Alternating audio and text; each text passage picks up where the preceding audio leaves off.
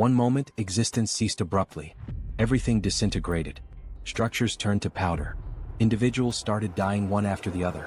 A plague engulfed the planet. Initially, disbelief overtook all. The financial markets collapsed. Worldwide fear ignited rapidly. Reports circulated everywhere. This was humanity's demise. Conflicts ignited. Countries betrayed each other. Economies fell apart. Hunger devastated the masses.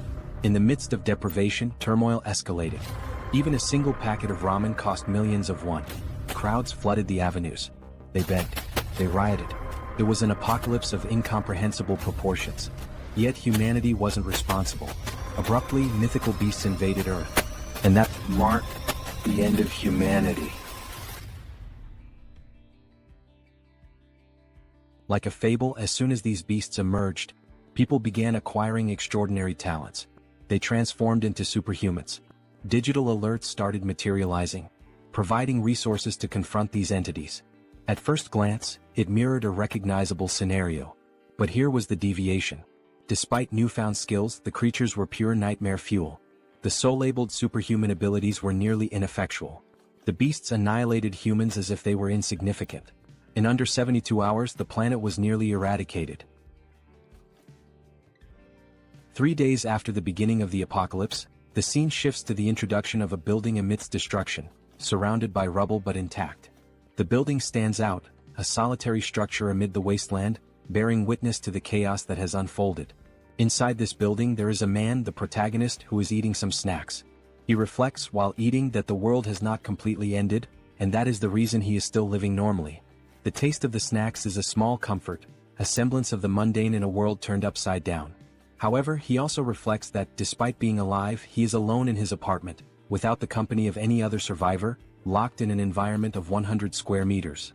The silence of the apartment is deafening, reminding him constantly of his isolation. His mother, father, grandfather, and grandmother are all outside, somewhere in the vast expanse of the destroyed world. He also thinks about the high cost of acquiring the building he is in, stating that it cost 200 million wons, arising from the bank account, and another family belongings totaling 200 million wons. The memories of the sacrifices made to secure this refuge weigh heavily on his mind. The reason he is in this apartment now and alone is explained as being the need for someone to live in the apartment for 2 years to benefit from the purchase taxes. This seemingly trivial bureaucratic requirement now feels like a cruel twist of fate. This is the reason he is living there and ended up being suddenly locked inside due to the apocalypse.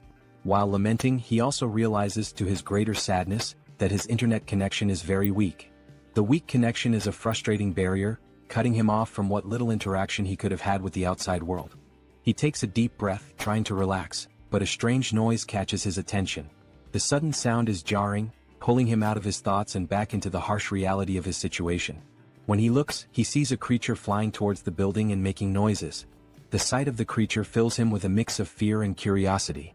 Then, as soon as it gets close to his apartment, the creature violently crashes into the window with enough force to knock down the protagonist even without hitting him.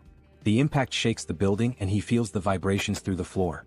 The creature soon attempts another strike against the structure, and the protagonist protects himself. He braces for impact, his heart pounding in his chest. While he tries to defend himself against a possible monster invasion, the system informs him that it has denied the entry of the creature trying to penetrate the demarcated area. The cold, mechanical sound of the system is a stark contrast to the chaos outside. Thus, the ultimate shut-in system is presented, showing the declaration of the house, stating that no one can enter without the permission of the owner and set perimeter rules. The protagonist, then relieved, remembers that this condition is not new to him. As he gets up, he recalls that this is the reason he is alive and safe. The ability protects him from any creature invasion. The sense of security, however, is fleeting. However, he also remembers, while trying to unlock the door, that not only is the entry blocked but also the exit of anyone within the perimeter of the apartment. The realization hits him like a ton of bricks. Enraged, he tries to open it with brute force, kicking the door. Each kick echoes in the empty apartment, a futile attempt to break free. On this third day, where the world succumbs to destruction, he is grateful for the ability protecting him but also laments being completely trapped inside the apartment. Some time later, sitting and watching the system window, he continues to reflect on this condition of being trapped. The cold glow of the screen is his only company. Irritated, he laments not having the power to do anything about it. The feeling of helplessness is overwhelming. As he looks to the side, he notices that all his supplies are running out and that his refrigerator has lost power since the previous day. The ticking clock of his survival is a constant reminder of his predicament. His only source of energy is some food cooked in pans, which will not last much longer. The realization sets in, deepening his sense of urgency. Suddenly, the system shows a new notification. The unexpected beep of the notification is a jarring interruption. He has hunted a Calican, level 23, and gained a significant amount of XP, and some new skills have been added. The notification is a glimmer of hope in the darkness. His attention is entirely focused on the system as he analyzes the reason for this unexpected notification. The details on the screen are a puzzle he needs to solve. Looking out the window, he sees the ground floor, where the bird that had hit his window is lying on the ground, lifeless and being attacked by goblins. This makes him realize that the death, even not caused by the animal's impact on the window, made him gain experience after the monster's life ended. The macabre scene outside is a grim reminder of the new rules of this world. The system continues to notify him, saying that a new skill has been unlocked, and resources have been acquired from the surroundings, and these resources are being calculated. The protagonist also notices a change in the goblin's behavior and wonders why. The shifting dynamics of the creatures are yet another uncertainty to navigate. Now, in desperation, the goblins face the monster's death, while they desperately try to scavenge something else. The system completes the resource calculation and informs him that 2,203 wands have been deposited in his wallet. The number on the screen seems surreal. This generates confusion about how this should work. The new reality of his resources is a puzzle he needs to piece together. Suddenly, the apartment's power returns, to the protagonist's surprise. The sudden return of power is a shock, a small miracle in a world gone mad. Everything was now working normally, and the house declaration evolved to level 3.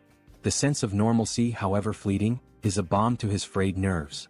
With the XP gain, the dignity preservation ability was also unlocked, and this is the reason why all the basic resources of the house have been restored. The acquired money is now in his wallet, and the protagonist reflects on the return of the house functions with joy. Running to the refrigerator, opening it with great happiness, and also going directly to the sink to check the water supply, finally going to the electric stove to test its functionality, the protagonist kneels and cries with much joy, saying that everything is normal, just as it was before the beginning of the end of the world. The sense of relief washes over him, a precious moment of victory in the midst of chaos. However, when he picks up his cell phone and tests his internet connection, he notices that the phone is not working. The broken connection is a bitter reminder of his isolation. In frustration, analyzing the place, he notices a flash drive lying on the floor. The small object is a spark of curiosity in his otherwise dreary existence. Quickly, he goes to the computer and analyzes its content. There were photos of his mother holding him as a baby, taking him to school, and also photos of the united family. The images are a bittersweet trip down memory lane. In parks, at birthdays, making him reflective and planting in his head the idea of having to bring his family back no matter the cost. The determination hardens in his heart. Determined, he gets up and goes to the window when he is surprised by another notification. The persistent system, always ready with another twist in his journey. The system informs him that he now has a warehouse, where he can buy items listed at original prices. Intrigued by this new development, he decides to investigate further. Going to check what this store is about, he sees the acquired values being made available and concludes that the confined wallet is directly linked to the values available for use in this store. This realization brings a glimmer of hope. Perhaps this store could offer a way out, or at least provide better tools for survival. Thinking about some change in his condition, he goes to the window and laments that he is still confined within the apartment. The view outside, a constant reminder of his isolation, deepens his frustration. Nothing has changed regarding the permission to leave the perimeter, even though his skills and levels have increased. The invisible barrier remains as imposing as ever, a prison wall he cannot breach. However, one thing is certain, increasing levels can unlock skills that may help him get out of this condition. This thought fuels his determination. For that, he needs to hunt monsters. But then the question arises, how will he hunt these monsters? The memory of his past struggles makes him doubt. It will be very difficult for something like before to happen again, where simply a monster hitting the window, falling, and dying would allow him to gain experience and the rewards related to the monster's death. Looking once more at the bottom of the building, through the window, he notices that there is a possibility of annihilating some goblins. This discovery ignites a spark of hope. The young man then takes a bottle to test if it will pass through the barrier that prevents him from leaving the apartment. With a mix of anticipation and anxiety, he prepares to throw. As he throws it, he realizes that he succeeded in launching the bottle. The barrier does not impede objects. Thus, he concludes that anything he throws will be useful for his hunt. In this case, he picks up a dumbbell and will try to use it as a weapon. Its weight and solidity give him confidence.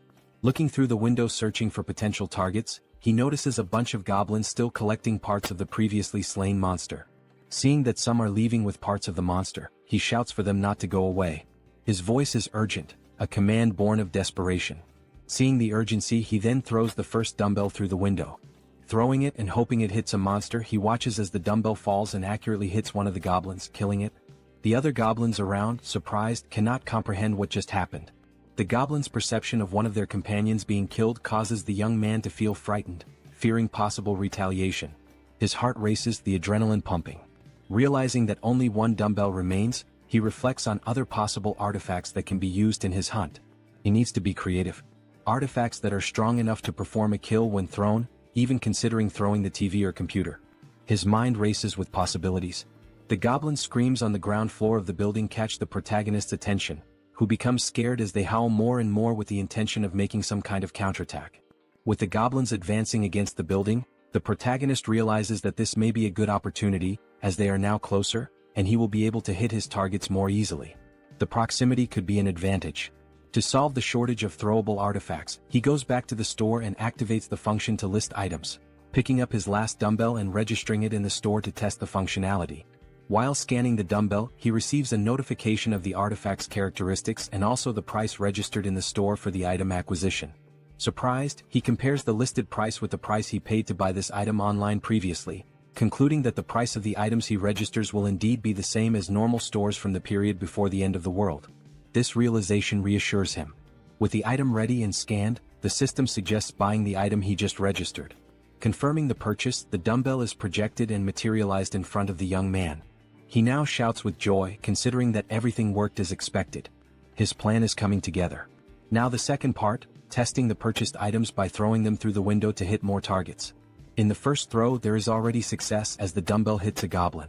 The thrill of the successful hit fills him with confidence. The system confirms the hit by showing the EXP obtained and the ones from the goblin's death. Meanwhile the group of goblins watch the lifeless body. Not having much time to lament, they are surprised by more dumbbells falling from the sky, literally, a rain of dumbbells. Some, now smart, try to run to avoid being hit, causing the protagonist to become irritated with the situation and decide to take other strategies. He cannot afford to waste any more time. Buying now 3 dumbbells at once, he quickly uses them, generating more hits and gaining more XP and more one. Now happy, the protagonist is surprised by another notification from the system. The messages keep coming.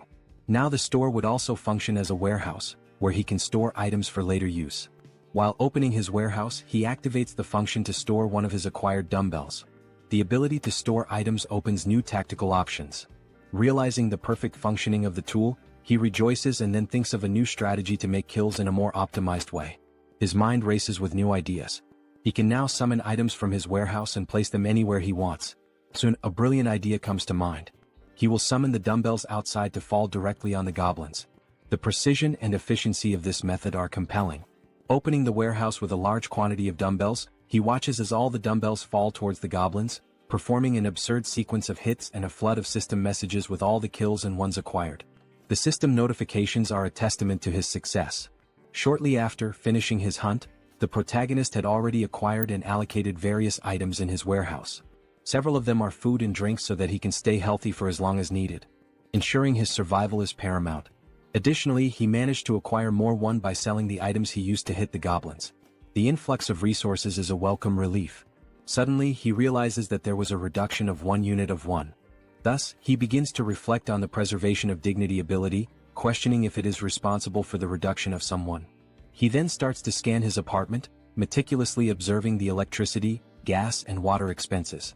He realizes, with a growing sense of frustration, that the only active thing at the moment is his refrigerator. The thought nags at him, why just the refrigerator? Could it be this is what's consuming the precious resources he so desperately needs? In frustration, he recalls his hunt against the goblins, a memory that brings a fresh wave of irritation. He reflects on how later several goblins fled, abandoning their former home, and since then he had managed to hit only 2. His efforts had yielded such meager results, leaving him to wonder if all this exertion was worth it. His mind races as he then wonders if there are other creatures he can hunt out there. Remembering the previous flying monster, a formidable foe that had tested his mettle, he recalls that no similar creature appeared near the apartment since then. This reflection leads him to ponder seeking other methods for his hunt, different strategies that could yield better results. He also wishes to be lucky enough for another flying monster whose name is Calican to fly nearby. A beast that had once promised a bounty of rewards if only he could master the tactics to bring it down. Then, almost like a miracle, he notices a Calican flying around the area. His heart races with a mixture of fear and excitement. This could be the opportunity he has been waiting for. Seeing the monster's presence, he then begins to act quickly, thanking God for not abandoning him in this dire time of need. With a metal structure and a mirror attached to it, he uses this makeshift tool he created to attract the Calican's attention. He focuses, aiming carefully, hitting the monster's vision with a precise beam of light. His strategy works, drawing the monster's attention, which advances toward him fiercely. The beast's sudden violent approach, hitting the barrier and knocking him down with a gust of wind, reminds him all too clearly of the previous attack. Happy with the success of his plan to attract the monster's attention, he contemplates the gain of another level with the Calican's kill. The monster, undeterred, then launches an attack with its powerful wings, hitting the protagonist with another gust of wind. With some effort, he manages to remain standing, his resolve unwavering. At the end of the attack, the protagonist looks to where the monster was and realizes with a sinking feeling that it is no longer there. Quickly, the monster reveals its position as if playing a cruel game of hide and seek. It was attacking the building structure, seeking an opportunity to strike the protagonist once more. While the system alerts that an unauthorized entity is trying to enter the zone, the protagonist observes, his mind racing. He wonders if the creature will be strong enough to break the ability's barrier. Opening his storage, he knows the urgency of taking some action.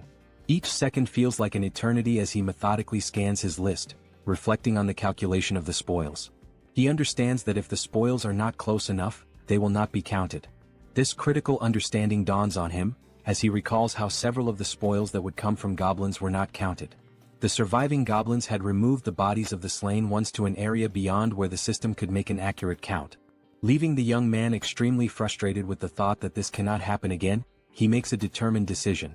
Reflecting on the possibility of killing the monster with just one strike, he scrutinizes his list of available items in storage.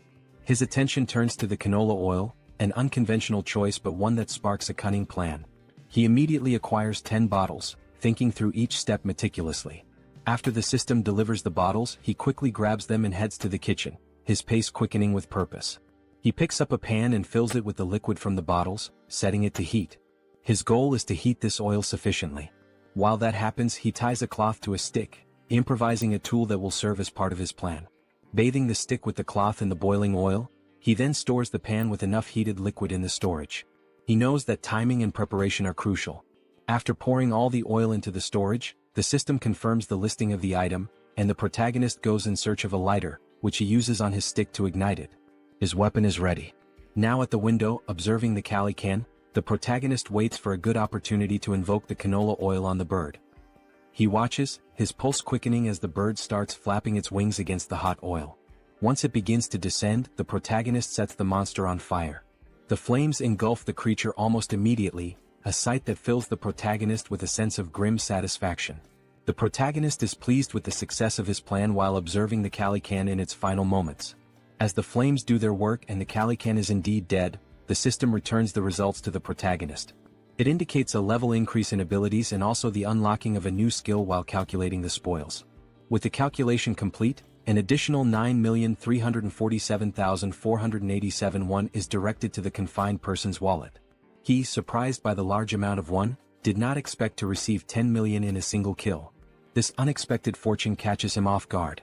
Now turning his attention to the gain of the new skill called territory expansion, the protagonist suffers changes in his body, making him wonder what is happening. Now, with black eyes and everything around him being seen differently, almost like an X-ray, he tries to adapt to the change. He notices that his eyes scan the entire building structure, revealing the hidden intricacies and finally leading him to 4 survivors in a room in the building. Clearly a surprise to him, as he did not imagine that there would be surviving neighbors so close. This revelation opens new possibilities and uncertainties, his mind racing with potential outcomes. Attempting to understand the situation, the young man, still with his eyes blackened, is overwhelmed by feelings of despair, confusion, and doubt. Suddenly, his eyes perceive the presence of people inside the building in a strange manner, leading him to a single question. What is happening? How is it possible that there are other survivors inside this building?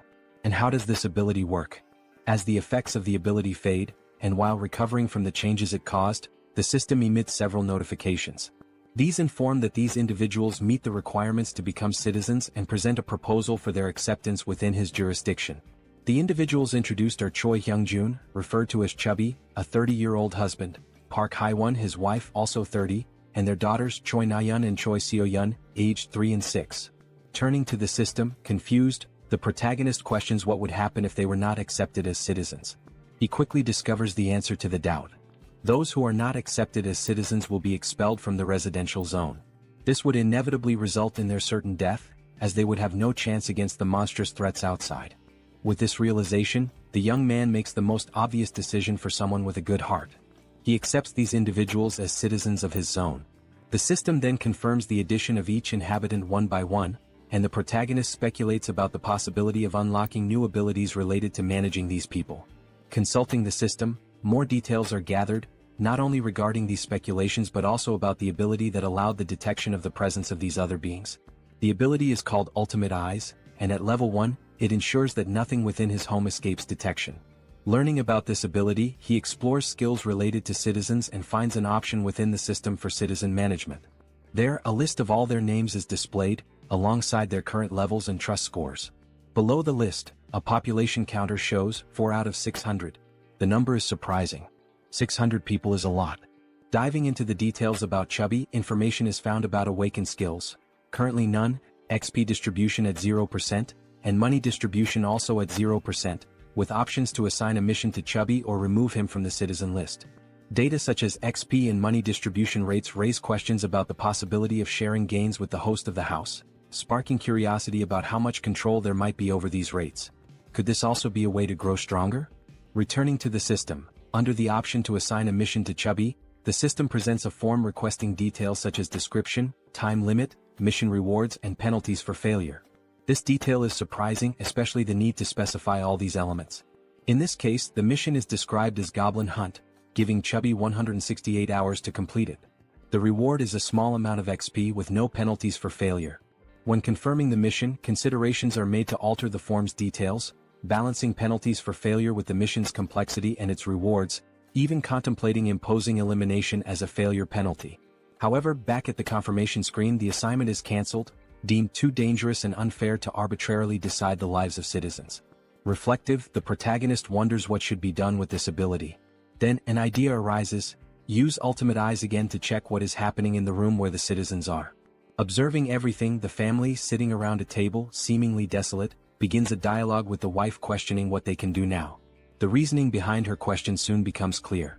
Chubby intends to leave the safe zone to search for basic supplies such as water. Though he wishes to stay with his family and daughters, he knows the necessity of obtaining essentials for their survival. The wife shouts that he cannot do this, emphasizing the extreme danger involved. Chubby understands but, given their circumstances, fears they have no other choice. He wonders aloud if there might be any place with at least water. He answers that even if there isn't, it is necessary to try the nearby convenience stores, mentioning one particularly large store that will surely have something usable. Before much reflection, one of the daughters exclaims, "I'm thirsty." The mother, realizing this is not a good time to voice concerns, tries to hush the child, knowing such a statement would act as a trigger for Chubby's decision. Confident, Chubby takes his wife's hand, asking if she trusts him and assuring her he will definitely return safely with something for their family. Saddened, the wife finds no further arguments to stop him.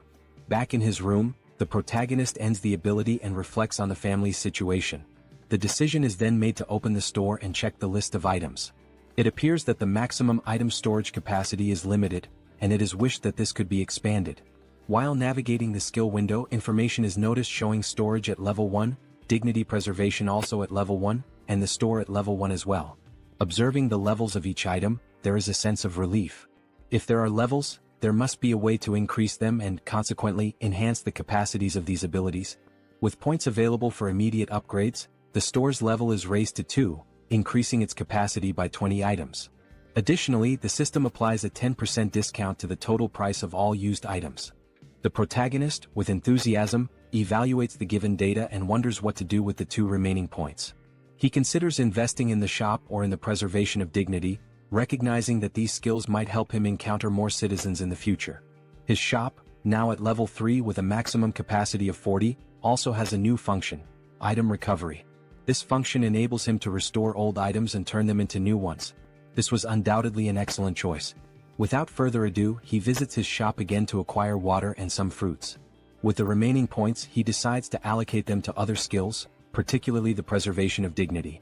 Still at level 1, the choice to upgrade is based on the ability to request various things in return if he provides energy and water. With the preservation of dignity skill at level 2, he can now register vassals, leaving the protagonist puzzled about what vassals might be. The scene shifts to the living room where the family is gathered, and Chubby is seen preparing for his journey. Looking back, his wife and daughters appear distressed, wishing he would reconsider before it's too late. However, Chubby responds with a display of affection and protection, promising that he will return and asking the children to protect the house while he is away. The children ask if he really plans to go, and he responds as if it's a simple task, saying he is merely going to fetch some food and water. He also requests that they obey their mother in the meantime. The eldest daughter, however, knows it won't be that simple. She cries and screams about the monsters outside. Her memories take over, revealing details of day 1 of the apocalypse. The children had been playing in a sandbox in a park when monstrous creatures suddenly appeared, catching their attention. Terrified, the children stood up and started running in panic. While running, their father grabbed the youngest in one arm, desperate to survive, while their mother carried the other child so they could all reach safety faster, pursued by goblins. Now determined, the father swallowed his apprehensions, resolute in his decision. The mother tried to comfort the children to stop them from crying, making the father's decision even harder. He reflected on the possibility that this might be the last time he would see his daughters, trying to remain strong in front of his family. Suddenly, the doorbell rang, startling everyone and preparing them for a potential confrontation with monsters. Gathering his courage, the father cautiously checked the situation while hearing someone on the other side of the door asking to be let in. The voice from the other side caused surprise and doubt. Could it really be a person? Chubby wondered, but he didn't rule out the possibility of a cunning monster. As the voice continued from the other side, he prepared for a potential confrontation, noticing a sudden silence. Pondering whether the monster had left, he was startled when the door suddenly opened. Quickly, he turned to his family, holding them in hopes of protecting them from a possible threat. Everyone screamed, and the father begged for mercy for his wife and daughters. Amid the cries, a calm voice asked for permission, completely breaking the tension and prompting everyone to finally look at the one who had knocked. It was the protagonist, holding a bag of items, creating a pleasantly surprising moment for everyone. The question, "Who are you?" arose naturally. Then the protagonist's real name, Kim Jae-hyun, was revealed, although he would henceforth be known as June. After introducing himself, he explained that he lived nearby. Handing over the bag of items, he informed them it contained water and fruits, requesting a small conversation once everyone was settled. Both happy and apprehensive, the father looked at his family, seeing the worry in their eyes, and declared that there was no reason to refuse, given June's sincere demeanor. He then invited June into the house. Once everyone was seated, the children stared at the visitor with a mix of curiosity and suspicion. June wondered if the children were shocked by his arrival but quickly turned his attention to the dark curtains covering the windows. He considered this an intelligent choice, as it significantly reduced the risk of monster attacks. However, the darkness necessitated light. To address this, June activated his skill, restoring power to the room where they were conversing. While organizing items in his bag, the family, still in shock, was astonished by the return of power to their apartment. June then decided to interact with the family by offering water to everyone, starting with the children. Chubby expressed gratitude and distributed the water bottles to his daughters, who eagerly quenched their thirst. Shaun, the youngest, drank her bottle so quickly that she choked, briefly worrying her mother. June observed and promptly offered the little one a tangerine, which she accepted with slight hesitation. The mother stepped in, requesting that Shaun hand over the tangerine so she could peel it. Taking a piece of the fruit, the mother returned it to her daughter, who quickly devoured it, expressing immense joy as she savored it. The mother asked if it was good and Shaun enthusiastically confirmed. The elder sister then asked the mother for a piece as well, which she also enjoyed, showing similar delight. For June, the system notified him that the citizens' trust levels had increased. It reported that Shaun's trust score had reached 50 points and her loyalty level had exceeded 30 points, meeting the requirements for her to become a vassal. Now at level 2, Shaun, with 57 trust points, no skills and no XP or money allocated, had new options available for missions to be assigned by June. He then reflects that this little girl has met the requirements. However, she is still too young to receive missions. Another thought that crosses June's mind is that the number of registrable vassals is highly limited compared to the number of citizens. Therefore he needs to be very cautious in selecting vassals to avoid filling these slots carelessly. Looking at Chubby, whose trust level is at 31, June realizes that this score must be raised further. While contemplating, he is interrupted by Chubby, who asks if there is a way to repay June for his actions toward the family. June invites Chubby to talk in the hallway. Surprised, Chubby agrees and both move outside the room. Once outside, June asks Chubby if he received the invitation to become a citizen. Chubby checks his notification window and confirms that the entire family received this notification about 30 minutes ago. June then inquires if anything strange or unusual occurred during that time. Chubby confirms, explaining that they were immobilized for a short period. June understands the situation and assures Chubby that soon his life will return to normal. Shocked by this statement, Chubby questions whether such a thing is possible. June confidently replies that it is entirely possible, thanks to his ability. Chubby processes this information and then remarks that he knows such actions would never come without a cost. He asks what he should do. June explains the possibility that while on the mission given to him, Chubby might lose his life, and he asks if Chubby is truly willing to proceed with what is being asked. After a brief moment of reflection, Chubby firmly confirms his readiness to do whatever is necessary, stating that he had already been considering stepping out of his comfort zone to seek food and water before June's arrival. Chubby declares that he was already prepared to risk his life. Suddenly, June interrupts to ask about the golf club Chubby is carrying, curious about its cost. Confused, Chubby replies that the club cost around 400,000 to 500,000 won. Reflecting on this price, June considers it expensive and realizes the importance of saving money for future acquisitions. Chubby, still puzzled, questions the abrupt inquiry. June dismisses it as unimportant and shifts the conversation, asking if Chubby remembers the day the monsters first appeared. Chubby recalls the weekend when the monsters emerged, chasing them, and recounts the horror of that moment. June reflects that those who stayed inside their homes might have survived the attack. Considering that goblins are not very strong and their conditions are unfavorable compared to those of an adult man, June notes their primary advantage lies in their strategy of always attacking in groups. However, humans also have the strategic capacity to form armies, and an army is precisely what June intends to build from this point forward. Starting with Chubby, who will be the first member and will join June in finding other survivors. Sometime later, back in his apartment, June analyzes the system, which notifies him that his trust level with Chubby has risen further. Checking his list of citizens, the system displays Chubby's trust level at 40 points. Reflecting on having an entire family as citizens, June considers the possibility of his own family being added to this list as he continues to develop the system. Suddenly, a goblin screech catches June's attention. He gets up and goes to the window to investigate the commotion. Looking down, he is surprised to see other people fighting against a large number of goblins. Contemplating how he could assist and how challenging it would be, June formulates a plan while observing the goblins' assault on the group of humans. One individual, armed with a baseball, prepares a powerful throw at one of the attacking goblins.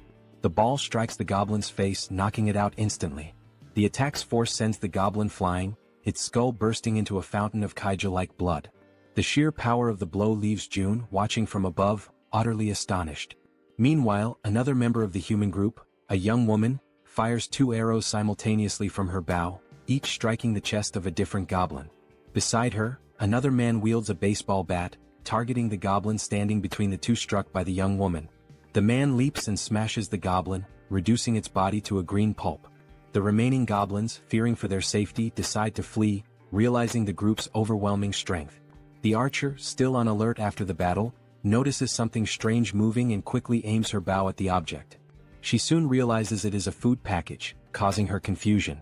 June, shouting from the building's top floor, finally catches her attention. She looks up, noticing the man frantically gesturing and yelling to attract the group's notice. Suddenly, someone knocks on June's door. Looking through the peephole, he sees that it is Chubby carrying a box. June invites Chubby to enter the apartment with the box. Following June's instructions, Chubby approaches the entrance but discovers that the system's barrier prevents him from entering. The system makes it clear that Chubby is not qualified and therefore cannot access the apartment. Chubby questioned what it meant to be not qualified. June wondered if the system would prevent anyone from entering his apartment at that moment. He also speculated whether registering Chubby as a vassal might resolve the issue. However, he decided to postpone addressing the matter of entry and instead focused on receiving the box, which contained items that could be used as weapons. Upon receiving the box, June placed it on the floor, opened it and examined its contents. Inside there was a toolbox and several knives. June activated the system, accessed the store, and ordered 5 bottles of water and 5 packs of instant noodles. As the store projected Jun's order, Shubi watched in disbelief, amazed at how such a thing was even possible. Without dwelling too much on the situation, Jun packed all the requested items into the box and handed it back to Shubi, instructing him to take the box to the building's entrance on the first floor. Shubi accepted the box but questioned whether this task might be too dangerous. Jun replied that, based on his brief observations, the goblin's behavior became more active during daylight hours. He also thought to himself that the people fighting downstairs could be vital additions to his group of citizens. The food box would serve as the primary tool for earning their trust and loyalty.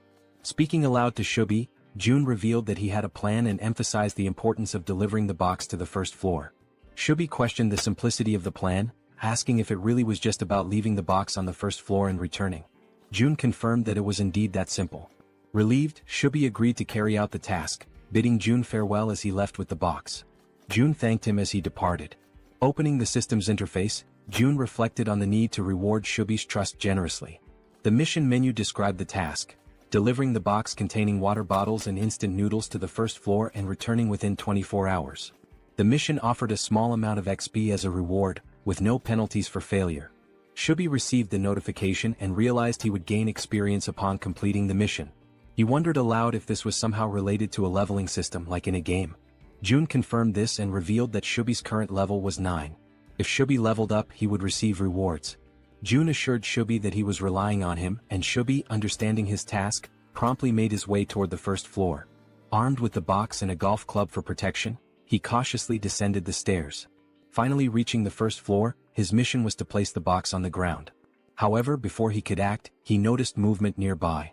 The sudden motion startled him. He suspected it was goblins and grew alarmed as darkness was beginning to set in. Panicked, he decided to flee. Yet, in his haste, he twisted his ankle and fell, causing the box of supplies to spill across the floor.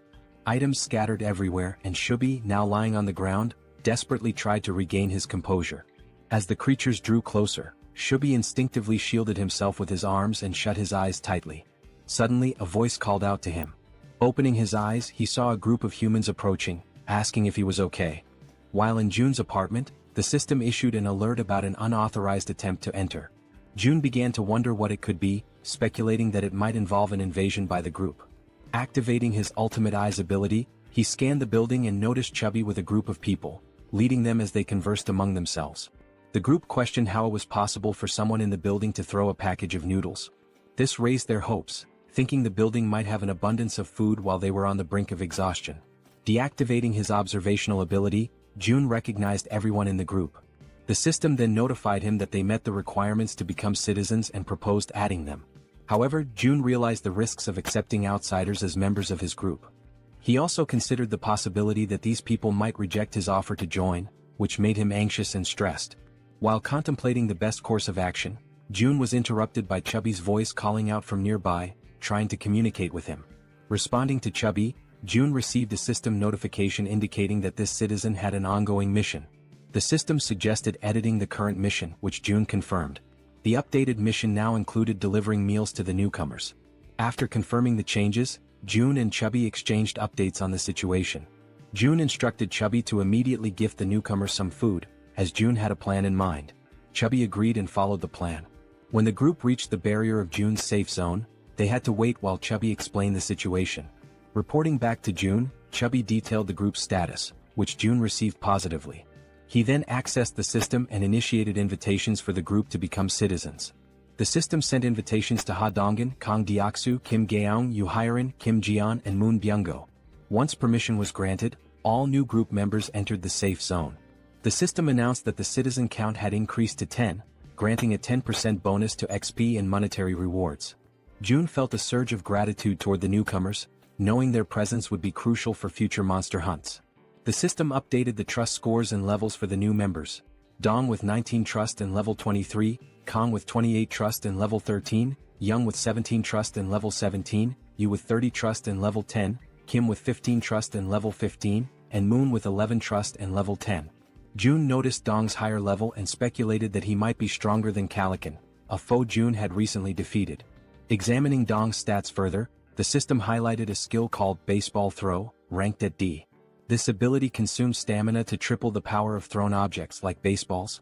June concluded that Dong was a metahuman capable of turning baseballs into lethal weapons. He recognized Dong's potential as an indispensable ally for monster hunting.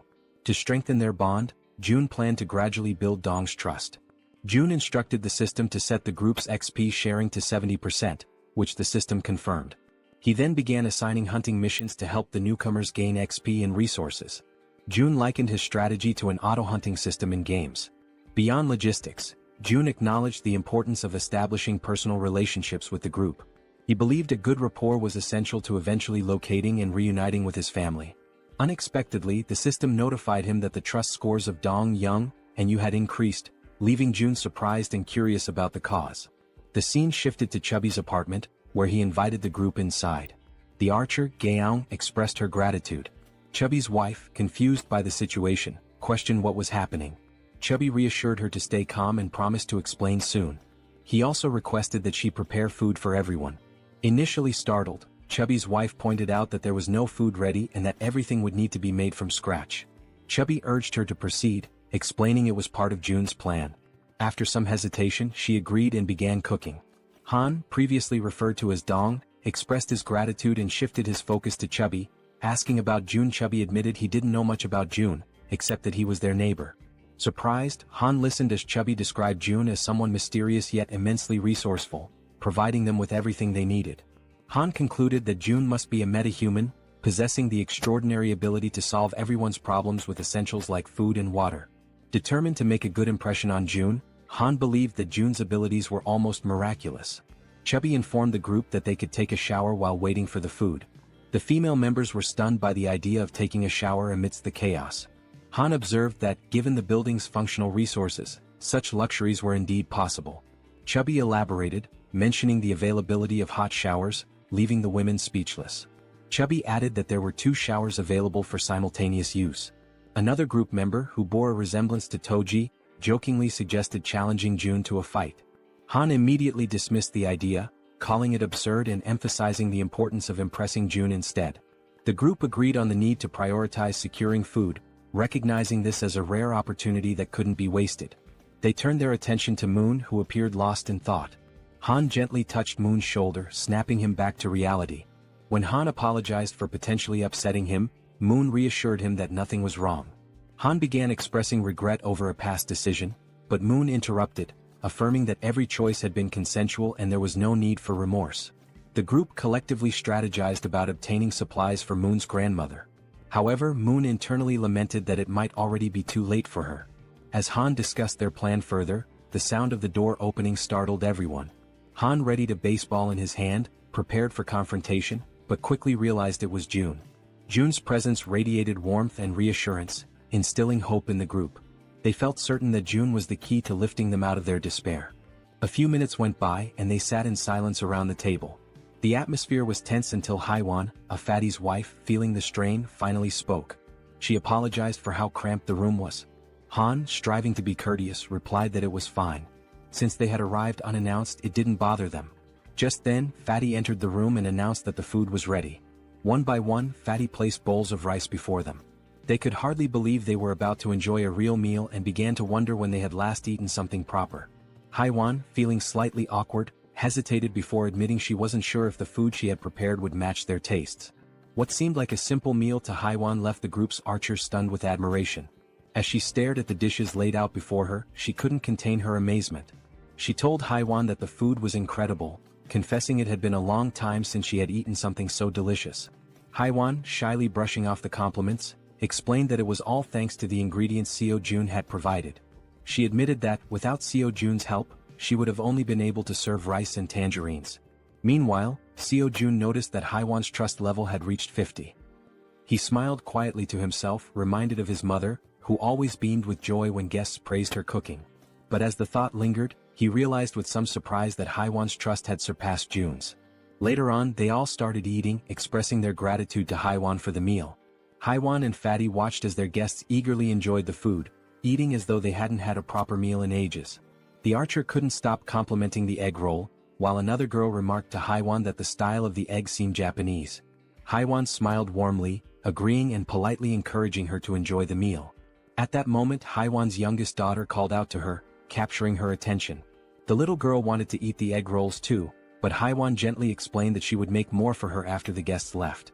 This made her daughter a bit sad. Noticing this, the archer asked Haiwan's daughter if she'd like to share the egg rolls with her. The child's face lit up immediately, her excitement brightening the room. She quickly ran over and climbed onto the archer's lap, her happiness obvious. The archer smiled warmly, delighted by the little girl's enthusiasm. The child eagerly announced she was ready, and the archer picked up a piece of egg roll, softly asking Seoyin to open her mouth. As the archer fed her, Seoyin beamed with joy, her smile lighting up the moment. Seo Jun then suggested that Fatty and Haiwan join them, assuring them there was enough food for everyone. The two exchanged a hesitant glance, unsure at first, but eventually smiled and agreed, happy to join the gathering. As they all shared the meal together, the room filled with laughter and cheerful conversation. Seo Jun took a quiet moment to reflect on the warmth of the scene. The lively noise reminded him of how long it had been since he had experienced something like this. His thoughts drifted to memories of his mother and the care she had always shown. A soft smile spread across his face as he silently hoped his family was safe and well. Time passed and soon the food was gone, leaving behind only empty dishes. Haiwan's youngest daughter, now tired, mentioned she wanted to rest. Haiwan gently lifted her and asked her eldest daughter to follow her to their room for bedtime before leaving the table. Moments later, Seo Jun decided it was the right time to get back to business. He turned to the guests and suggested they continue their earlier conversation, questioning why they couldn't reach the grandmother's house despite its close proximity.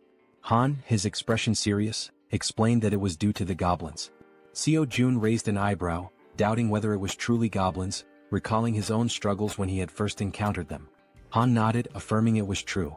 He elaborated that the goblins had discovered an underground parking lot and had turned it into their base, hiding there. Seo Jun's curiosity deepened, and he asked if they had any idea how many goblins were down there. Han, with a somber look, answered that there were several thousand goblins in the underground area. Seo Jun paused, thinking carefully. He realized that his abilities only worked effectively from ground level to level 30, meaning they wouldn't be as useful in the underground parking lot beneath the building. Suddenly, it all made sense to him. This was how the goblins had infiltrated the area. Han continued, explaining that the underground parking lot was connected directly to the entrance of the apartment building they needed to reach. The goblins had turned it into their stronghold and rarely ventured outside. Seo Jun, remembering the nearby side roads, asked Han about them, recalling there were alternative paths they could have taken. Han nodded, admitting that their initial plan was to use the side roads to escape, but they had encountered something far worse than the goblins. Intrigued, Seo Jun pressed Han to explain what could possibly be more dangerous than an army of goblins. Han recounted seeing a massive shadow, describing it as resembling a bear. He explained that they had managed to escape the apartment building because the bear had been fighting the goblins, providing a brief window for their escape. Seo Jun, considering how to deal with such a large creature, asked Han for more details. Han confessed that he wasn't entirely sure it was a bear, as the darkness had obscured his view. Seo Jun stated decisively that eventually, they would have to face both the goblins and the shadowy figure. Han agreed but looked down, acknowledging that their group had limitations and wasn't equipped to handle both threats simultaneously. Seo Jun, curious about these limitations, asked for clarification. The archer spoke up, explaining that both she and Han relied on items like arrows and baseballs for combat, but they were running low and couldn't replenish their supplies easily. Despite the challenges, Han remained composed and suggested he could find a solution. He asked to inspect their current weapons, the arrow and baseball. Without hesitation, the archer handed over her equipment. The system then prompted Seo Jun, asking if he wanted to list the new items. Seo Jun agreed and the system began scanning them. Moments later, it displayed the cost to replicate the items. When asked if he was certain, Seo Jun confirmed. Seo Jun glanced around the table and asked if everyone could use the archer's weapon. The group nodded silently, understanding there was only one available. Seo Jun took their silence as agreement. Turning back to the system, he requested 5 sets of the archer's weapon and arrows. The newly created items appeared on the table, and Seo Jun addressed the group, encouraging anyone unfamiliar with weapons to take this opportunity to learn. These will be your primary weapons from now on, he stated firmly. As the items materialized, the system notified Seo Jun that several members of Han's group had increased their trust in him. Meanwhile, Moon's gaze was fixed on the weapons. He couldn't help but marvel at Seo Jun's resourcefulness, realizing that with Seo Jun on their side, they might actually save his grandmother. The system confirmed that Moon's trust in Seo Jun had grown significantly. Han broke the silence, commenting that with Seo Jun's support, their hunting speed would improve dramatically. Another girl chimed in, noting that Seo Jun's assistance would make their tasks safer, as they wouldn't have to risk themselves to collect arrows anymore. Seo Jun then gathered everyone's attention and announced that before they could move forward, they needed to reduce the number of goblins in the area. Han agreed and asked when they would begin hunting. Seo Jun replied decisively, "Tomorrow?" Han seemed hesitant, questioning the urgency, but Seo Jun explained that the sooner they acted, the better their chances of success. Han eventually nodded, though he still appeared uncertain. Seo Jun turned to Moon and assured him, "Tomorrow we're going to rescue your grandmother." Moon's face lit up with hope and excitement at the thought of seeing his grandmother again. Han, still wary, voiced his concerns about how they would manage with so many obstacles in their way. Seo Jun smiled confidently and revealed his plan. "We'll use a bait strategy to lure the goblins out." After Seo Jun spoke, everyone at the table turned their attention to him, waiting for more details about his plan. Han and the archer girl remained pensive, wondering if the idea could truly work. The boy with glasses voiced his concern, saying the plan would only succeed if everything went exactly as planned.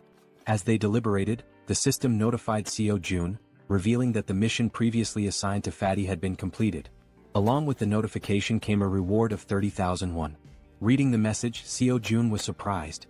He hadn't realized that payment was given for every completed mission. To be certain, he read the notification again and it was confirmed. Seo Jun quickly realized that, with money, he could assign missions to his citizens, allowing them to level up. In other words, the more money he had, the more power he could accumulate. Closing his eyes, he thought about how, while this seemed like a strong long-term strategy, he hoped not to rely on it too heavily for now. The system also informed Seo Jun that Jun's trust had increased to a total of 50 points, unlocking a new status, loyalty, which surpassed 30 points. Meeting the minimum requirements, Fatty transitioned from being a simple resident to becoming a vassal.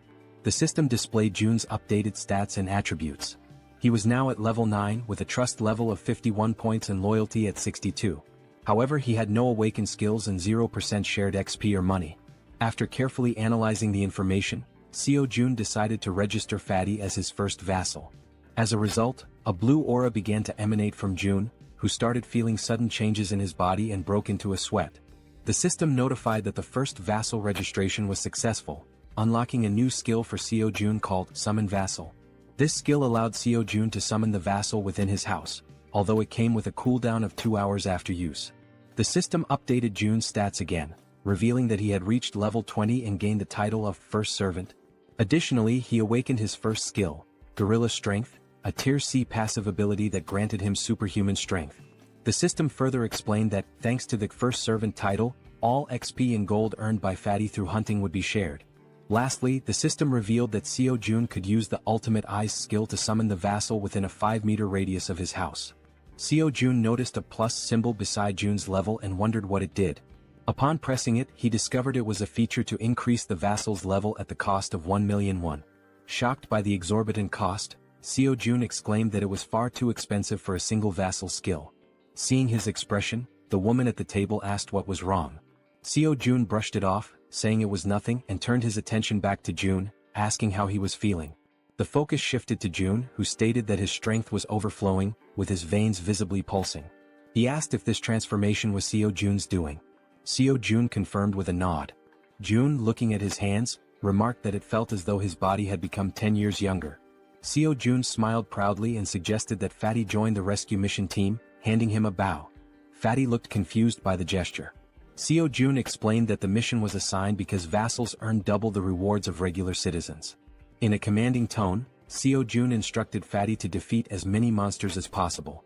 Fatty nodded in agreement, prompting Seo Jun to smile and express his trust in him. Outside the house, on the first floor, the rescue team began their search for survivors. The boy holding a baseball bat questioned whether it was necessary to search the first floor, but Han reminded him that it was Seo Jun's order. The rescue team embarked on their first mission, to locate all survivors in the building and lead them to the 30th floor. The crucial part of the mission was to draw out a large number of goblins for elimination while rescuing as many survivors as possible. The boy with the baseball bat acknowledged the plan, and the group pressed forward. Han, shouting to keep the team alert, emphasized that goblins could appear at any moment or from any direction. As they continued their search, they had yet to encounter any survivors or goblins. While guiding the team, Han noticed something unusual. Some members of the group couldn't believe their eyes. Several lifeless bodies were sprawled across the floor, victims of the goblins. The sight filled the team with sorrow and rage, intensifying their hatred for the goblins. But they couldn't afford to stop. Determined, they pushed on to the second floor. On the second floor, the situation was catastrophic. Lifeless bodies lay scattered across the ground, leaving the team horrified as they continued to the third floor. Upon reaching the third floor, everything appeared to be calm. The team leader knocked on the doors, calling out to see if anyone was inside. The rest of the team followed suit, hoping to find survivors. After several unsuccessful attempts, the team lowered their heads, burdened by a sense of sadness. However, the boy with the baseball bat refused to give up, encouraging the team to press on to the next floor. On the fourth floor, they resumed knocking on doors, announcing themselves as the rescue team. Suddenly, a door creaked open, revealing a man with a tired expression. He asked if they were truly part of the rescue team, mentioning that he was extremely thirsty and begging for water. Han quickly pulled out a bottle and handed it to him. The man, still skeptical, asked again if they were really from the rescue team. Han reassured him, confirming their purpose and explaining that, as a resident of the building, he was helping to lead all survivors to a safe location. The man seemed surprised to hear this. He closed the door momentarily but reopened it shortly after, revealing two others inside the apartment. Introducing himself as Hong Young-soo, he stated that he would rely on the team. Han introduced himself as well, expressing his hope for good cooperation between them. Han then introduced the girls on the team and instructed them to escort Hong Young-soo and his group to the 30th floor before returning to continue the mission. Hong Young-soo hesitated, questioning the safety of the 30th floor and expressing his reluctance to leave. His son, however, admitted he had been hoping for a rescue and suggested there might even be a helicopter waiting for them. The girl clarified there wasn't a helicopter but assured them there was hot food and the chance to take a bath. Hearing this, Hong Jung-soo's daughter became excited, marveling at the idea of taking a bath even in the midst of the apocalypse. The girl chuckled and confirmed it would be a warm bath.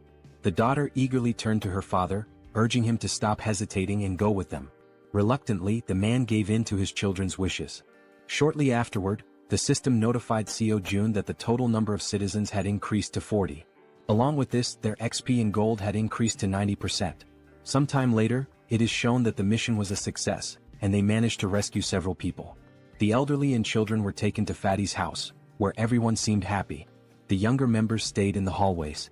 Han confidently confirmed that there were now a total of 40 people, with no one missing from the search. Seo-jun thanked everyone for their excellent work. Seo-jun then activated his skill, Absolute Eye, causing his eyes to turn black as he carefully observed every movement his citizens were making. He saw them carrying chairs, working with cables on the stairs, hauling ropes, and even climbing the stairs with a very heavy object. After ending the skill, his eyes returned to normal, and smiling, he told Han it was time to begin phase 2 of the goblin hunting operation. Now in the hallway, Han, alongside the other members, called for focus and explained the plan and how it would work. Everyone listened patiently as Han detailed how they would lure out all the goblins hiding in the basement. Initially, they would start on the first underground floor, B1. The group would divide into two teams with the goal of attracting and clearing out the goblins on B1. Afterward, they would proceed to B2 to eliminate all the goblins there as well. A boy with glasses raised his hand and voiced a question.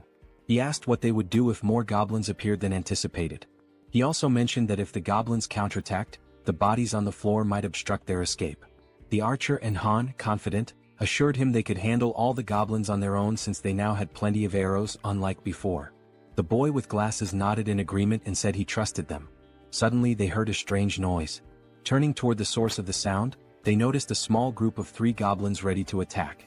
Without giving the goblins a chance to make the first move, the archer drew her bow and with 2 quick shots hit the heads of 2 goblins, leaving only one alive. Without hesitation, the man with the bat charged forward and, with a single blow, smashed the remaining goblin's head. The 3 goblins now lay lifeless on the ground. The boy with glasses questioned the man with the bat, asking why he was using the bat when he had previously said he would need a bow to defeat goblins. The senior admitted they were right. Meanwhile, the archer pointed to the goblin bodies, noting that they were disappearing shortly after being defeated. The newcomer wondered if this phenomenon was also a skill of Seo-jun. Han declared the mission on that floor complete and announced they would now proceed to B1. The newcomer, still lost in thought, remarked that he had expected Seo-jun to have a solution for dealing with the goblin bodies. The system then alerted the group that the citizens' trust was increasing. The scene shifted to Seo-jun, sitting calmly and opening a bottle while a series of system windows appeared in front of him. He found the moment quite enjoyable. He remarked that it wasn't intentional but reassured himself that he was still keeping an eye on everyone. The system sent another notification showing that Moon's trust had reached 50, unlocking loyalty. The loyalty stat had surpassed 30, meeting the conditions for registration. Seo Jun was surprised by how quickly he had achieved these stats. However, he noted that the faster this happened, the better it would be in the long run. Sitting on the floor and staring thoughtfully at the system window, Seo Jun reviewed Moon's stats: 55 in trust and an impressive 88 in loyalty, along with other attributes. Seo Jun was surprised by the 88 loyalty but remained calm, considering it a positive outcome. With an ironic smile, he pressed a button on the system window, declaring that the time for retention registration was complete. Back in the basement on B1, the entire group was fighting fiercely against the goblins. Suddenly, the newcomer began to emit a blue light, similar to what Fatty had done before. Holding his bow, Moon, the newcomer, was stunned as lightning surrounded him. The other group members were equally shocked, questioning what was happening. Even the goblins were confused, unable to see due to the intense glow radiating from Moon. After revealing his red eyes in the darkness, it was also shown that the goblins couldn't withstand the brightness emitted by the newcomer, leaving them momentarily blinded. Han shouted that he didn't know what was happening, but it was an opportunity they couldn't afford to miss. Part of the group quickly ran to create distance, while others stayed behind to eliminate the goblins using their bows from a long distance. Both archers had deadly accuracy, aiming only for the goblins' heads. The archer, visibly furious, performed a swift maneuver that took down several more goblins. Seeing what had just unfolded before them, the goblins became enraged and charged forward to attack. Despite the number of goblins they had already killed, their numbers only seemed to increase. While running, the group realized the sheer aggressiveness of their opponents and remarked how they hadn't expected them to be so relentless. The archer shouted, ordering everyone to retreat to the emergency stairwell, while the man with the baseball bat speculated that all the goblins from the B2 floor had likely converged on their current location. Reaching the emergency stairs, the group ascended frantically without daring to look back. To slow the goblins' advance, Han held the door shut. One of the goblins managed to wedge its hand through the gap and sarcastically asked if Han was holding the door by himself. Hearing this, the boy with glasses and the man with the bat joined Han to push the door shut. The goblins, however, were slowly forcing the door open.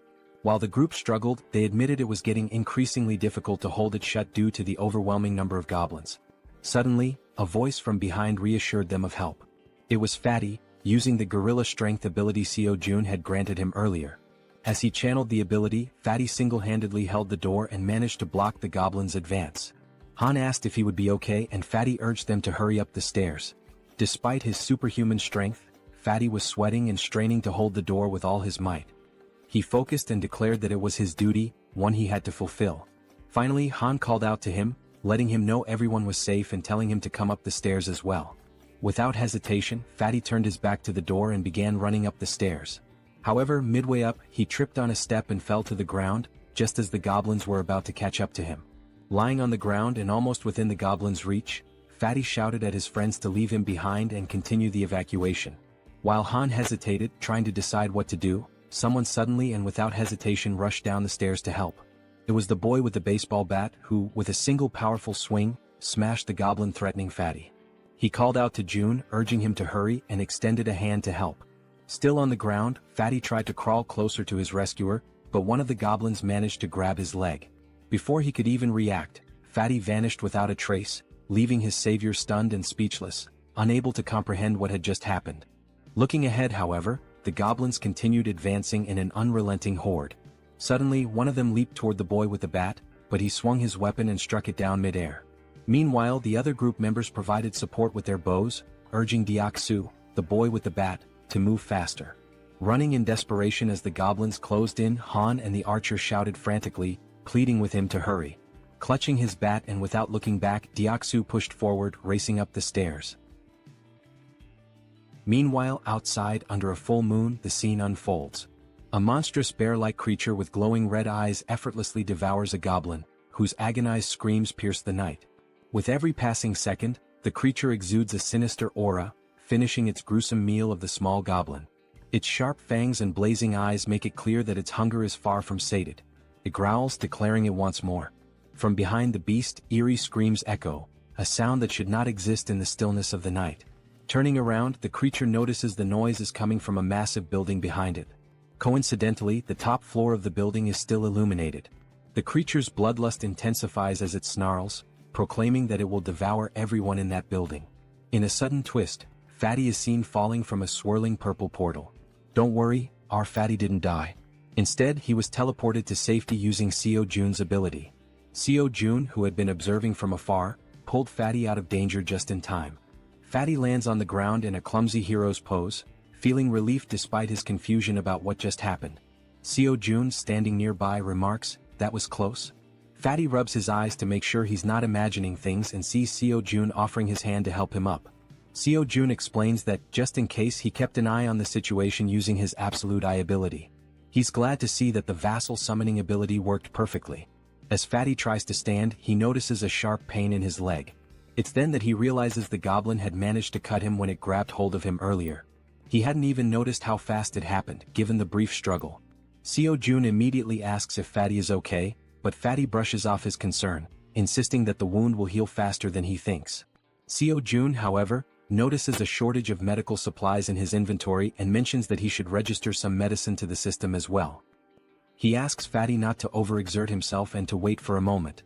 Though confused, Fatty agrees. Inside, Seo Jun searches for medical supplies and finds a first aid kit. Looking at it, he recalls how essential medicine is in situations like this. The sight brings back memories of his childhood with his mother, leaving him momentarily deep in thought. Opening the kit, he discovers it contains far more than he expected. Sitting on the floor, he examines the items and mutters that his inventory has only 40 slots left, but there's still so much to register. After a brief moment, he has an idea. He decides to register the entire kit instead of the individual medicines. The system initiates the registration process, scanning the kit. A system notification pops up, confirming that it's a standard first aid kit valued at 77,331. Without hesitation, Seo Jun accepts. Back in the corridor, Seo Jun brings the first aid kit to Fatty, who notices Seo Jun's genuine concern for someone he barely knows. Kneeling down, Seo Jun asks to examine the goblin-inflicted wound. Fatty rolls up his pant leg, revealing a cut near his calf. With a pair of tweezers and a cotton ball in hand, Seo Jun warns that he's going to disinfect the wound first. Carefully dabbing the cotton onto the cut, Seo Jun works meticulously, though Fatty winces in pain. Despite this, Fatty reassures Seo Jun that he can endure it. The system promptly notifies Seo Jun that Choi Hyung Jun's, Fatty's, trust level has increased, along with his loyalty. After partially cleaning the wound, Fatty thanks Seo Jun for his care. Seo Jun, while packing the first aid supplies back into the kit, expresses his concern for the others. He stands and instructs Fatty to rest, explaining that he has something important to attend to. Fatty nods and agrees to follow his boss's orders. Seo Jun closes his eyes, focuses, and activates his ultimate eyes ability. His eyes darken as he scans the building, allowing him to see everything happening within. Back at the emergency stairs, Deoksu, also known as Toji the baseball bat wielder, is desperately fleeing from the relentless goblins. The archer, with her impeccable aim, provides support, taking out goblins with perfect headshots that would make anyone envious. Han and the guy with glasses try to help Deoksu create distance from the goblins but shout in frustration that they can only handle one goblin at a time, urging Deoksu to run faster. Toji sprints as fast as he can, but the goblins remain undeterred, chasing him with tireless persistence. From behind an improvised barricade, the support team fires arrows that was dangerously close to Deoksu, but every shot lands perfectly on the pursuing goblins.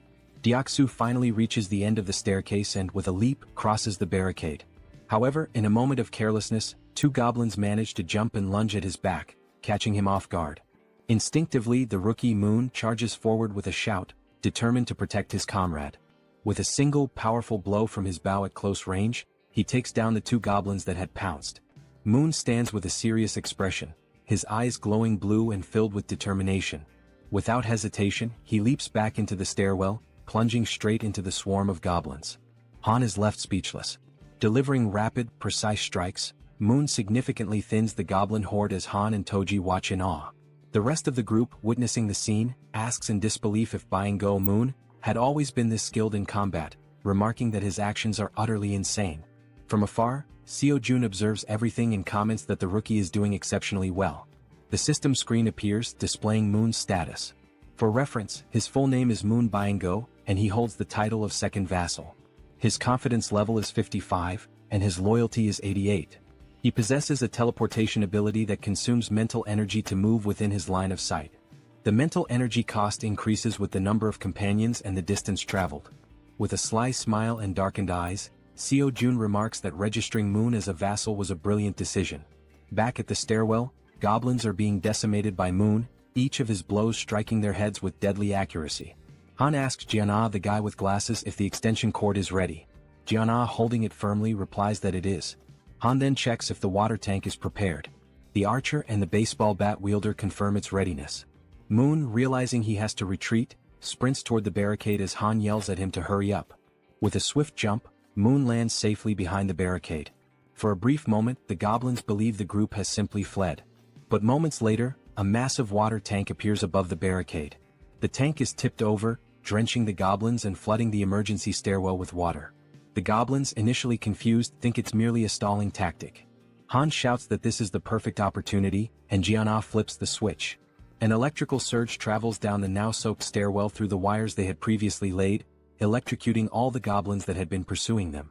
Seo Jun's system screen notifies him that he has hunted numerous goblins of varying levels, including some at levels 6 and 7. Another notification pops up, showing that Seo Jun has gained significant XP and earned a total of 334,464 won, which has been deposited into his account. Additionally, his skill level has increased, and a new ability has been unlocked. While using his Ultimate Eyes ability, Seo Jun suddenly feels a strange pressure. A sharp pain begins to spread through his body, causing him to writhe in agony. Upon closer inspection, a purple wave expands outward from him, covering an increasingly large area. The purple energy travels through the building, the stairwell, the parking lot, and even the goblins chasing his friends. The purple wave appears to function as a scanning mechanism because Seo Jun's ability screen indicates that hostile entities have been detected. After the scan, the system declares that the hostiles will be eliminated. As the energy wave dissipates, the goblins begin to deform, screaming in agony. In an instant, their bodies explode, vanishing in the blink of an eye. The system notifies Seo Jun once again, confirming that he has defeated numerous goblins, including several at levels 6 and 7. Not long ago, some goblins still hadn't given up chasing the group and continued climbing the emergency staircase. One of the goblins sensed something was amiss. A chill ran down its spine as it realized something was following them as well. Turning around slowly, it was greeted by an enormous shadow, its reaction one of pure shock. As it focused, it saw the silhouette of a massive bear approaching from behind. Before the goblin could even think, the bear, with sharp fangs and glowing red eyes, let out a deafening roar.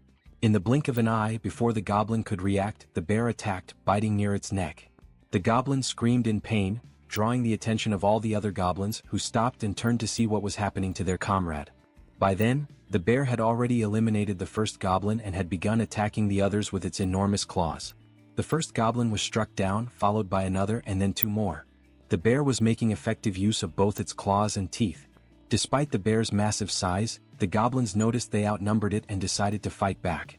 They surrounded the bear and launched their attack. Some jumped onto its back while others distracted it from the front. Quickly, the bear used its claws to knock off the goblins clinging to its back, but this left it vulnerable to more attacks. The goblins lunged at the bear, biting it with their sharp teeth. One managed to grip near its eyes while another bit into its back. The enormous beast tried to resist, striking nearby goblins with heavy blows, but their sheer numbers overwhelmed it, allowing them to attack from all sides. Using their sharp claws, they aimed for the bear's eyes, and just as they were about to blind it, all the goblins' heads suddenly exploded in an instant, likely due to Seo Jun's domain expansion. Now terrified and confused, the bear realized it was safe. At the same time, a system notification appeared, indicating citizenship had been granted. Exhausted from the grueling battle, the bear seemed to shrink in size. It began twisting its neck in an unnatural way, its body contorting strangely. Then it started to transform, revealing a human face emerging from its furry body. Finally, the bear's true form was revealed, a stunning woman with brown hair and eyes. Weakened from the intense fight, she collapsed in the parking lot, surrounded by the bodies of the goblins. Meanwhile, as Seo Jun writhed in pain while using his Ultimate Eyes ability, like a surveillance camera, he noticed the woman's unconscious body on the ground. He wondered who she was. A system notification identified her as Yanju, level 33, with 9 trust points and an awakened A-rank ability called werebear. This ability allowed her to transform into a beast, enhancing all her physical capabilities and granting powerful regenerative properties. Seo Jun's eyes widened as he realized this woman possessed an A-rank ability. Additionally, the system revealed that both Dongan and Hyerin had reached 50 trust points, unlocking their loyalty. The notification also stated that Deoksu's loyalty had reached 30, meeting the requirement to be registered as a vassal. Seo Jun quickly decided to register Deoksu as a vassal. Deoksu, now at level 25 and holding the title of third vassal, had 52 trust points and 31 ability points. Upon awakening he gained a B-tier ability called Iron Knight, which allowed him to summon full steel armor and a halberd. Seo Jun, deep in thought, deduced that a vassal's level is determined by the rank of their awakened ability. He recalled that Fatty had awakened the strength of the gorilla, a C-rank ability, and was at level 20. Deoksu's Iron Knight was a B-rank ability, placing him at level 25. Moon's A-rank teleportation ability had placed him at level 30. Seo Jun concluded that when a vassal is registered, their level corresponds to the rank of their awakened ability.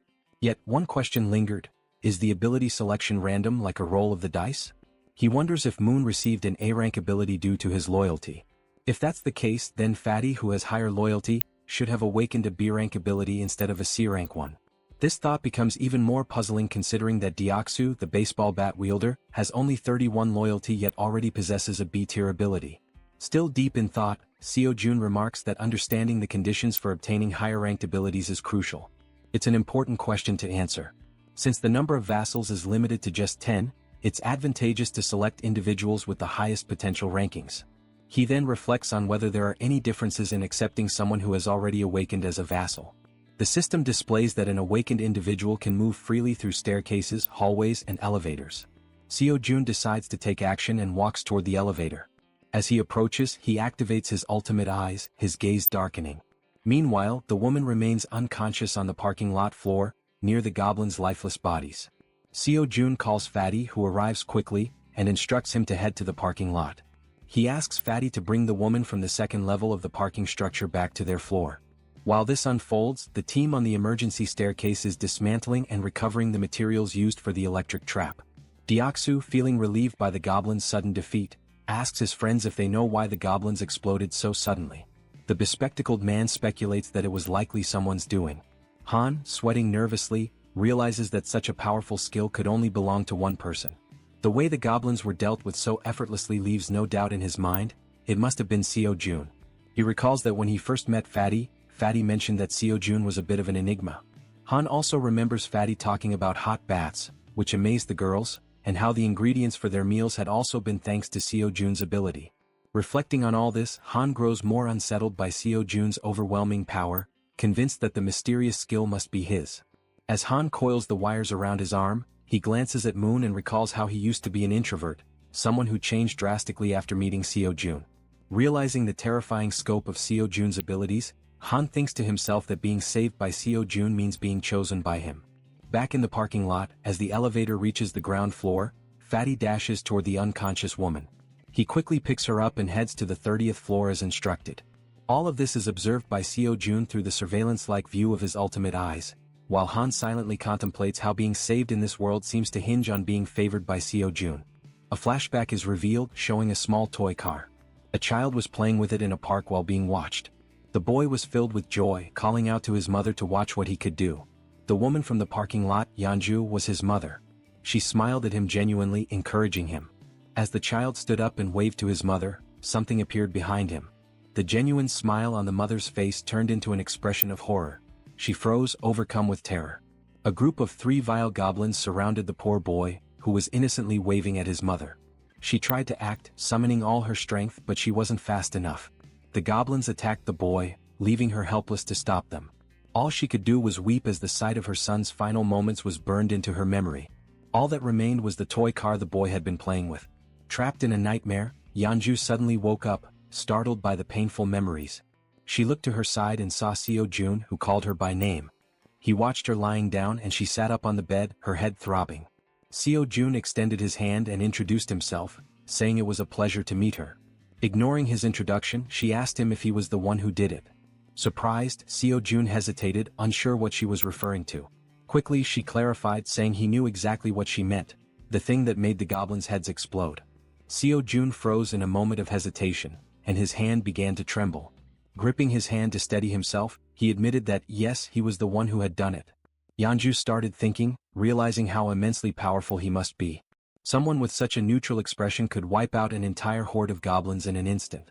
Fearful but hopeful, she thought that if he could do something so incredible, then maybe.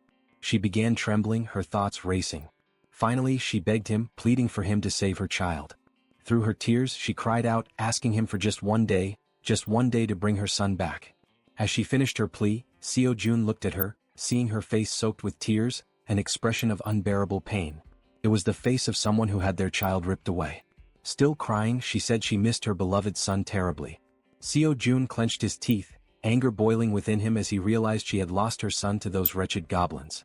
Yeonju sobbed so hard, trembling and unable to speak coherently through her hiccups. Seo Jun stood there, frozen, wondering if there was truly nothing he could do. He decided to try issuing a mission through the system. Hunt down 1,000 goblins with no time limit and no penalty for failure. The reward would be the resurrection of her child. Lost in thought, he wondered if such a thing was even possible. The idea filled him with apprehension. But then the system notified him that the mission couldn't be issued. Frustration surged through him as he realized resurrection was beyond his current capabilities, even with his powers. The system explained further, stating that a resurrection required a tremendous amount of power and resources. Then another notification appeared. There weren't enough funds to cover the resurrection mission's reward. It suggested trying again after increasing his funds. Seo Jun was stunned, his jaw dropping in disbelief as he read the message. Resurrecting someone might actually be possible if he had enough money. Overwhelmed with excitement, Seo Jun shouted at the system, demanding confirmation. Could he truly bring someone back to life if he had the funds? Returning to the room, he saw Yeonju still crying. He realized he had no idea how much it might cost to resurrect someone, nor could he even begin to guess. But knowing the possibility existed, he decided to act. He called out to Yeonju, who quickly looked up, wiping her tear-filled eyes. With a serious expression, Seo Jun told her that he thought he might be able to help her. He explained that there might be a way to bring her son back. Upon hearing this, Yeonju feels a sense of relief. Though not a certainty, the idea that there might still be hope offers her comfort. Still crying, she grips the bedsheet tightly and asks if what he said is truly real or just a cruel joke. Seo Jun reassures her that he would never joke about something so serious. However, he explains that while it is possible, it cannot happen just yet, and she nods in understanding. He adds that he doesn't know exactly how long it will take, but there is definitely a way. Yeonju turns to him, saying she'll do whatever it takes and asks what she should do to make it possible. Seo Jun considers the situation. With Han's group, which now includes Moon, Toji and Fatty with their awakened abilities, they already have a strong team. Adding Yeonju, a level 33 fighter, would make them capable of handling most monsters. He thinks the best course of action is to transform all 7 of his minions. Changing his expression to a smile, he asks Yeonju to get up, saying he'll introduce her to some people. Shortly after, Han introduces himself, and Yeonju politely returns the greeting. She then asks if he's the one who was throwing baseballs to hunt goblins, which startles Han that she knows about that. Yeonju also turns to the archer, saying she recognizes her too since she was shooting arrows at the goblins, leaving the archer equally surprised. Nervous, the archer asks how Yeonju knows her. Yeonju, growling and mimicking claws with her hands and sharp teeth, asks if they really don't recognize her, saying they've met before. Toji, the archer, and Han look confused about her growling while cute bears appear in the background. Deciding to clarify, Yeonju begins transforming. Gradually, fur starts appearing on her body as she focuses. Her bear form becomes evident, complete with a snout and brown fur. The archer, shocked, points at her and asks if this is actually happening. Now a massive bear stands in the room before the group. Still pointing, the archer exclaims that it's the beast they saw in the alley earlier. Yeonju, laughing awkwardly, corrects her, saying it's actually a bear, not a beast, leaving the archer dumbfounded. The bear woman explains that she had helped them deal with the goblins a few times before, though they hadn't realized it until now. Looking at the giant bear in front of him, Han remarks that their meeting wasn't a coincidence after all. The bear woman confirms this, saying that anyone who opposes the goblins is a friend of hers. At that moment, Seo Jun arrives and interrupts their conversation, stating that it's good they're already acquainted. With a serious expression, he says he has something important to announce. Seo Jun explains that after thinking it through, they'll execute the plan to rescue Moon's grandmother tomorrow. The group listens intently as he informs them that the number of goblins has drastically decreased, making this the perfect opportunity for the mission. He adds that Fatty will sit out this mission due to his injuries and mentions that he borrowed Fatty's room, as Fatty lost his bed to the bear woman. Seo Jun then announces that Yeonju, the bear woman, will join them on the mission. She nervously thanks him for the opportunity and says it's a pleasure to meet everyone. Concluding the meeting, Seo Jun tells them to prepare for tomorrow morning. The group, filled with determination, agrees to the mission without question. Afterward, Seo Jun calls Toji and Moon aside for a private conversation in the hallway, leaving them feeling uneasy. He reassures them not to worry, saying it'll only take a moment. Under the full moon in the hallway, Seo Jun asks if they know why he called them there. Both Toji and Moon look startled, unsure of what he's referring to, though deep down they might have an idea. The two were caught off guard by the sudden question and visibly startled. Toji hesitated and admitted he wasn't sure, while Moon spoke up, asking if it had something to do with the powers they had recently acquired. Jun smirked sarcastically and replied, "Yes, it's about your powers." He went on to explain that both of them had awakened abilities this time, leaving them shocked at how perceptive their leader was. Seo Jun explained further, revealing that Moon's newly obtained ability was teleportation. This excited Moon, who was eager to learn how to use it. As for Toji, his ability was named Knight of Steel, which left him curious about what it could do. Jun's expression shifted to one of seriousness as he considered the situation. He realized he needed to understand how both their abilities worked before they embarked on the mission the next day. Deep in thought, he opened the system screen to analyze their progress. He issued a mission to both of them: demonstrate their newly awakened abilities within 1 hour. The reward for success was increased strength, while the penalty for failure was having to sleep in the corridor. The system confirmed the mission parameters, and Jun found himself intrigued by these team-oriented challenges. As Jun mulled over the situation, Toji, unable to contain his enthusiasm, called out, asking if it was true that he had awakened a new ability. Jun confirmed with a nod. Toji's excitement was palpable. Snorting with exhilaration, he exclaimed how great it was, but then asked about the Knight of Steel ability, curious about its specific capabilities. Jun explained that it allowed Toji to summon a steel suit of armor and a halberd.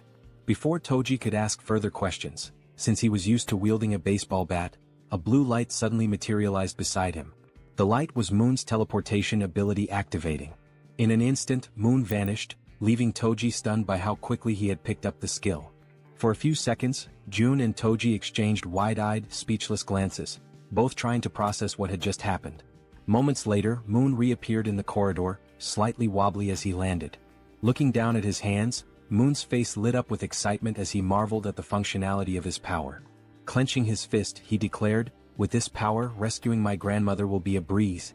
The system notified Seo Jun that Moon's confidence had increased, along with a rise in his loyalty. Overcome with gratitude, Moon bowed deeply to Jun, thanking him for everything he was doing. The gesture took Jun by surprise. After a moment, Jun urged Moon to pause and carefully assess the situation.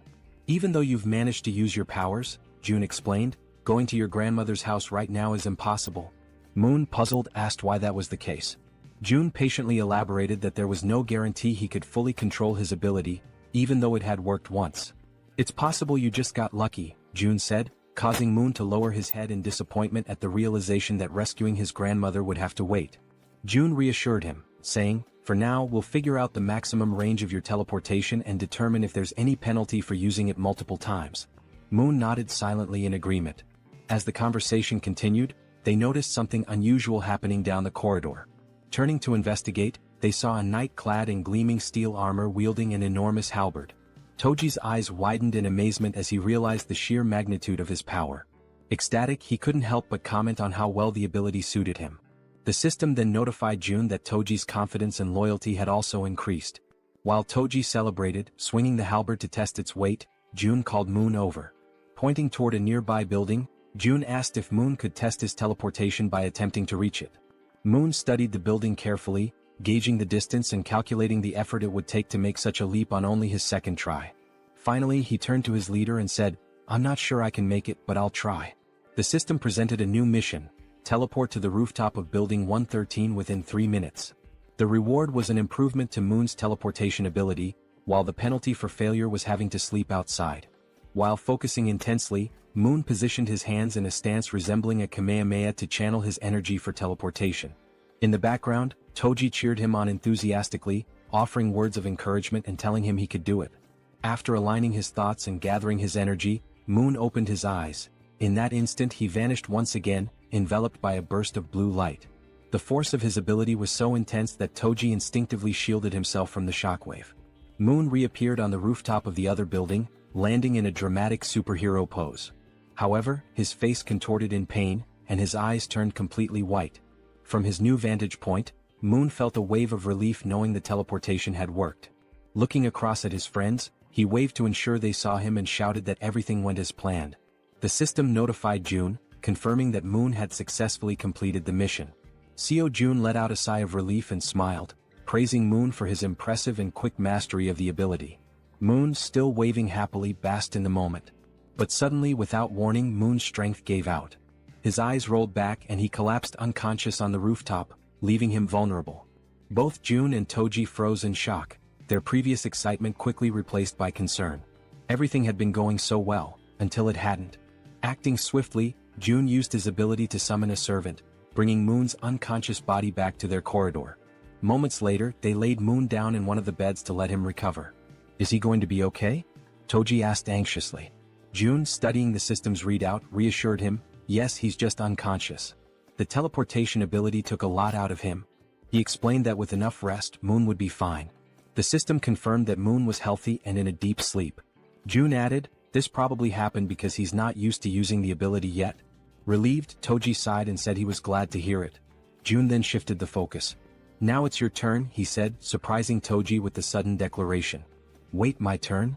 Toji asked, caught off guard. The system displayed Toji's mission: perform 100 push-ups and 100 squats while wearing the steel armor. The time limit was 10 minutes and the reward was increased strength. The penalty for failure? Sleeping outside. Without hesitation, Toji began the exercises, starting with the push-ups. Clad in his heavy steel armor, every movement required an incredible amount of effort. Sweat poured down his face and dripped onto the floor as he pushed himself to the limit. Determined, he moved on to the squats, completing the second half of the mission with gritted teeth and unwavering resolve. When he finished, Toji stood tall, exhausted but triumphant, shouting, "Mission accomplished. I did it." The system confirmed his success, notifying June that Kang Deoksu, Toji, had completed the mission. Breathing heavily, Toji leaned against the wall to catch his breath while June observed him, impressed. With a body like his, so athletic and resilient, it's no wonder he has such endurance, June thought to himself. Suddenly, the system displayed a new message, something June had never seen before. "What's this?" June muttered, his eyes narrowing at the unexpected notification. As he studied the screen, Toji asked, "Is that really all for the mission?" June nodded, smiling warmly. "Yes, great job. You can go rest now." The system finished calculating and displayed a notification. Toji's strength had slightly increased. Turning to June, Toji expressed his gratitude. "Thanks for taking the time to help us. I really appreciate it." June, surprised by the sudden notification and watching Toji feel the changes in his body, noticed a new sense of energy radiating from him. Looking at his own hands, Toji clenched them into fists, feeling the power coursing through his veins. "This reward changes everything," he said with a confident smile. The next day, somewhere in a dark alley in Busan, Han screamed in desperation, urging everyone to run. The group scattered, fleeing for their lives as a ferocious horde of goblins pursued them. Toji, however, stopped running and turned around, his fury evident. Assessing the situation, he decided to act. The goblins, focused on their chase, were suddenly blinded by a brilliant light shining in front of them. As they adjusted their vision, they saw a towering figure clad in a steel suit of armor wielding a massive halberd.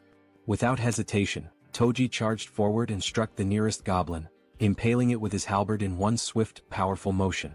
Then Toji unleashed a flurry of diagonal strikes in rapid succession, cutting down goblins one after another. But the goblins, fueled by rage, refused to give up and surged forward with a determined attack. Expecting a direct assault, Toji braced himself, but the goblins cunningly outmaneuvered him, slipping past to target the more vulnerable backline. In an instant, arrows struck the goblins' heads in swift succession, ending their rampage permanently. Toji turned to see what had happened and spotted Moon wielding a bow and arrow. "Don't worry," Moon called out confidently. "I'll handle any goblins that get past you. Focus on the ones ahead." Gripping his halberd tightly, Toji turned back to the remaining goblins. A smirk spread across his face as he responded, "Got it?" Seeing Toji's renewed focus, the goblins froze, hesitating in their attack. One by one they began to retreat, turning back to where they came from. Frustrated, Toji yelled at them to come back and face him. As the goblins retreated, terror gripped them when a massive shadow appeared before them. It was the bear girl, her glowing red eyes piercing through the chaos. This was her dramatic first appearance, emerging from an ambush prepared for the retreating goblins. The goblins had no choice but to surrender to their fate, collapsing in despair and lamenting their past misdeeds. The group showed no mercy. Moon's arrows flew with precision, Toji's halberd struck powerfully, and the bear girl slashed through the goblins with her razor-sharp claws. Together they defeated the goblins one by one. Seizing the opportunity, Han shouted to Moon, "Now's your chance. Go." Moon, understanding the urgency, broke into a sprint toward his grandmother's house. "Thank you, Han," he called back as he ran, grateful for the opening created by his comrades. Meanwhile, the system notified Seo Jun that the citizen Moon had completed his mission. A pop-up appeared, stating that it was now evaluating the missions Moon had completed. Back in the comfort of his room, Seo Jun sat with his ultimate eyes ability activated, observing the system screen while slurping on cup noodles. The system pinged again, declaring the evaluation complete and awarding him 132,966 won, which was deposited into his Shutin's wallet. Jun paused mid-bite, stunned by the reward. This time it was actual money. Returning to his meal, Jun reflected on the situation. When Toji completed his mission, the reward had been strength, suggesting that additional rewards were now randomized. It makes sense, Jun thought. The missions are getting harder, so the rewards should scale with the difficulty. The system chimed again, confirming that Moon had completed all the missions available to him for the day. It also announced it would begin evaluating the rewards for Moon's completed tasks. The assessment concluded instantly. Still savoring his noodles, Jun grinned and said, "Alright, let's see what the reward is." The system congratulated him for hitting the jackpot. For those unfamiliar, it clarified that a jackpot is the maximum prize accumulated in games of chance like slot machines or lotteries. Reading this, Seo Jun froze, momentarily stunned. Paralyzed with anticipation, he stared at the screen, waiting to see what incredible reward the jackpot would bring.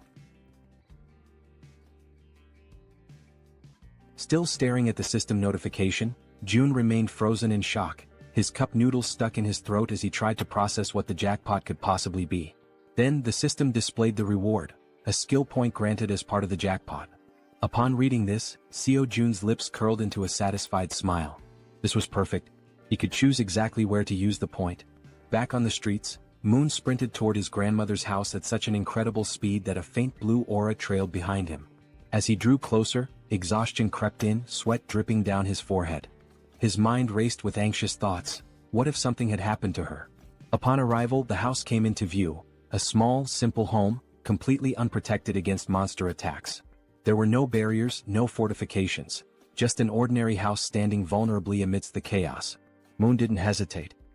He rushed to the door and pushed it open, but a deep fear clawed at his chest. Frantically, he dashed through the house, checking every room as he called out, "Grandma, where are you?" Then he reached the bedroom. His eyes widened in shock. There she was, lying on a futon mattress, peacefully asleep, far calmer than Moon had ever imagined she would be. Cautiously, he approached, gently placing a hand on her shoulder.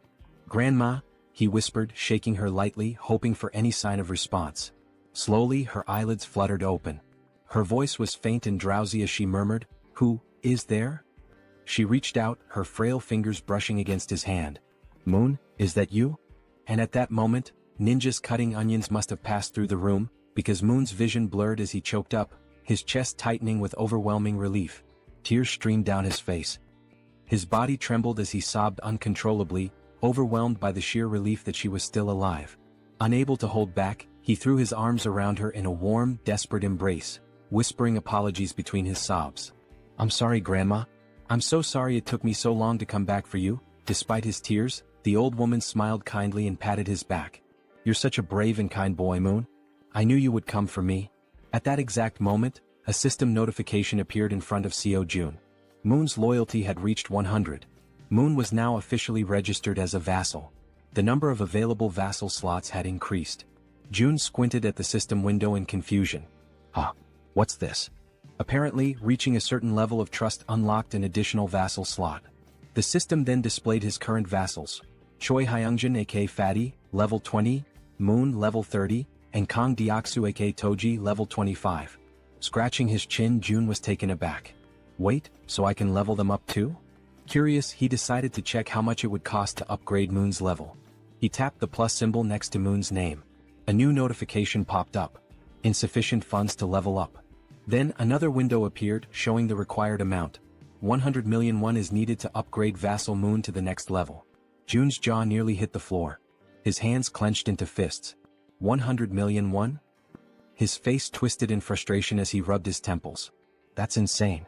Just for one vassal?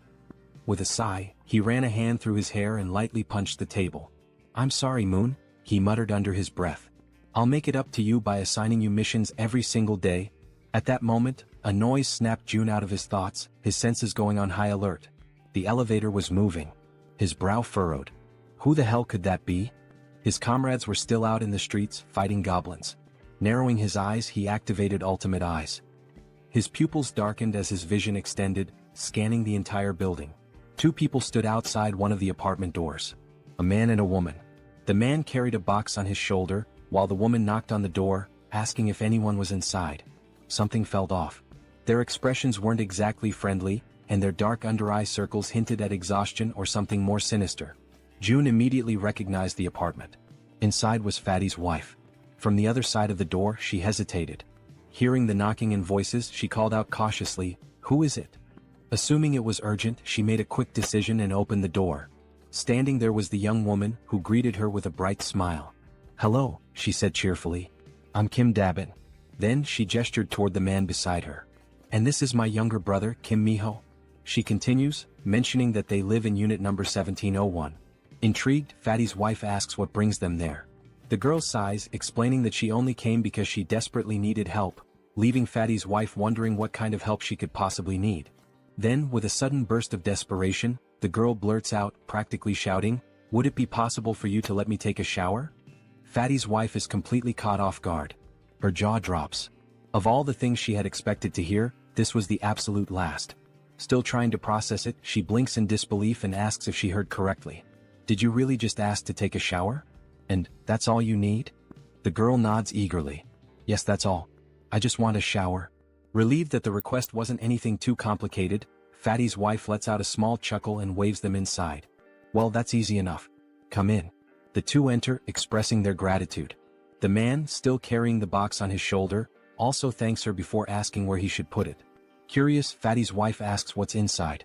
As he places it down on the floor, the girl, still grateful, explains that it's just canned food and some miscellaneous supplies. The man opens the box, revealing various types of canned goods, exactly as she had said. Seeing this, Fatty's wife smiles and thanks them, mentioning that they really didn't have to go through all that trouble. The girl waves it off. "It's nothing really. If you think about it, I just walked into a stranger's house and made a pretty weird request." Just as she finishes speaking, something catches her attention from the corner of her eye. She turns her head slightly, her gaze landing on the collection of bows lined up against the wall, alongside Toji's baseball bat. Curious, she can't help but ask, "Do these bows and that bat belong to the owner of this apartment?" Fatty's wife wasn't expecting that question. Still, after a brief pause, she shakes her head. "No, actually. These don't belong to the apartment's owner. The real owners live in another unit, but it's kind of a complicated situation to explain in just a few words." The girl nods in understanding. "I see." Watching everything unfold, Seo Jun deactivates his ability and thinks to himself that so far they don't seem like bad people. He then shifts his gaze toward the window and murmurs to himself, "I'll go check it out later." After a brief moment of thought, he adds, "I also need to talk to them. I want to ask if they'd be willing to help rescue other survivors from the nearby apartments." Before he can dwell on it further, a sudden system notification pops up. June blinks in surprise as the message appears before him. "You have successfully hunted a red tiger." A second notification follows immediately after. "You have gained a large amount of XP." Then another. 39,783,201 has been deposited into the Ultimate Shutin's wallet. And finally, one last message. "Your skill level has increased and you have acquired a new ability." June stares at the notifications, his eyes widening in shock. What just happened out there? He hadn't even been paying attention for that long. How could so much have changed in such a short time? Without hesitation, he forces himself to reactivate Ultimate Eyes, pushing his abilities to their limit despite the strain. Outside, the battlefield is far from calm. Han, the archer, and the guy with glasses are both lightly wounded. In front of them, the corpse of a massive red tiger lies motionless on the ground, and next to it, the werebear is also severely injured, struggling to move. The rest of the group stands frozen, unsure of what to do next. June observes everything, but a strange feeling creeps up on him. His stomach twists, and his chest tightens as a wave of unease washes over him. What the hell just happened? Suddenly, a sharp pain shoots through his body. His muscles spasm, cold sweat dripping down his face as an overwhelming pressure grips his chest.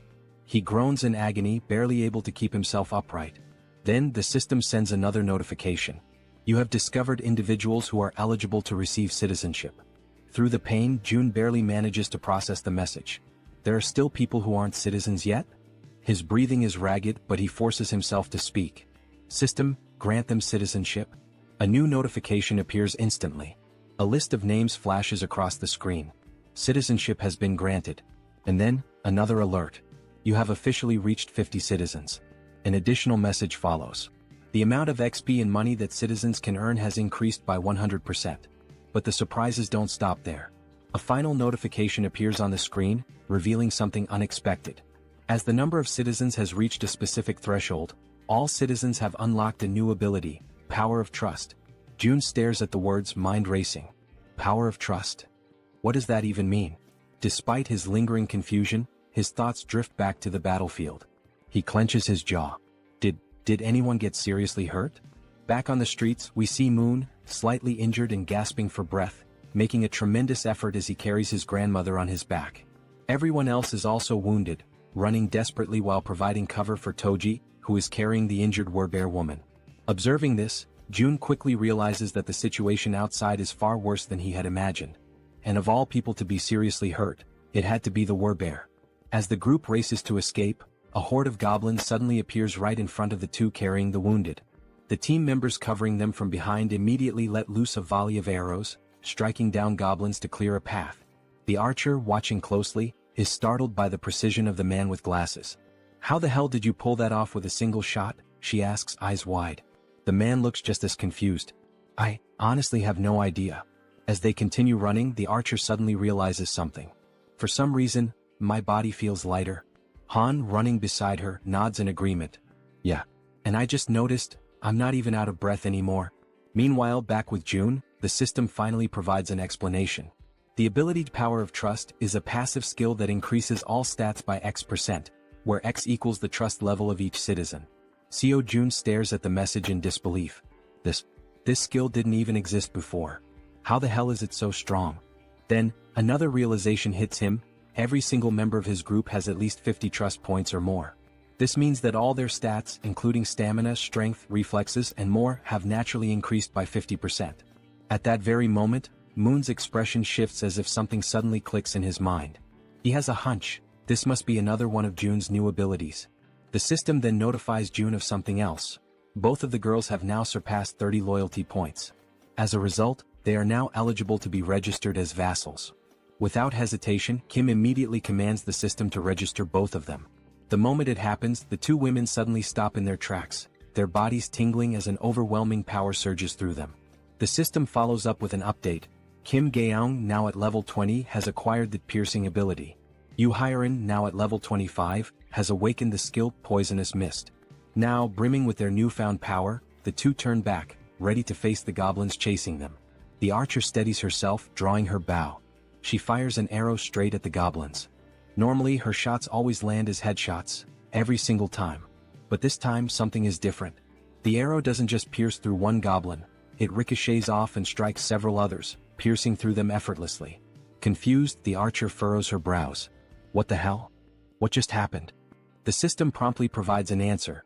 The ability Piercing is a tier C skill that uses mental strength to fire a penetrating arrow. June, standing with his arms crossed, watches as the information unfolds before him.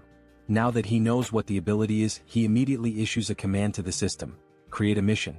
A new quest pops up. The archer must use Piercing to hunt 10 goblins within a 10-minute time limit. Reward, increased Piercing proficiency. Penalty for failure, fatigue. As he processes this, June shifts his attention to the other ability. Unlike Piercing, this one seems far trickier. Poisonous Mist is a deadly attack, and while it's classified as a B-rank skill, using it incorrectly could endanger the entire team. June exhales sharply, deciding to deal with it later. I'll figure it out when the time comes. Just then, the system sends another notification. The archer has successfully completed the mission. 10 goblins eliminated. A new message follows. The maximum number of missions available for today has been reached. Evaluating. June sighs, unimpressed.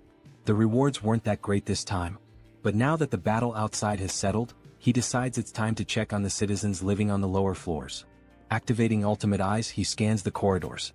His gaze locks onto the silhouette of a man walking calmly through the halls, his hands tucked into his pockets. June watches as the man heads toward the bathroom, likely to collect water. Smart. June notes that this man has good survival instincts. He's gathering water before supplies run low.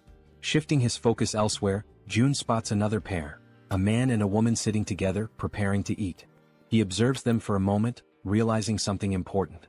They're already capable of gathering food and water on their own. Then, in another part of the building, something unexpected catches his eye. A woman. She's lying motionless on the floor inside a room. Without a second thought, June bolts toward her. The system immediately provides an update. Kim De-jung. Trust level, 18. Ability, Healing, Awakened. June's heart pounds in his chest. Healing? His eyes dart between the system message and the unconscious woman on the floor. He reads the ability description. She can heal wounds. A surge of urgency floods through him. She's the first healer they've found, and they desperately need her. Without hesitation, June sprints forward. He has to help her, no matter what. After sprinting through the hallways, June finally arrives in front of the door to the room where the woman had collapsed. His breathing is still heavy from the run, but he quickly composes himself and reaches for the doorknob. Slowly, he tries to turn it, hoping to gain access without any trouble. However, to his surprise, the door is locked from the inside. A deep frown settles on his face as he realizes there is no way for him to open it from the outside. The sudden obstacle causes his shoulders to slump slightly, and he takes a step back, frustration creeping into his thoughts. But just as he starts to contemplate another course of action, something unexpected happens. His eyes widen momentarily as a new notification from the system appears before him. By sheer coincidence, or perhaps fate itself, he has just acquired a new skill. The system promptly displays its details. The ability is called Invisible Hand, and it is currently at level 1. According to the description, it allows him to summon and control an invisible hand at will. Reading the notification, a surge of newfound determination fills his chest. His grip tightens into fists as he mentally acknowledges the absurd but undeniable reality of his newfound power. Silently, he expresses his gratitude for this sudden stroke of fortune. Closing his eyes for a brief moment, June focuses his thoughts entirely on the locked door before him. He visualizes himself breaking the lock, willing it to yield under his command. When he finally opens his eyes, he is met with an unexpected yet welcome sight. Right before him, materialized out of shut-in energy, is a lock-breaking tool, a sturdy bolt cutter formed entirely of the same strange energy he has come to rely on. Without hesitation, he reaches forward, taking hold of the newly formed tool. The cold sensation of the manifested object in his grip confirms its existence. Without wasting another second, he positions it against the lock and applies pressure. A sharp snap echoes through the quiet hallway as the lock gives way effortlessly. With a swift motion, he pushes the door open and rushes inside. The moment he steps into the dimly lit room, his gaze immediately lands on the unmoving woman lying on the floor. Now that he is seeing her up close, the eerie stillness of her body makes the entire scene feel unsettling. June quickly kneels beside her, concern evident in his expression. Reaching out, he gently nudges her shoulder, his voice calm yet firm as he speaks. He asks if she can hear him, if she is all right, urging her to wake up. There is no response. A deep sense of unease washes over him. He carefully observes her condition, scanning for any visible injuries. But what he notices instead sends a wave of worry through him. Her face is unnaturally pale, her lips dry and cracked. Severe dehydration. His mind races. Dehydration this extreme could be dangerous. She needs help, immediately. He quickly shifts his attention to the surroundings, searching for anything that might assist in stabilizing her condition. His eyes dart around the room, taking in every detail. Then, something catches his attention, something that makes him pause, confusion flickering across his face. There is water in the room. Yet, despite the presence of water, she is still in this critical state. It makes no sense. The contradiction unsettles him, sending a cold shiver down his spine. Glancing back at the woman, he forces himself to push aside the troubling thoughts. Now is not the time to question the situation. The priority right now is saving her. A sudden idea forms in his mind. Without hesitation, he opens the system interface. There is a chance this might work. June quickly assigns her a mission, a simple yet crucial task. The mission objective, breathe. The reward, immediate recovery from dehydration. The system processes the command, deducting 10,001 as the cost for activating the mission. Almost instantly, A soft blue aura begins to envelop the woman's body. June watches intently, his pulse quickening as the energy works through her. Then faint sounds escape her lips, a weak, breathy noise, but a clear sign that she is beginning to stir. Relief floods through him. It worked. Slowly her eyelids flutter open, her gaze hazy and unfocused. A blurred silhouette of a figure stands before her, a voice reaching her ears, asking if she is awake. Her mind struggles to process the situation. Her voice, weak but laced with confusion, manages to form a question. Who is he? And why is he in her room? June straightens slightly, meeting her dazed gaze. He introduces himself, explaining that he lives in a unit just above hers in the building. She blinks, her expression still foggy with exhaustion. The information doesn't seem to register right away. Still lying on the floor, she questions him again, her voice laced with uncertainty. How did he get inside? June, seeing no reason to hide the truth, states it plainly. He tells her that he saw she was unwell and decided to enter, by force breaking the door open to reach her. A moment of silence lingers between them. Then her breath hitches. Her expression shifts as realization dawns. Without warning, tears begin streaming down her face. And yet she does not say a word. She simply cries as if the weight of everything she had been enduring had finally caught up with her.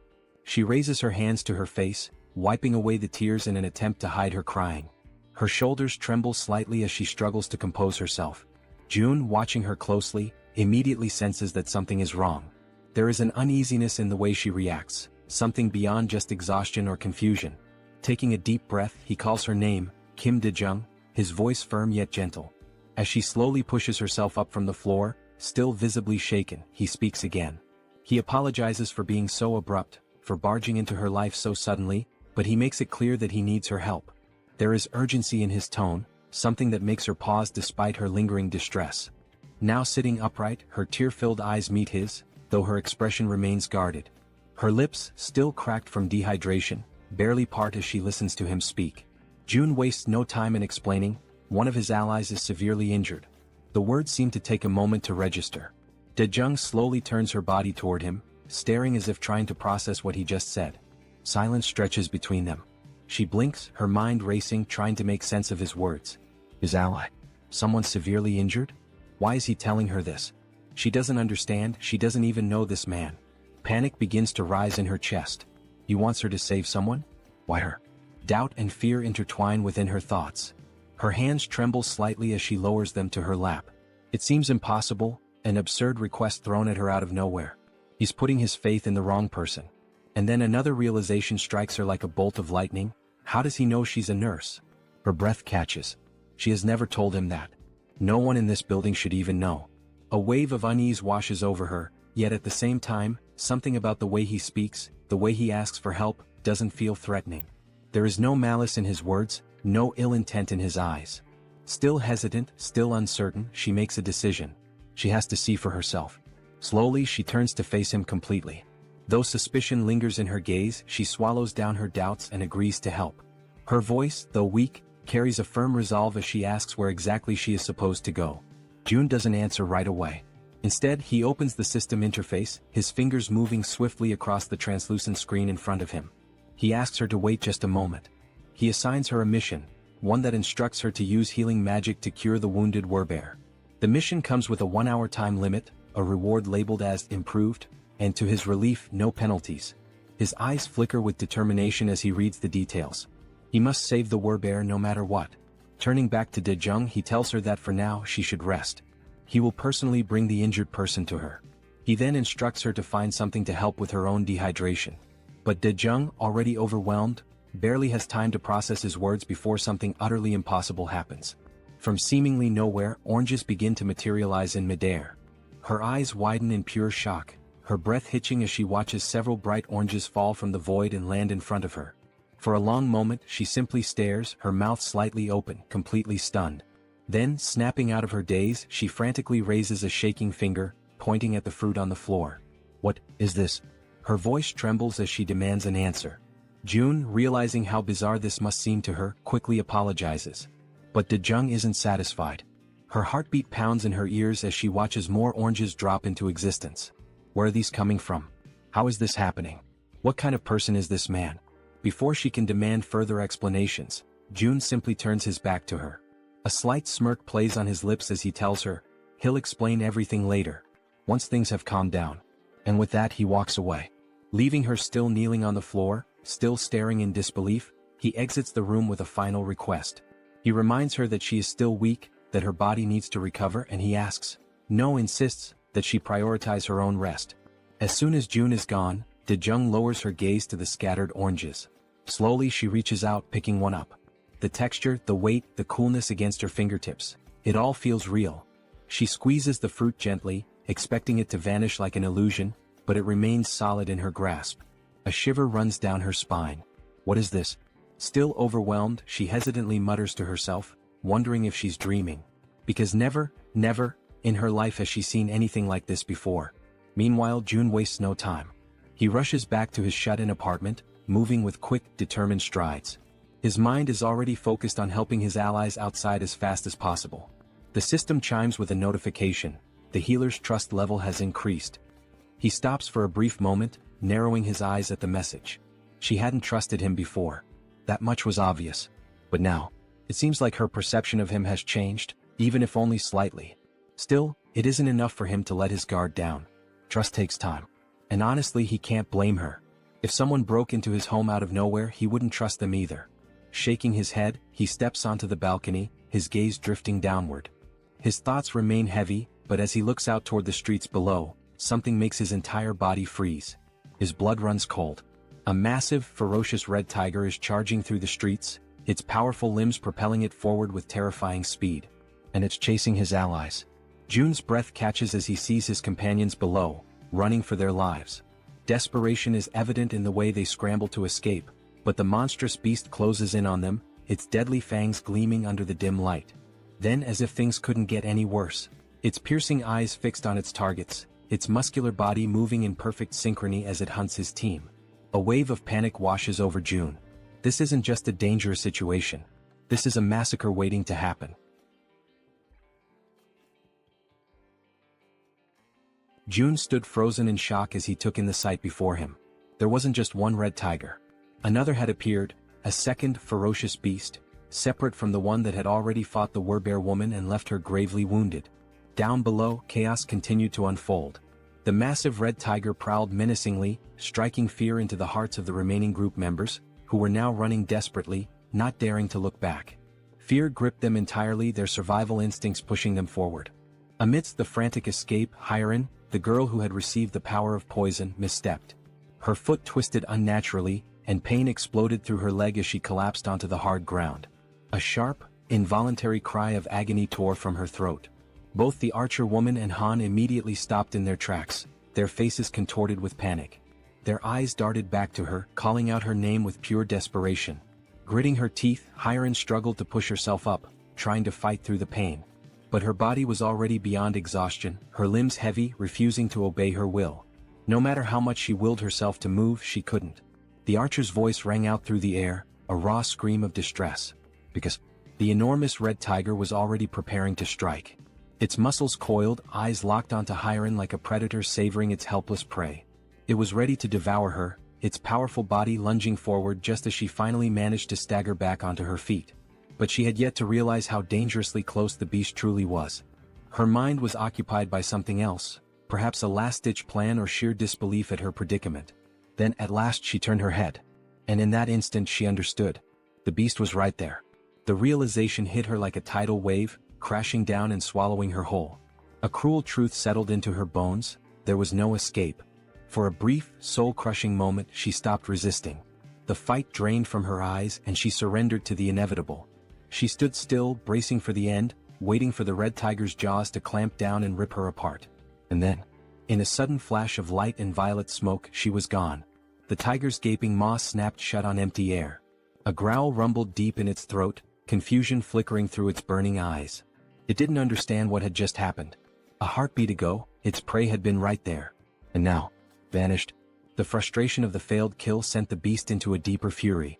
At the same moment, Hiren reappeared, disoriented, drenched in sweat, her breath ragged and uneven. Her mind reeled as she tried to comprehend what had just occurred. Had she died? Was this the afterlife? Pain surged through her limbs, sharp and unrelenting, reminding her that she was still very much alive. That was when she saw him. June. He was standing there watching her closely, It had been too close, a fraction of a second later and she wouldn't have survived. The weight of that realization pressed down on him.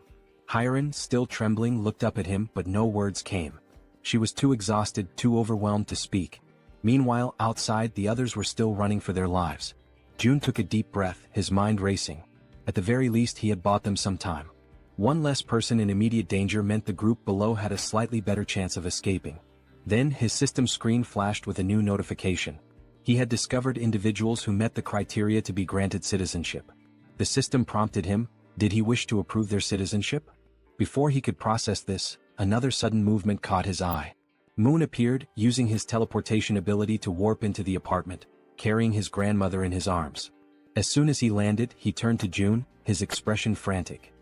His breathing was unsteady, but his grip on the elderly woman remained firm as he pleaded for June to take care of her. June glanced at Moon, then at the frail woman in his arms. The concern in Moon's eyes was unmistakable, but June's mind was already occupied with something far more urgent. Raising a hand, he told Moon to wait. There was a bigger problem right now. Moon parted his lips, ready to argue, ready to demand an explanation. But then he looked at June's face, at the seriousness in his expression, and he understood. Whatever June was dealing with, it was far worse than he had realized. Without another word, Moon nodded. He could tell that, at this moment, his grandmother was not the priority. Down below, the relentless red tiger was still in pursuit, refusing to let up. It chased the remaining group members without mercy, its predatory instincts fully awakened. June clenched his fists, forcing himself to focus. He needed to act. Activating his new ability, Invisible Hand, he made a decision. That tiger needed to die, and he had to find a way to kill it. Down in the streets, the archer, Han, and Togi, who was still carrying the injured werebear, kept running. But no matter how hard they pushed themselves, the red tiger was catching up. Han risked a glance over his shoulder, his stomach twisting with dread. If this continued, they were all going to be devoured. He had to do something. Instinct took over. Without a second thought, Han skidded to a stop, planting his foot firmly on the ground. His fingers tightened around one of his baseballs. His heart pounded in his chest as he raised his arm, channeling everything he had into one throw. A faint blue glow began to radiate around him, intensifying with each passing second. He poured everything into it. Then, he hurled the ball with all the force he could muster. It soared through the air, cutting through the night like a bullet. For a moment, hope flickered. Maybe, just maybe, it would hit. But in the blink of an eye, the tiger dodged. The ball shot past it, colliding uselessly with the ground. A low, guttural growl rumbled through the air. Then, the red tiger threw back its head and roared, a deafening sound that reverberated through the city streets, a declaration of its dominance. The archer's voice rang out in terror as she screamed for Han, begging him to run. But it was too late. The red tiger, eyes gleaming with lethal intent, lunged at him. Teeth bared. Claws outstretched. Han gritted his teeth, knowing he was out of time. There was nothing he could do to stop it. But there was one thing he could still do. A single desperate choice. He turned his head and shouted for his friends to keep running. Then, without hesitation, he broke into a full sprint in the opposite direction. If he could lead the tiger away, even if it cost him his life, then at least the others might make it out alive. His chest heaved. His legs burned. Every step was fueled by sheer willpower. But deep down he knew. This could be the end for him. And still he ran. As he approached a parking lot, hoping against all odds that goblins or some other kind of monster would appear to distract the red tiger, Han continued to run with all the strength he had left. But once again the relentless beast was far too close behind him. It was undeniable now, this was truly the end for him. While sprinting, he risked a glance over his shoulder, his breath catching in his throat as he took in the sight of the enormous glistening fangs of the red tiger. They were massive, sharp, and deadly, a testament to the inevitable doom that awaited him. At that moment, his gaze locked with the tiger's, and an unspoken understanding passed between them. This was it. There was no escape. His fate was sealed. Just when all hope seemed lost, when every fiber of his being prepared to accept his tragic demise, something unexpected happened. A strange, pulsating purple force suddenly materialized and coiled tightly around the red tiger's neck. It appeared out of nowhere, wrapping around the beast with a speed and intensity that defied comprehension. In an instant, the force pulled downward with such overwhelming strength that the tiger's head was violently slammed into the ground. The impact was so powerful that the very pavement beneath him cracked and shattered, sending debris flying in every direction. The tiger let out a guttural snarl of frustration, struggling against the mysterious force. Its powerful limbs instinctively clawed at the ground, attempting to regain stability, but the unseen energy was relentless. Slowly, its paws began to lift off the ground, its body suspended as if an invisible hand were hoisting it up. The purple force continued to constrict, tightening mercilessly around the tiger's throat, squeezing the life out of the monstrous creature. It was unmistakable. This wasn't a natural occurrence. This was someone's doing. And Han, still frozen in shock from witnessing the impossible, knew exactly whose work this was. There was no doubt in his mind, this was Jun's power. Moments later, the archer woman and the bespectacled man arrived at the scene, their breaths ragged from the exhausting chase. They had rushed there, fearing for Han's safety, but what they found left them momentarily speechless. Their eyes widened in disbelief as they beheld the red tiger, still writhing in agony, its body dangling helplessly as the mysterious force continued to choke the life out of it. As the archer took in the scene, a system screen suddenly appeared before her, glowing softly in the dim light. She hesitated for a brief moment before focusing her attention on the text displayed before her. Her expression shifted almost instantly. Her eyes widened in shock as she absorbed the information. Then, as though gaining a newfound sense of understanding, she took a deep breath, regaining her composure. With a newfound calmness, she turned to her companions and without hesitation, stepped forward. High above, watching the events unfold from his vantage point, Jun observed everything with sharp, calculating eyes. There was no need for him to intervene any further. He had already done what was necessary. Now, as long as Gaoung, the archer, landed the final blow, he would receive 4 times the loot. Below, the red tiger, still trapped and gasping for air, thrashed desperately in a futile attempt to escape. But its fate was already sealed. The archer, understanding the significance of this moment, took her time, preparing what would be her most crucial shot yet. The tiger's fiery gaze turned to her, desperation evident in its glowing eyes. It was pleading for mercy, seeking even the faintest glimmer of hope for survival. But the woman standing before it held no sympathy. Her expression was one of cold resolve. Mercy was not an option, not for this wretched beast. She pulled back the string of her bow, channeling an intense blue aura into her arrow. The pressure emanating from the charged shot was immense, causing the very air around them to tremble. Then with a swift, decisive motion she released the arrow. A powerful gust of wind exploded outward as the arrow soared through the air, its force cutting through the night like a spear of vengeance. The instant it found its mark, a system notification flashed before Jun's eyes. You have successfully hunted a level 28 red tiger. You have gained a significant amount of experience points. 62,311,776 one has been deposited into your shut-in wallet. As the tiger's body collapsed lifelessly onto the ground, another notification appeared, this one highlighting the growing dynamics among the group. Team trust and loyalty levels have increased. Another notification followed shortly after. Han's loyalty level has exceeded 30. He now meets the requirements to be registered as a vassal. A satisfied smile played on Jun's lips. Everything had gone exactly as planned. He nodded to himself before selecting the prompt to accept Han's registration as his vassal. A few moments later, the scene shifted to another part of the building where someone was being healed. It was the healer, the woman who had previously collapsed in exhaustion within one of the rooms. Now fully conscious, she focused her energy, her hands glowing faintly as she tended to the wounded. The injuries of the others faded rapidly under her care, not even leaving scars behind. The first person she prioritized was the werebear woman, whose body had suffered severe damage during the brutal encounter with the red tiger. Jun, watching from afar, reflected on the sheer luck they all had, him included, in having found a healer in a situation like this. Han approached, still catching his breath. Without wasting any time, Jun turned to him and asked what had happened below, particularly why the red tigers had suddenly appeared. Han, his voice still carrying traces of exhaustion and gratitude, explained that the location where Moon's grandmother's house had once stood was likely a territory belonging to the red tigers. They had managed to take one down, but another had soon appeared, proving that the area was far more dangerous than they had initially assumed. Hearing this, Jun processed the information carefully. It made sense. There was no reason to believe that only goblins would inhabit this region. And now that he thought about it, there hadn't been any goblins in this area. That meant the goblins had probably already invaded the buildings nearby. If that was the case, Moon's grandmother wouldn't have been safe if she had remained inside. Despite everything, the only reason she had survived was that she had unknowingly been within the red tiger's territory. Jun exhaled slowly, shaking his head. The sheer luck involved in this entire ordeal was truly something extraordinary. Just then, another system notification appeared before him. Healer's performance is being evaluated. 73,312 one has been deducted for the mission. The healer let out a relieved sigh upon realizing that her task had been successfully completed. Seeing her reaction, June stepped forward and acknowledged her efforts, telling her that she had done a great job. However, she quickly waved off his praise and instead asked if she could finally return home.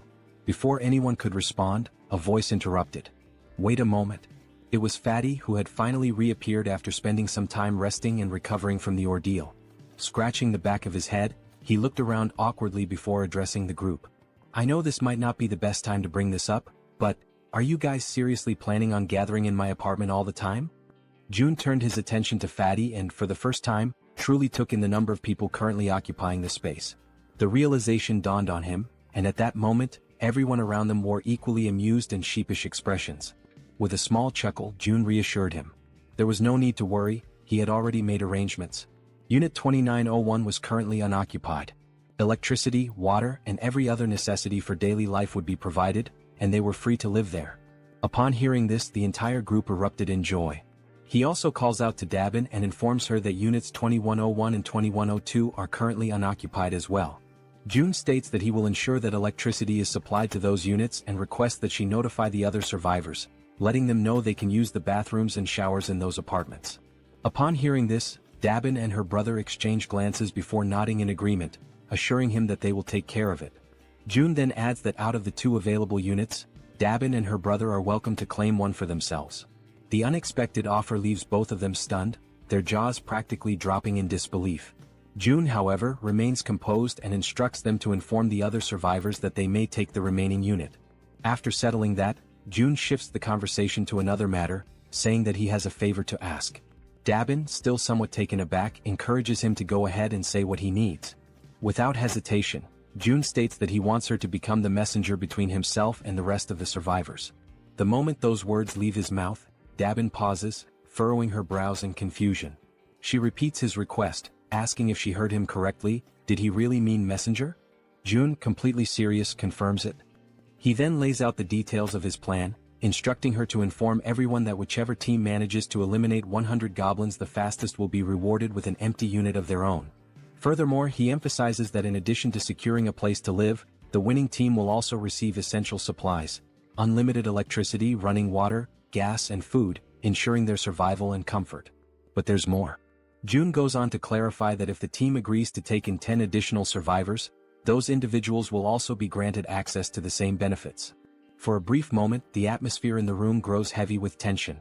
The weight of June's words settles over them, and everyone seems to grasp the implications of what he is proposing. Then, as if anticipating concerns, June adds one final note. He instructs Dabin to make sure she informs them that the distribution of these benefits may take longer depending on which floor their new residence is located.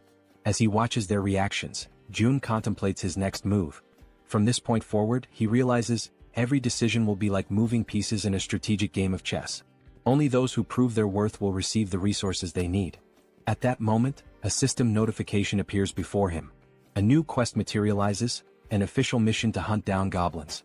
The quest has a strict time limit of 168 hours, a modest reward of experience points, and a harsh penalty for failure, being barred from using any shared facilities. A final message flashes before his eyes. Will you grant this quest? Yes or no?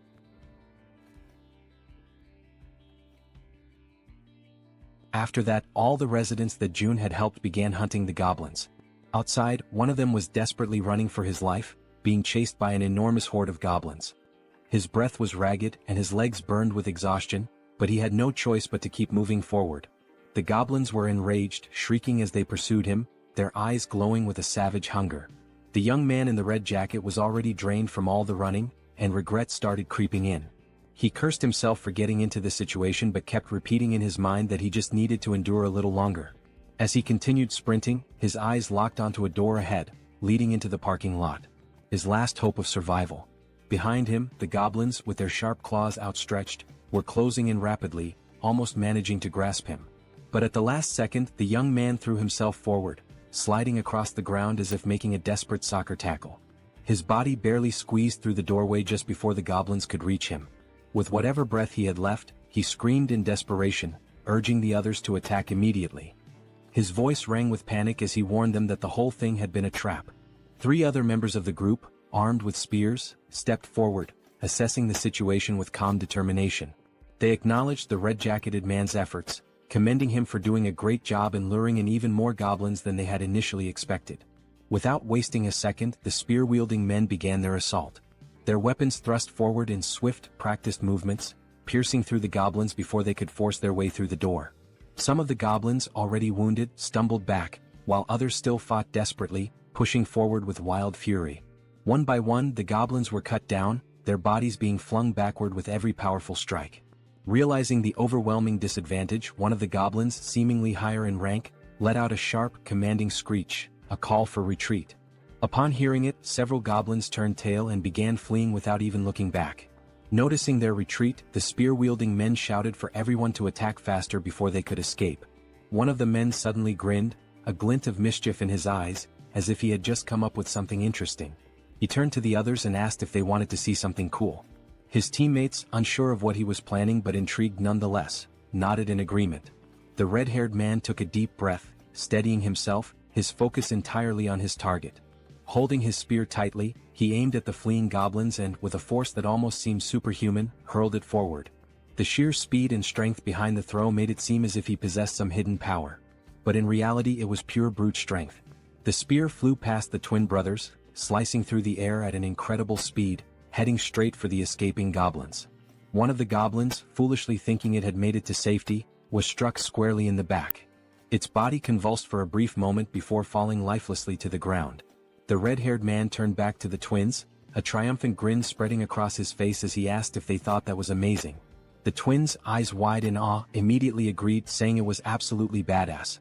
Stretching his arms as if shaking off the tension, the red-haired man then casually asked how many goblins each of them had managed to kill. The twin on the left proudly declared that he had taken down 22. The twin on the right smirked and smugly announced that he had won, having slain 23. Hearing this, the red-haired man grinned even wider and stated that they had officially completed their mission of defeating 100 goblins. After all, between just the three of them, they had already slain over 100. The twins exchanged glances, surprised at how quickly they had achieved their goal. They had initially thought it would take an eternity to eliminate that many goblins.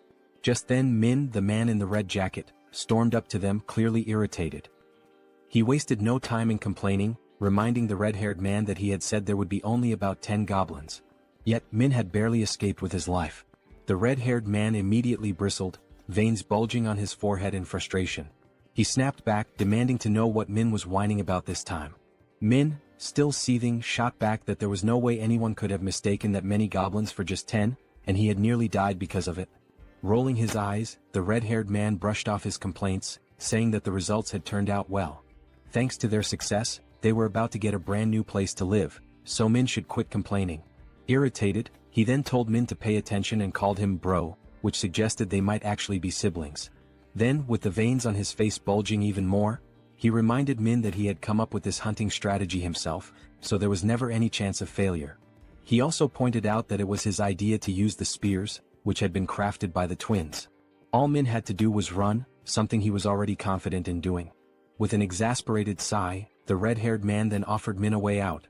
If he was that dissatisfied, he could simply leave the team. At this point, his presence wasn't even making much of a difference anymore. Sensing the tension between the two brothers, the twins quickly intervened to prevent the argument from escalating into an actual fight.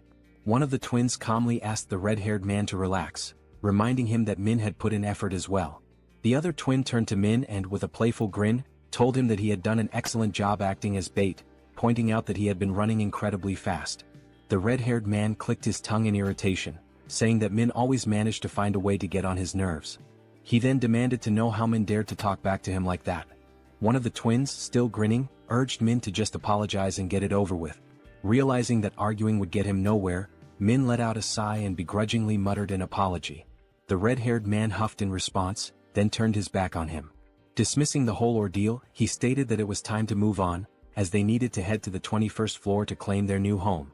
However, upon arriving at the 21st floor, ready to receive their reward, they were met with unexpected news. Dabin, looking somewhat apologetic, informed them that another team had already beaten them to it and claimed the reward first. The entire group froze in disbelief, their excitement immediately turning into shock. In their minds, they had been incredibly fast. There was no way another team had completed the mission before them. The red-haired man's face darkened, his irritation flaring up again. He demanded to know if there was really another team that had managed to slay 100 goblins faster than them. Dabin nodded, confirming it. Still unable to believe what he was hearing, the red-haired man furrowed his brows and told Dabin to stop joking around. In a protesting tone, he once again asked Dabin to stop joking around and to just hand over their house already.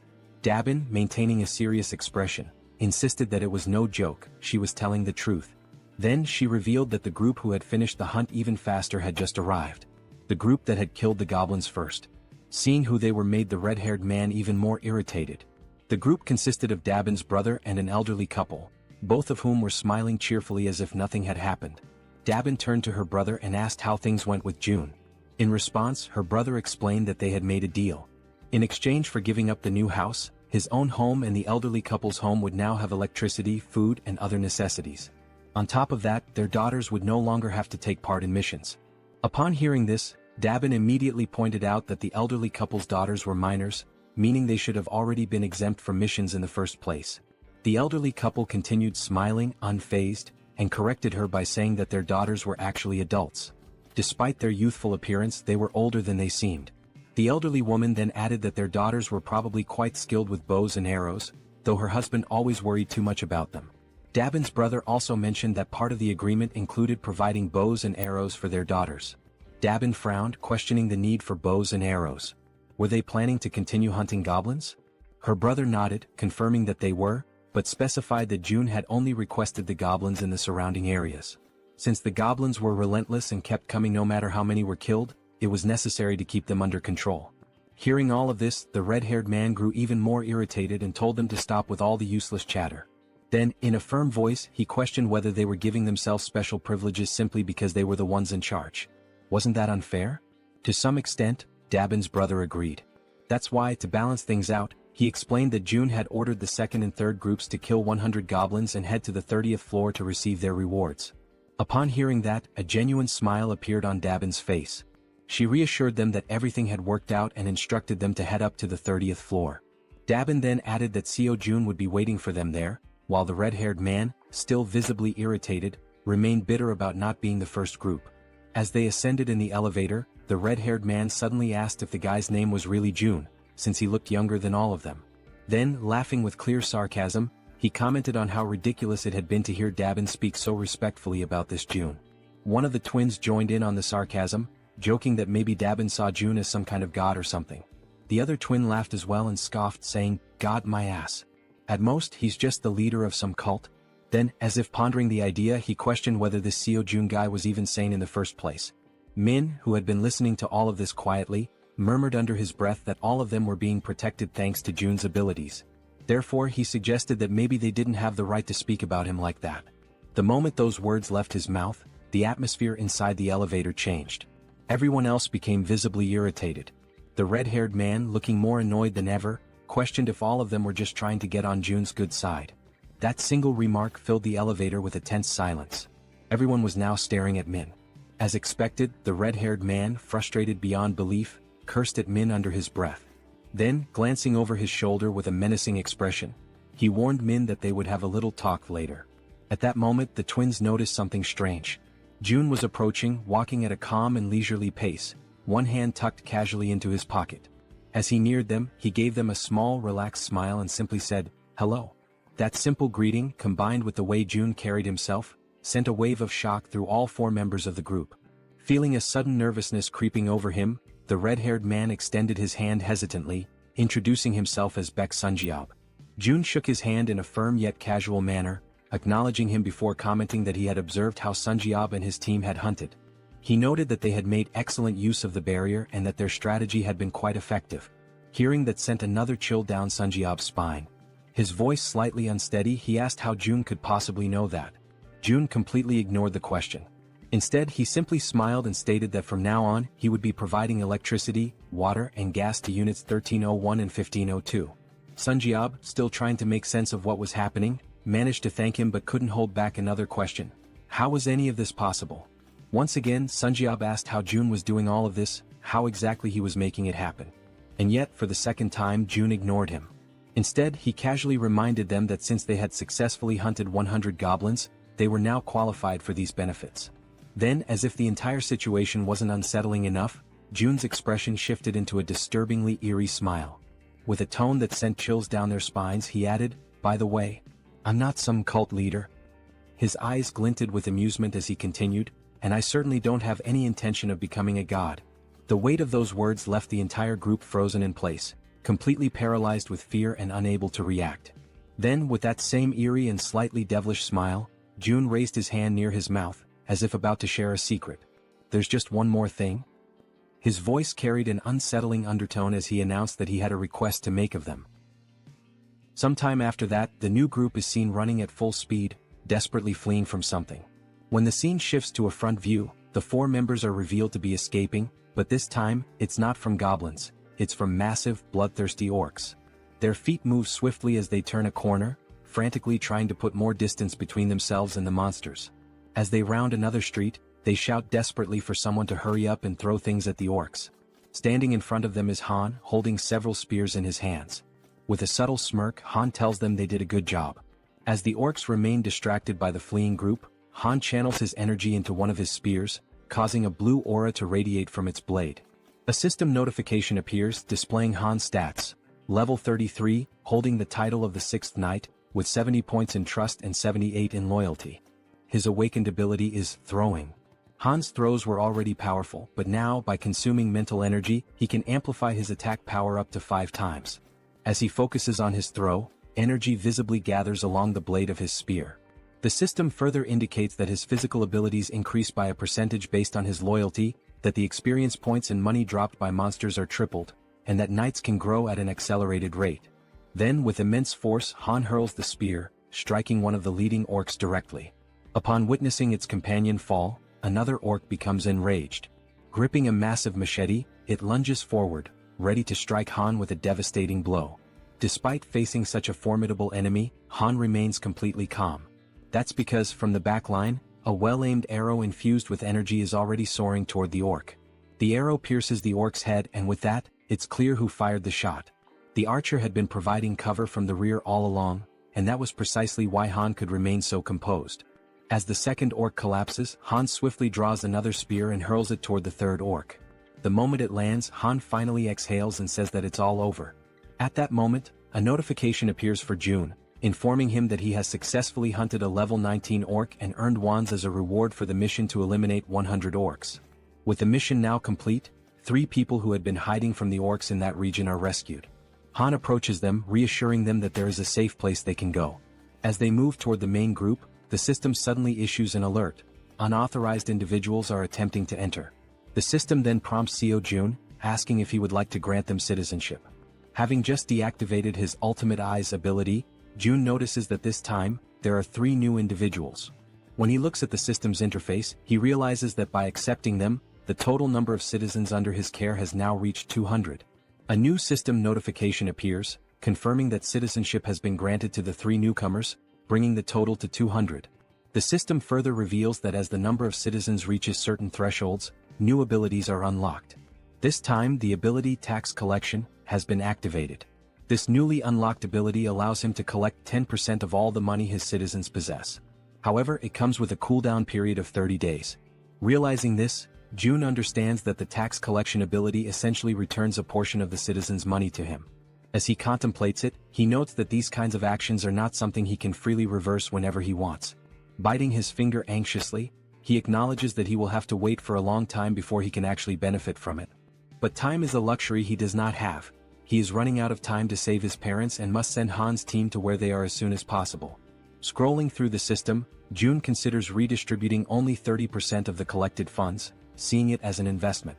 Upon executing this command, the system notifies him that the ability's level has increased, reaching level 10 and granting him 3 additional skill points. At that moment, June feels a sharp tightness in his chest, accompanied by an intense pain. A deep purple domain expansion begins spreading beyond the building. Another system notification appears, displaying a congratulatory message. It states that with this expansion, an official declaration has been made across every corner of the apartment complex. Additionally, a fund of 1 billion wands has been deposited into his wallet. Furthermore, the construction function has been activated. Still clutching his chest from the lingering pain, June looks at the system screen, reading the new notification. His mind immediately starts racing, questioning what exactly this construction function entails. The system then displays a list of available facilities that can be built, along with their respective costs. It also shows the value of the fund and an annual production revenue of 30 million wons.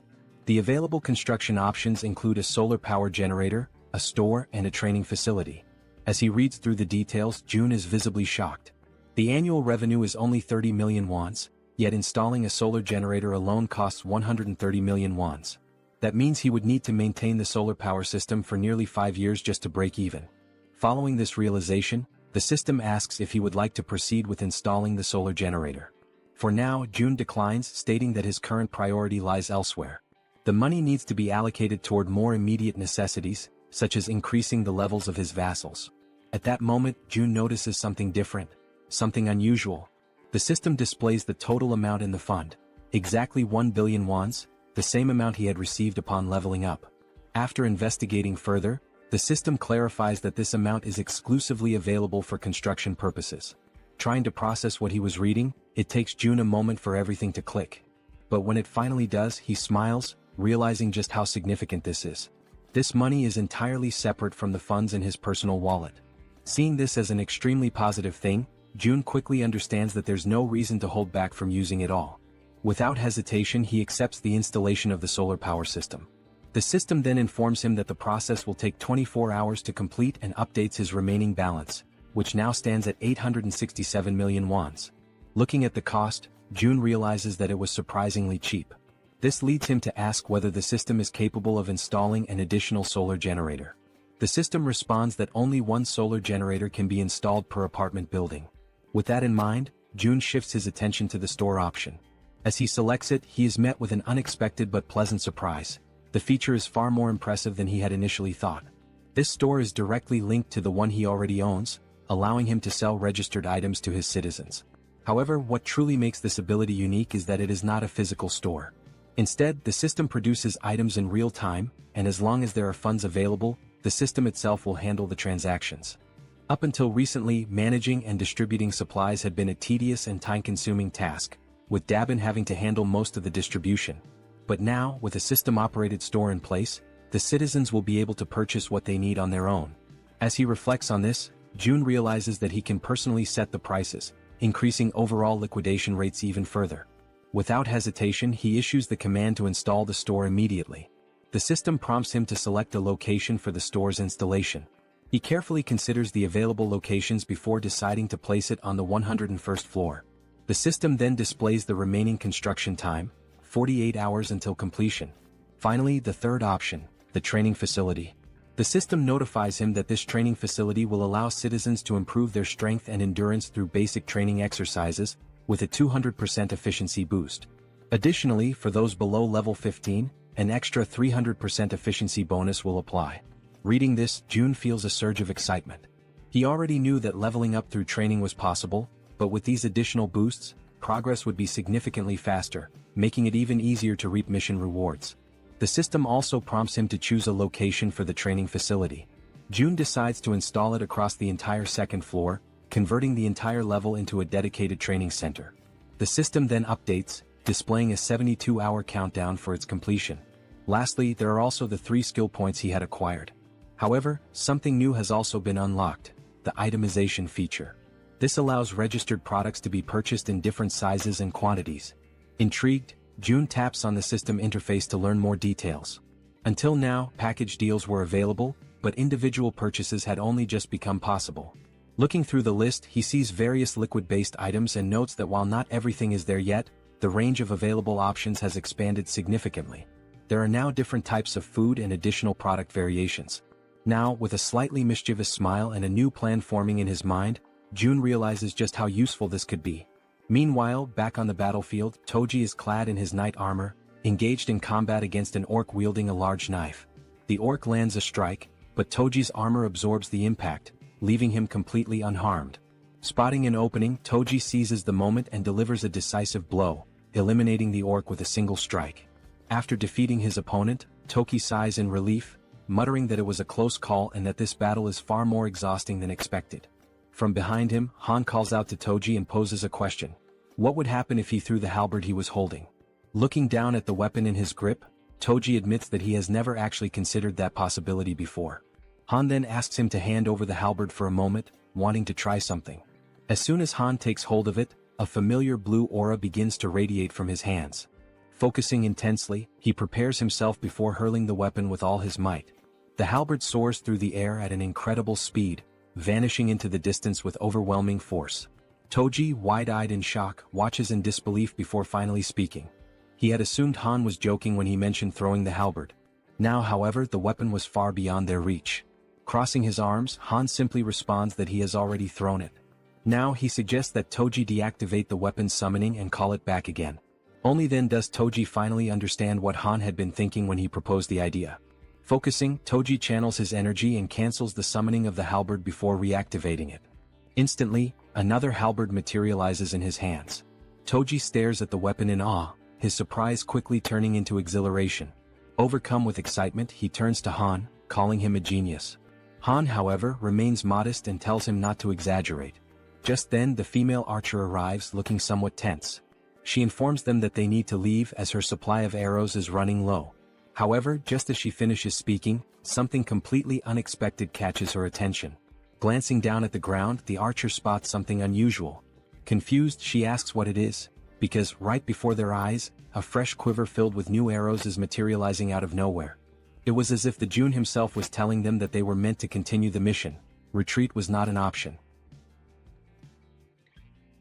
The system displays a new ability called Omni-Focus, which allows the user to activate another ability while observing an area using the Ultimate Eyes ability. After collecting the new arrows, the archer continues hunting creatures alongside the group. The system keeps notifying them of the orc kills, showing that the last one was level 19 and the amount of one deposited into the shut-in wallet. Additionally, the system indicates that some citizens have completed the mission assigned to them, resulting in more ones being spent. Furthermore, some citizens are leveling up. With his arms crossed, Jun looks at the system and realizes that he has always been right. It is indeed possible to increase attributes through mission rewards as well. A glimmer of hope begins to appear in his thoughts. Staring out the window, he notes that his parents' house is about 10 kilometers away, which would take approximately 3 hours on foot to reach. After considering this, he decides to take a walk around the building and heads toward the elevator. Upon stepping out, he makes his way toward the rooftop, approaching the highest point of the structure. Observing the state of the city in the aftermath of the apocalypse, he takes in the sight of the ruins, every single building reduced to rubble except for his own. The devastation is overwhelming, and he mutters that this is truly horrifying. Thoughts race through Jun's mind and he quickly comes to a realization. He needs to act fast as soon as possible. Opening the system window, he decides to start with Han's group. The first person the system highlights is the bespectacled man Jian. He holds the title of 7th Servant, with a trust level of 59 and a loyalty level of 33, and his awakened ability is the Raven Pact. Seeing this, Jun realizes that as long as Jian's ability is being effectively utilized for reconnaissance, it would be best for him to team up with the werebear and the healer. The werebear, Yanju, is at level 33 and has awakened the warrior bear ability, but her loyalty remains low at only 12. Meanwhile, the healer, Kim De-jung, is at level 30 and has the awakened abilities of healing, blessing, and magic armor. Examining the details, Jun notes that unlike the healer, who is already registered as a vassal, the werebear does not yet possess the necessary trust to qualify for vassal status. Beyond her healing ability, the healer also possesses an A-tier blessing, which enhances physical abilities by 70%. Additionally, she has a B-tier magic armor, which generates a magical barrier that protects a chosen target. Kim recognizes that those who had an awakened ability from the beginning hold a tremendous advantage and begins to wonder how he could gain the werebear woman's trust. Recalling her desperate goal of resurrecting her son, Jun questions whether that might be the only way. He opens the system's resurrection tab and immediately, the system informs him that he does not have enough money to grant the reward, instructing him to acquire more funds. Kim clenches his fists in frustration, irritated that he still lacks the necessary amount. An idea sparks in his mind, to drastically increase the difficulty of the missions to the highest level possible. He then declares that he will set up a mission to hunt a level 40 monster, knowing that such a monster must be incredibly powerful, which in turn would yield a far greater reward. With a serious expression, he sets the time limit to 24 hours. The penalty? Death. Yet, once again the system notifies him that he does not have enough money to provide the resurrection reward. Despite the harsh penalty of death upon failure, June is infuriated that the system still deems it insufficient. Then, another notification appears, momentarily catching him off guard. The system announces that he has slain a level 18 orc. An idea suddenly takes root in his mind, perhaps a group mission might work. Without hesitation, he reopens the system and attempts to issue a mission to hunt a level 40 or higher monster, with the same 24-hour time limit and the same penalty of death upon failure. However, this time the reward is modified. The werebear's son will be resurrected, but only for 1 day. June accepts the mission, determining that for now, he must ensure the werebear woman fully commits to his cause. Back in his room, Seo Jun hears desperate knocking at his door. A frantic voice from the other side pleads for him to open it. Seo Jun moves toward the door, and as he cracks it open, he barely has time to react. The werebear woman barges in without waiting for him to open it fully. She had already been informed of the mission's reward and the possibility of resurrecting her son, which explained why she looked completely exhausted. Her eyes brim with tears as she declares, with a trembling voice, that she will do anything, anything at all, and she is willing to start immediately. June tells her that it is indeed possible, but there is a strict time limit, 24 hours to complete the mission and 24 hours for the resurrection itself. Upon hearing this, the werebear woman collapses into uncontrollable sobs, overwhelmed by the mere possibility of something she had long believed to be impossible. Tears stream down her face as she expresses her heartfelt gratitude to June, telling him that she is truly happy, ecstatic, to have even just 1 day with her son. With unwavering determination, she promises that she will do whatever it takes to make it happen.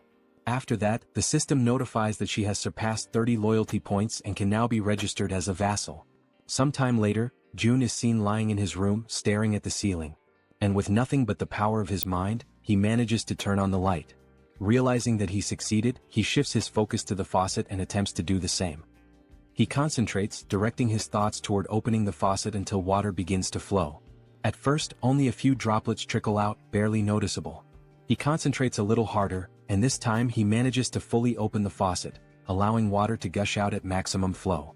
Feeling somewhat relieved, June comments that this is pretty cool, but at the same time he has already grown somewhat accustomed to it.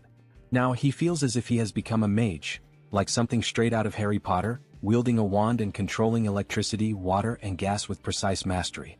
The system then displays an update, indicating that the store's earnings are being calculated. A total of 320,981 wons has been deposited into the shut-in wallet. Glancing at the system, June does some quick calculations and realizes that a profit of 320,000 wons suggests that today's total sales have exceeded 1.5 million won. He activates the Ultimate Eye's ability to check on the people within the building, observing what they are doing on the different floors. On another floor, a man asks how much they need to save. Another man, holding a bow, responds that the bow itself cost 150,000 won, and today they only earn 10,000 won, meaning it will take roughly 15 days. The first man calls the other an idiot, pointing out that he didn't even factor in the cost of water and food for the next 15 days. Frustrated, the man with the bow turns his back and says that since the other is so smart, he should calculate everything on his own. Observing the interactions and dynamics between the people, June notes how much the atmosphere has shifted ever since he started distributing the reward money. He also realizes that ever since the mysterious place known as the store appeared on the first floor of the building, the small amount of money earned from hunting goblins has begun to ignite a growing desire among the people to hunt even more. And now that there are no longer enough goblins left within the apartment complex, people are being forced to venture outside in search of prey. Looking at the system, he feels a certain satisfaction, as level-ups are progressing steadily, and the number of new citizens has grown significantly. The system shows that the current population is 789, with XP and money bonuses now at 100%. Fixated on the system screen, Seo Jun realizes that things are about to expand exponentially from this point forward. Then once again another notification appears. Another level 18 orc has been slain. Sometime later, down below, the werebear woman, with her immense superhuman strength, is tearing through wave after wave of goblins, crushing them without hesitation. Now she is emitting a golden aura, striking fear into the goblins before they even have a chance to fight back. Without wasting a single second, her thoughts consumed by the possibility of seeing her son again, she charges forward, completely obliterating the remaining goblins. Once no more goblins are left standing, she begins to revert to her human form. The exhaustion catches up with her, and she breathes heavily, struggling to steady herself. From a distance, the healer calls out to her, asking if she is okay and whether she is injured anywhere. The werebear reassures her that she is fine, stating that even if she were hurt, it wouldn't be enough to stop her. The healer, concerned, urges her not to push herself too hard, mentioning that she is eliminating all the monsters before anyone else even has a chance to fight them. The werebear apologizes, insisting that she isn't trying to steal anyone's kills. The archer, curious, asks why she is apologizing in the first place, pointing out that by taking down the monsters so quickly, she is making things much easier for everyone. Hearing this, the werebear feels a sense of relief. Her companions are not upset with her after all. Watching from afar using the ultimate eyes, June acknowledges that forming this team was indeed a good decision. The system then updates, displaying the werebear woman's status. Her name is Yun, and she has now reached level 40, with her trust and loyalty both rising to 66. She has also acquired new abilities beyond just her werebear transformation. The newly awakened abilities are Ancestral Vital Blood and Primal Frenzy. These new abilities grant her a 50% boost to melee attack damage. Additionally, whenever she sustains wounds, Vital Blood drastically increases her regeneration. Furthermore, her eyes turn crimson upon witnessing blood, triggering an effect that amplifies her physical abilities by an astonishing 300%.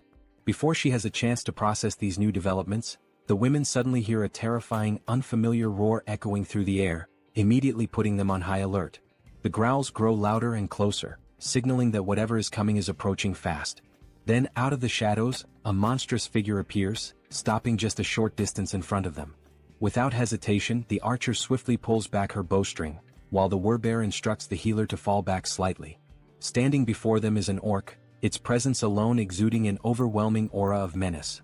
Its crimson eyes gleam ominously, and its body is riddled with deep scars, evidence of countless battles. In its massive hands, it grips a weapon resembling a giant club, and it begins to speak in a language that none of them can understand. Faced with the imminent threat before her, the werebear woman does not hesitate for a single second and immediately begins her transformation.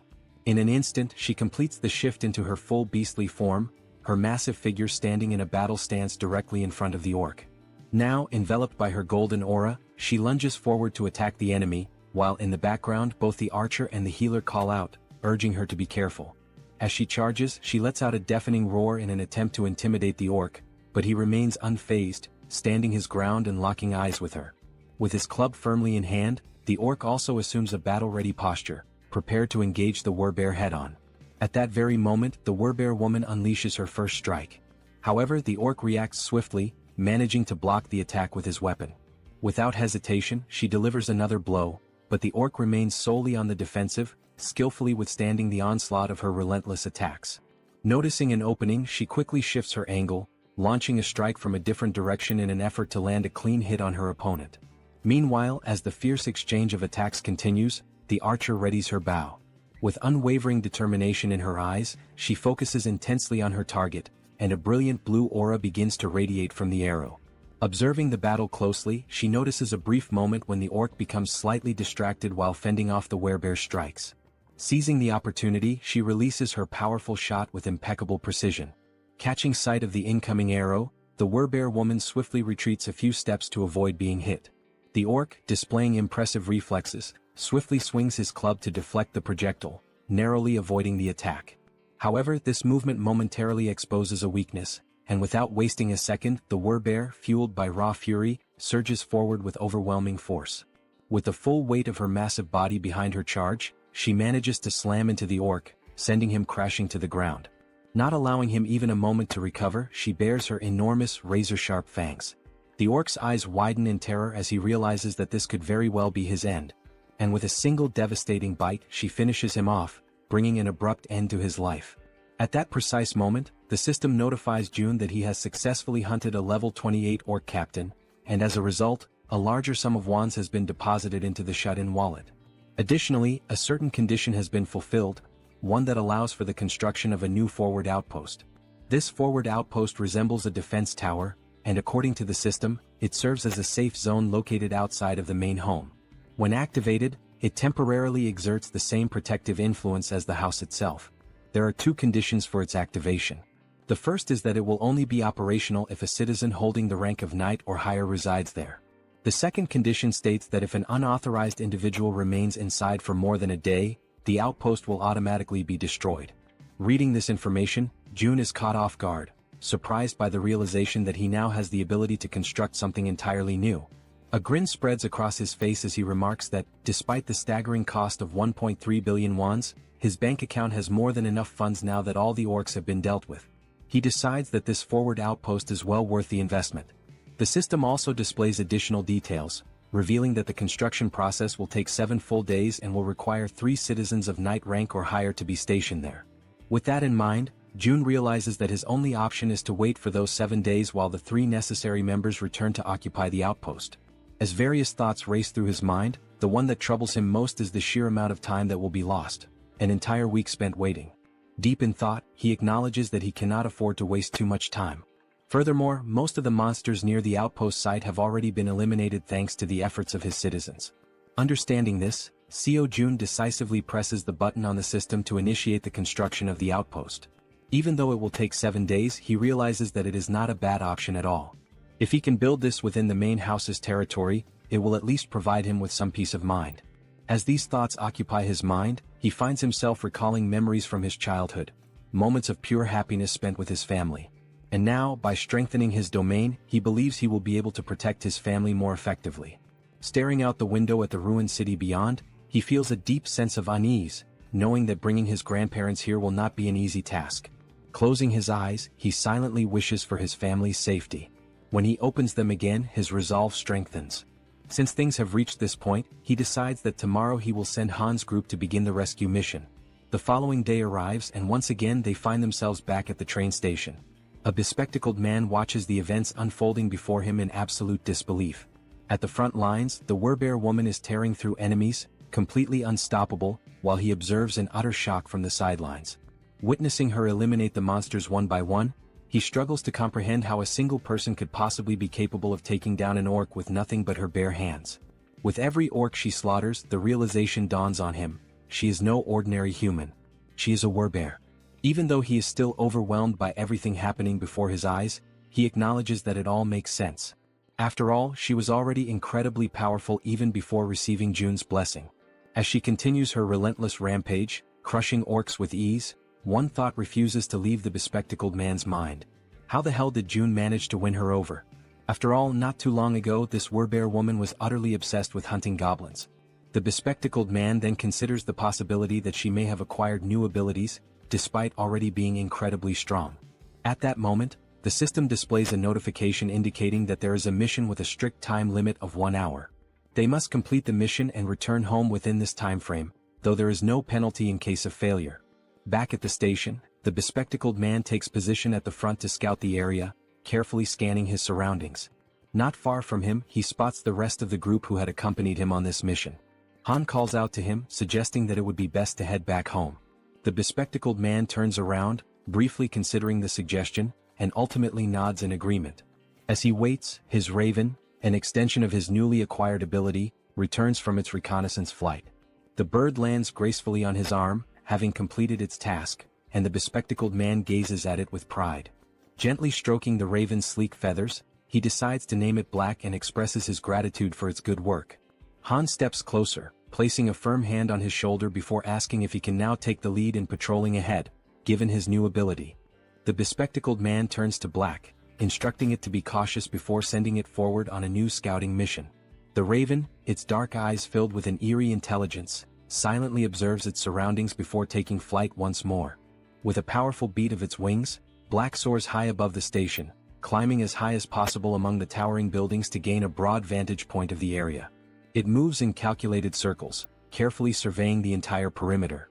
Thanks to the bespectacled man's new ability, he is able to access everything the raven sees as if their visions are linked, distance proving to be no obstacle to their connection. Once he fully processes the information relayed by Black, the bespectacled man turns to Han and reports that the area outside appears to be clear, confirming that it is safe to proceed. Han acknowledges the report with a nod and promptly signals the rest of the group. Upon receiving the order, everyone quickly moves into formation, positioning the strongest members at the outer edges while the healer remains securely in the center. As they march forward, the bespectacled man suddenly senses an unusual presence near his back. His instincts kick in and without hesitation he whirls around to check for any threats. A faint rustling sound reaches his ears and after a brief moment he identifies the source, a small rat scurrying along the path. Since he is positioned at the back line, the bespectacled man swiftly climbs onto the platform, stepping away from the train tracks to avoid obstructing the others. His companions continue moving ahead, yet an uneasy feeling lingers. Unable to shake it off, he turns once more to scan the area behind them, double-checking to ensure that they are not being followed. In the dimly lit tunnel, just beyond the tracks, something catches his attention, a pair of gleaming eyes watching from the shadows. The eyes belong to a rat. Without hesitation, the small creature leaps forward, mirroring the group's path with uncanny precision. Relentlessly, despite its diminutive size, the rat pursues them, its glowing eyes locked onto their trail. Carefully and persistently, it follows their every move, all the way to the station's exit.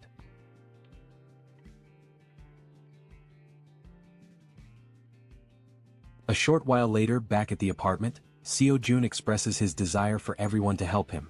Lowering his head slightly, he humbly asks for a favor and begins to explain the situation regarding his family. The other members of the group exchange glances, silently processing his words without uttering a single response. Jun continues, acknowledging that the chances of his family being alive are slim, given the current state of the world. Han then asks if his relatives are also within the apartment complex, to which Jun replies that it is difficult to say for certain. At that moment, Moon steps forward and without hesitation, exclaims that they will help rescue Jun's family. The sudden outburst catches everyone's attention, and all eyes turn to Moon as he fervently insists that they should be allowed to assist with this.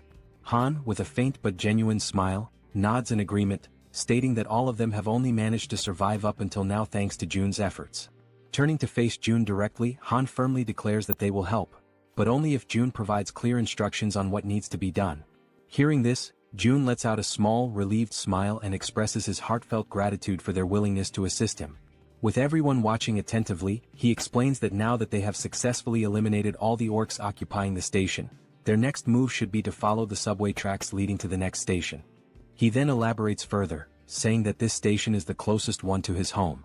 However, they can exit through exit number 2, and once outside he will provide them with more specific instructions. Jun reassures them that he is not asking them to go there immediately in one direct mission, as that would be too selfish on his part. Instead, he clarifies that their current objective is simply to secure the station first. Once again, he bows his head slightly in gratitude, asking everyone to rest well for today, as the operation will commence the following day. At that moment, the werebear woman respectfully asks for permission to speak. She then poses a question, wondering why Jun cannot simply use the abilities he has displayed so far to bring his family to him. A flicker of frustration crosses Jun's face as he admits that he has already tried. He has attempted teleporting a target as a mission reward. Furthermore, he had been excited when Moon awakened his teleportation ability, thinking it might allow them to bring his family back instantly. However, the system immediately indicated that such a reward was impossible, leading to a complete failure. Jun speculates that the reason his abilities do not work might be due to his family being outside of their effective range. Scratching his head in contemplation, he adds that if this truly is the reason, then even if his parents were to die, there would be absolutely nothing he could do to save them, as they remain beyond his reach. As the group listens, Jun acknowledges that, despite his powers, he is not capable of everything. Even with the abilities he has gained, there are still things beyond his control. Turning his gaze toward the werebear woman, he reassures her not to worry, affirming that the promise he made to her before is one he can still fulfill. At that moment, the system displays a notification indicating that her trust in him has increased even further. She smiles warmly and thanks him for his honesty, appreciating that he has been straightforward from the very beginning. Jun in turn thanks the entire group for their honesty as well, and once more urges them to rest for the day. One by one, they begin dispersing to prepare for the much-needed rest ahead. As Han steps away, he pauses briefly, turning back to remind Jun that he should get some rest as well. At that precise moment, something catches Jun's attention, making him instinctively glance to the side. The system suddenly notifies him that someone is attempting to enter, and that this individual meets the necessary requirements, prompting the system to ask whether he wishes to grant them citizenship. Without hesitation, Jun activates his Ultimate Eyes ability and commands the system to approve the citizenship request. The system displays the name of the individual as Yi Jin, a level 31 being with an awakened ability titled Queen of Rats. Upon using his ability to verify the identity of the applicant, Jun's eyes widen in shock, a wave of disbelief washing over him as he realizes that the one he had just granted citizenship to was, in fact, a rat. 1 hour earlier, while they were still inside the subway station, the rat had been observing the group closely, curiously wondering who these people were. These individuals were so powerful that they had managed to eliminate the orcs with remarkable ease. As the group ascended the stairs, the rat pondered whether their strength was due to the fact that they all had awakened abilities. But at the same time, it questioned if such a thing was even possible. Hiding in the corner of the wall, the rat considered the best course of action. Perhaps it would be wise to simply follow them for now and attempt to make contact later. The thought lingered in its mind that such an endeavor might be challenging, but with its abilities, it should be much easier. Determined, the rat took off in pursuit of the group. Now outside the station, amidst the city's ruined streets, the rat continued tailing them, convincing itself that it was only taking a quick look around. Upon arriving at their destination, the rat's ears twitched as it picked up the sound of human voices, children's laughter and other noises that were incredibly unusual in this world. Looking ahead, it saw children playing carefree, as if untouched by the devastation that plagued the rest of the world. The sight left the rat in complete shock. In a post-apocalyptic world, such a scene was simply unnatural. Turning its gaze to the other side, the rat found itself questioning why so many people were gathered inside that particular building. Fixating on the only structure that remained completely intact, it wondered what in the world that place was. With a deep sense of curiosity, it decided to take a closer look. However, as it attempted to leap up the steps and enter, it slammed its head into something invisible. A dull ache surged through its skull, and a large lump immediately began forming on its tiny head. The sudden pain caused the little rat to let out a pitiful cry. It had collided with a system-generated window that displayed a message stating that entry was prohibited. While rubbing its sore head and trying to make sense of what had just happened, another system window appeared before it, asking whether it wished to acquire citizenship. Still slightly irritated from the unexpected collision, the rat, without much thought, accepted the citizenship offer. Yet, despite agreeing, the system window stubbornly remained in front of it.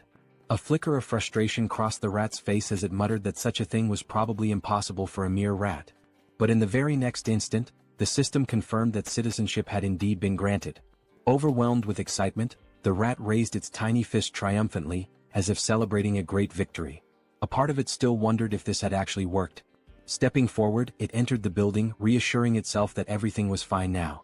However, the moment it crossed the threshold, panic erupted. The sight of a rat inside sent the people into a frenzy. Instantly, several individuals reacted, attempting to stomp on the small creature to eliminate it. The rat, realizing the danger, frantically dodged their feet, twisting and leaping in desperate evasive maneuvers. It barely managed to escape the chaotic scene, but in the process, it lost its balance, tumbled forward, and ended up rolling into another area entirely. The new location was a training facility, where the group's members were actively working out. Han and Togi were lifting dumbbells, training their biceps. Moon and the glasses-wearing man were performing bench presses. The archer and the poison-wielding woman were working out on the other side of the room. Meanwhile, the healer and the werebear woman were taking turns using the lat pull-down machine. Observing the sheer intensity of the training, the little rat found itself in awe, its tiny mind racing as it marveled at the sight. What kind of place was this? At that very moment, elsewhere, a new figure appeared. A woman, clutching her head, muttered that she was experiencing pain. She had been inside that very subway station earlier, and now she was suffering from a splitting headache. Perhaps this pain was a lingering effect of when the rat had collided headfirst into the system's invisible barrier. Bringing her hand to her mouth, she let out a smile, one that gradually morphed into something filled with twisted excitement. She spoke softly to herself, claiming that now, at long last, an opportunity had presented itself.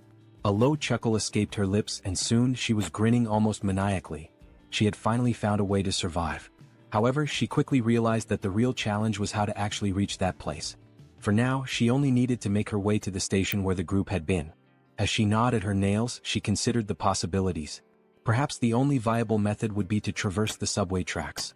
But there was a major obstacle in the way, the monster that currently occupied the station, blocking the path forward. And yet, instead of despairing, she clenched her fists with determination. That was precisely why she still had a chance. There was nowhere in this world that she could not reach. At her command, a swarm of rats began to emerge, flooding the entire area. At that moment, a system notification appeared, indicating that he had hunted a trained level 2 rat and had gained a small amount of XP. The woman's ability was called Queen of Rats, a skill that compelled any rat she encountered to swear loyalty to her, allowing her to share their senses. Observing the notification, June, deep in thought, quickly realized that this woman was controlling the rat's spirit. Without hesitation, he activated his ability, Ultimate Eyes. Someone with an awakened Tire ability had arrived on their own, so no matter the circumstances he had to accept them. He carefully examined each room, searching for any sign of her, but there was nothing to be found. Turning his gaze outside, he scanned the surroundings, yet there was no trace of her there either. June then considered summoning her through a mission, as she had already been accepted as a citizen. The mission he devised was simple: visit the apartment within a 48-hour time limit, with a reward of cola and a choco bar. However, just before confirming the mission, June paused, realizing he was forgetting something. A memory resurfaced: the conversation he had with the werebear woman, where she had asked if he simply couldn't bring someone there using his abilities.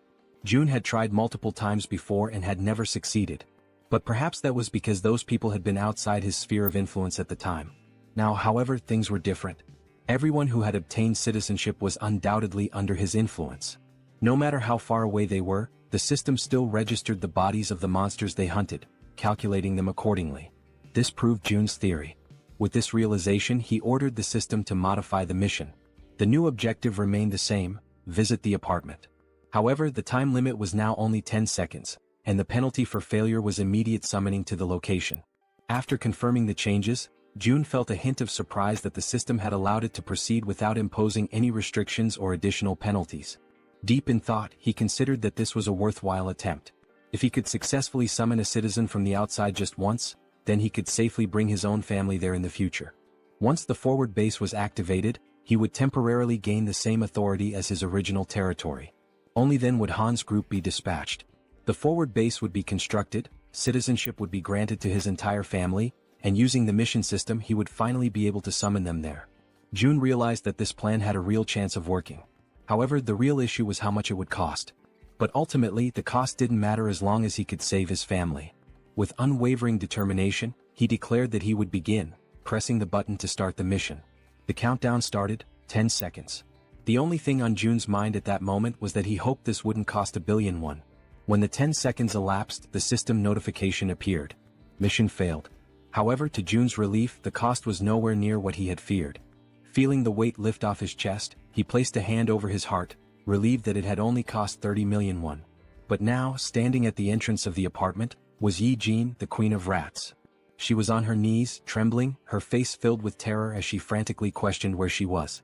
June immediately deactivated Ultimate Eyes, confirming that the penalty had indeed worked as intended. Slowly, he began walking toward the woman. The sight of him approaching sent her into full panic mode, her entire body trembling with fear. The monarch of isolation finally spoke, calling her by name. Hearing her name from his lips only deepened her confusion. Without wasting a second, she hastily demanded to know who he was and how he knew her. June's response was simple: he was the one who had granted her citizenship. Yi-jin took a moment to process this information, trying to make sense of the situation. Still in shock, she questioned whether this place was the same location where her little rat had been. June, retrieving a can of soda from the system, confirmed that yes, this was the top floor of the apartment she had previously seen through the rat's eyes. As he offered her a chocolate bar and a soda, he apologized for summoning her so suddenly, fully aware that she was overwhelmed and terrified. Then, in a calm and composed manner, June introduced himself, stating his name and expressing that it was a pleasure to meet her. Still wary, Yi-jin hesitated for a moment before extending her hand to accept the chocolate and soda. She took a deep breath, gathering herself, before asking if he was the one who had summoned her here and if he was also the one responsible for that strange search at the subway station earlier. June confirmed both. Without warning, her expression shifted completely, excitement flashing across her face. Her sudden change in demeanor left June puzzled. Then, as if she had just remembered something urgent, Yi-jin began to speak. She knew it was asking for a lot, but there were people under her care and she wanted to know if he could bring them here as well. Continuing, she explained that she had tried to do it herself, but it had been extremely difficult to bring everyone here. She had been so close to taking a huge gamble to make it happen. June, maintaining his composure, asked her how many people she needed him to bring. Without hesitation, Yi-jin answered: 35 people. Realizing the high number of people involved, June hadn't expected that there would be so many others with her. He sighed and apologized, explaining that this would be difficult to accomplish. Yi-jin, clearly distressed, immediately questioned why. Without hesitation, he stated plainly that with his current power, he simply couldn't bring that many people there.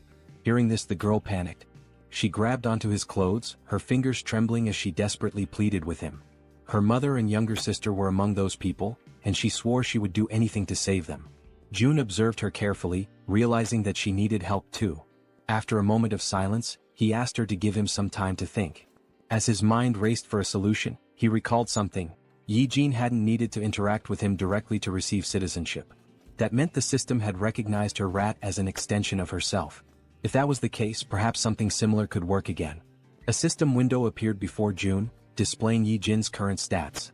Her trust level was at 37, and she was at level 31. Seeing this, he noted that her trust had already increased, and given her situation and everything she had just said, it was only natural for her to trust him even more. Still kneeling in front of him, her eyes full of desperation, she listened as he called her name. She immediately asked if she really could do anything. Without hesitation, Yi-jin confirmed that she would do absolutely anything. June took a deep breath before finally speaking. There was a way to make what she wanted possible. But first, she had to trust him completely, 100%. He asked her if she understood. Then, speaking in a calm and steady voice, he told her that if she placed her absolute trust in him, he would undoubtedly save them. Hearing those words, the girl's eyes lit up with hope. She clasped her hands together, almost as if in prayer, and shouted that she truly trusted him. With unwavering determination, she declared once more that she would do anything if it meant saving her family. At that moment, the system notification appeared. Yi-jin's trust level had reached 50, and her loyalty had surpassed 30. This fulfilled the conditions for her to be registered as a vassal. June grinned. This was good, very good. And what came next would be even better. Without hesitation, he pressed the system window, selecting the option to register her as his vassal. At that exact moment, a blue aura surged forth, enveloping Yi-jin's entire body. For a brief instant, the unexpected sensation startled her. Then another system window appeared. Yi-jin was now officially recognized as 10th Seed, Knight and Tamer. Her awakened abilities were listed as Queen of Rats, Evolution. June read through the details carefully. The Tamer title granted her the ability to enhance the stats of her tamed creatures based on their loyalty. Additionally, their growth speed would accelerate according to her trust level. On top of that, the evolution ability was classified as Tier A+. It allowed her tamed creatures to continuously grow, and once they reached a certain threshold, they would evolve. As he watched the glowing energy flow through her body, June asked her a critical question. Were there tamed rats near where her family was located? Yi-jin, still feeling the power coursing through her, nodded quickly. June immediately issued an order. She was to send those rats to where her family was right now. Without hesitation, the Rat Queen confirmed she would do it. She sat down cross-legged, closing her eyes in deep concentration. She needed to direct her consciousness to her rats, guiding them to her family's location. June seized the moment and activated Ultimate Eyes. As soon as he did, his vision expanded and he was able to see through the eyes of the rat. The system recognized it as an extension of Yi-jin herself. A system window popped up, identifying the creature. Tame Mouse, Level 2. The small rat scurried forward, stopping in front of a group of people. They watched it carefully, recognizing it almost immediately. Whispers spread among them. Was this one of Yi-jin's rats? Then, to their surprise, a system window appeared above the rat. The unexpected sight made the people uneasy. And then, something even more shocking happened. One after another, various supplies began to materialize from the system. Food, water, necessities, all appearing out of thin air. The people stared in disbelief, struggling to comprehend what they were witnessing. Someone muttered a question. Was this Yi-jin's doing? With this, the system updated once more. Yi-jin's trust level skyrocketed, increasing several times over. From a distance, June observed it all. This was exactly what he had anticipated. He continued watching as the rats moved. A realization struck him. Yi-jin's ability and his absolute eyes were a perfect combination. From this moment on, the tens of thousands of rats crawling through the sewers would now serve as his eyes. June couldn't help but smile. This was insane. And now he had acquired the ultimate scout. The Rat Queen politely asks for permission to speak, her voice calm but firm. She then inquires if the place June wants to know about is the one located near the beach. June nods in confirmation, stating that yes, that is indeed the place he is referring to. A realization dawns upon him. Coincidentally, Yi-jin had gone to Nambumindong, which happens to be where his family's house is located. Naturally, this puts her in a far better position than Han's team, who are still unfamiliar with the area. On top of that, all she needs to do is send a single rat. Even just one rat alone makes it possible to confirm his family's survival, and now with her abilities, it will also be much easier to send supplies. After June explains the plan to her, Yi-jin smiles, confidence shining in her expression, and assures him that he can leave everything to her. Right at that moment, the system notifies that both her loyalty and trust have increased. Not wanting to waste any more time, June immediately asks if she can go right now. Yi-jin, still smiling playfully as she absent-mindedly plays with one of her rats, confirms without hesitation that she can. June then gives her a specific request. He asks if she could follow the subway tracks on her way. Her expression shifts slightly, and she asks if he is seriously suggesting that. June confirms without hesitation. His plan is to use that route for the rescue mission later. However, Yi-jin's expression changes drastically. A look of sheer panic washes over her face as she quickly exclaims that this will not work. June is momentarily taken aback by her sudden reaction and questions why his plan would fail. Yi-jin, still visibly shaken, explains that a monster lives inside Siamayan Station. June freezes for a moment, completely caught off guard by the unexpected information. In disbelief, he asks her if she is serious. Yi-jin simply nods, her expression grim. June raises a hand to his chin, deep in thought. After several seconds of contemplation, an idea forms in his mind. He then asks Yi-jin if she can send just one rat to where the monster is. Though she is visibly hesitant, no doubt because of her traumatic experiences, she steadies herself, takes a deep breath, and focuses. As the blue aura flows through her body, she confirms that she can do it. The perspective shifts, and now it is through the eyes of a rat inside the subway. The tiny creature scurries forward, navigating the abandoned station. Then, it suddenly stops, completely frozen in place. Something up ahead catches its attention. As its gaze slowly rises, it sees a massive figure lifting the lifeless body of an orc as if it were nothing but a ragdoll. The rat's vision continues to rise, revealing the true form of the creature. It is a gigantic snake. The monstrous serpent effortlessly takes the life of the orc, devouring it with frightening ease. Despite being small and trying to remain hidden, the rat's subtle movements attract the snake's attention. The giant serpent's head snaps in its direction, instantly recognizing something unusual in the surroundings. It swiftly swallows the orc, and without wasting a second, it shifts its focus entirely to the rat. Realizing it has been discovered, the rat trembles in fear, its tiny body shaking as it scurries behind a pillar, desperately trying to stay out of sight. For a brief moment, it feels safe, believing it has managed to hide successfully. But its relief is short-lived. The gigantic snake moves with terrifying speed, heading directly toward the spot where the rat is hiding. The serpent's enormous mouth opens, revealing its razor-sharp fangs, poised and ready to end the tiny creature's life. As the attack closes in, the rat is paralyzed with fear, a cold chill running through its entire body. At the very last second, it manages to leap away, barely escaping the deadly strike. Now, its only chance of survival is to run as far and as fast as possible. However, the snake does not relent. It hunts mercilessly, pursuing the rat with unstoppable determination. For a brief moment, the gigantic serpent appears to hesitate, and the rat uses that single opportunity to flee for its life. Back in the apartment, June watches in complete silence, his ultimate eyes ability fully activated. After seeing just how massive and powerful the snake is, June wonders what level the monster could be. He has a strong suspicion that it is at least above level 40. Yi-jin, her voice trembling slightly, asks June if he saw that thing. Then, without waiting for a response, she states firmly that this is exactly why they cannot use Siamayan Station. She then offers an alternative plan. They should skip that station entirely and move on to the next one instead. Yi-jin adds that she has seen the strength of June's companions firsthand. She is confident that getting to the next station won't be a problem for them. June ponders for a moment and then realizes that Yi-jin is absolutely right. He nods in agreement, thanks her, and states that her idea sounds like a good plan. With a grin, he then tells her that she can head to Unit 2701, which is the next station. From today onward, that will be her base. However, she will need to do some cleaning up first. Yi-jin nods in understanding, then stands up and expresses her gratitude. She asks for permission to leave and informs him that she is heading out now. June reminds her to be careful.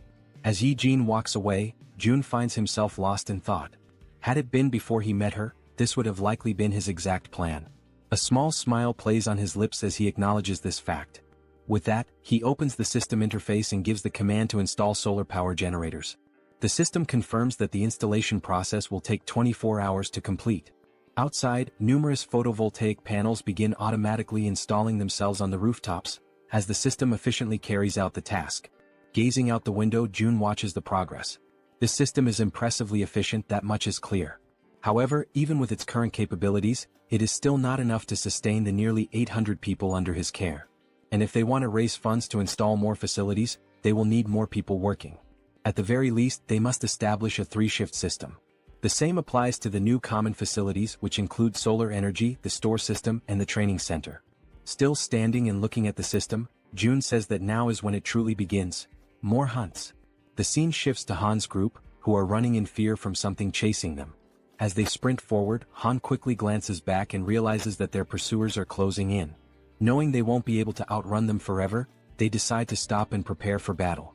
The creatures chasing them are massive bats, flying at incredibly high speeds. The entire group launches their attacks at once, unleashing powerful projectiles. Arrows soar through the air, and as everyone knows, they are infused with a brilliant blue mana. They pierce the bats in multiple places, causing the creatures to screech in agony. After a relentless barrage of attacks, they finally defeat all the bats that had been pursuing them. Once the battlefield falls silent, and none of the bats show any signs of movement, the archer turns to the group and asks if anyone is injured. The group reassures her that they are all unharmed. The poison-wielding woman then shifts the topic, asking the archer about the giant serpent that June mentioned residing in Siamayan Station. She questions whether they truly believe they can take it down on their own. The archer responds confidently, saying that everything should be fine since, if things go south, June can summon them back to the apartment at any moment. The poison-wielding woman nods in agreement, realizing that she is worrying too much. Listening to their conversation, Han grins and reassures her, saying that she doesn't need to overthink things since June is monitoring everything from afar. He then issues the order to move forward.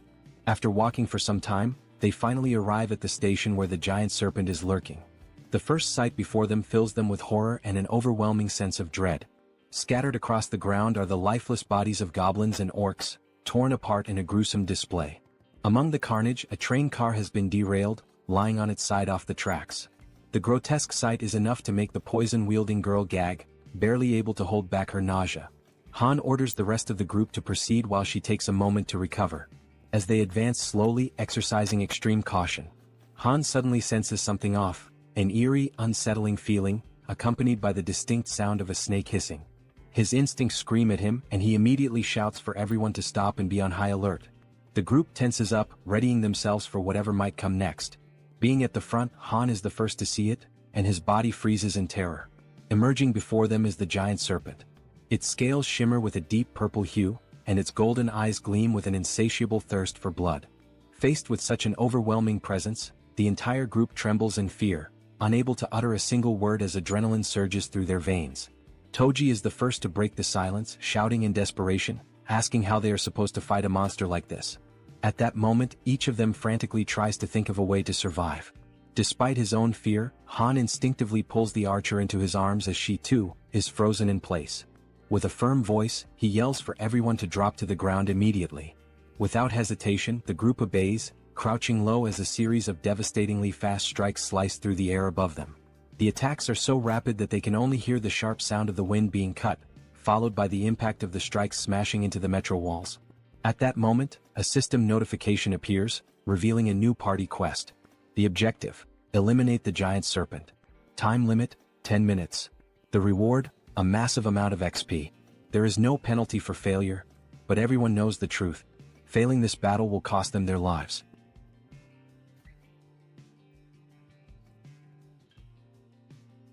After the possible attack, while still shielding the archer with his body, Han realizes, deep down and with absolute certainty, that this might truly be the end for them. As the others begin to recover from the shock, confusion sets in, and they start questioning what exactly just happened. They wonder if that impact could have been an earthquake and whether it really came from the serpent itself. At that precise moment, a system notification appears before Han's eyes, causing them to widen in shock and disbelief. A party quest has been granted. The objective is to finish off the giant serpent. Staring at the notification, Han questions aloud why the system used the term "finish off the snake," rather than simply instructing them to fight or defeat it. But when he turns his attention back to the creature, he notices something has changed. Observing from a distance, with the archer still kneeling by his side, Han wonders aloud what in the world is happening and why the serpent is behaving so strangely. The serpent's scales are soaked in blood, and parts of its flesh seem to be melting, as if it is dissolving from the inside. Han glances over at the werebear woman, and they exchange a meaningful nod, silently agreeing to take initiative. Frowning, Han admits he has no idea what's going on. As equipment materializes across his back, he draws a spear and, summoning all his strength, hurls it with great force. The spear strikes the serpent squarely in the center of its massive head, already weakened and writhing, and the beast lets out a final echoing cry of pain. At this point, it is revealed to us that giant serpents have a habit of consuming their prey while it is still alive. And this detail is far from insignificant. A living creature swallowed whole poses a real and serious threat if it manages to act or strike in the final moment. This is precisely why the giant serpent uses venom to completely subdue its prey or strangles it until it suffocates before swallowing. However, this rule only applies to prey of a certain size. Something as small as a mouse in comparison to its enormous body is not a concern. Then we see a flashback, how the mouse deliberately and with striking precision leapt directly into the serpent's mouth, allowing itself to be swallowed in less than a second. And this small, calculated move would bring about consequences no one could have ever imagined. However, June had been clever enough to come up with such a plan, and now he lets out a quiet laugh while giving the command to open the warehouse. Watching the little mouse with his ultimate eyes ability, he notices two skills that are now available: warehouse and shop. With the mouse already inside the serpent's body, June issues the command to summon gas, causing the serpent's belly to bloat and swell. On top of that, he also summons burning papers, already ignited. The combination of gas and fire results in a massive internal implosion. In other words, the serpent explodes from the inside out, unable to withstand the pain and pressure building within. After the blast, the Queen of Rats experiences a sharp discomfort, as if she is directly connected to the pain the little mouse suffered. June walks over to her, noticing her unease, and asks if she's alright. She responds that she is. It just startled her a bit. June acknowledges her efforts, saying she did a good job, and she exhales in relief, finally relaxing a little. With ultimate eyes still active, he shifts his attention back to the metro and reflects on the fact that he wasn't the one who delivered the final blow to the serpent. Rather, he wants this creature to be slain by his vassals who have earned the title of knight, Han and the werebear woman. By doing this, he knows he will receive 6 times the amount of experience points and profit. We are brought back to the same scene from earlier, just after Han threw the spear at the serpent's head. The werebear woman, wasting no time, charges forward while her transformation nears completion. With her powerful claws, she delivers a series of fierce slashes against the serpent, who still struggles to fight back despite its injuries. Finally, the werebear focuses her strength, leaps into the air, and strikes down with tremendous force, landing a blow directly to the serpent's head. The impact creates a large crater, and once she lands back on the ground, now almost fully transformed, she turns to look over her shoulder, just to confirm that the giant serpent has truly been defeated. Right then, the system notifies them that the king snake has been vanquished, and a substantial amount of experience has been granted. Additionally, since it was a level 40 monster, a large quantity of one has also been deposited into the Shutin's wallet. Now that Han and the werebear woman have defeated the boss of Siamayan Station, it becomes possible to construct an outpost at that very location. System messages continue to flood in, showing that multiple skills have leveled up. Among them, a domestic domain declaration has reached level 15, granting June 3 additional skill points. As always, after each evolution, June experiences that familiar sharp pain, a tightness in his chest that signals the price of his advancement. Outside, his domain continues to grow, stretching farther and farther without pause. The system then alerts that a being has been discovered that meets the citizenship requirements, asking whether June would like to grant it. Still clutching his chest in pain, June gives the command to grant citizenship to the candidate. The system reports that the total number of citizens has now reached 1,000, and as the citizen count reaches that milestone, every citizen unlocks a new passive ability called base salary. This base salary skill is a passive ability that grants every citizen an additional 100% XP and profit bonus. Reading the message, June's eyes widen in astonishment, hardly able to believe what he's seeing. He opens the status window of one of the citizens and confirms it with his own eyes. A 100% bonus to both experience gain and profit share is now in effect. Then June becomes thoughtful, allowing himself a moment to process everything. He realizes that this is actually quite a fascinating feature. He now fully understands what the base salary ability truly means. Even if he sets their profit participation at 0%, the citizens still receive the additional 100% bonus in both experience and profits. But before he can dwell on that thought any further, his concentration is broken. The Queen of Rats calls out to him, gently pulling him out of his reflections. He turns around and asks what she needs. She apologizes for asking this at such a moment but proceeds to make a request. She wants to know if it would be possible for him to bring her group to that place as well. June takes a moment to consider her words, going quiet for a few seconds as he thinks. Then a soft smile forms on his face and he answers that of course he will make that happen. The Queen of Rats lights up with excitement the moment she hears his response. She lifts her hands near her mouth in a gesture of pure emotion, nearly blushing, while her eyes shine with a joy she cannot hide. June then asks her whether she is able to control another rat again at this point. Now full of energy and determination, she confidently answers that yes, she can absolutely do it without any problems. June says that he will inform the group to follow the rat while she guides them from here. Back at the metro station, the giant serpent's lifeless body still lies across the ground, unmoving. From within that very scene, a tiny mouse emerges, now acting as the guide for the group, leading them toward their new destination. The mouse scurries ahead, while the rest of the group follows closely, walking past the corpse of the giant snake and making sure not to stray too far behind their small guide. Han is once again left in shock by the sight unfolding before him. The werebear woman urges him to compose himself and asks whether it was his group that defeated all of the orcs lying lifeless across the floor. He immediately denies it and turns the question back to her. But she also says that she didn't do it either. When she arrived, the orcs were already in that state. That leads them to conclude that this must be an orc territory, and whoever defeated them must be far more powerful than they are. As they keep walking, all the group can see are orc corpses and splashes of blood staining the ground, while they continue following the mouse that is showing them the way. Han points out that now that the giant serpent has been dealt with, the major threat is gone. However, he warns that they must not lower their guard just yet.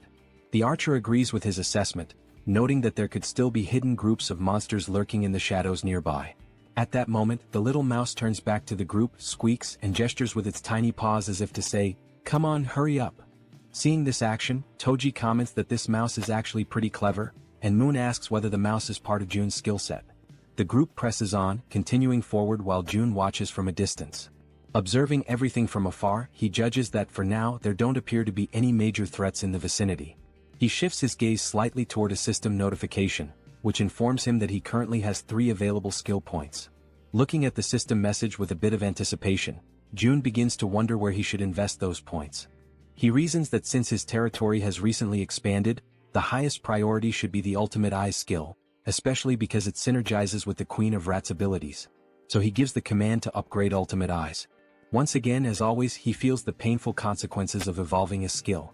But this time, unlike the usual sharp sensation in his chest, he experiences something far worse, an unbearable and splitting headache. And unlike the previous version of this skill, the new level now allows him to see the level of monsters displayed above their heads. In addition to level, he can now see other data as well, such as height, behavior, intelligence, and even specific attributes or traits that make each monster stand out. Realizing how much easier this will make things moving forward, he affirms to himself that he definitely needed this ability. Because first, he needs to identify monsters of the correct level in order to assign suitable quests to people. This way he can reduce the cost of resurrection. Already aware of how useful this tool will be, he decides to use his remaining points. The next skill he chooses is dignity maintenance because now that he is meeting and managing more people, trust and loyalty are becoming increasingly important. He gives the command to level up that skill as well. However, just at that moment, right in the middle of his planning, something interrupts Seo Jun, throwing him completely off balance and into a state of panic. A deafening sound crashes through the area, abruptly ending his moment of reflection. That's when he realizes that the noises he just heard were similar to gunshots, sharp, loud, and unmistakably threatening. Since June had his Ultimate Eyes skill activated at that moment, he was able to quickly realize that the gunshots had not originated from the apartment complex, but rather from the metro station. He immediately redirects his gaze back toward the metro and sees several goblins wielding revolvers in their hands. The goblins wear malicious, twisted smiles, clearly aware of the immense power they now hold with such weapons. Watching the scene unfold before him, the only question running through June's mind is why on earth goblins have firearms, and more importantly, how they managed to get their hands on them. Because it wasn't just one goblin with a gun, there were several of them, causing chaos and panic as they wildly fired their revolvers, spreading terror through the metro. Han and his group had already faced countless formidable enemies in the past, but never had they encountered a threat that escalated in danger so quickly and so unexpectedly. The suddenness of it put the entire group on high alert. Realizing the goblins were opening fire, Han immediately shouts out, commanding the group to run for cover and hide behind whatever protection they can find. The gunfire continued echoing throughout the metro station as the entire group managed to temporarily hide. From their cover, Han and the archer peek out cautiously, watching the scene unfold. Clearly frightened, the archer asks how the hell those damned goblins got their hands on firearms. Han responds grimly, saying the only thing he knows for certain is that it's not possible to fight them head-on under these conditions. But then Han allows a small smile to appear on his face, because he suddenly remembers, Moon is on their team. Without hesitation, Moon uses his teleportation ability, aiming to catch the goblins completely off guard and not give them a single second to react. His expression is fierce, filled with anger, and his eyes radiate pure determination. Without the slightest bit of remorse, he pierces the back of one of the armed goblins with his spear, driving it through the creature and silencing it with one final scream. That agonized cry is enough to alert the rest of the goblins, who immediately turn their attention to Moon, now fully aware that he's standing in the middle of them. But Moon is far from weak, certainly not as weak as the goblins had imagined. Using his close-range combat skills, he manages to decapitate every single goblin that tries to strike him, cutting them down one by one in rapid succession. Watching this from a distance, the goblins still wielding revolvers quickly realize that this is their best chance to shoot the boy before he closes in. But just as they prepare to pull the trigger, arrows suddenly strike their hands, forcing them to drop their guns in pain. The shots had come from the archer, who had been carefully observing the fight and saw the perfect opportunity to act. And she wasn't the only one. Toji, dressed in his heavy knight's armor, and the werebear woman also launched themselves into the fray, charging forward to eliminate the remaining goblins. Both of them begin to attack fiercely, not giving the goblins a single moment to breathe or retaliate. From a distance, the man with glasses and the poison-wielding woman watch everything unfold in disbelief, clearly impressed by the strength and coordination of their companions. Toji and the werebear continue pushing forward, relentlessly attacking the goblins, while in the background the archer and Moon provide cover from a distance to ensure their success.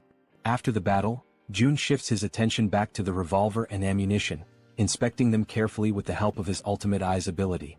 He then gives the system the command to register both items. The system promptly displays a confirmation that the revolver and its specific ammunition have now been successfully registered. Realizing what he just did, Jun stands silent for a moment, stunned by the fact that he has now added a firearm to the system's inventory. He quickly recognizes that he cannot display this item in the store for the general public to purchase. On the other hand, offering firearms in the shop would come with clear advantages. People would instantly become more active in hunting monsters, and even ordinary individuals below level 10 might start regularly hunting orcs. That means the citizens would bring in significantly more XP and profits overall. However, Jun is also aware of one major problem. He cannot trust all the citizens yet. At this point, he's still welcoming people indiscriminately. In other words, there's no real standard, no vetting process. He's been accepting everyone and providing them with supplies without screening them first, operating under the belief that he can control everyone, no matter what might happen. Of course, the rapid growth of the citizen population has brought many benefits. But everyone knows that things change drastically when firearms are involved. There's no guarantee that someone among this growing crowd won't turn out to be a serious problem. Beyond the obvious issue of supply shortages in the midst of an apocalypse, there are also the feelings of envy, resentment, and jealousy that could easily escalate into something dangerous once firearms are introduced into the equation. Regardless of motive, accidents happen, and in the worst-case scenario, someone could die. That's when Jun concludes that firearms will indeed be incredibly helpful, but they must only be handed out to verified individuals. As he opens the system menu once again, he notes that, on top of verification, firearms will also be made available only to those with high loyalty levels. With that decision made, Jun already knows who the first person will be to receive one. Back at the metro station, the group now stands among the lifeless bodies of goblins scattered across the ground. Suddenly and without warning, a gun begins to materialize, forming in midair before dropping right in front of Moon, startling him with how sudden and unexpected it was. Cautiously, he begins to approach the weapon, taking slow and deliberate steps as he draws nearer. Then, with a faint smile appearing on his face and his finger already resting gently on the trigger, Moon picks up the gun, clearly aware of who had orchestrated this.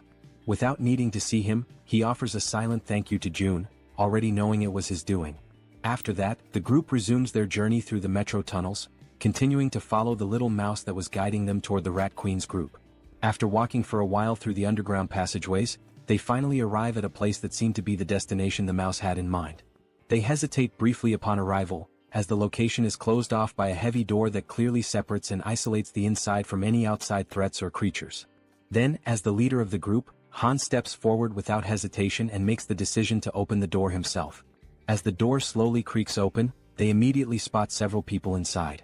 The first ones to lay eyes on the newly arrived group begin trembling in fear, uncertain of who these newcomers are. For all they knew, it could easily be goblins or another kind of terrifying monster. Sometime later, the day turns out to be perfect for a walk. Apparently, June notices this and decides to get some fresh air. As he strolls along the sidewalks, he reflects on how nice it is that the territory now includes the walking trail just outside the apartment complex. He thinks to himself that it's been quite a while since he's gone out for a proper walk, and he quietly expresses his gratitude to Yejin for coming along with him. While enjoying the peaceful moment, the system suddenly notifies him that an unauthorized entity is attempting to enter. Upon seeing that notification, June smiles and casually remarks that it seems they have arrived. Yejin, intrigued, becomes curious to know who they are. The system then shows that a being who meets the requirements for citizenship is approaching the shelter, and it asks June whether he would like to grant citizenship. Without hesitation, he accepts. Moments later, Yejin hears someone calling out her name and is met with a heartwarming surprise. In the distance, her mother and her sister Yeojin are excitedly calling out to her, waving with joy. In a moment of pure euphoria, the three of them run into each other's arms, embracing in a tight, emotional group hug. Their mother, overwhelmed with emotion, asks where she had gone without saying a word and tells her how worried she had been all this time. Yejin sincerely apologizes for everything. After the hug, Yeojin's eyes sparkle with joy as she exclaims how good her sister smells and asks if she had taken a bath. Yejin replies with a smile, saying yes, and not only that, they even have hot water here, and now her mother and sister will also be able to enjoy a warm bath. From a short distance away, June watches the heartfelt scene unfold, happy to hear them chatting about how the place has beds and hot meals as well. Then June calls out to the Rat Queen, and she quickly turns around, asking if something has happened. June informs her that Unit 2701 has now been assigned to her, and she is completely free to use it however she wishes. However, he warns that it might feel a bit cramped for 30 people. Upon hearing this, the girl turns back toward her mother and sister again. But they were not alone. All 30 individuals who had been trapped in the metro were rescued and brought safely to the shelter. Yejin lowers her head for a moment, visibly deep in thought as she tries to come up with a solution to accommodate everyone. Interrupting her train of thought, June steps in and says that he'll provide 3 extra rooms for her, because she is more than worth it and truly deserves it. Hearing this makes her feel a little flustered, and she offers a heartfelt thank you. June adds that she can also use units 2402, 2301, and 1902, all within the same building. Hearing that causes her eyes to fill with tears, and in the background her mother and sister smile with happiness and relief. Yejin expresses her gratitude and says she will always do her best. After this emotional moment, the system displays a notification showing that the loyalty and trust levels of many citizens have significantly increased in an instant. Seeing this on the interface, June feels a small spark of excitement, pleased with the outcome. However, something soon catches his attention. He remembers a system feature that was unlocked when he leveled up, but he had never taken the time to check it. The feature is called Guardian Beast Management, and it has a usage limit of 10 times. Just from the name alone, June gets a vague idea of what this skill might involve. But when he finally checks the cost of activating it, he is completely stunned. The cost is 1 billion, and the number leaves his jaw hanging in disbelief. Still trying to process this, someone suddenly calls his name and asks if he has a moment to talk in private. They head toward a nearby room and June opens the door, motioning for the person to come in. The person in question is none other than Yu, the girl known for using poisons, and she appears hesitant, clearly uncomfortable about what she's about to say. June gently asks her what she would like to talk about. With an anxious expression and a hint of fear in her voice, she says that there's something she needs to confess to him. Noticing her fear, June smiles softly and tells her to take a deep breath and feel free to speak comfortably, assuring her there's no pressure. Seeing his kind and calm reaction, Hiren gathers the courage to finally speak her mind. She bows slightly and thanks him before saying with visible difficulty that she's truly sorry, but she wants to leave the team. Hearing that shocks June to the core. He had never experienced anything like this before. So, with disbelief, he asks if she really just said what he thinks she said. With an expression filled with guilt, the poison girl once again says she is very sorry, but insists that she needs to leave the party. June hears her words, but remains silent for a moment, as it was all so sudden that he is still struggling to fully process the situation. The girl then begins to explain herself, saying that her ability is one of the reasons she feels so useless within the team. She confesses that she often thinks that her presence doesn't make any real difference. Whether she is there or not, things would likely remain the same. June gently tells her to stay calm and to speak freely, reassuring her that she can always be honest with him about anything. The girl then clenches her teeth tightly, as if she is bracing herself with fear and hesitation. Gathering her courage, she finally admits that she is afraid. The way she says it, the trembling in her voice, leaves June momentarily speechless. She goes on, repeating that she really is scared, truly terrified. The goblins were terrifying, the orcs were just as frightening, and the giant snake they faced had been utterly horrifying. She even recalls the terrifying moment when they were being chased by that red tiger. There were so many instances when she could have lost her life, that just thinking about it brings tears to her eyes and she starts to cry. Once again she apologizes to June, saying she knows he saved her many times, while she could only watch helplessly, remaining silent. Wiping the tears from her face with trembling hands, she continues, saying that she is nothing but a useless person, someone who has failed to live up to June's expectations. June, quietly listening, reflects that deep down, he had already started to notice this before. He remembers the time when they went to rescue Moon's grandmother. She had been clearly afraid then. He also recalls how fearful she was when they were hunting orcs, and especially during the confrontation with the giant snake. And he remembers vividly that during the chase involving the red tiger, she had nearly lost her life. June knows that, in truth, she hadn't had much impact on the group's overall efforts. But even so, he also understands that none of this is something she should be blamed for. After all, her ability, Poison Mist, is extremely risky to use. If handled incorrectly, it could harm her own teammates, making it difficult for her to use it effectively in battle. And despite not being able to use her ability to its full potential, she had still risked her life countless times alongside everyone else.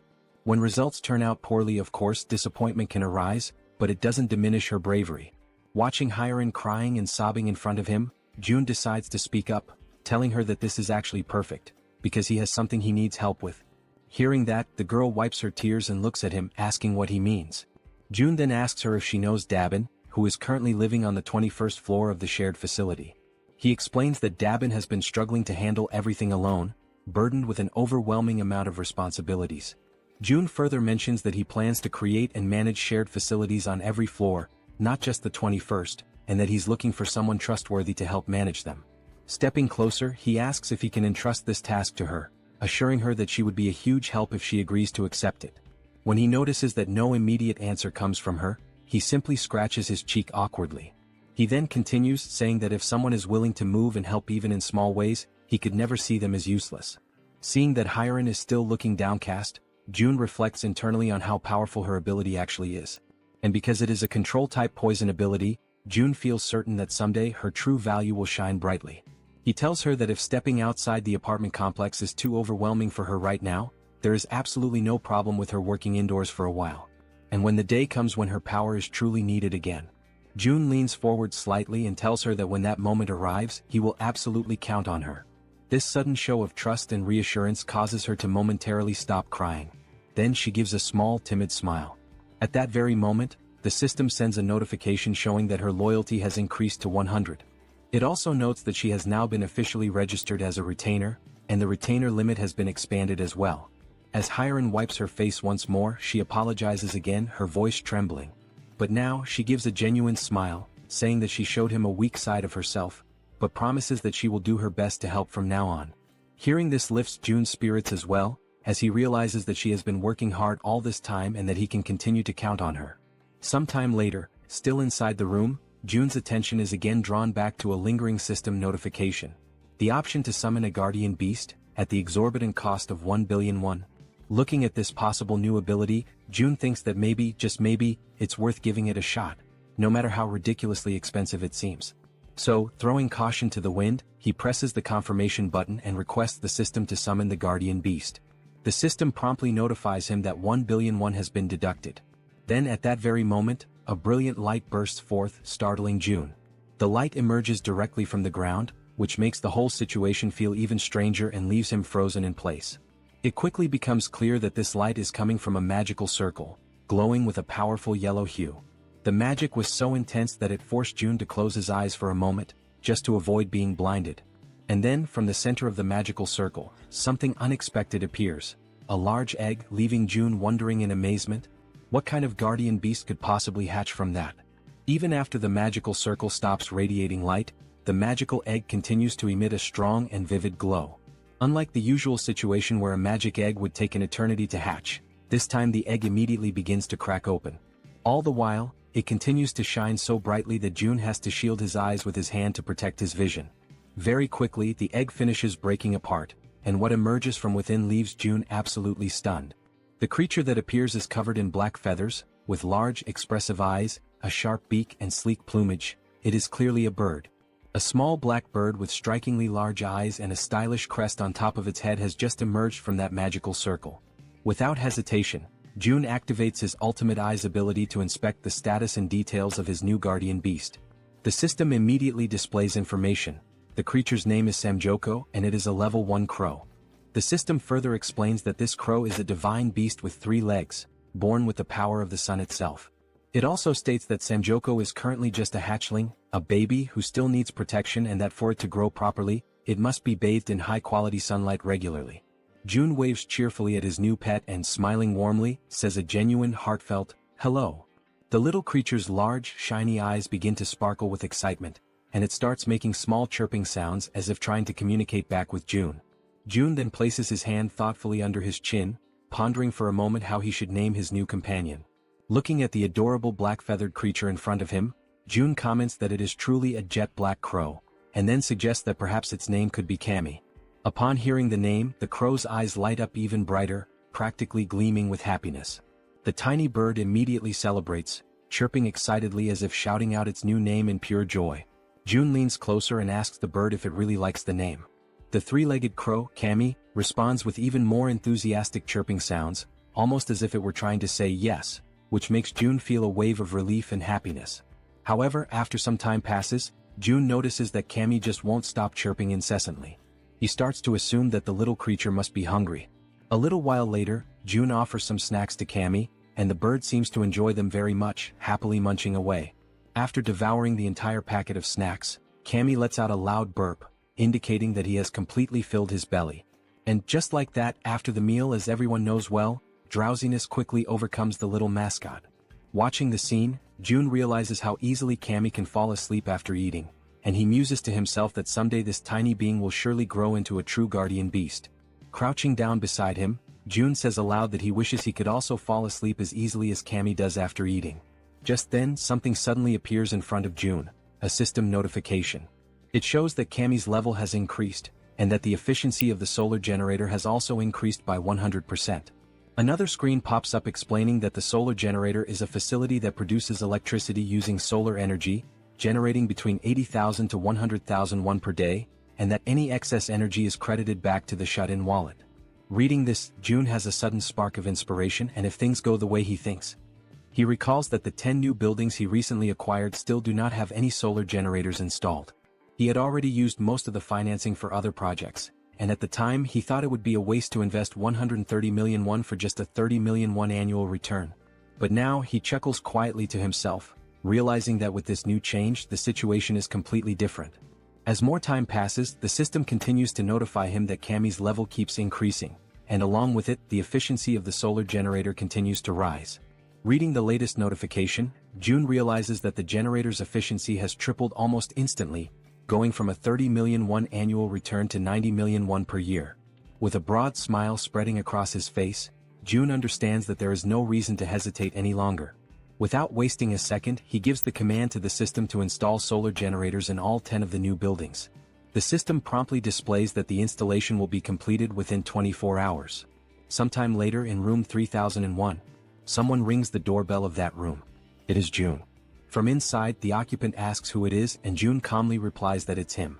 The door swings open quickly and Fatty appears, asking if something is wrong. June replies with a serious expression that he needs to ask a favor. Still looking surprised, Fatty asks what kind of favor June could possibly need. With a stern, resolute face, June explains that he needs Fatty to safeguard his money. They exchange a few words that the narration doesn't reveal to us, and shortly after that, Fatty is left standing there, completely in shock by what he has just heard. Before all of that, the conclusion that June came to while thinking carefully about the tax collection ability was as follows. If he entrusts a sum of money to a trustworthy citizen and simply lets it sit idle, it will generate profit for him over time. There is an initial 10% tax fee when he donates the money for the first time, but after that, the money starts to produce a 10% profit every month. So, June began to consider carefully whom he could trust enough to handle that money. He went through the status screens of various citizens and then stopped when he reached Choi, also known as Fatty, and noticed the 89 points in trust and 98 points in loyalty. It became absolutely clear to June that it had to be Fatty. His level of trust and loyalty were on an entirely different scale, significantly higher than that of any other citizen.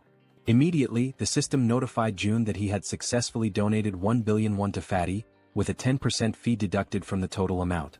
Right after the donation, the system also showed that Fatty's loyalty and trust had increased even further. Still visibly nervous but wanting to confirm, Fatty asked if he really was only supposed to hold on to the money, or if he could maybe use just a little bit of it. That had actually been June's original plan all along, but he had not expected Fatty's loyalty to reach 100, so in the end he replied that yes, Fatty has permission to use a small portion of the money. Still in shock over what he had just heard, Fatty bowed deeply in gratitude, offering a sincere thank you. June in turn told him to stop bowing and said that he trusted him completely. With that matter taken care of, it was now time to move on to the next thing he needed to handle. June went to talk with Dabin, and she asked if she was allowed to choose whoever she wanted. He replied that yes, it was fine, she could choose freely. Then he introduced her to Hiren, the so-called poison girl, and said she could include her in the team. He added that now that Dabin would be the team leader, he would be paying her double the regular weekly salary. At that moment, Dabin's loyalty increased a bit more. Excited by the sudden raise, Dabin pulled Hiren close to her and gratefully said she would do her best. Overflowing with energy, she then dashed off with the poison girl, calling out to her and saying they were about to go on their first delivery. Hiren, trying to keep up, asked Dabin to slow down a little. Watching the whole scene unfold, June felt glad, knowing that the two of them would likely get along very well. And then he realized it was time for a difficult conversation. Over at apartment 2109, June arrived and told everyone that he knew they had all worked hard today, and he asked how they were feeling. Everyone came out to greet June, and Han spoke up to say that they were all doing completely fine, then asked what had brought June to visit them. June explained that, thanks to the monster at Siamayan Station, the surrounding area was now considered a monster-free zone, especially the subway tracks. Everyone listened as June said that from Siamayan to the next station, there were almost no monsters, and that this was their opportunity, before another monster appears and claims the area. He told them they would have to act first. There was one thing June realized, especially after witnessing Hiren begging with tears in her eyes. Looking at these people now, he saw that they were risking their lives to fulfill the tasks he gave them. And thanks to Yejin, the queen of rats, they had been able to identify the giant snake at the station ahead of time.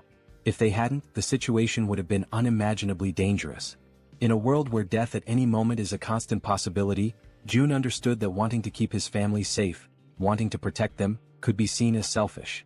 But even so, he gave the order. Han's group would go to Jigalki Station tomorrow, because he could not give up. The next morning, Cammy was stretching after waking up, and June was having his breakfast. The system displayed that the efficiency of the solar generator had increased, and that Cammy's level had also gone up.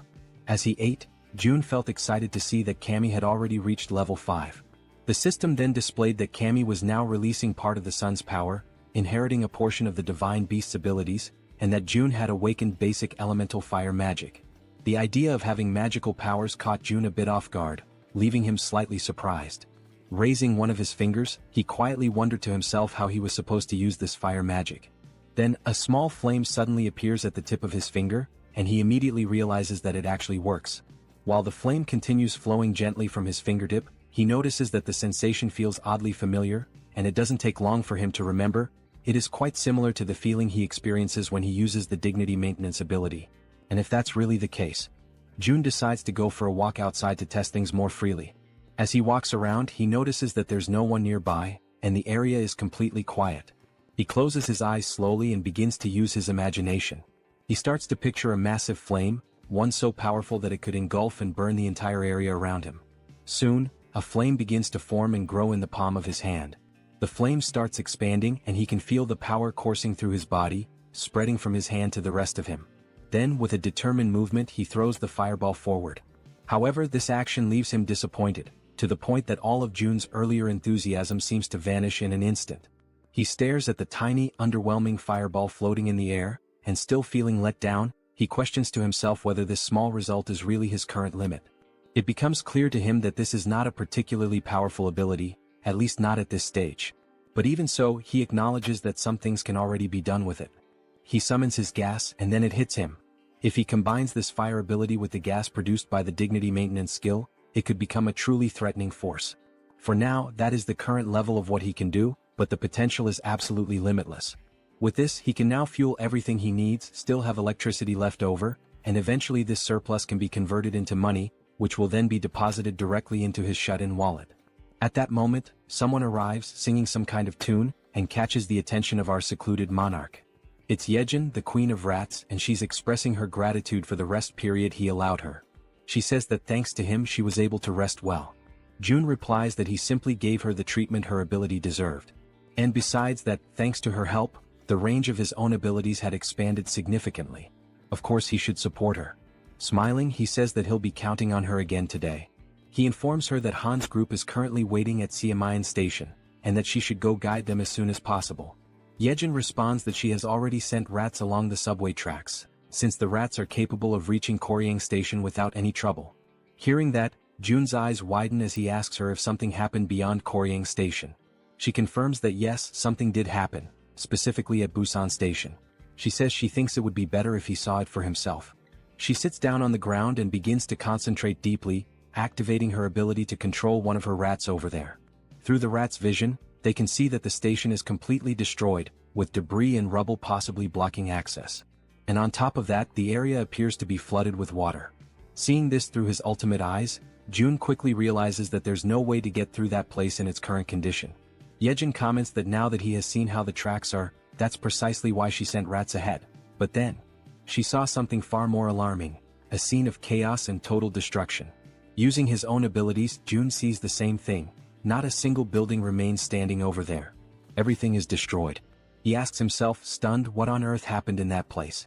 One of the rats moves closer to a hole in the ground, which turns out to be some kind of crater. June wonders what that thing could possibly be. Then the rat adjusts its position, and only at that moment does it become clear. That crater is actually a footprint, likely left behind by some kind of giant. Only then does June understand that the problem in that area is far more serious than he had imagined. That explains why there are no intact buildings and why even the roads are completely destroyed. Then suddenly, June feels a tremor at that exact moment, something that resembles an earthquake. Both he and Yejin are startled and immediately on alert as everything begins to shake violently, just like during a real earthquake. The Queen of Rats drops to the ground, crouching in fear and screaming from terror. June quickly moves closer, trying to reach her in order to calm her down. But at that moment he begins to feel deep discomfort, realizing that if this continues with the tremors growing stronger, all the buildings will eventually collapse. The earthquake continues to grow stronger, shaking the buildings more violently with each passing moment. Still visibly shaken, June turns to Yejin and asks if she is alright. Yejin reassures him that she is, but then with a worried expression, she asks what is really happening. June starts to explain that it is a tremor, but before he can finish, he is interrupted by a loud, booming voice shouting his name. Both June and Yejin, still caught in a state of panic, hear that they need to go check what is going on. After a moment, Yejin glances at her companion, and he gestures for her to follow him outside. Meanwhile, Fatty, visibly shaken and fearful, mutters in disbelief, questioning what all this chaos could be about. He adds that June needs to head to his house first. Without a second thought, both of them dash towards Fatty's house, despite the obvious danger all around. As they run, Fatty explains that from his place in Siamayan, they can get a clear view of the station area and assess the situation better. As they move swiftly through the quaking streets, June can't help but recall the loud crash from earlier, wondering why Fatty is dragging him to his place with such urgency. After some time they finally reach the destination. Upon opening the door, June is met with the sight of Fatty and his wife, both overwhelmed with fear and anxiety. Fatty quickly points towards the balcony, urging June to take a look. As June steps out onto the balcony and takes in the view, he becomes utterly shocked and paralyzed, his mind racing as he wonders why it always has to be some kind of madness. Outside, a gigantic, fearsome cyclops looms over the city, with sharp fangs and imposing horns, mercilessly destroying everything in its path. As the monstrous creature continues to demolish buildings with sheer brute force, June, still in a state of disbelief, summons everyone back to regroup. The group, now gathered, looks at one another in confusion, uncertain about the reason behind June's sudden call. When they reach Fatty's house, Han and Moon speculate about whether the earthquake from earlier might be linked to what's happening now. But suddenly when they glance ahead, they are all left frozen in terror as they spot the terrifying Cyclops approaching. While they helplessly watch the giant creature crush and topple massive buildings, the group can only question in disbelief what that monstrous being in front of them could possibly be. The Cyclops, consumed by unbridled rage, continues to smash and pulverize everything in its vicinity with its powerful fists. Then Han shouts out, desperately wondering what on earth is going on, while Fatty points out that the Cyclops is moving closer to their location, urging June to take a look. Feeling overwhelmed, June, in a state of panic, acknowledges that they have to do something, but he has no idea where to even begin. From the balcony, June glances down at his hands, unsure whether his abilities would be enough to withstand the Cyclops' attack. Nervous and trembling, June clenches his teeth, trying to keep his composure despite the dread creeping in. Suddenly, June hears someone calling his name and he freezes. Turning around, he sees the werebear woman, her expression resolute and unwavering. With fierce determination, she requests a chance to take on the Cyclops. Hearing her words, June is initially taken aback and a bit fearful, unsure of what to think. However, the werebear woman remains focused, her fiery resolve to battle the gigantic beast evident in her eyes.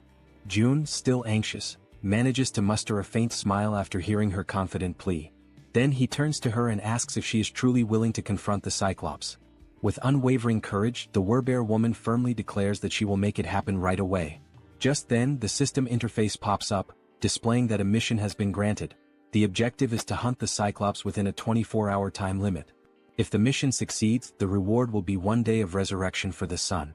However, if they fail, the penalty will be a full day of excruciating pain. June immediately calls for the group to assemble, stating that he will give a quick rundown of the plan. Standing before them, June asks everyone to pay close attention. To begin, he divides the group into 3 teams. The first team consists of Han, the werebear woman, the healer, and Toji. The second team includes Moon, the archer woman, and Jian, the guy with glasses. The third team consists of June himself and Yejin. June states that he will take charge of their current area, while the others must quickly move to their designated positions, emphasizing that he is counting on their effort and bravery. Following this, the group members race through the streets, each heading to their respective locations with a determined focus. Somewhere else, June hears his name being called again. When he turns around, he sees Hiren, who, after surveying the area, confirms that June was right.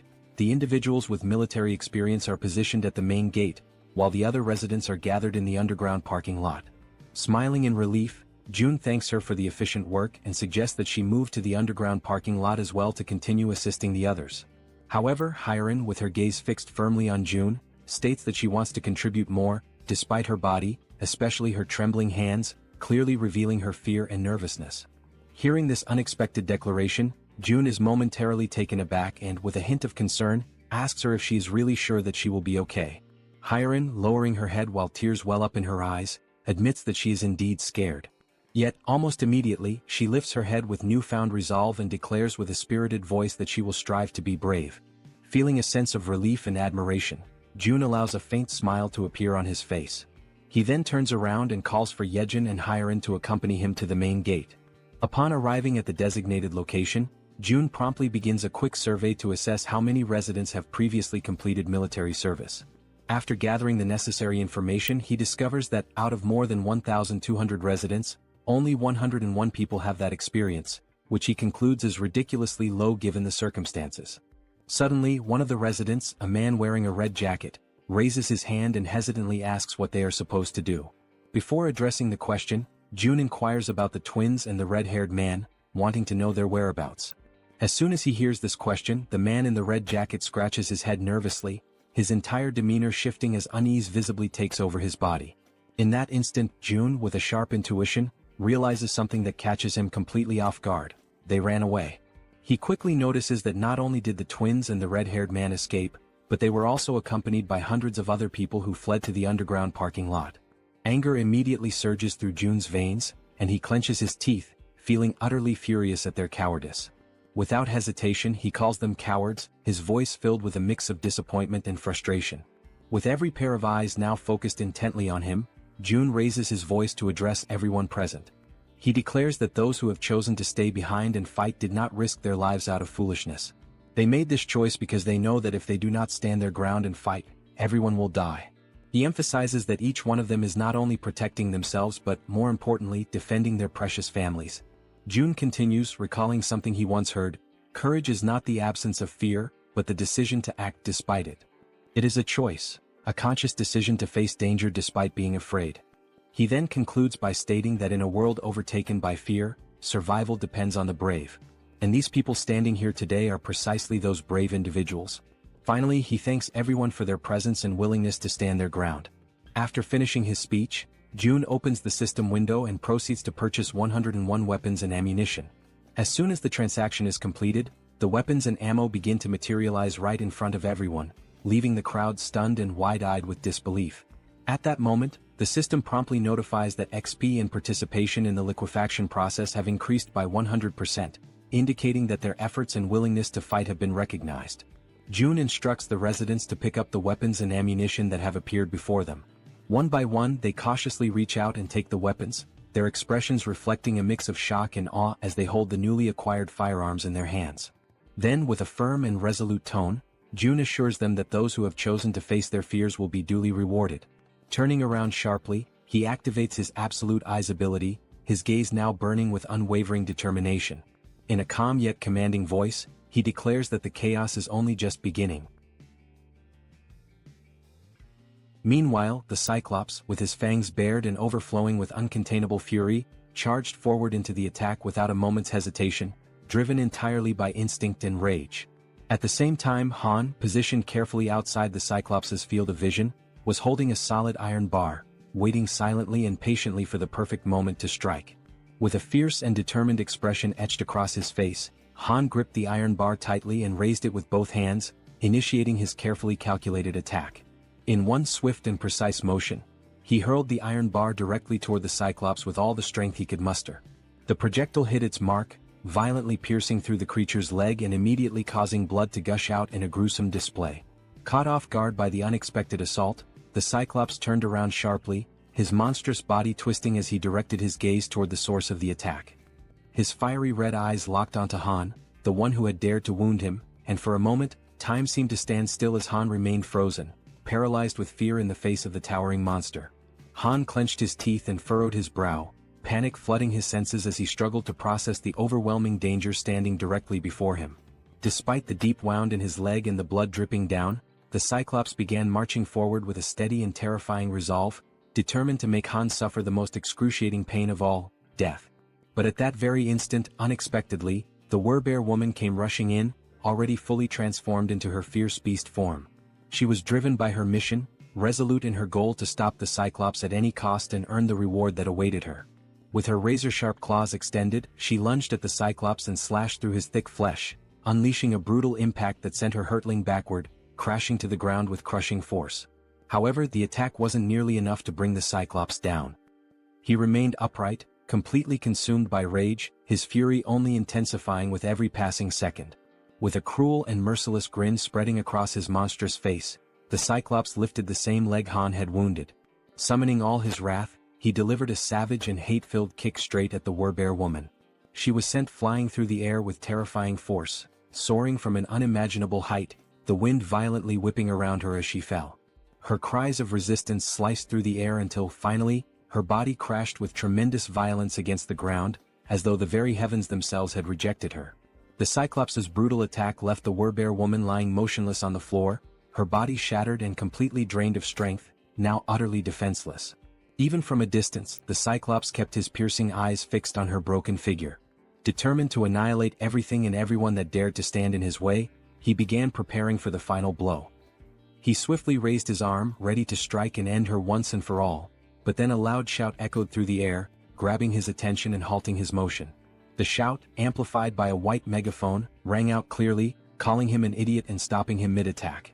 It was Toji who held the megaphone, and he continued to shout, insulting the Cyclops by calling him a lard-faced monster, pushing the creature's rage to new heights. In response, the Cyclops turned his massive head. His burning eyes widened, filled with both confusion and fury, as he tried to comprehend what was going on around him. But suddenly, his attention was drawn downward, to his own leg. The cold metal of the iron bar was still embedded deep in his flesh, and his blood continued to pour from the wound, soaking the ground around him. At the same time, Toji, overwhelmed by terror, lowered the megaphone and ceased his insults, fear gripping him tightly as he whispered to himself, trying to understand what kind of monster he was truly looking at. The Cyclops narrowed his dark eyes and locked them onto Toji. His gaze moved slowly, methodically, studying every inch of the weapons Toji carried, carefully evaluating their offensive capabilities. He looked like a wounded beast, still bleeding, still in pain, but mentally calculating the perfect moment to strike back with devastating precision. Suddenly, Toji found himself standing still, completely frozen, and tried to plead for a moment of time, but it was already too late. Without a second of hesitation, the Cyclops lunged toward him, driven by a single overwhelming purpose: to obliterate everything in his path. Toji screamed in desperation, his voice trembling uncontrollably. His eyes, wide with fear, gleamed with pure terror, and his entire body shuddered under the crushing pressure of the moment. Without thinking twice, he turned and sprinted with all the speed and desperation his legs could muster, running as though his life depended on it, because it did. Elsewhere, Jun was watching the entire scene unfold using his ultimate eyes ability. Observing Toji's desperate situation, he stated that Toji was approaching, and that the Cyclops was coming with him. Immediately, he turned to the group around him and instructed them to prepare without delay. Once more, Jun activated ultimate eyes, clenched his teeth tightly, and warned that the moment was near. Toji was almost at their location, and behind him was the largest creature any of them had ever seen. Toji was completely frantic, running out of control and screaming at the top of his lungs that he was arriving. After a few tense seconds, he stumbled past the edge of the barrier, where everyone was already waiting for him, alert and filled with tension. Outside the protective barrier, the Cyclops loomed, his eyes watching everything. And then, without warning, Black, the crow belonging to the man with glasses, appeared in the sky and began flying straight toward the Cyclops. The bird flapped erratically in the Cyclops' line of sight, pecking and disrupting his vision non-stop, refusing to let up for even a moment. Eventually, overwhelmed and disoriented, the Cyclops shut his eyes tightly in frustration. Without wasting a second, the archer woman was already in position, her body firm, unwavering, and fully prepared for the perfect moment to strike. Then, with unwavering focus, she aimed her bow with precise calculation, her eyes locked on the monstrous figure ahead, while Black, the intelligent crow, gracefully landed on the arm of his master, perching with familiarity and calm. Without a single trace of hesitation, the exact moment had finally arrived. The archer woman pulled back the bowstring with strength and confidence and released her arrow in one swift and fluid motion. The arrow shot forth with incredible speed and force. The Cyclops, in a desperate attempt to defend himself, raised his massive hand to shield his face, but it was in vain. The arrow not only pierced straight through his outstretched hand but also struck directly and with perfect accuracy into the very center of his head. Immediately after, Moon appeared, soaring high above the Cyclops with steady flight. Without wasting any time, he reached into his clothes and retrieved 4 rats, each one alive and squirming. Then, with firm resolve and no hesitation, he hurled all 4 rats directly toward the Cyclops' mouth, which was wide open as the creature roared in agony from the arrow embedded in his face. With all the power in his lungs, Moon screamed out Jun's name, his voice ringing through the battlefield, demanding immediate action. Up until that moment, everything had been unfolding exactly as planned. Now, with his ability already activated, Jun initiated the release of the gas that had been hidden inside the Cyclops' body. At that exact instant, the creature's eyes flew open, and despite the intense pain radiating from the arrow lodged within them, he seemed to forcefully ignore it. The Cyclops slowly lowered his massive head and looked down at his abdomen with a focused and steady gaze, as if noticing something unfamiliar. He took in a long breath, bracing himself for whatever was about to come next. Soon after, Jun raised his arm firmly and pointed it straight at the Cyclops. His face remained calm, composed, entirely devoid of fear. In his mind, there was an unshakable conviction. When the opportunity to end that terrible battle finally came, there would be no room for doubt, only the resolve to bring everything to a close decisively and completely. He activated a magical attribute, conjuring flames that danced around his hand and crackled with energy. After a tense heartbeat of silence, a massive explosion erupted from within the Cyclops' body, sending thick, dark smoke billowing into the sky and spreading outward like a storm cloud. Within the suffocating haze, the Cyclops appeared to be unconscious, his body stunned and overwhelmed by the force of the explosion. His gigantic form remained completely still, unmoving, while the entire atmosphere became heavy with tension and anticipation. The townspeople stood frozen, stunned, their mouths hanging open in disbelief, until one among them noticed that the towering giant was beginning to lean more and more over the barrier. Meanwhile, Jun stood his ground and insisted, with a strong and commanding voice, that everyone remain in position. He encouraged them to hold on to hope, even as the danger loomed right before them. Quickly analyzing the situation, he realized that almost everything was proceeding according to the plan. The next phase, however, would depend entirely on the citizens. They would need to concentrate all their strength and aim their firearms with absolute precision at the Cyclops' head, which was now visibly drooping and hanging heavy over the barrier. With one hand thoughtfully resting on his chin, June continued reviewing the details of his strategy in his mind. Deep down he wished that, if possible, the final blow could be delivered by one of his loyal subordinates. His train of thought, however, was abruptly interrupted when Fatty approached, visibly nervous and trembling all over. Unable to speak a single word, Fatty simply pointed frantically behind June, urging him with urgency to look. Trying to calm him down, June replied that the Cyclops was going to fall onto the barrier no matter what. But when June turned fully around and saw for himself, his entire expression changed in an instant. To his shock and horror, the explosion had not been powerful enough to bring the Cyclops down. The massive creature was still standing, firm and steady, his terrifying eyes locked directly onto June. Paralyzed by fear, June struggled to comprehend the horrifying reality unfolding before him. His wide eyes were filled with pure panic, unable to believe what he was seeing. Beyond the safety of the protective barrier, the Cyclops remained upright and unshaken, exuding an aura of dominance as if daring anyone to try and stop him. Without a moment's pause, the Cyclops lifted his arm with merciless strength and brutal determination. His fists clenched tightly, as if they bore the weight of a final decision that could not be reversed. And then, in one explosive movement, he brought his massive arm crashing down with devastating force. The very air around him trembled from the impact. The collision reverberated like thunder against the protective wall, shaking everything around it and sending a shockwave through the surroundings that echoed with raw power. After the violent impact against the shield, the system immediately issued an alert, indicating that an unauthorized entity was attempting to enter the protected zone. For a brief and tense moment, June and all the people around him were overwhelmed with fear and uncertainty. However, as the seconds passed and they realized they were still alive, June understood that he had, in fact, managed to block the devastating attack from the towering Cyclops. At that very moment, Fatty cried out, urging everyone to begin opening fire. Though still visibly shaken, the group quickly prepared themselves, raising their weapons and firing at the colossal enemy looming before them. Most of the gunfire struck the Cyclops directly in the eye, causing him to howl in unbearable pain. Meanwhile, June began to sense that although he had successfully blocked this latest attack, they would not be able to withstand repeated blows of the same magnitude. He knew all too well that even a single unblocked strike could prove to be fatal.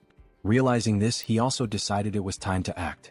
He activated his invisible hand ability, combining it with gigantification attributes, understanding that he, too, had to intervene using one of the powerful skills he had unlocked by spending ability points. In an attempt to counterattack, the Cyclops raised one of his enormous fists once again, clearly preparing to deliver another crushing blow. The citizens, noticing the movement and realizing that yet another attack was coming, were filled with fear once more. The monstrous creature gathered all his brute strength and threw another punch. But once again the devastating strike was stopped by the protective barrier. Only this time the blow came with even more force, and it wasn't just a single hit. The system responded promptly, issuing another notification that an unauthorized entity was attempting to breach the barrier. Upon seeing that the Cyclops had failed yet again, the people cheered and felt a surge of relief. They had successfully resisted once more and now decided to continue opening fire on the giant creature. June observed the situation carefully and realized that, although they had not yet brought the Cyclops down, they were inflicting damage. The rats with bombs and the citizens' repeated attacks were slowly but steadily accumulating injuries on the monster's body. He concluded that if they continued this strategy they could eventually take the Cyclops down, but they still needed something capable of delivering a critical strike. Then, a spear was launched with that very intention. It pierced the Cyclops' massive body, driving deep into his flesh, causing him to let out a furious and agonizing roar of pain. It had been Han who hurled the spear, and June felt a wave of excitement and hope. He had been expecting this moment. Alongside Han stood the werebear woman and the healer, though she already appeared to be exhausted and worn from exertion. Enraged and roaring with fury, the Cyclops turned his full attention to Han's group. June, trusting in Han's abilities, declared to himself that he was now counting on him. Without wasting time, he opened the system interface and gave the command for it to summon multiple spears. The weapons materialized instantly beside Han, whose eyes now reflected a deep and unshakable conviction. Without hesitation, he began launching the spears toward the giant enemy. The spears flew through the air, striking the Cyclops from various angles. The giant did what he could to defend himself, raising his arms and trying to block the incoming projectiles. But the assault didn't stop. More and more attacks rained down upon him. In addition to the spears coming from the front, others began descending from above, and he was unable to defend from all sides at once. These overhead strikes came from the archer woman, who had resumed her attacks, assisting Han by shooting from a higher vantage point. The assault continued in coordination, Han attacking from the front and the archer woman supporting from above. At that exact moment, the system sent a notification to June stating that Cammy's level had increased. For a brief second, June thought this might not be the best time for the system to be bringing up status updates. Yet the system continued, revealing that Cammy had partially unlocked the power of the sun, inheriting a portion of the guardian beast's strength. Furthermore, Cammy's basic fire magic had evolved into intermediate level fire magic. The system also reported that Cammy had detected an intruder trying to enter the territory and was requesting energy release. Reading this, June paused, reflecting deeply on the energy release request. He was almost certain that the intruder being referenced was the Cyclops. Now he wondered what Cammy would be able to do with the energy. Despite his uncertainty, June gave the command to authorize the energy release, and just like that, 300 million won were consumed. Cammy then began drawing in power from the solar generators. All June could think about at that moment was how extremely expensive that decision had just been. The energy kept flowing steadily from the generators, and June noticed that it was being funneled toward his room, where Cammy had been stationed. After a moment, the transfer of energy finally stopped. And when June turned to look behind him, he saw something he hadn't expected. It was Cammy, his three-legged crow. But the creature no longer looked the same. This time, Cammy appeared transformed with a sharper beak, larger wings, and a presence that radiated power and majesty. He was no longer the small, cute bird he used to be. Now he was larger, had 3 glowing eyes, and emitted an aura of a true guardian. Then Cammy began to concentrate a powerful fire attack in his beak. The Cyclops, focused entirely on his current opponents, had not yet noticed the bird's presence, until he finally sensed something emitting light directly behind his back. With no further delay, Cammy unleashed his fiery attack, and the sheer power of it left all the citizens, including June, completely stunned and amazed by the incredible magnitude and strength of the blast. The powerful blast unleashed by Cammy strikes the Cyclops directly in the back, and with immense force, it pierces through the creature's thick body. Immediately after the impact, the enormous Cyclops begins to collapse, crashing heavily onto the ground. He lets out a guttural scream of agony as blood starts pouring from his mouth, a sign of just how fatal the attack had been. While Han stands still, watching everything unfold without any visible reaction, someone else takes the initiative and moves forward without hesitation. The werebear woman leaps toward the fallen Cyclops, aiming to deliver the final blow and end the creature once and for all. From the Cyclops' limited point of view, all he can see is an enormous, furious bear charging at him with full speed and fury. In just a matter of seconds, the werebear woman successfully finishes the Cyclops, ensuring that the threat is completely eliminated. The system then sends out a notification. A level 51 Cyclops has been hunted down. As a result, a massive amount of experience points and a large sum of won have been awarded. Additionally, the system displays that several skill levels have also increased as a consequence of the battle. Seeing this, June is immediately reminded of what always happens to him whenever his skill levels increase like this. As expected, he begins to feel the familiar and agonizing pain that always accompanies the evolution of his abilities. The effective range of his skills expands even further, now reaching much farther than it did before, giving him more influence and control. The system then flashes another message on the screen, congratulating June for successfully declaring the entire apartment complex as a unified refuge, and confirming that a large deposit of won has been transferred to his account. Unable to bear the overwhelming pain, June falls to his knees on the ground, clutching his body as the surge of new power courses through him. At that moment, Cammy lands right beside him, having returned to his normal, small form. The three-legged crow begins to emit a series of proud, chirping sounds, clearly boasting about his role in defeating such a ferocious enemy. June, still kneeling and catching his breath, mentions that it cost him 300 million won for that outcome, prompting Cammy to fall silent, now visibly embarrassed that the price for his attack had been so high. Despite the expense, June feels genuinely happy and grateful that Cammy's strike was so decisive. It had been a critical and essential blow in taking the enemy down. With a soft smile, June gently strokes the top of Cammy's head and acknowledges that he did a great job. Although the summoning of the guardian beast seems to be unavailable within the refuge, June reflects on the outcome. He had spent 300 million won, but in return he profited 30 billion. This makes him start to wonder if it might be time to consider summoning all 10 guardian beasts, because if their performance is anything like Cammy's, there's really no reason to hold back. Then the system displays a new update. The current cost to summon a guardian beast has increased to 10 billion won. Seeing that, June immediately questions why the cost had skyrocketed so dramatically. But before he has time to fully process the situation, he hears the sound of someone's voice. It sounds faint and emotional, like someone crying. What he sees next brings back a delicate and emotionally complex memory for him. Both he and Cammy turn to look toward the source of the sound. It's Yeonju, the werebear woman. And at that very moment, June realizes something unexpected. Just for a brief instant, the faint alert sound from the system window transforms into something else entirely, the very sound that Yeonju had long been wishing to hear. A little while before all of that unfolded, inside a certain abandoned building, someone was quietly using his special ability to fill a small bottle with water. The people around him were deeply grateful, genuinely thankful, to finally have clean water to drink. The man with the ability stood there, silently thinking to himself, troubled by the fact that they were now completely out of food. He had carefully formed a line, allowing the people to come forward and receive the precious water he was able to generate, but there was no denying it. Their food supply was nearly gone. And that, he understood clearly, was the absolute limit of what they could achieve with just these few resources they had managed to gather. The man felt a deep, growing sense of unease because at the end of the day, it seemed they would have no choice but to leave that place. A place that had seemed, until now, relatively safe. Then, at that very exact moment, he and everyone else inside the building felt the entire structure tremble. Like anyone would in that situation, he immediately asked those around him whether that had been an earthquake. Right then, another man came rushing in, shouting frantically and begging everyone to come see something that was happening up above. When the man mentioned the word monster, the one with the water ability was stunned, completely frozen for a second. Without wasting any more time, he began running, dashing up the staircase to reach the top floor and see what was going on with his own eyes. Once he arrived at the rooftop, what he saw left him breathless. The enormous Cyclops was still standing tall, radiating overwhelming fury and power. While the white-haired man trembled beside him, anxiously asking what they were supposed to do now, the one with purple hair, Jun Hyuk, was already thinking ahead, telling the other to go and hide everyone else in the basement to keep them safe. Jun Hyuk, overwhelmed and desperate, ran his hands through his hair in frustration, desperately trying to think of a plan. But the truth was undeniable. Facing off against the Cyclops was utterly impossible. He tried to offer a bit of comfort to the other man, explaining that there was nothing they could do against something like that.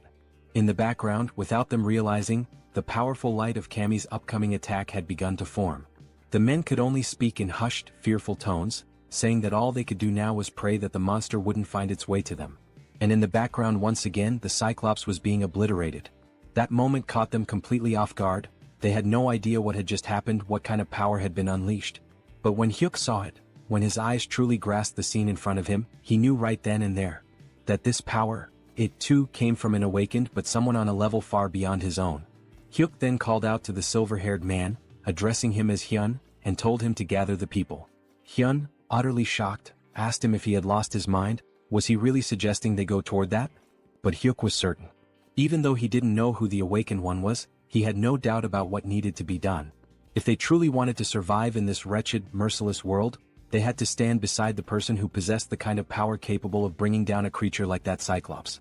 As they began walking toward June's location, the people silently hoped, prayed, that whoever they were going to meet would be someone good-hearted, because they had no other options left. Their fate was entirely in the hands of chance now. They eventually arrived at the apartment complex and immediately suspected that this must be the place.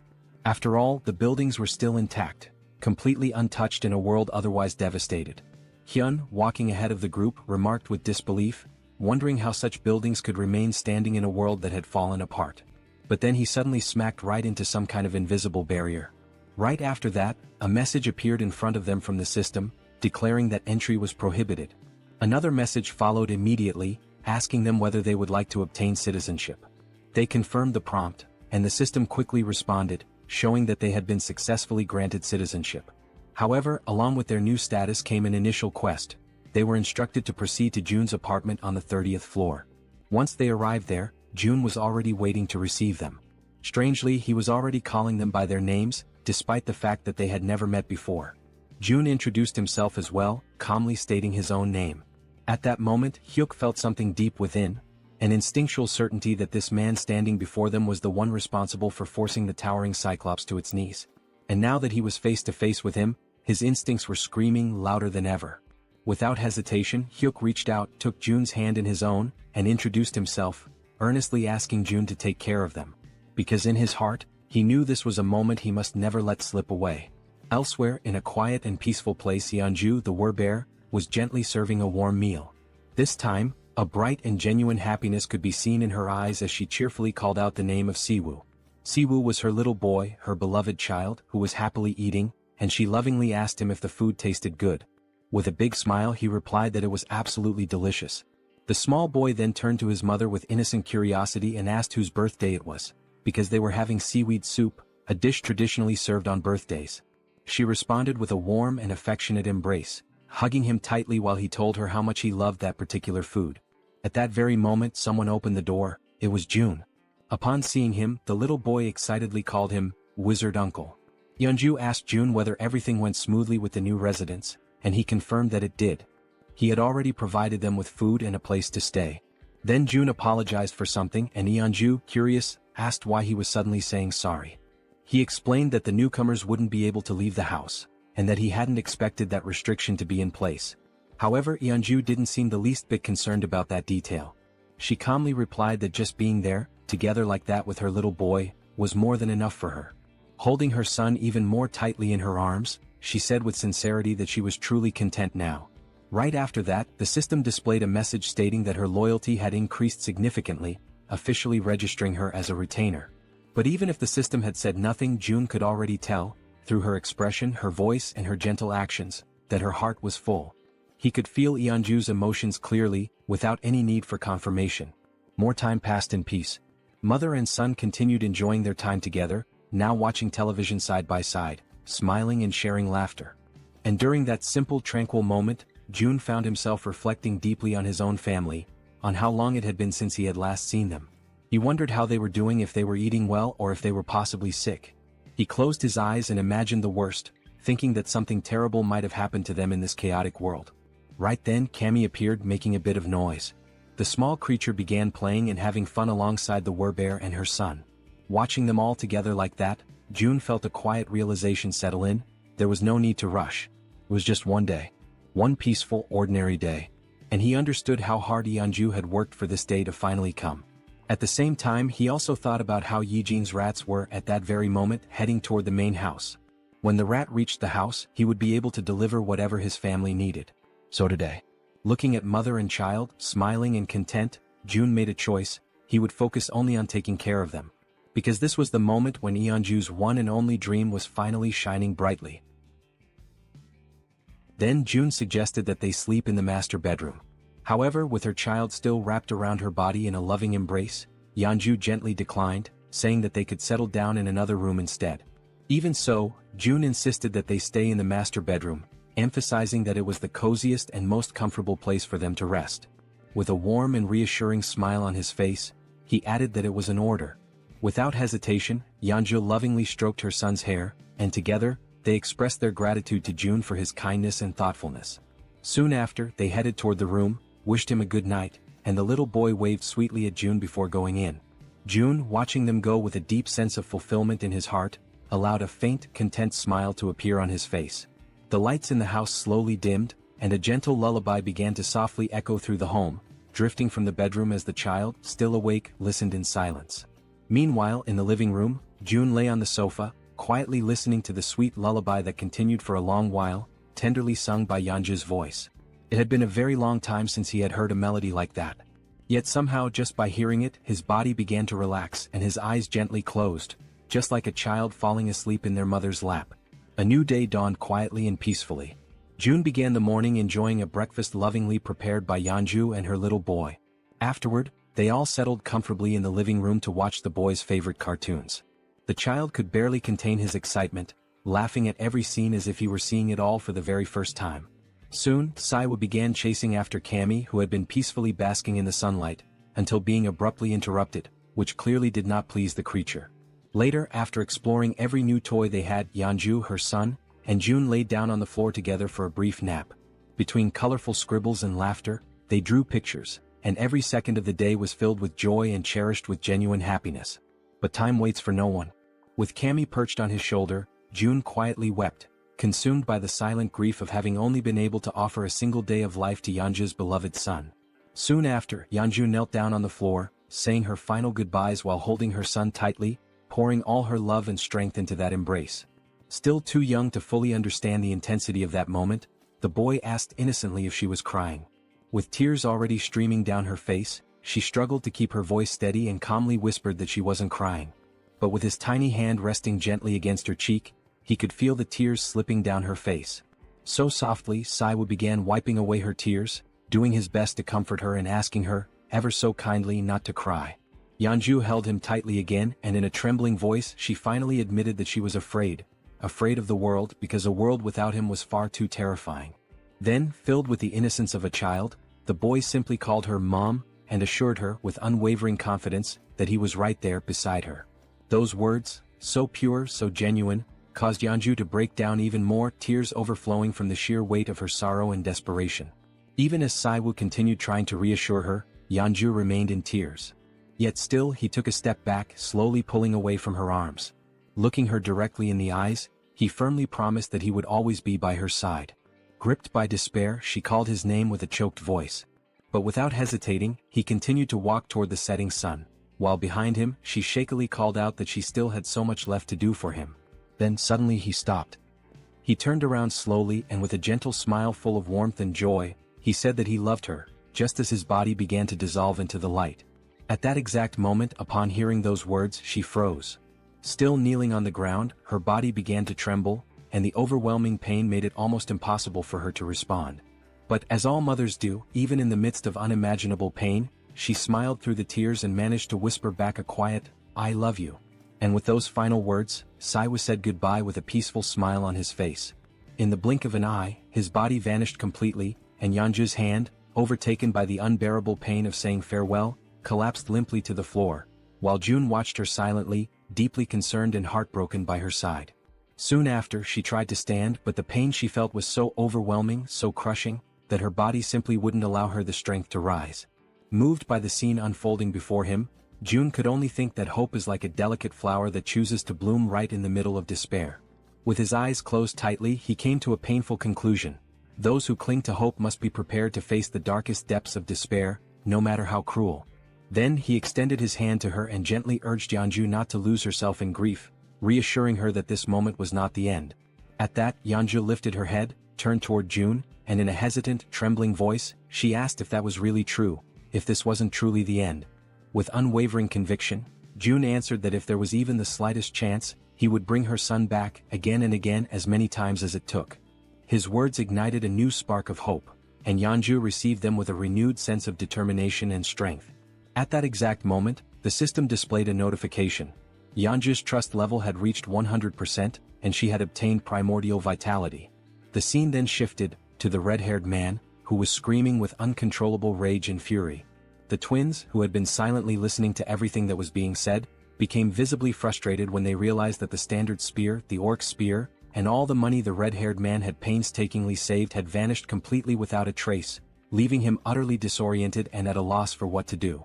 The red-haired man, clearly agitated, asked about his brother's belongings. His brother then explained that, when he had woken up, every single one of his possessions had disappeared without warning or explanation. Following this, the other twin chimed in and explained that many other people had experienced the same mysterious loss of their items. He pointed out that there was a specific pattern among these incidents.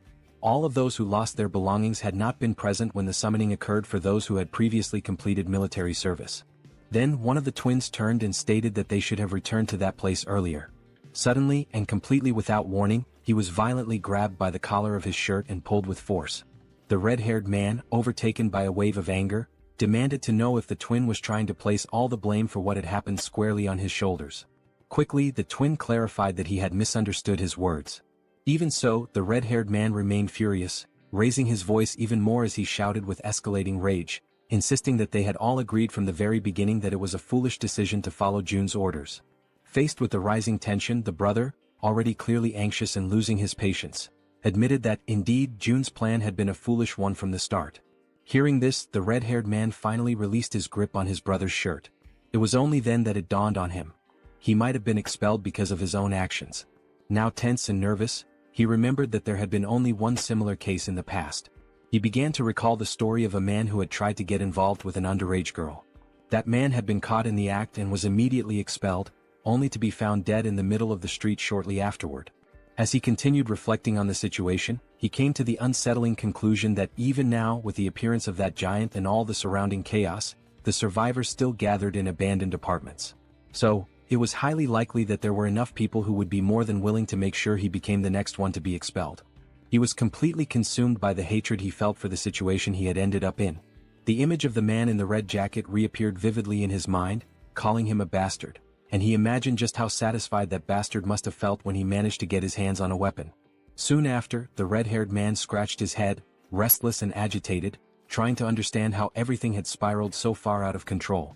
Elsewhere, June observed everything, the tension surrounding the red-haired man, and remarked to himself that this was only the beginning of the punishment he had meticulously prepared for him.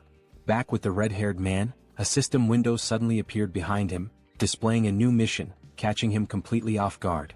Startled and disbelieving, he immediately turned around to see the notification for himself.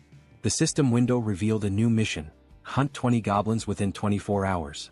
If successful, the reward would be a small amount of experience. However, if they failed, they would suffer 1 minute of extreme, unbearable pain. Returning now to Yeonju's most recent and impressive achievement, the dreaded primordial vitality. A rare and highly coveted ability which June now also possesses, it is known for amplifying regeneration to absurd levels, always in direct proportion to the severity of the injuries sustained. June could barely process what he had just witnessed. Not even for a moment had he imagined that, upon reaching 100 trust points, Yeonju would awaken precisely that ability. Still deep in thought, June soon realized that, at least for now, this ability wouldn't have much practical use. With his gaze locked on the system window, he continued following his own line of reasoning. After all, he wouldn't be the one doing the fighting. Even if he were to leave the building, the chances of sustaining any real injuries were practically non-existent. Even so, the fact that such a powerful skill had been granted as a reward for reaching 100 trust points was undeniably noteworthy. His thoughts then began to drift toward Moon, who was also dangerously close to reaching that same 100-point threshold. The idea of what might happen next began to take shape in his mind.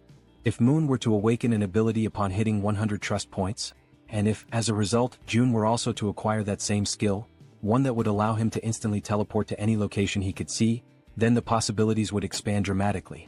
Taking his speculations even further, June began to envision a future where this teleportation ability could be combined with the Absolute One's Eye, along with the support of an activated advanced base.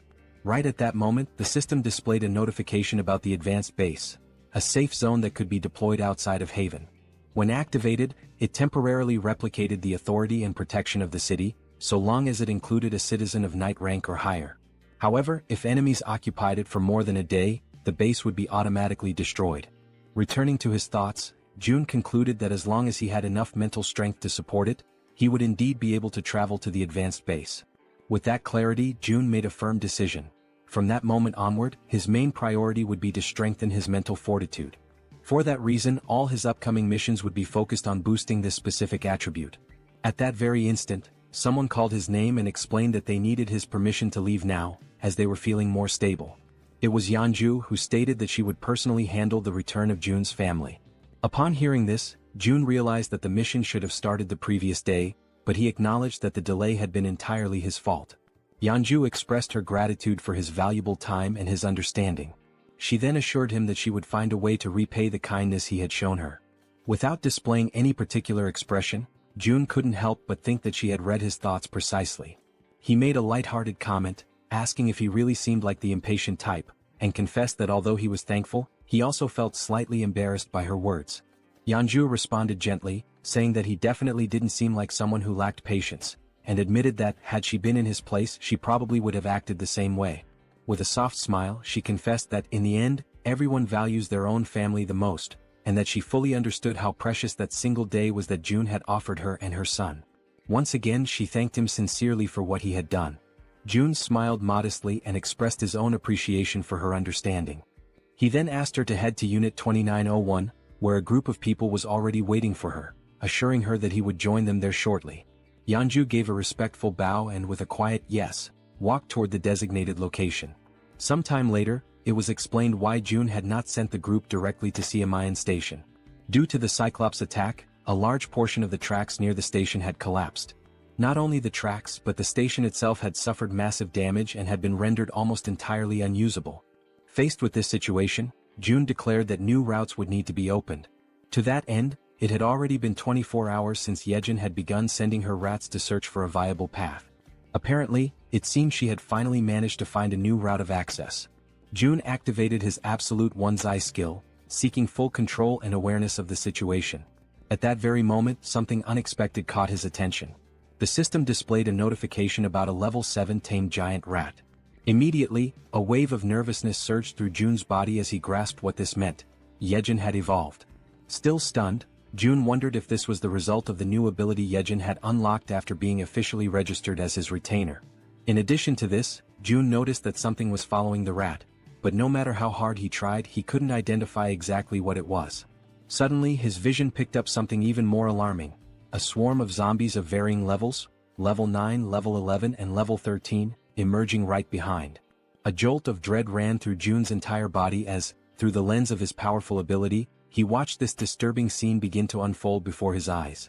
Faced with that situation, the rat dashed forward at high speed, desperately trying to escape the relentless pursuit of the zombies that were chasing after it with unwavering determination. However, in a completely unexpected turn of events, the rat suddenly stopped in its tracks. It turned to face the incoming enemies and, without showing even the slightest hint of fear, growled aggressively at them, baring its teeth with a ferocity that contradicted its size. The zombies quickly surrounded the rat from every possible angle, closing off any potential route of escape. Yet, even in the face of overwhelming danger, the rat stood its ground, refusing to retreat even a single step. From a distance, June watched the scene unfold. Realizing that the rat would likely die a meaningless death if it stayed there, he considered triggering a gas explosion to take the zombies down with it. Nevertheless, even with the threat closing in, the rat remained unwavering, assuming an even more aggressive posture. In a sudden burst of explosive speed, it charged forward.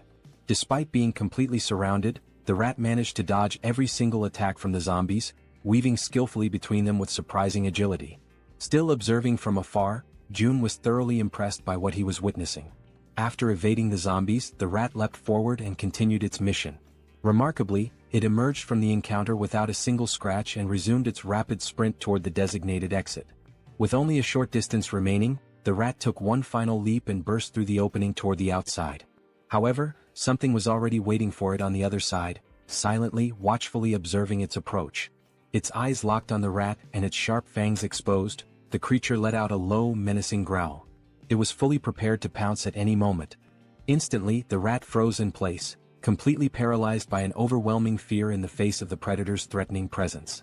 From afar, June was caught completely off guard, unable to hide the shock from his face as he witnessed the unexpected confrontation unfold before his eyes. In an instant, the level 23 land shark lunged forward with terrifying force. With its enormous mouth wide open, it bit down in a single, clean motion, swallowing the rat whole. The scene shifted to June, who stood in silent despair, deeply disturbed by what had just happened. He questioned what kind of creature that was, but more than anything his eyes widened as he recognized the location. Nampo Station, only a few kilometers away from his own home. This realization struck him hard, making it clear that creatures as deadly as that one were likely roaming near the very place where his loved ones lived, only deepening the anxiety clawing at his chest. Struggling to keep his composure, he quickly acknowledged that he had to hurry. Time was no longer a luxury he could afford to waste. The scene shifted again, this time to Dabin, who was crouched down, sorting through a few boxes. She was clearly exhausted but also visibly relieved to have finally finished her task. Suddenly, someone called out to her, the person in charge of that task. She turned her head and saw that it was June who had arrived, thanking her for the effort she had put in. Wearing a small smile, Dabin responded that she didn't consider it hard work at all, especially since she was being paid for it. She then asked what the new problem was this time. June, slightly uncomfortable, averted his eyes as he tried to collect his thoughts and figure out how best to explain the new situation to her. Immediately picking up on his hesitation, Dabin grew visibly concerned. Now sounding tense and increasingly anxious, she urged him to speak up and just say what was going on already. With a measured and careful tone, June explained that he wanted to request the assistance of Yuhiren for a specific task over the next couple of days and that he hoped Dabin could manage things in the meantime. Caught off guard by the sudden and unexpected request, Dabin forced a smile in an attempt to mask her nervousness. With her voice slightly unsteady, she asked if he expected her to take full responsibility for everything on her own. June then replied that he would be leaving it in her hands for just 2 days. She already knew that this meant a significant amount of work and responsibility. With a skeptical look, she asked if she would be paid extra for the overtime hours she would inevitably have to put in during those 2 days as the acting lead. Upon hearing her question, June offered a subtle smile. Then, with an enthusiastic tone, he confirmed that he would pay her double for the overtime. The moment he gave his answer, Dabin's face lit up with joy. She could barely contain her excitement, now completely energized and ready to handle whatever came next. Elsewhere, a wave of thick green mist, released directly by the system, completely envelopes Hiren's body. The scene swiftly transitions to another location, where everyone in the group is now seated around a table, all eyes fixed on June as he prepares to begin the mission briefing. June begins by explaining that, due to the appearance of the massive Cyclops, navigating through Siamayan Station had become significantly more difficult. He expresses regret, saying it would be a shame to abandon the use of the subway line altogether. Soon after, Yejin steps in to clarify that the section between Siamayan Station and Byumnagal, all the way through to Koryang Station, is still fully intact.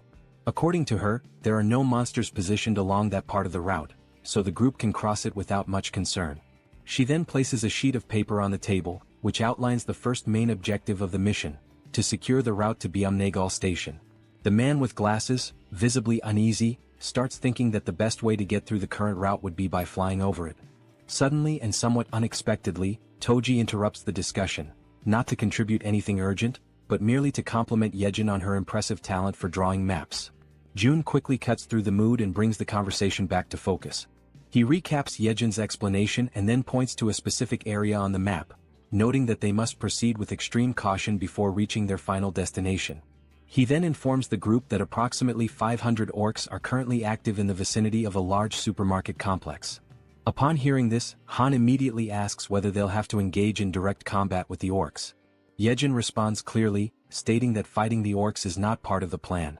They only need to reach Byumnagal Station and use the underground subway line. She assures them that she has identified a route completely free of orcs, with only a few lower-level monsters needing to be cleared along the way. Silently, June recalls just how much he had invested prior to the mission to ensure that nearly everyone in the group reached at least level 30, with only Fatty and Hiren falling short. Against goblins he believed that would be more than enough. June continues by explaining that they should reach Koryang Station without any significant trouble. However, he then immediately points out the real obstacle that lies ahead, Busan Station. The moment he mentions Busan, Toji panics, fearing there might be another giant creature stationed there. But Yejin quickly denies it. Her concern isn't about another giant, she says, but rather the condition of the railway tracks between Koryang and Busan. She then reveals that this particular area is swarming with an enormous horde of zombies. And unless someone in the group possesses an ability capable of wiping out monsters in extremely tight spaces, using that route would pose a serious and dangerous challenge. Everyone is left stunned by the revelation, especially Hiren. Trying to remain composed, Hiren focuses and slowly gathers the courage to speak. Still nervous, she calls Yejin by name and with trembling hands, says that she believes her ability might be able to help in this situation. Sometime later, the system displays a notification stating that the 100,000 weight limit of her poisonous mist had just been exceeded. Seeing this notification, Hiren feels a deep frustration that her contribution has already reached its limit. She opens a nearby door where June and Yejin are waiting. Both immediately begin praising her efforts, telling her that she did exceptionally well. June asks if she's feeling okay. Hiren confirms that she is. Although she had felt completely drained at the beginning, something powerful seemed to push her through the process, and now she felt fine. What she didn't know was that the strength she had felt came from June, who had secretly upgraded his retainer management level. June reflected on the cost of the upgrade. It had been expensive, but ultimately worth it since he ended up earning billions in return. Still unsure, Hiren then asks June if he's truly certain that it's okay for her not to go in person. June calmly reassures her, explaining that just staying in place and continuing to produce poisonous mist is more than enough for the mission's needs. With all preparations now complete, June activates his Ultimate Eyes ability and officially declares the beginning of the operation. Immediately, through his ability, he sees an enormous swarm of zombies located exactly where they had anticipated. Suddenly, something catches the attention of the zombies, and they all turn simultaneously to face whatever is approaching them. It's a level 3 rat charging rapidly toward them at full speed. The zombies are momentarily stunned the instant they realize what, or rather who, is approaching them. Following the plan with careful precision, June opens his inventory within the system. A dense and toxic green mist is released, spreading swiftly over the horde of undead. In perfect coordination, the rat dashes forward at high speed, weaving through the crowd of bodies and leaving the zombies behind in its wake. Hiren's poisonous mist, upon being inhaled, induces paralysis by targeting muscles such as the diaphragm, ultimately causing suffocation. However, the targets this time are zombies, creatures that are already dead and no longer require breathing to function. That is why June had already anticipated this limitation and had prepared a contingency, Plan B. He had instructed Yejin in advance to take over the operation when necessary. Soon, amid the group of undead, several rats waited patiently, alert for Yejin's command. As soon as the order was given, one of the rats lunged toward a fallen zombie. Through the reflection in the zombie's still open eye, the system captured the exact moment the rat bared its fangs and sank them mercilessly into the creature. At that precise instant, a system notification appeared. A level 11 zombie had been successfully hunted. Along with the experience gained, a deposit of 120,085 won was transferred directly to the digital wallet. But the momentum is quickly interrupted when Yejin suddenly calls out to June in distress. With urgency in her voice, she informs him that something seems to be wrong with the rats. In that exact moment, the system displays a troubling notification. A rat has reached level 9. This revelation sets June instantly on edge. He quickly realizes the potential danger. If that rat were to come into contact with zombie blood, it might become infected and transform into one of them. Even more alarming is a far more terrifying thought. Yejin herself may have been exposed to contamination through bites or claw wounds during the battle. In response, June immediately asks whether the rats are still obeying her commands. Yejin confirms that they are, although she notes they have become noticeably more aggressive. Relieved, June lets out a soft breath and remarks that everything seems to be going well, at least for now. Internally, he begins to reflect on what's ahead. If they can make it safely to Jigalki Station, then maybe, just maybe, he'll finally have the chance to reunite with his family. But just as this thought forms in his mind, it is abruptly interrupted by a system notification. An unauthorized individual is attempting to access the shelter through the main entrance. Baffled and alarmed, June stares at the message, struggling to grasp what is happening. Before he has time to act, a second notification appears. The system states that a group of 157 individuals meets the requirements for citizenship and asks if he wishes to grant it. Relying on his instincts, June gives his confirmation. Immediately, another system message is displayed. The total population has now reached 3,000 residents. As a result, a new ability has been unlocked, Economic Activity Subsidy. Reading this new development, June feels a brief moment of apprehension, uncertain of what the implications might be. But then gradually, a small smile forms on his lips. After all, this might actually turn out to be a good thing. The system continues to display new information, this time announcing that salaries will now be paid to citizens, with the amount determined by the titles or positions they hold. The wages will be disbursed separately from the chief's wallet, depending solely on the person's assigned role within the community. Reading this update carefully, June realizes that this would be the perfect opportunity to assign official titles to Dabin and the entire team responsible for managing public facilities. After all, a weekly salary of 700,000 won neatly aligns with a daily wage of 100,000 won, making the accounting straightforward. Tapping the system's interface, he remarks that there is no longer any need to pay people manually, especially when doing so previously meant sacrificing reduced taxation benefits. At the pace things are advancing, it becomes clear to him that they need to expand the department responsible for public facilities management. After all, the funds distributed to citizens through the Economic Activity Support Fund are essentially free resources provided by the system. It's not a small sum either. Even the 100,000 won paid to each employee is considerable. Doing a quick calculation in his head, if 300 workers are on the payroll, that's already 30 million won per day.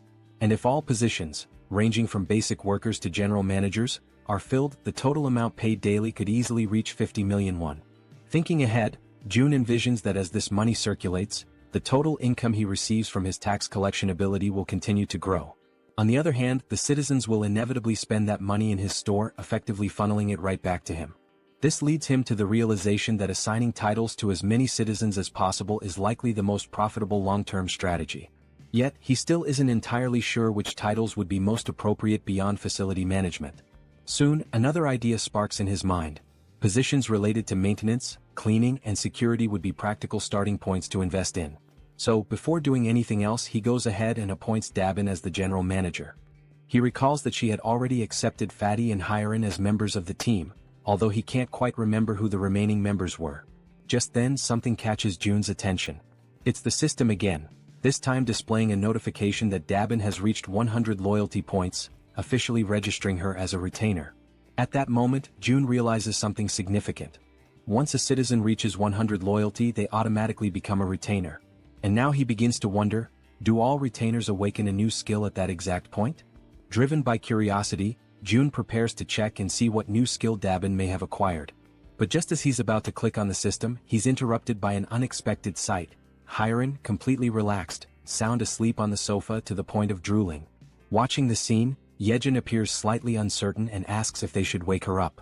June replies that they should let her rest. She's completed her duty and she must be completely worn out. Smiling faintly, he acknowledges to himself that although she tried to appear fine, she likely went through something difficult and pushed herself right up to the edge of collapse. If anyone deserved a break, it was her. June activates his invisible hand ability and gently picks her up, carrying her carefully to a bed in one of the rooms so she can sleep more comfortably. Returning to the living room, the two of them talk quietly, agreeing that Hiren may indeed be going through a rough time. June then turns to Yejin and asks how she herself is doing. Yejin responds calmly that nothing is difficult for her, that she's doing perfectly fine, especially now that they've reached the tracks near the station. June nods in understanding and encourages her to keep up the good work. She smiles and tells him to leave it to her. However, at that exact moment her expression shifts subtly. Something makes her hesitate. June, immediately picking up on the change, asks her if something's wrong. She stammers slightly and replies that all of a sudden the link isn't connecting anymore. June, caught off guard, asks what she means by that and she tells him to give her a moment. Closing her eyes, she tries to reconnect with the link. But apparently it's no use. She then explains that it's probably the distance. It seems to be just too far this time. June asks whether the link had been working properly before. She responds that it's possible to go a little beyond the maximum range if the link was already established beforehand. However, the reach of the link currently only extends as far as the central station. She then turns to him and asks what they're supposed to do now. Without an immediate answer, June falls into thought. He realizes that something always seems to go wrong at a critical moment, and just beyond the station lies the house where his family is supposed to be. He had been counting on using one of Yejin's rats to check the house before making a move. Clenching his fist tightly, June mutters that this is a complication. Still, he asks Yejin to try re-establishing the link from the central station in any way she can. She agrees, saying she'll give it her best shot. Closing her eyes once again, she begins to focus her powers in an effort to restore the connection. With the vision of zombie rats moving through the station still lingering in his ultimate eyes, June reminds himself that they have to explore every possible option available to them, and until then, all Kim can do is hope, with all his heart, that his family is still safe. The system now displays the current locations of everyone participating in the mission. Yejin's rats are moving ahead to scout the path, while Han's group remains further back, following at a safer distance. The scene then shifts to the station where Han's group has just arrived. Everyone stands frozen, completely overwhelmed by what they see before them. The entire area is a scene of utter devastation. All the surrounding buildings have been reduced to rubble, and massive footprints, far larger than anything human, are deeply embedded in the ground, scattered across the terrain. Jian, the bespectacled man, stares at the destruction in disbelief and finally mutters that the sight is incredible. The archer, noticing that he's distracted and not focused on their task, prompts him to begin scouting the area immediately. Obeying her prompt, Jian commands his raven, named Black, to begin aerial reconnaissance of the area. After some time observing through the raven's vision as it flies overhead, he reports that there appear to be no monsters nearby. Toji then speaks up, saying that the station itself also seems to be clear of any goblins, and that thanks to the massive avalanche that occurred earlier, they should be able to move through the area with little resistance. Jian agrees and comments that it's likely the case because no sane person, or creature, would dare approach a place marked by such overwhelming destruction. With a hint of concern in her voice, the healer mentions that night is falling fast and that they should find somewhere safe to stay until morning. The archer quickly reassures her, explaining that, based on known goblin behavior patterns, nighttime is actually the safest period, since goblins tend to hide away or go dormant once darkness sets in. At this point, Han appears deep in thought. After a moment of silence, he speaks, saying that they should keep moving. If anything truly dangerous happens, there's a high chance June will summon them back right away. Suddenly, one of Yejin's small rats appears, making faint gestures as if trying to communicate something important. The entire team comes to a halt, recognizing it immediately as one of Yejin's specially trained rats. They take this as a sign to follow it without question. Quietly and cautiously, they begin to trail the rat as it scurries ahead, guiding them through the eerily silent night in the ruined city. As they move along the path, someone comments that the station up ahead looks like it's been turned into a shallow lake. Jian asks aloud if that might be a result of the giant's rampage. The archer responds that it's quite likely. The terrain had shifted significantly when the buildings collapsed, which could have easily led to the formation of sunken, water-filled areas. While they continue walking near the edge of the water, something begins to stir beneath the surface of the lake. Slowly, almost imperceptibly at first, something large begins to rise, emerging completely from the water before their eyes. Both Jian and Toji immediately sense that something is wrong. They notice strange movements in the ripples, something that doesn't match the natural motion of water. The others ask them what's going on, and Jian replies that he just heard something that didn't sound like it belonged there. He narrows his eyes and looks carefully ahead, straining to make out details through the dim light. Suddenly he points toward a distant figure and says that there's someone up ahead. As they all focus their gaze, they try to make sense of what they're seeing. The silhouette appears humanoid at first, and they question whether it might be a woman. But as their eyes adjust and they examine the figure more closely, they notice something strange, something moving behind her. It's a tail. The creature stares directly at them with an unnatural intensity, and then it opens its mouth wide and releases a deafening high-pitched scream that pierces the still night air. In immediate panic, the healer shouts out a warning to everyone, urging them to cover their ears as fast as they can. The creature, despite her appearance resembling that of a woman, is no ordinary monster. What stands before them, shrieking in a voice that seems capable of tearing through their very minds, is in truth a siren. In a sudden, desperate reaction, everyone in the group instinctively raises their hands to tightly cover their ears, trying to block out the piercing, bone-shaking scream of the siren. Toji quickly begins to show visible signs of exhaustion, struggling to keep his hands pressed firmly against his head, his arms trembling under the strain. Meanwhile, Yanju looks around in shock, unable to comprehend what's happening, her voice filled with disbelief as she questions the situation unfolding around her. Toji, even more bewildered, realizes with growing horror that his body is starting to move involuntarily, his limbs betraying him as if something else is controlling them. Moments later, as if pulled by some unseen force, both he and Yanju begin to slide helplessly toward the edge of the lake. The pull is strong and unrelenting, and they're dragged across the ground without being able to resist. When Yanju hits the ground and feels the cold touch of water, she immediately understands the danger. Watching Toji move toward the depths at such a rapid pace, she senses that if he continues like that, he'll be in serious danger.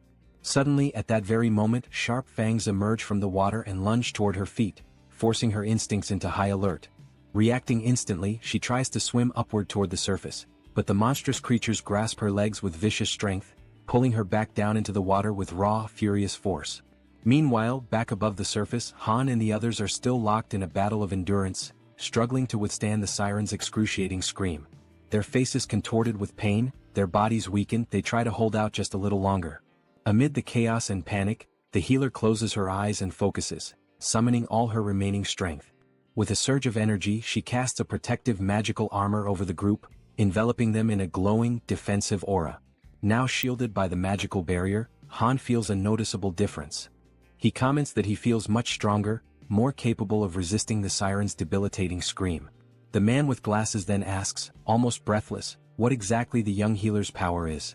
Exhausted and barely able to stay on her feet, she pleads with them to hurry and save Toji and Yanju before it's too late. But just as she finishes speaking, something in the water catches her eye. A dreadful blue creature, barely visible beneath the surface, begins to emerge from the depths of the lake.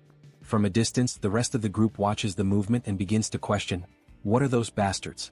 Before anyone can respond, the creatures launch a sudden, brutal assault, moving with terrifying speed and aggression. Sensing the incoming clash, Han immediately calls out to everyone, urging them to prepare themselves for battle. He warns them that the creatures are closing in fast. Without a moment of hesitation, the monsters leap through the air, aiming directly at the group. Han quickly raises a steel rod in both hands, bracing for impact, ready to counterattack. With powerful force, his weapon collides with the creature's strike, sending shockwaves through the air. Just as the creature begins to recover, it's struck by a well-aimed arrow, finally going down. However, only one of the monsters is defeated, while several others continue to emerge from the shadows. The female archer, clearly frustrated, mutters under her breath about the relentless, never-ending wave of creatures. Without delay, the monsters reach the surface, surrounding the group from all sides with terrifying speed. In growing distress, Han insists that they can't afford to waste time, they have to save Toji and Yanju now. Meanwhile, from the opposite side of the lake, something begins to draw the creature's attention. It's the werebear woman returning from the depths, carrying Toji in her strong arms. As she surfaces, Toji gasps and coughs, expelling the water from his lungs. He mutters that he genuinely believed he was going to die. Overcome with relief, the group's faces light up with joy at the sight of their safe return. Toji then turns to Yeonju and, with deep sincerity, thanks her for saving him. But their moment of reunion is abruptly interrupted. The bastards resume their relentless assault without giving the group a second to breathe. The team quickly realizes the creatures aren't going to let up, not even for a moment. Toji immediately activates his magical armor, his body lighting up with protective energy. As the monsters continue charging forward, he yells to the group that they'll hold the line and fight until the very end. In that moment, the werebear woman plants her feet firmly and prepares to strike. As one of the creatures lunges forward, she throws a heavy punch that lands squarely on its face, sending it flying backward through the air. The creature crashes violently into a thick wooden pillar, splintering it with the force of impact. Atop that very pillar, a goblin's body had been suspended, tied in place. At that instant, both Han and Toji glance upward and shout for everyone to move away quickly. Without hesitation, the group leaps back just in time as the place they had been standing is struck. Moon immediately turns and asks Han if he's okay. Han replies that he's fine and asks what just happened. As he sees the wreckage more clearly, Toji freezes in place, unable to speak. It was the body of the goblin, still tied to the broken pillar, that had fallen from above. As the group stares at the unsettling sight, the man with glasses urges everyone to look up. When they do, they are horrified by what they see: numerous goblins, their bodies bound and suspended high above, arranged in the shape of a massive cross. Han comments that the group had been so focused on the danger below that they hadn't even noticed what was above them. And in that moment he comes to a terrifying realization. These bastards don't care whether their victims are monsters or humans. Just then the female archer's bow slips from her hand and falls to the ground. Her body begins to tremble uncontrollably, and she becomes completely speechless. She simply can't believe what's in front of her eyes. In complete silence, she wonders to herself, could that man really be her father? Suddenly, one of the creatures charges forward at full speed.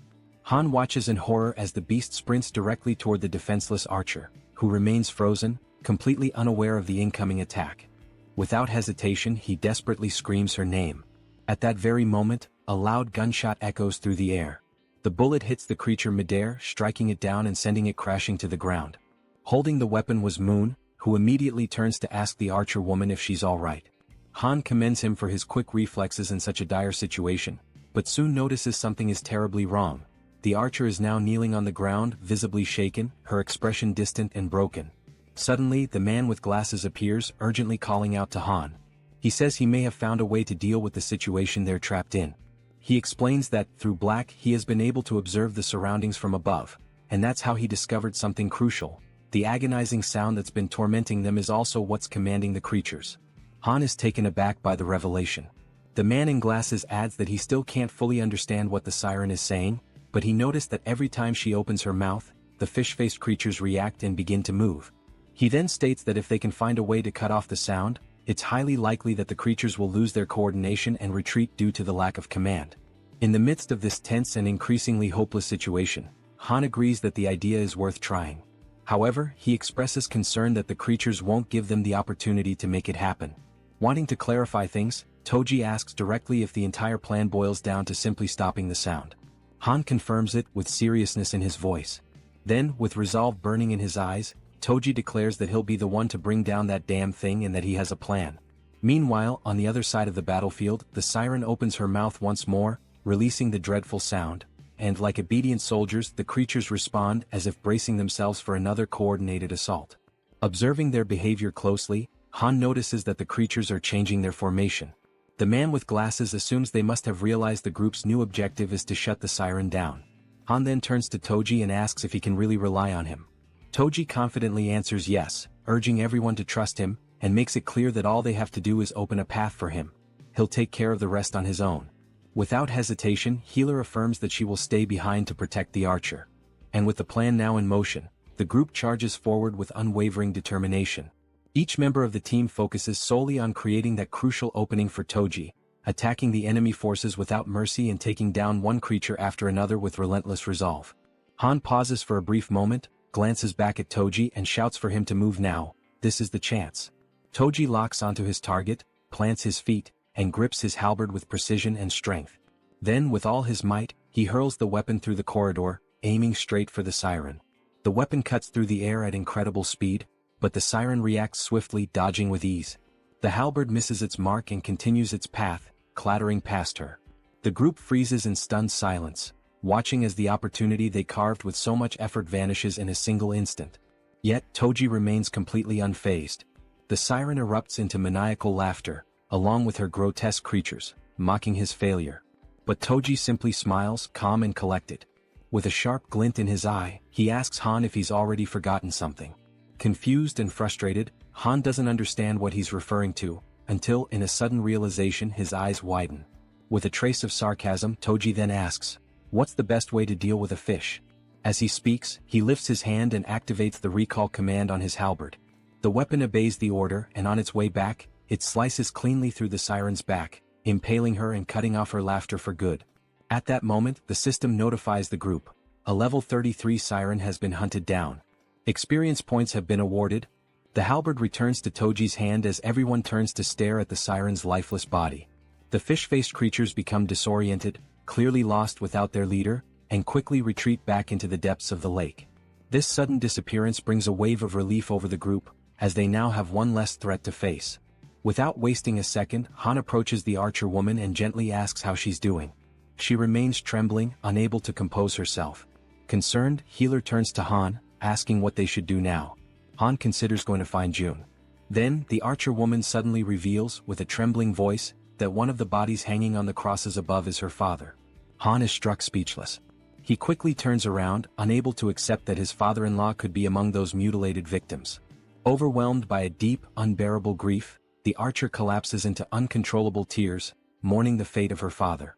Beside her, Han falls to his knees, consumed by panic and disbelief. The entire group around them feels the weight of her sorrow as if it were their own. And right there before their eyes, hanging from a cross in an appalling state, was her father's body, a heartbreaking sight that pierced the soul of every witness. At that very moment, the system displays a mission reconstruction screen, this time with the archer as the target. The reward, to bring her father back to life. However, the system clearly warns that resurrection is only possible within the boundaries of the absolute domain. Staring at the screen in a mixture of urgency and desperation, June taps rapidly on the system window, trying to complete the reconstruction process. Yejin, seeing him in such a state of despair, is left absolutely stunned by his behavior. But then all of a sudden June stops. He begins to reflect more deeply on the situation and on the trust the group had placed in him. He knew that if things had escalated to a point where lives were truly in danger, he would have been summoned without delay. With that in mind, he tried to convince himself that this meant there was no real danger, no other option, no action to take. But even as he tried to settle his thoughts, a lingering doubt echoed persistently in his mind. Was it really true that there was no other choice? Being dragged underwater, surrounded by a group of armed fishmen, didn't feel like something that could be brushed off or ignored. It was clearly a serious threat.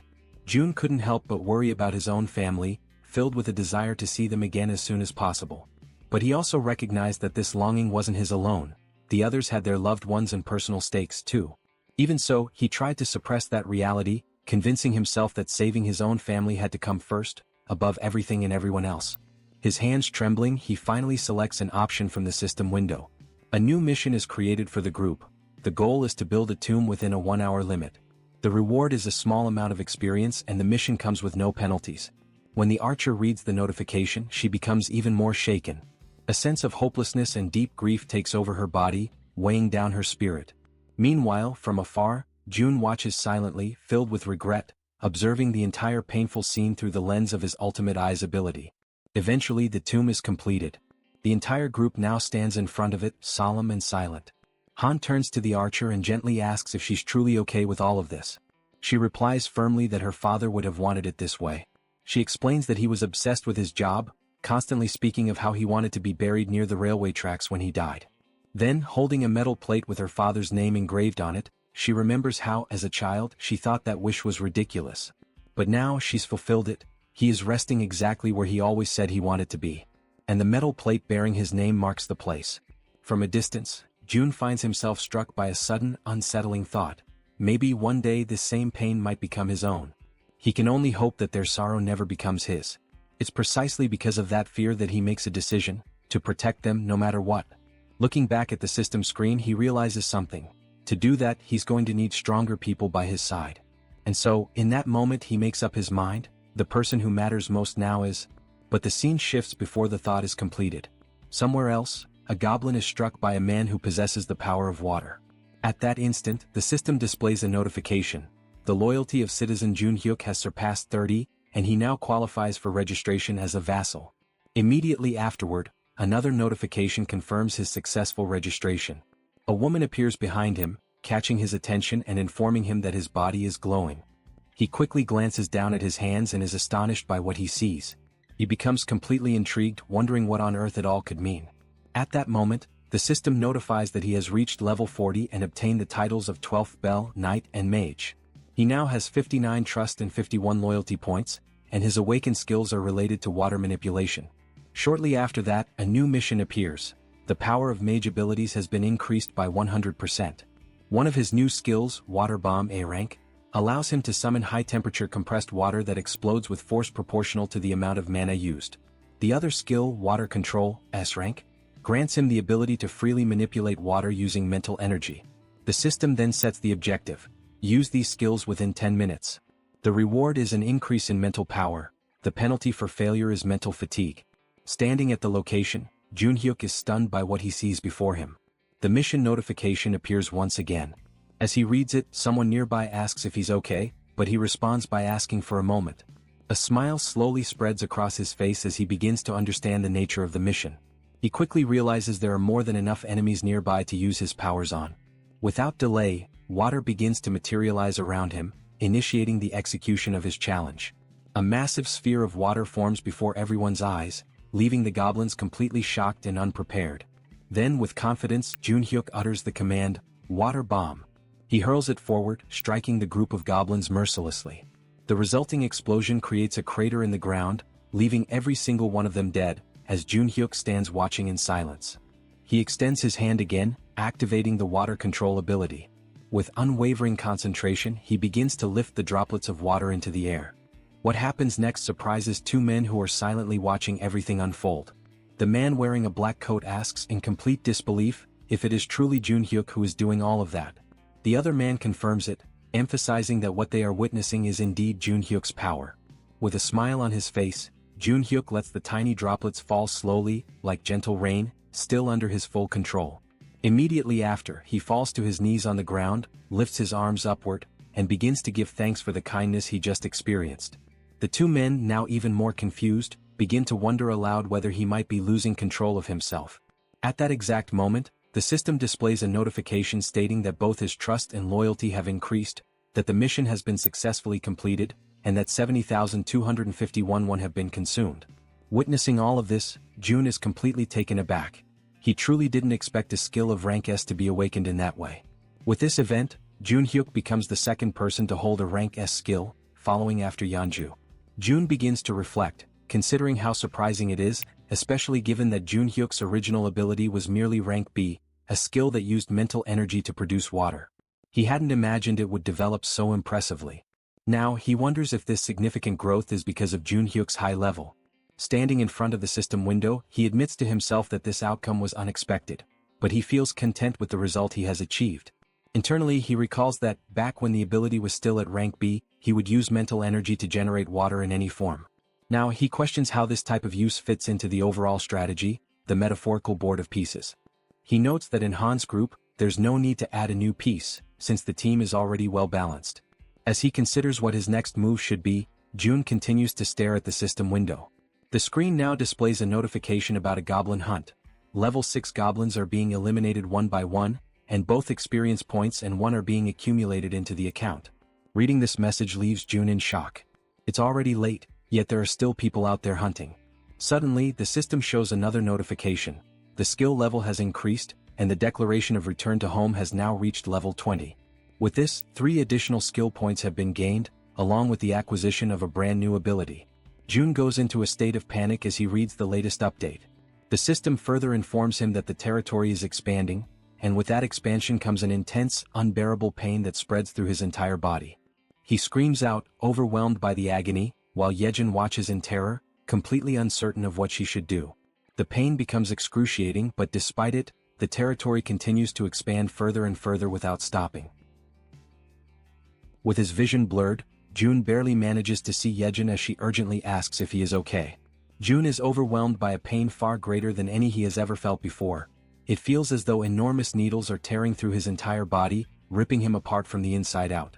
Yejin persists, her voice filled with desperation, commanding him to breathe. Frantically, she asks what she can do to help him in that critical moment, visibly shaken and desperate to ease his suffering. June forces his eyes open, his mind clouded and dazed. Through his blurry sight, he catches a glimpse of her face, partially obscured by the haze of confusion and the relentless agony. Startled, he realizes she is getting dangerously close to his face, inching towards him with clear intent. With a strained voice, he asks her what exactly she thinks she is doing. Embarrassed and flustered, Yejin immediately backs away in a hurry, apologizing profusely. She quickly explains that for a moment she feared he had stopped breathing and was about to perform CPR on him. But before she can continue, June cuts her off, assuring her firmly that he is fine.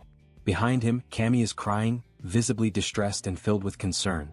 June reaches out, gently stroking Cammy to calm him down, softly repeating that everything is going to be alright. Still in the process of recovering his composure, June activates his ability, Ultimate Eyes. Through the lens of his awakened power, he observes the expansion taking place, and is immediately taken aback by the sheer magnitude of its scale. The zone has spread both to the west and to the north, engulfing streets within a full kilometer radius surrounding the complex.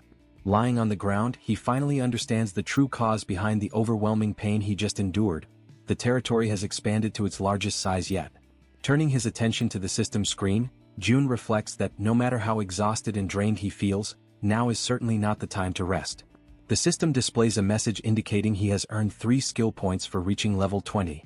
June has already decided which ability he will upgrade next. He chooses to enhance the skill he considers the most vital for the current operation, Ultimate Eyes. Immediately after making his selection, the system notifies him that Ultimate Eyes has reached level 4. Soon after, a new message appears on the screen, informing him that a multivision function has been unlocked and added to the ability. With this newly acquired attribute, June feels his field of vision expand dramatically, as though he is now surrounded by countless CCTV monitors, each displaying different angles. However, he quickly notices that maintaining this expanded vision places a significant strain on his focus. He realizes that handling 3 simultaneous views is his current limit. Once again, June checks the system and sees that he still has 2 remaining skill points to allocate. He decides to invest them in enhancing the skill known as Preservation of Dignity. Moments later, the system displays an update stating that the skill has now reached level 5 and that a new feature called Mystic Draw has been activated. In addition, he is granted a reward of 300 crystals, which catches him completely by surprise.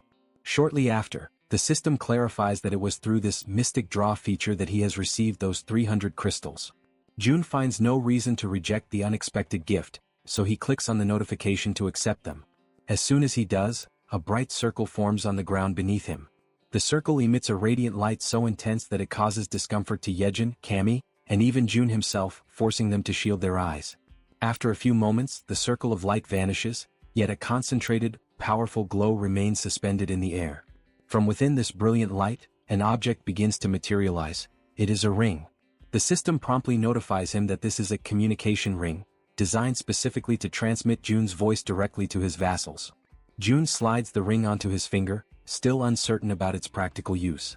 As he considers its function, it becomes clear to him that its ability to project his voice could be perfectly suited for Dabin. But then he remembers that Dabin has already been officially registered as one of his vassals.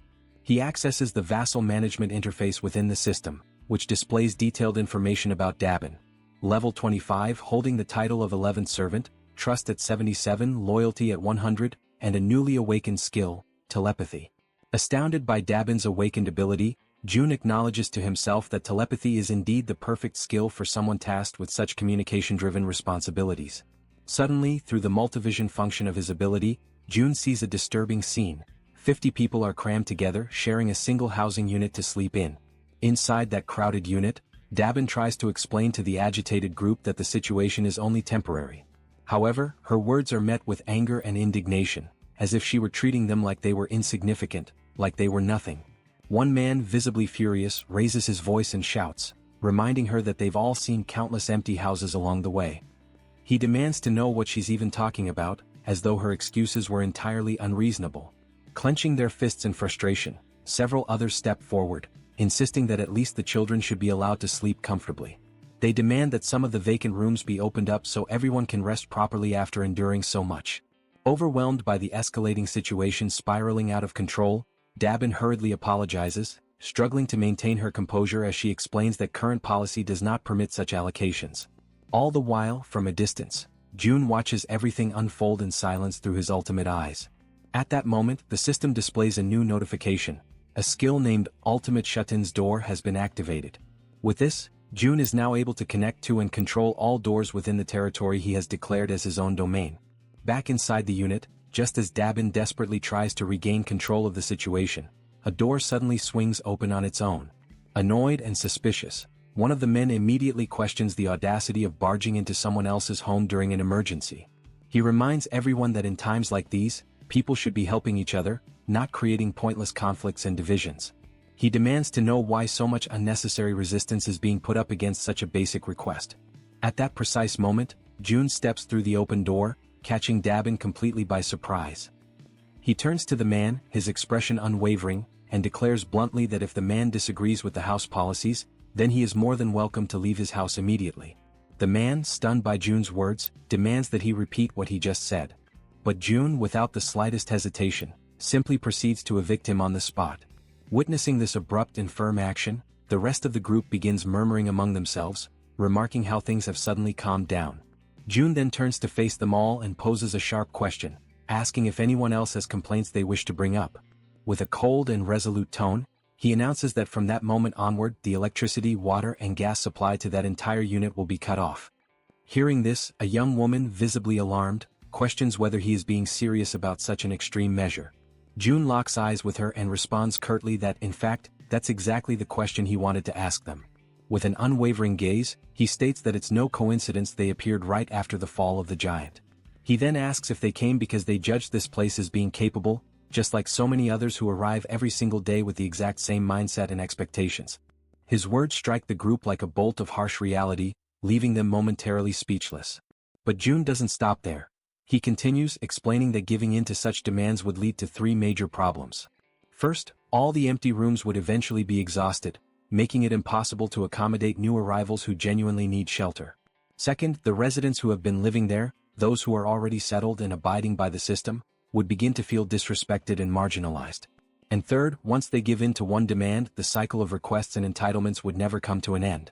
With absolute ruthlessness, June raises his voice and declares that the basic rights and welfare they expect to find here simply do not exist in this place. He emphasizes that the South Korean government has already collapsed, and that he, standing before them, is not the representative of anyone's ideals or dreams. He acknowledges that some might perceive him as a tyrant, abusing the power he holds. But he warns them that the world has become far too brutal, far too unforgiving, for naive ideals like rights and welfare to survive without being fought for and earned. He points out that if they wish to enjoy such privileges, they must first prove themselves worthy of them.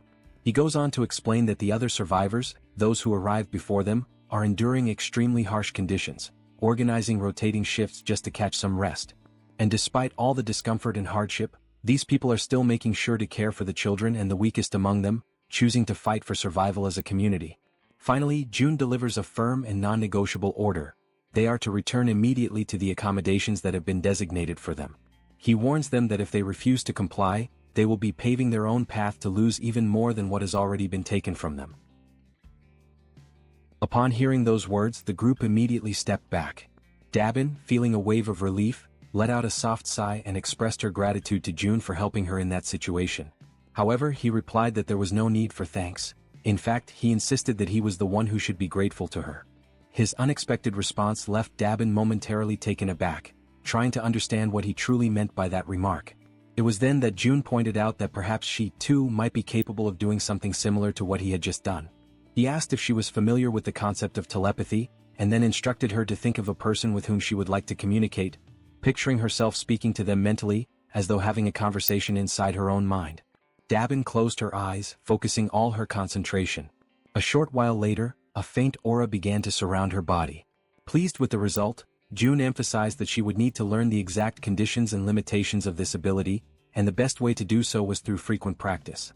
At that moment, someone with trembling hands gave a small wave and called out for June. Both he and Dabin turned to see a figure who appeared nervous, standing with his head lowered. June asked if the man still had something he wished to say. The man, clearly frustrated yet determined, admitted that he knew he was being bold, but he needed to ask if June might consider forgiving the friend who had been expelled earlier. June questioned why he would do such a thing. The man explained that Yoon-sik, the one who had been expelled, was the only person who dared to speak aloud what everyone else was already thinking, and he didn't think it was fair for Yoon-sik to be the only one punished. He then leaned forward respectfully and stated that he would accept any punishment himself, but begged June to show mercy toward Yoon-sik. June silently considered whether it was time to bring Sung Yoon-sik back, knowing deep down that it was not right to take someone's life simply to serve as an example to others. Resolute in his decision, he opened the system and noticed that the man was still standing in front of the door, having gone nowhere at all. Looking directly at him, June asked for his name. The man answered that he was called Kyung-hoon. June then informed him that he would grant Yoon-sik his citizenship back. Kyung-hoon was taken aback when June went on to say that he would also restore electricity and water service, though not the gas supply. Before Kyung-hoon could respond, June added that he was doing this out of respect for the man's sincerity, but warned that there would be no second chances, and everyone needed to understand that clearly. Right after, the system issued a notification that Yoon-sik's citizenship had been officially restored. Kyung-hoon, visibly relieved, hurried back to his quarters. Soon afterward, another notification appeared, informing June that Kyung-hoon's trust in him had increased. For a moment, June considered restoring the gas supply as well, but he knew that if he did, the punishment for what had happened would lose its intended effect. His thoughts were interrupted when Dabin remarked that he seemed to be a warm-hearted person. June asked if she was truly giving him a compliment, to which she confirmed with a smile. He thanked her, but she playfully teased that he seemed to be getting embarrassed. Changing the subject, June asked her to inspect the facilities in 3 buildings, adding that he intended to have one in each of the 25 buildings. The idea left Dabin utterly surprised. Without hesitation, she asked how many members he currently had. June explained that if it became possible to expand to 100 people, he could assign 4 to manage each building. Dabin's eyes lit up with interest, and she declared that she would be willing to pay 100,000 won per day for each person, assuring him that with such a scale, everything would run smoothly. As they spoke, someone approached from behind. June and Dabin turned and asked if the newcomer was new to the area. The man confirmed and asked if June might need a medical team on site. He then introduced himself as Sung Min, an associate professor of nephrology at Busan Park Hospital. After hearing his introduction, June commented that he had dismissed the medical team for the time being, as he believed high-ranking individuals required proper treatment. He then turned to Dabin and asked what she thought about offering a room for the team and converting it into a hospital. She responded that it seemed like a good idea. Seizing the moment, June noted that if they looked around carefully, they could probably find a fair number of nurses. He also said that assembling the medical team and managing it would be her responsibility. Dabin, clearly enthusiastic, assured him that he could count on her for that. Afterward, June opened the door and returned to where Yejin was waiting. She asked if he had managed to solve the problem, and with a smile he confirmed that he had. Without wasting any time, he activated his Eyes of the Absolute ability. When Yejin saw the Han group, she asked if they had already left. June quickly realized they were on their way to Jigalki Station and that there were no issues there. He then opened the system again to finish what he had been working on. As he had expected, the final location available for investing his skill points was the Absolute Warehouse. The system issued a notification stating that the skill had reached level 2, increasing its capacity to 200 kilograms and adding a new feature called State Preservation. The description clarified that this function would maintain the exact movement and condition of an item as it was at the very moment it was stored. Upon realizing that the capacity had now doubled, June immediately understood that he could make far freer and more strategic use of the warehouse. His thoughts quickly drifted toward the true potential of this newly acquired function. It did not take long for him to realize that, if used correctly, it could become something extremely powerful. Without hesitation, he opened the store and purchased an S&W revolver along with 100 rounds of .38 caliber ammunition, which began to materialize before him.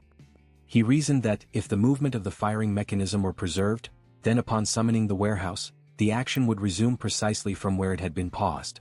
With the firearm in his hand, he extended his arm and calmly instructed Yejin to cover her ears for a moment. She stared at him in alarm, her unease growing rapidly when she noticed that he was holding a gun.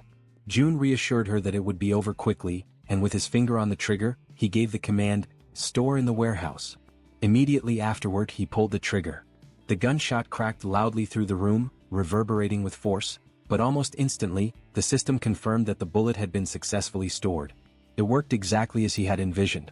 Flawless. Feeling a surge of excitement, June stepped out onto the balcony of the building, his mind already testing the possibilities of his prediction, while Yejin remained frozen in shock at what she had just witnessed. Extending his hand, he focused intently and issued the command, "Summon." From the system's storage window, a stream of bullets began to pour out at remarkable speed. June watched, impressed, as his idea came to life exactly as planned. This, after all, was an absolutely foolproof way to provide support to Han's group, who were locked in battle at Jigalki Station. There, goblins were being struck one after another by the incoming bullets, collapsing to the ground in rapid succession. Those that survived the initial barrage turned and fled in terror, leaving Han's group finally unharassed. Now, with renewed conviction and confidence, Han declared that they had at last arrived at Jigalki Station. On the other side, June attempts to establish communication with the group, asking if they are able to hear his voice. Han is caught off guard, genuinely surprised to hear him so clearly. Observing Han's startled reaction, June quickly deduces that everyone in the group must be hearing his voice without difficulty. With that in mind, he explains that communication will continue in that manner from now on, and he instructs them all to proceed toward exit number 2. When they finally reach the indicated exit, Han casts a sharp and cautious look around, carefully observing the surroundings, which are now completely deteriorated and consumed by ruin. From a distance, June reflects silently on the fact that from this moment forward, they are stepping into truly unknown territory, where every path could hide a threat. Meanwhile, Yejin is still struggling to re-establish the lost connection with the rats stationed at the central hub, but despite her efforts she has not managed to succeed. Without that crucial link, the group advances blindly, entirely unprepared for whatever might await them ahead. In the midst of this uncertainty, Han breaks the silence, voicing the question that weighs heavily on everyone's mind: where should they go now? June provides direction with calm determination, guiding them toward the large road that stretches to the left. He explains that if they follow it for about 1 kilometer, it should bring them closer to their intended destination. At that very moment, suddenly, something unexpected appears, drawing Han's immediate attention. Through the gleaming reflection in the eyes of the approaching creatures, it becomes clear that the group has fallen into panic. They scramble desperately, trying to put distance between themselves and the vicious fangs of the beast.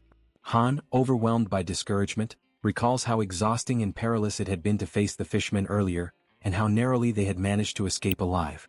Now, standing before yet another daunting challenge, he finds himself face to face with a colossal shark.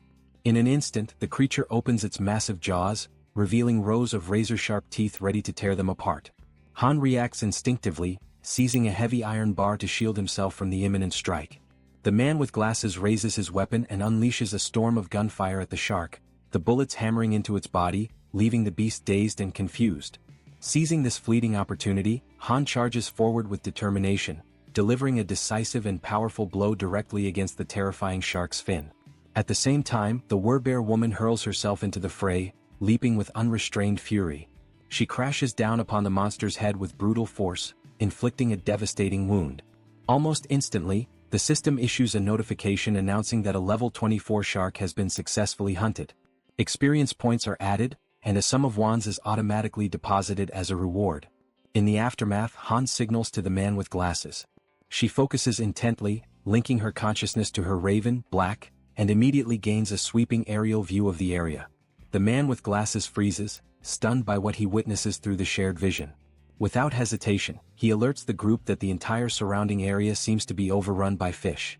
At that tense moment, yet another figure suddenly emerges, and the entire group finds themselves staring directly at an overwhelming presence. Almost simultaneously as Toji looks upward, he notices movement above them. It is not a single creature, but countless blue figures resembling swordfish swiftly closing in from the sky. The group steels themselves for yet another imminent clash. As the creatures approach dangerously close, Han calls upon Toji. He raises his halberd high, focusing his energy, and his armor activates with a flash of power. In the precise instant, Toji strikes with deadly accuracy, his blow landing true. The system immediately notifies the successful hunt of a sky blue marlin, rewarding them with additional experience points and wands. Without a moment's pause, the archer woman unleashes a flurry of arrows, her shots rapid and unrelenting, cutting down the creatures that stubbornly linger in the air. Her voice rings out with unwavering conviction, declaring that the group will not move an inch until every last one of these enemies is eliminated. But suddenly something unexpected catches her attention. It is the healer. Despite firing directly at one of the sky blue marlins, the massive creature continues advancing steadily and unshaken, heading straight toward her.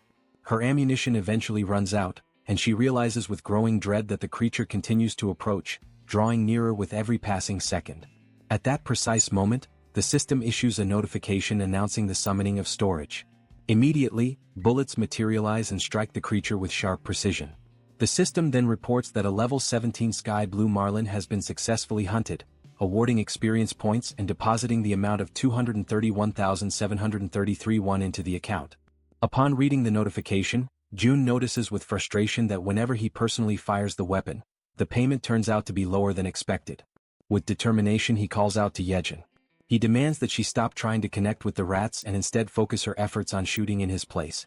Without hesitation, he places the weapon firmly into her hands, though she instantly feels insecure and uncertain, nervously questioning where exactly she should aim.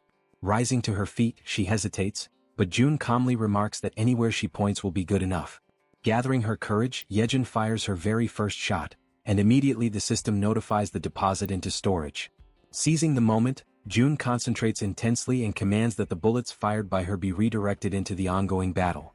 Right after his command, countless system windows open before them, acting as gateways through which the bullets travel, passing directly into the battlefield and striking their intended targets. The system then notifies that another level 17 sky blue marlin has been hunted, granting additional experience points and depositing more wands. Amid the unfolding situation, Yejin urgently warns Jun to step aside and reload quickly so that the assault can continue without delay.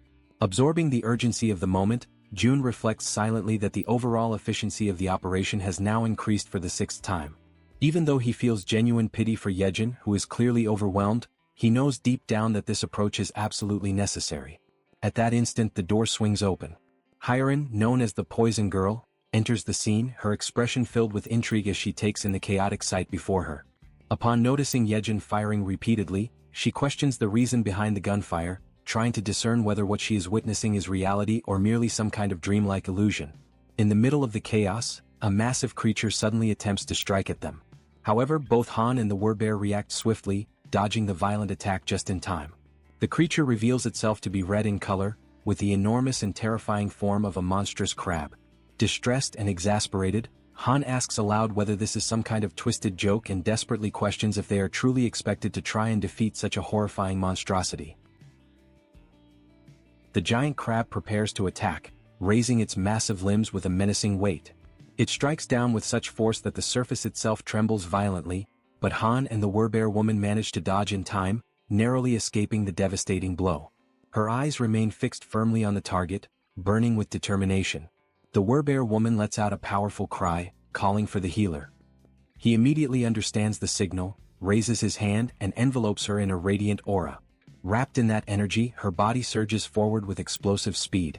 With ferocity, she grabs hold of part of the creature's massive structure, opens her mouth wide, and seized by fury, sinks her fangs deep into its flesh. At the same time, Han charges toward the monstrous adversary, gripping a long iron rod with both hands. At just the right moment, he halts his sprint and hurls the weapon with precise strength, sending it flying straight into the target and piercing the very center of its head. From behind the crab, the werebear woman emerges once again, moving relentlessly, her determination unshaken and fixed entirely on her goal. She unleashes a decisive strike upon the creature and quickly withdraws. To her shock, however, she realizes that the beast remains completely unharmed, its thick shell impervious to her attack. Then Moon shouts for everyone to fall back. From above, he lifts his weapon, holds it firmly, and focuses his entire attention on the monstrous crab. Without pause, he begins firing, unleashing a relentless storm of bullets that rain down upon the creature's dreadful body. Amid that chaos, Han comments on the insane durability of the enemy, his voice heavy with frustration, and he questions aloud what they should possibly do now. His eyes remain locked on the beast, and for a fleeting moment, doubt takes hold of him as he wonders if there truly is no chance of victory. At a certain distance, carefully observing everything, Jun notices something crucial. He realizes that this creature is not like the ordinary projectiles they have faced before. What they need is not just sharp strikes but a blow of overwhelming impact, something heavy and crushing like a hammer. Accepting this realization, he begins to search frantically for an object capable of delivering that kind of force. His gaze scans every corner until finally he discovers a gem. A satisfied smile spreads across his face, for he has found exactly what he was searching for. The system promptly notifies him of an item being stored in the deposit. Through his ability of communication, June instructs the werebear woman that when he gives the signal, she must leap onto the crab's shell, because he has found something that can break through it. Soon after, June raises his hand and summons a heavy barbell, which begins to materialize right before him. Inwardly, he apologizes to the boy who used to own it, silently promising that he will buy a new one for him later. His plan is clear. First, he allows the heavy bar to fall freely, letting gravity build up its full kinetic energy, and only then does he store it in the deposit. Immediately afterward, June invokes the bar again. It shoots forth through the system's window and hurtles toward the center of the crab's head. At that exact moment, he uses his communication skill and gives the long-awaited signal to the werebear woman. The bar pierces the target with brutal force, splitting open its head and sending streams of blood spurting outward. Without hesitation, the werebear woman launches herself straight at the point of impact. Her claws are ready, sharpened and gleaming, her body fueled entirely by determination and fury. She closes the distance with fierce speed and strikes with lethal precision, delivering the finishing blow that successfully ends the beast. The system immediately registers the successful hunt of the giant crab, level 35, granting experience points and depositing one into their account. Yet even after their victory, the path home resembles nothing less than a chaotic marketplace of sea monsters. Every kind of fish and crustacean-like abomination continues to attack mercilessly, without pause or mercy. June understands that without his support, the group would have faced countless situations that could have ended in tragedy. He accepts, with heavy resignation, that this place is simply too much to handle, even for Han's group. He reflects on how, despite everyone being awakened and armed, they still struggle just to advance a single kilometer. Now, he must finally admit to himself that the chances of his family being alive are almost non-existent. The closer he gets to his home, the stronger the fear grows inside him. Still, even if there is just a 1% chance, he knows he cannot allow himself to lose faith. Using his ability, he surveys the surroundings and notices a ruined but familiar street. He reflects that just beyond the narrow alley lies his home. But suddenly, something unusual captures his attention: a tree. Through his communication skill, he commands the group to stop immediately. He knows this city well. It is the place where he was born and raised, and he is certain of what belongs here and what does not. Observing carefully, he realizes that there has never been a tree like that on the main road, and even if there had been, the city would never have left it standing there. This means that the tree appeared only after the world had fallen apart. Calling upon his ability once more, June draws everyone's attention to the anomaly. He asks if they too can see the massive tree ahead. The group confirms that they can. June then declares firmly that the tree is not what it seems, it is a monster. He directs them to prepare for an attack. At that very moment, something strange happens. A single, enormous eye opens upon the trunk of the tree. Before the group, the figure awakens and everything around them begins to tremble as if the world itself recoils from its presence. The archer remained firm, her gaze fixed upward. A shot was released, flying toward the monster and piercing part of its trunk. Yet that was not enough to stop it. With each passing instant, it rose higher, lifting itself from the ground as though abandoning the very surface that once held it. Faced with that overwhelming threat, Han, gathering all his focus, hurled an iron bar against the tree, striking the target with perfect precision. But even then, the colossal creature endured, resisting the blows and continuing to advance, drawing ever closer. Its extraordinary resilience astonished Han, who could hardly believe what he was witnessing. Meanwhile, Moon teleported behind the tree and swiftly raised his weapon, unleashing a barrage of shots that struck the monster in rapid succession. At that same moment, the werebear woman charged forward, throwing herself into the fray against the creature in the midst of its relentless attacks. Her sharp claws tore into the wood, ripping away splinters and peeling its bark with raw violence.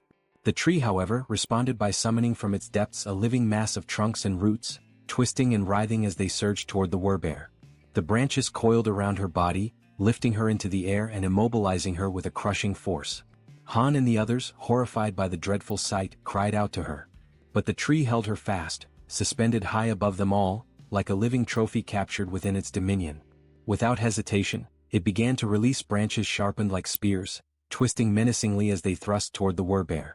Overcome with despair, she let out a cry, her voice laden with anguish. At that instant, Moon appeared before her, placing himself as a shield in her defense. The werebear woman begged him to step back, pleading for him not to endanger himself. Yet he stood his ground, unwavering, prepared to face the piercing tip of the branch that drew ever nearer. But to his surprise, the monster stopped. Its branches retracted, pulling back into the surface. On the other side, June too was taken aback by the tree's sudden withdrawal. The unexpected pause forced him to reflect on what could have provoked such a change. Through his ability of communication, June ordered Han to have Yanju retreat, while the others pressed forward against the creature. Han hesitated, questioning if it truly should be only Yanju who withdrew, but June confirmed without faltering. Thus Han relayed the command. While the companions readied themselves to resume the attack, she obeyed and stepped back as instructed. From a distance, June observed carefully, analyzing the scene and wondering if the reason behind the creature's withdrawal was indeed what he suspected. Toji on his side prepared himself, double-checking that everything remained under control. At that moment, the great tree began to move once more, and as everyone braced for combat, confusion spread among them as they asked themselves what was truly happening. Then, the monster slowly returned to its original place as though nothing had occurred. June, watchful, began to contemplate, could it be that the creature did not attack humans at all? He noticed that ever since Yejuan had taken on her werebear form, the monster had directed its aggression solely at her. Gradually, the conclusion took shape in his mind. Perhaps it was specifically the form of the werebear that stirred the creature's wrath. June continued to observe closely, but suddenly the massive tree rose once again. From the other side, a shark appeared, charging fiercely toward the tree with its teeth bared wide. The branches erupted once more, striking the shark deep. From this, June felt certain, the tree did not attack humans. With this realization, he commanded the group to ignore the creature and continue advancing, since it showed no hostility toward them. Han accepted the order and the group moved on, step by step, until something halted their progress. Han immediately signaled June, who silently prayed that the exact location of the tree would not be revealed. The group stood before the gigantic tree, questioning whether they had arrived at the wrong place. With trembling hands, June confirmed there was no mistake. This was indeed the place where his father, mother, grandfather and grandmother were meant to be. Rage overtook him, and he became convinced that this monstrous tree had no right to occupy that sacred space. Resolute, he decided it had to be destroyed immediately. His plan was to surround it with gasoline and set it ablaze, certain that only by reducing it to ashes would he find satisfaction. He realized that Han's group could be summoned not only by his own hand but also through his vassals, which meant the destruction could proceed without delay. At that moment, a system notification revealed the presence of one of June's blood relatives nearby. Suddenly, a voice rang out, shouting to know who was there. A blinding light shone upon the group, forcing them to shield their eyes. An old man emerged, scrutinizing each of them carefully, accompanied by two other figures. With stern authority, he demanded to understand how they dared to intimidate his little proppy.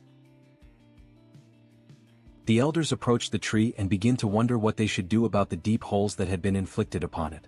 They start speaking to the tree itself, commenting that such a wound must have been terribly painful, and they even ask if the tree is doing well after enduring such harm. Han's group feels awkward and somewhat embarrassed when the elders remark that if the leader were to hear about this, his heart would surely break from sorrow. Then one of the elders suddenly raises his voice, demanding to know if this was their doing, and the group immediately admits that it was. The elder presses further, questioning how they could bring themselves to commit such an act against a defenseless child, leaving everyone in Han's group apologizing profusely for their mistake. At that moment, another man arrives and calls for everyone to look over there. He then explains that the proppy has done something once again, and this new revelation causes the elders' anger to slowly dissolve. The men then begin walking toward the location being pointed out. When they arrive, they see the shark that the tree had previously defeated, and several of the men are already busy cutting it apart in order to secure meat from its body. Astonished by the sight, one of the elders remarks that the flesh of the shark has grown plump, although he admits that the taste of shark meat is not particularly delicious. Immediately, another elder retorts that this is no time to be picky about food, stating bluntly that if someone does not like it, then they simply should not eat it. This pragmatic reaction surprises Han's group even more, leaving them somewhat speechless. From a distance, June quietly observes everything, and he feels as though his perception is sharpening, as if a veil has been lifted and everything suddenly makes sense. The existence of a monstrous tree that does not attack humans, combined with the enormous tree that continued to grow right where their home once stood, begins to form a clear picture in his mind. June recalls that ever since he was very young, their house had always been filled with plants. In the garden, the flowers would change beautifully with the seasons, and on the rooftop, several fruit trees would bear harvests at different times of the year. All of this had started after his grandfather retired, when he built a rooftop garden, and at times those very vegetables would appear on the dinner table, much to young Jun's delight. Piecing together these memories with the present reality, Jun concludes that the tree's refusal to harm humans and the giant tree occupying the place of their former house could not be a coincidence. He becomes convinced that these phenomena are the awakened abilities of someone, very likely powers on the same level as his own. An idea strikes him with sudden clarity. His grandfather must have finally awakened. In that moment, Jun feels an immense sense of relief, one he had not experienced in a long time, because under normal circumstances, everyone should already have been dead. After all, monsters roam freely through the streets, and in the skies above, other monsters move in organized groups, threatening humans from every direction.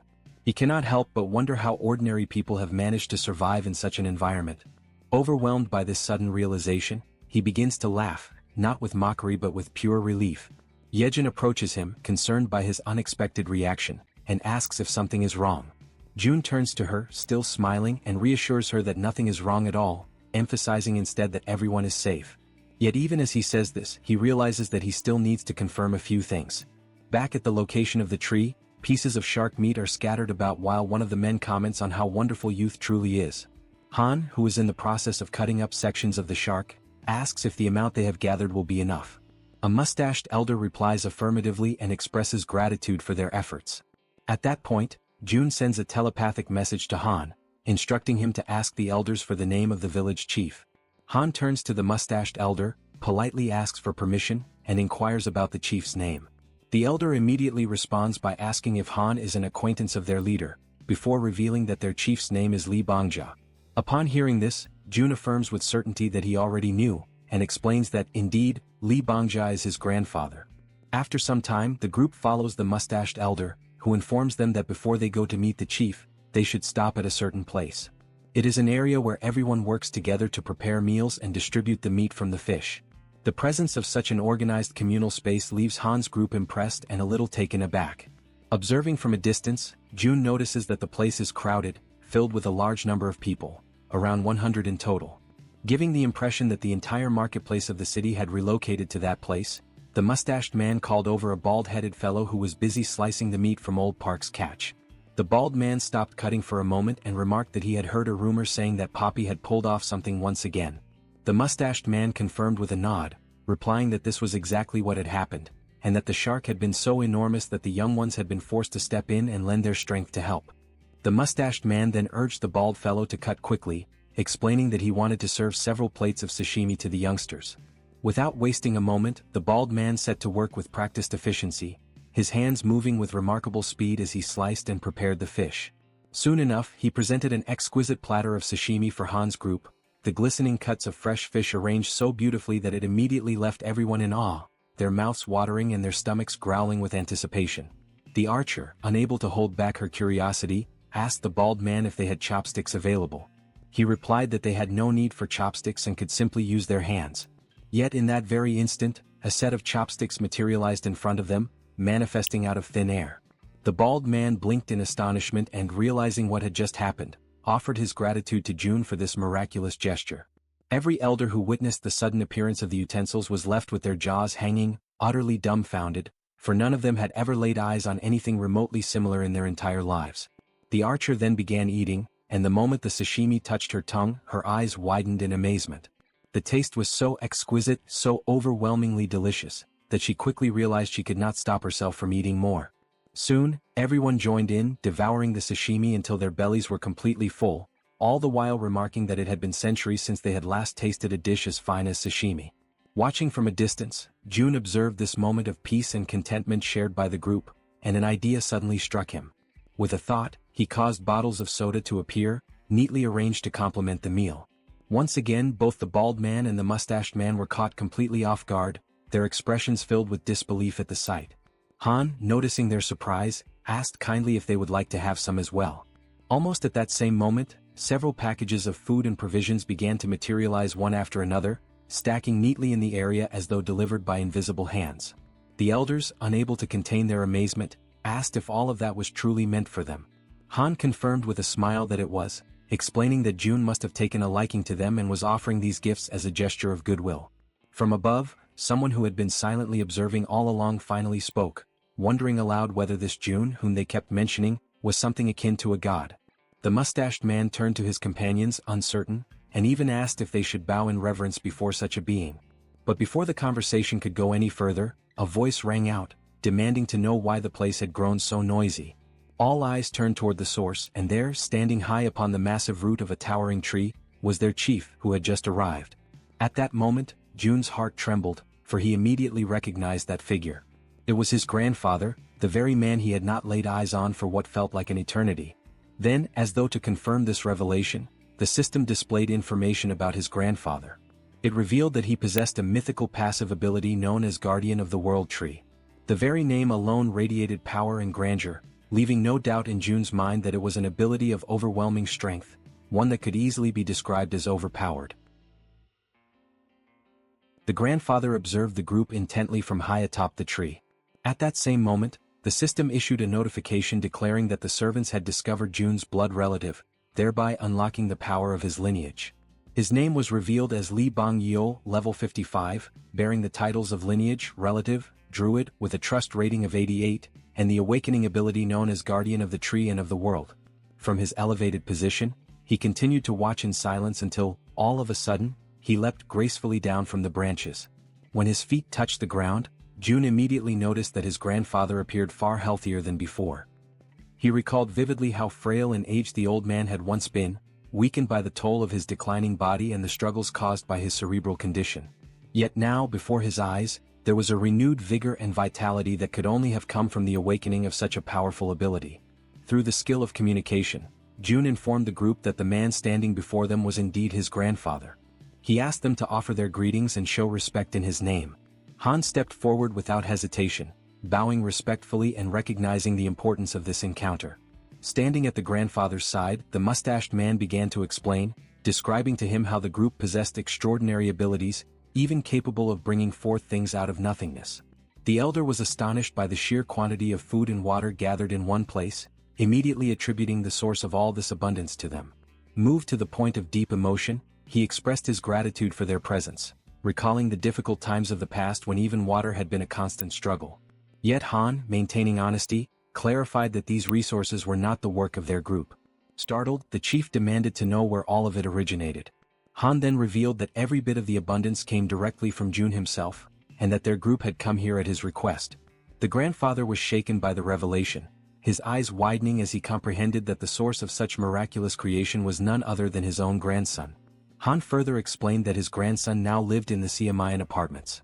Faced with this truth, the chief wasted no time. He summoned everyone present, calling them to follow him as he began to ascend the massive tree step by step, leading the way upward. Watching this unfold, Jun reflected that his entire family must be somewhere up above. A flood of emotions filled him at the thought that very soon he might finally be able to see them again. Yet deep within, he acknowledged that the moment for such a reunion had not yet arrived. Still, he believed firmly that once he completed the outpost, he would be able to use the gate of the Absolute Seal to return directly to his home. As these thoughts passed through his mind, he shifted his focus back to the system's window, recalling how, at the very moment he first encountered his grandfather, a new constructible item had been added. Soon after, the system confirmed this with a notification.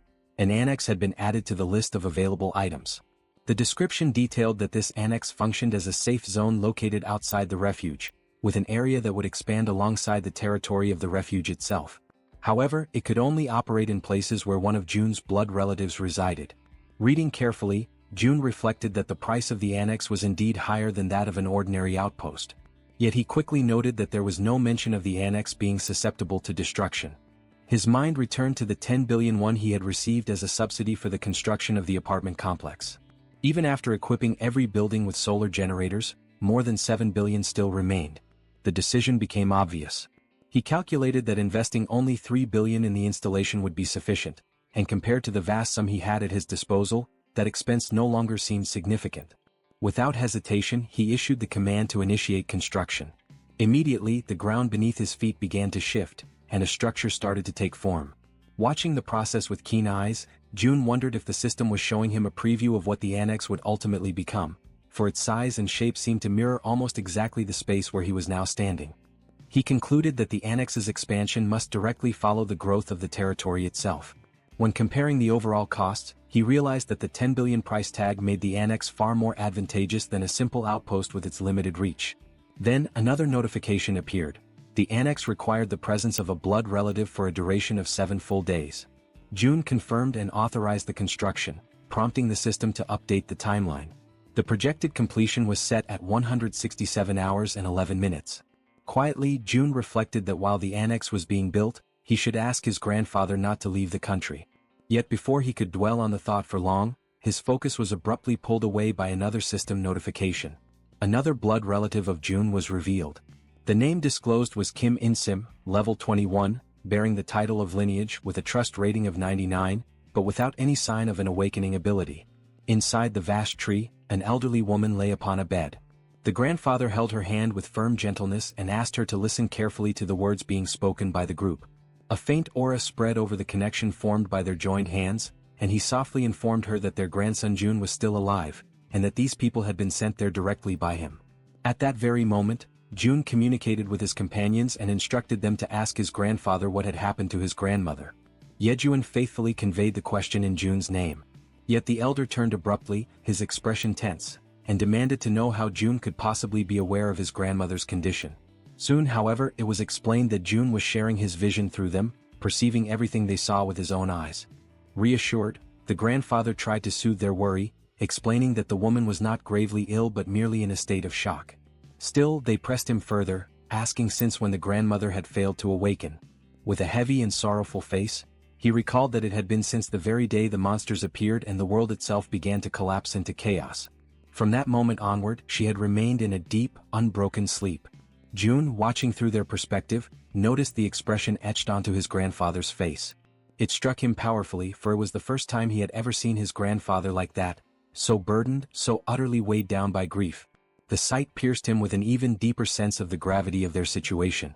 Tears welled up in his heart as he reflected that, despite everything, he felt an immense relief knowing his grandmother still lived, even though she had been in a coma for nearly a month. Outwardly, she appeared perfectly healthy, as if peacefully asleep, and June concluded that this stability could only be maintained by his grandfather's awakened ability, which was undoubtedly sustaining her. Inwardly, however, he lamented that the system did not allow him to assign missions to blood relatives. If it had, perhaps he could have devised some way to improve her condition. Even if he tried to apply the power of a healer, he knew deep down that his own skill was insufficient for such a task. As his thoughts swirled in silence, he began to grow uneasy. It was strange. 7 people had entered the house and yet no one else had stepped out to investigate. The oddity gnawed at him, and so, through his group, he asked his grandfather about the fate of his parents. The old man, acknowledging that June was following everything closely, chose to speak as though addressing his grandson directly. He explained that, on that fateful day, June's mother had left for work, while his father also departed to earn money for the household. He expressed his belief that they had probably found refuge in some hidden, secure place, emphasizing firmly that June's father would never abandon his wife under any circumstances. Yet June recognized, in the undertones of his grandfather's words, that the man did not truly believe in the survival of his parents. And within himself, June felt the same grim certainty. Without a transcendent ability like the one his grandfather possessed, the chances that his parents had survived were almost non-existent. But still he refused to let go of hope. Through his ability, June issued a new order. The next target must be the Wawang Nursing Hospital, even if the chances of finding them there were small. Acknowledging the efforts of his group, he decided that they should rest for the night. He made it clear, however, that when dawn came, nothing else would matter. Tomorrow they would all go after them. At that instant, the system interrupted his stream of thoughts with yet another notification. To his shock, the message declared that a blood relative of the Absolute had been detected in the vicinity. Without hesitation, June issued a command to Yejin, who quickly relayed his orders to the rats. The young woman asked what precisely she should convey, and June instructed that every single nearby survivor was to be located without delay. Then he noticed something crucial. The alert was not pointing toward Dongjian's, but rather toward his very own location. Conviction settled deep within him. The ones approaching could only be his mother and father. The scene shifts to a street where people are hard at work, cutting apart and stripping the hides of the animals and strange creatures they have captured. One man comments that the work is still far from over, even at such a late hour, while another replies that this only means there will be an abundance of food for everyone. Suddenly, something unusual catches the attention of one of them, and immediately all turn their eyes upward. High above in the sky, countless dreadful creatures are flying, each with a terrifying and distinct appearance, none resembling the other. Without warning, A bell begins to ring frantically, its rapid toll echoing like an urgent alarm across the area. From the top of a watchtower, a man spots the approaching swarm and shouts to announce the arrival of monsters. Chaos quickly spreads. People begin running in every direction, rushing to move everything into the seafood storage house and to close the shutters with haste. The order is unmistakably clear. Everyone must move as fast as possible. The panic intensifies when one of the men shouts for the village chief to come out immediately. The group accompanying Jun's grandfather turns toward him for guidance, and he promptly informs them that a massive horde of monsters is approaching. From a distance, the grandfather and the group gaze upon the advancing scene, watching in silence as the creatures flood across the horizon. Han, overwhelmed by the sight, questions aloud whether all those beings can truly be considered monsters. The grandfather raises his hand and confirms, his voice grave, while simultaneously giving the command for the trees to move. The command is obeyed without hesitation, the forest itself responding to his will. Meanwhile, Han recognizes the gravity of the situation and volunteers to join the fight. However, the grandfather firmly instructs them to stay back, explaining that the monsters are not targeting humans. He adds, with a grim tone, that everything suggests these creatures are actually fleeing from something far greater and far more dangerous than themselves. Yet he warns that even so, they will not pass without leaving destruction in their wake. A radiant green aura begins to envelop his body, spreading outward in waves of power. At that moment he connects with the surrounding forest, and numerous trees shift together, intertwining and forming a massive living barrier meant to shield them from harm. Inside the protective wall of trees, the group watches in astonishment as the winged creatures soar above them, passing over without striking. It becomes clear that the group was never their intended target. Still, those advancing by land charge relentlessly toward the barrier, forced to confront the trees that now stand as their obstacle. The pressure mounts, and once again Han offers his assistance, but the elder sternly refuses, demanding that they remain within the safety of the barrier. At that instant, the old man lifts his leg and at his command, countless trees surge forward, their sharp branches piercing through the creatures on the ground. The entire group is shaken, overwhelmed with shock, as they witness the overwhelming display of the grandfather's power.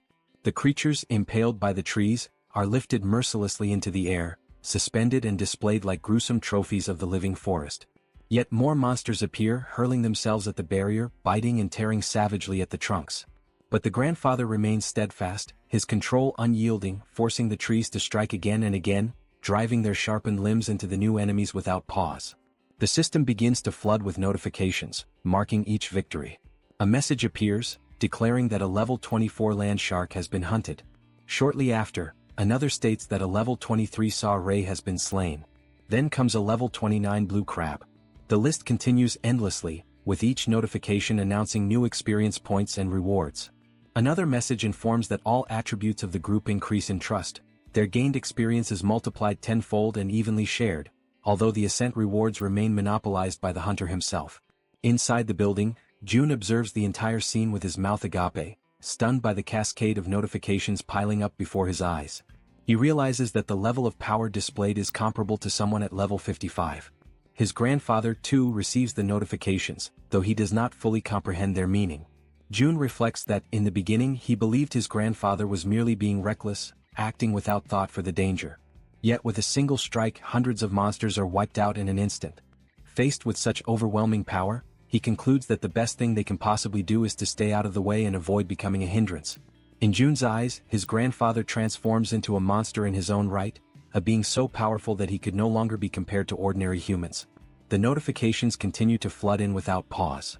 The system announces the successful hunt of a level 31 giant crab, followed shortly by a level 29 giant lobster, and then a level 30 sawtooth crab. Each message also confirms increases in skills and abilities. Suddenly, Jun realizes that he himself has just leveled up, but before he can process it, an intense and suffocating pain overwhelms his body. The agony spreads through every nerve, as though each part of him were being broken apart and reduced to dust, all while the school in the city continues to grow in influence and power.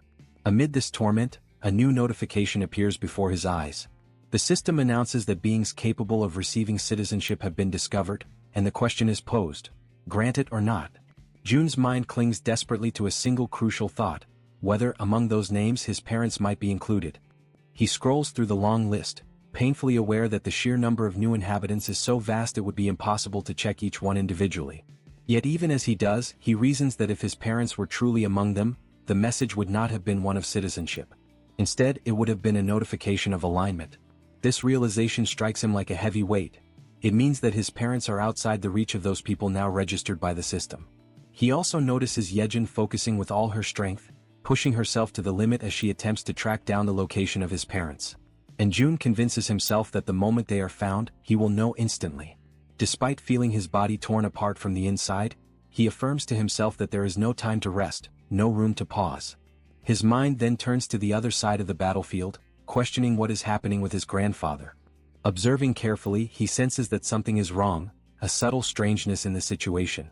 He shares this unease with Han's group, who quickly question the old man. The grandfather realizes the difference. Before, the monsters would leave remains scattered across the ground, but now they vanish completely, not even bones left behind. Han explains that this change is due to June's influence. Ever since the system manifested, the corpses no longer remain after death. Intrigued, the grandfather acknowledges that even the mysterious glowing letters appearing in the air are also the work of his grandson. With the immediate threat apparently under control, the old man decides to go to the warehouse to bring out some of the people hiding there. He explains that if they intend to consume the flesh of the monsters, the creatures must be slaughtered in the proper way, ensuring the meat stays fresh and edible. The group agrees, but June internally is struck with surprise at this detail. Never before had he thought of monsters as a source of food, and for the first time he begins to truly consider the possibility. He extends his hand and issues the order to register the item. Before him, a creature begins to materialize, its form gradually solidifying until its outlines are clear and distinct. The system then notifies the success of the registration, categorizing the item as fish. Pleased, June realizes that his attempt has worked, and that this could indeed feed hundreds of people. Yejin suddenly gasps, her eyes widening in shock as she locates someone of immense importance. Without delay, she quickly announces her discovery. June turns at once, his entire body trembling with expectation. The system confirms it. Yejin has found a blood relative, and the power of blood begins to unlock. Outside, amidst the rows of buildings, someone points toward a distant structure. A man and a woman are identified. The system reveals their names. Lin Jisuk, level 50, bearing the title of relative, with trust at 97 and the awakened ability of governance. Beside her stands Kim Donghyuk, level 42, also carrying the title of relative, with trust at 93 and the awakened ability of enhanced defensive aura. June recognizes them instantly, and his vision blurs with tears. After all this time, there can be no mistake, they are his father and his mother. The system notifies that citizenship has been granted to 23 individuals connected to the blood relative Lee. The announcement causes a wave of astonishment, yet June feels a surge of joy as he realizes that his parents are now very close to the newly expanded territory. By observing their movements, he concludes that it is only a matter of time before they step fully into the protected zone. Since the power of the bloodline has already been unlocked, he firmly believes that they will not be stopped by the invisible barrier that holds others back. After such a long and painful wait, his eyes finally fall upon his parents once again. The long-awaited reunion radiates through his smile, overflowing into every part of his being. At that very moment, his parents catch sight of him, and shock flashes across their faces as they recognize him. From the other side, June raises his hand in greeting, his heart pounding. The mother and father rush toward him without hesitation, embracing him tightly as though afraid to ever let him go again. His mother clings to him, checking desperately to make sure it is truly him, asking if he is well, while June responds with quiet firmness that nothing has happened to him. The joy of reunion is quickly mixed with surprise as he notices that all 23 who arrived with his parents possess awakened abilities of their own. These are people connected to the hospital where his mother once worked. At that moment, however, something else catches June's attention. Dogs gathered at the barrier, unable to cross. Internally, June reflects that they cannot pass through because animals cannot receive citizenship. Almost immediately, the system issues a new notification, revealing that there exists an option for a subordination contract capable of awakening abilities in up to 100 individuals.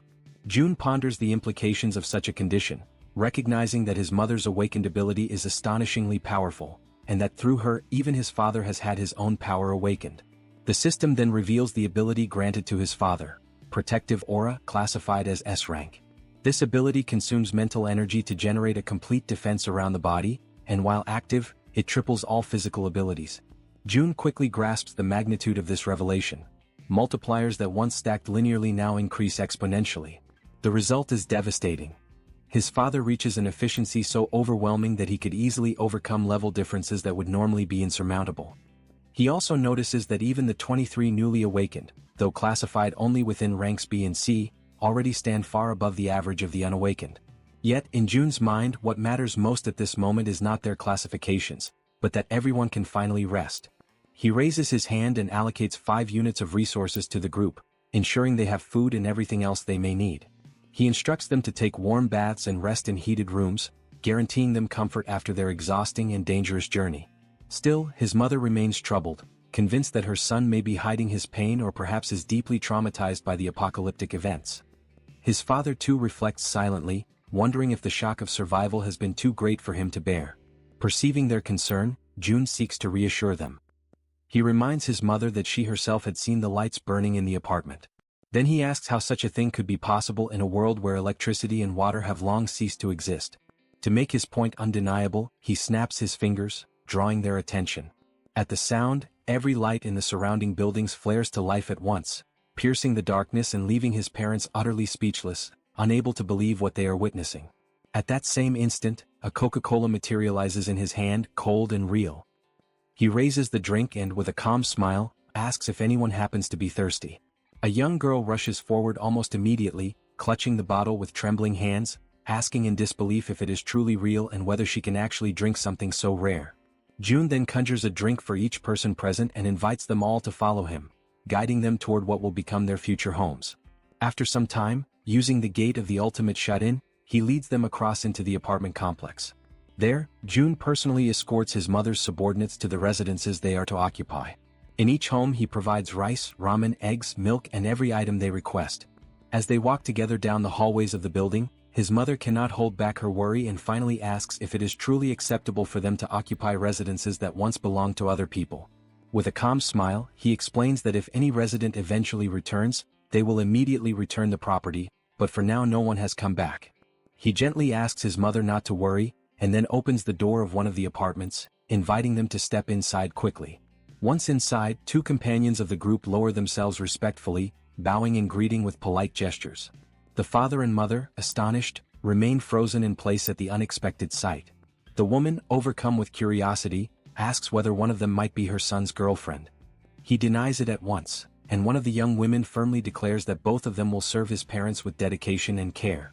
However, he responds with firmness, questioning why they should be the only ones responsible for looking after his parents. Acknowledging the effort they had already put forth until now, he soon allows them to rest, and the 2 quietly withdraw in silence. Left alone as a family, they gather together at the table. Jun then begins to ask about everything that had happened to his parents since the beginning of the chaos. He recalls how his father, who worked as a taxi driver, had gone that day, as usual, to pick up his mother after her work shift.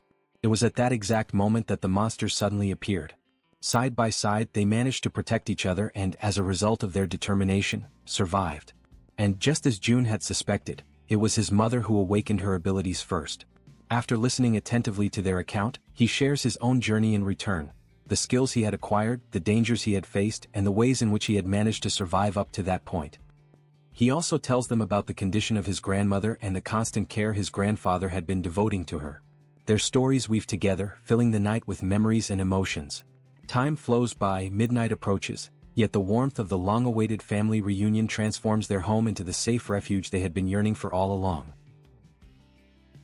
The scene shifts to the city hall of Nagasaki, where heavy rain was falling over the waters of a river. At its edge, a man lifted his eyes toward the sky, deeply intrigued, while his companion stood beside him, equally confused by what was unfolding before their eyes. From the dark depths of the river, a colossal monster began to emerge. Both of them watched the enormous creature moving before them, unable to hide the terror that gripped them. One of the men shouted in a mixture of ecstasy and fear, repeating over and over again that the monster was passing by. The sheer size of the beast made it clear that wherever it went, only destruction and ruin would remain in its wake. The scene then shifts to the following day. Jun immediately shares with his grandfather the astonishing news that he had found his parents, recording a quick video to show them. On the other side, through the screen of a phone, the grandfather beamed with radiant joy at the sight of them, while showing them to the grandmother at his side. The mother, overcome with emotion, asked if she could also see a recording of her father. Han responded without hesitation, filming the video that showed him.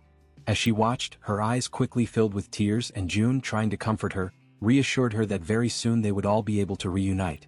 The completion of the annex, combined with the power of the absolute gate, would allow them to reach the main house where the grandfather resided. In the meantime, he organized Han's group so that they would continue hunting monsters until the construction was finished, using the main house as their central base. The presence of Han Yujun and Kim De-jong made the progress of the construction much more efficient. Soon, a notification appeared, revealing that 3 servants bearing the title of knight had joined the construction site, which instantly increased its efficiency by 50%. However, the wave of monsters from the previous night had significantly raised their numbers in the surroundings of the main house. Hunting in that region was proving to be far more profitable, since the monsters were now everywhere. He reflected that with the expansion of Haven, hunting within its borders had lessened, and many creatures continued to wander without realizing they had already entered the sanctuary's territory. All the goblins in that area had already been exterminated during the leveling up of the day before. Making a firm decision, June summoned his ability and called upon Dabin, instructing her to deliver a message. Focused and attentive, she stood silently waiting for his words. He ordered her to inform everyone that with the new expansion, they were only allowed to hunt beyond Siamayan Station. In addition, he requested the formation of a rescue team to save survivors, including those who had specifically asked for medical assistance. Dabin accepted each order with absolute seriousness, determined to carry them out flawlessly. Inwardly, June reflected on the grim reality that within the newly expanded area there were still thousands of survivors living in terrible conditions. Even within the safety of the refuge, more than 10 people were dying due to the lack of water, since leaving the area was impossible. Humanitarian aid was arriving, but it was still far from sufficient. With renewed determination, he reaffirmed to himself that he had to save as many people as possible. He emphasized inwardly that if necessary the absolute gate must be used to reach them directly, or if not, other means must be found to heal and sustain them. The mother noticed the serious expression on her son's face, and even before he could explain the reason behind it, she immediately understood the situation. She offered her help without hesitation, a gesture that left him surprised. Among the people she had brought, some possessed healing abilities, particularly effective against dehydration, fainting, and poisoning. Because of this, she believed that by establishing subordination contracts with the team, they might be able to awaken proper healing abilities. Her intuition soon proved correct. More than 80% of the new subordinates manifested healing gifts, even if only at a basic or low level. Although they lacked significant offensive power, the rescue team quickly calmed the chaos, stabilizing those in distress with remarkable efficiency. For 3 full days and 3 long nights of continuous effort, they moved tirelessly from house to house, saving countless lives in the process. Only after this relentless work was completed did he finally throw himself onto the sofa, utterly exhausted, reflecting on how each day had been so overwhelming and filled with urgent demands that there was hardly even time to breathe. But the relief was short-lived. A sudden system notification announced that a being meeting the requirements for citizenship was approaching the refuge, offering him the option of granting it. Still lying on the sofa, he accepted, recalling that ever since the last expansion of territory, new citizens had been arriving without pause, and the population had already grown close to 10,000. While lost in thought, rain began to fall outside. Drawn by its sound, he rose from the sofa, walked to the balcony and stood there watching, intrigued by the intensity with which it fell. In that very moment, Dabin contacted him through the communication ability, her voice serious. She explained that the rescue team was requesting permission to leave the territory in order to carry out an urgent mission. June considered the decision dangerously reckless. Marine monsters now surrounded the region, rendering it impassable for ordinary people. Yet the determination of the team impressed him deeply, most likely because they had once been firefighters, men and women who preserved their courage in the face of danger even after the world had changed. That thought lingered with him as he pondered. Soon, however, he gave his order. A hunting squad would be assigned to act as an escort, and the rescue team would have to wait until then before setting out. When he opened the system again, a new notification appeared, announcing the hunt of a giant level 33 crab. He noticed, almost with surprise, that he had begun to enjoy these hunts more since the sudden surge in his physical statistics. Yet the notifications did not stop there. They came one after another, in rapid succession, reporting creatures slain one after another with astonishing speed. The massacre was unfolding at such a pace that June immediately realized this could not possibly be his father's doing. Alarmed, he activated the eyes of the Absolute, and the truth was revealed before him. It was his grandfather, advancing with unshaken resolve, destroying everything that stood in his way. Concerned, June sought immediate contact with Han's group, only to hear their report that a new wave of monsters had risen in the region. The news unsettled him, for the proportion of marine creatures was increasing at an alarming rate, and this time on a scale far greater than usual. On the other side, his grandfather observed the strange situation unfolding. He remarked that even now something about it seemed unnervingly unusual. What troubled him most was the way the creatures were fleeing in desperation, driven not by instinct but seemingly guided by a deeper fear, as if trying to escape from something far worse. He asked himself, from what exactly could they be running? Elsewhere, June followed every detail through his ability, and the same haunting question tormented his thoughts. Fear of what, precisely? Before the answer could surface, a colossal marine monster suddenly rose before Han's group and his grandfather, leaving them paralyzed in horror. From afar, June watched the scene unfold in desperation, his heart racing with dread, as the same question echoed within him with greater force than ever before. What in the end could this terrifying thing that emerged possibly be? The creature before them was a white dragon, a colossal being of level 63. Everyone stared upward, their necks strained, their faces pale with dread, as fear and despair took hold of their hearts. The group questioned among themselves whether what they were seeing was truly a dragon, or something even more terrifying, something that defied understanding. From a distance, June observed the scene in tense silence. He knew that if he were to use the vassal summoning, he might be able to save Han's group from certain death. However, as the guardian of the world tree, he could not stray far from it. To do so would expose him, leaving both himself and the sacred tree vulnerable. Even so, he couldn't bring himself to order them to fight a white dragon. Doing so would be the same as sending them to their deaths. As doubt consumed him, the system emitted a notification. The remaining time until the completion of the annex construction was 38 hours. June reflected that, once the annex was finished, the territory would expand enough to drive away those monstrous creatures. Yet even with the increased efficiency of 50% and the accelerated progress, 1.5 times faster than before, it would still take time.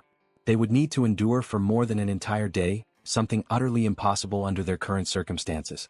Watching the creature with narrowed eyes, he wondered if there was no other way to resolve the situation. The dragon dug its claws deep into the ground, its cold, merciless gaze falling upon Han's group and upon June's grandfather. The old man shouted that even he would struggle to face such a foe alone and ordered everyone else to fall back. But Han's group refused to retreat. United, they declared that they would stand and fight together. For an instant, June's grandfather was taken aback by their resolve. Then, with a steady breath, the old man was the first to give the order to attack. However, Han's group hesitated, paralyzed by the sheer terror of what stood before them. At that moment, June's voice rang out through the communication link, a firm, commanding tone cutting through the chaos, ordering everyone to stop immediately. The command caught everyone by surprise. None of them could understand why he would stop them from fighting. He instructed all units to hold their positions and specifically ordered Moon to restrain his grandfather. Moon obeyed instantly. The old man turned toward him, demanding an explanation, insisting that striking first was essential in any battle. Moon apologized, repeating only June's exact words. These were direct orders. Yet the grandfather persisted, clearly dissatisfied, unable to comprehend the reason behind such restraint. As the battlefield fell into a heavy stillness, June stood deep in thought. Then a system window materialized before his eyes, displaying vital information. The white dragon, level 63, had recently laid its eggs. It was weakened, and its eggs could only hatch beneath the roots of the world tree. June realized with a surge of understanding that the dragon had not come to fight. It had come seeking the world tree's protection to safeguard its offspring. In that instant, the white dragon's eyes glowed faintly, and its voice echoed directly within the guardian's mind.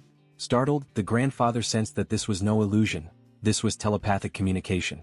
The creature's voice resonated calmly within his thoughts, requesting that they make a pact. The old man hesitated, unsure of the creature's intentions, uncertain whether to trust or fear it. The dragon explained that it needed the help of the world tree to restore its strength. In return, it vowed to protect them from harm. A glowing symbol appeared upon the old man's hand, a mark that could be used to summon the dragon whenever its aid was required. Slowly, the majestic creature stepped forward, its immense presence radiating both power and serenity, extending something toward the old man. The light from its body condensed, transferring into his hands. Along with it came a solemn request, that he take care of its child. Then, spreading its great wings, the dragon lifted itself into the air and disappeared into the thick clouds above. The group stood in silence, watching the magnificent creature vanish into the heavens, the echo of its presence still lingering in the air. Toji was the first to break the silence, remarking that if they had attacked, they all would have perished without question. Moon agreed, adding that they had survived only because they had obeyed June's command in time. Suddenly, the system displays a flood of notifications. The loyalty of several members reaches 100, and all of them are officially registered as vassals. June watches the notifications closely, reflecting on what has just happened. With Kang Deoksu and Kim Gaeong both reaching the maximum level of loyalty at the same time, his total vassal capacity instantly triples. Now he commands 18 subordinates directly bound to him. He wonders whether it would be possible to register the people his mother had turned into awakened as well. However, he soon discovers it is impossible. Those who serve his mother remain strictly under her command, unable to be transferred. Still, he cannot help but wonder if there might be a way to create or awaken more natural awakened beings. At that moment, a new notification interrupts his thoughts. The system announces that the trust level of the citizen moon has reached 100%. A new message follows. New ability acquired, teleportation. Before June can even react, another window pops up, congratulating him for obtaining a rare item. Awakening pill, teleportation. The description explains that the item can grant the power of teleportation, the same ability possessed by Moon. June immediately begins to consider who should receive it, and the answer comes to him almost instantly. Through his communication ability, he calls for his father to come to him at once. As soon as Donghyuk arrives, he is met by his son, who opens his hand to reveal the small glowing pill. Donghyuk looks at it with curiosity, slightly puzzled, and asks what it is. June simply tells him that all he needs to do is swallow it. Without a hint of suspicion, his father accepts and takes the pill. In the next instant, he feels something stir deep inside his body. Confused, he looks at June and asks what is happening to him. With a faint, almost teasing smile, June replies in an enigmatic tone, suggesting that he imagine what it would be like if he could teleport. Donghyuk repeats the word softly under his breath, trying to process it. Then, almost by instinct, his body reacts. In a blink, he vanishes, and reappears several meters away. He stands there, completely stunned, unable to believe what just happened. June watches in silence, thinking that for someone like his father, a warrior who relies entirely on his physical body and raw strength, gaining the power of teleportation is like granting wings to a tiger. Amid his quiet awe, the system flashes another notification before his eyes. Trust level of Donghyuk has reached 100%. New ability acquired, enhanced protective energy. June reads the message in disbelief, realizing that even the abilities of close relatives can be obtained once their trust reaches full capacity. A new idea begins to take form in his mind. If he could raise his mother's trust to 100%, he might be able to gain her ability as well. He quickly checks the system data. His mother's trust level stands at 97%. A faint smile crosses his lips. He decides there's no need to rush. After all, he still has a secret method to raise trust much faster when the time comes. The next morning, the construction of the annex is finally completed. Shortly after, the system emits a notification, alerting June to the detection of hostile entities in the surrounding area.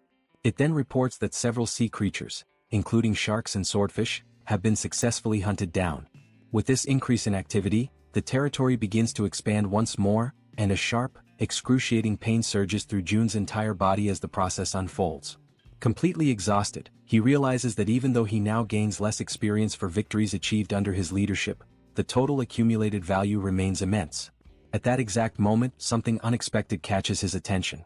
The system notifies him that an entity compatible with the requirements for citizenship has been detected. Without hesitation, June decides to accept it.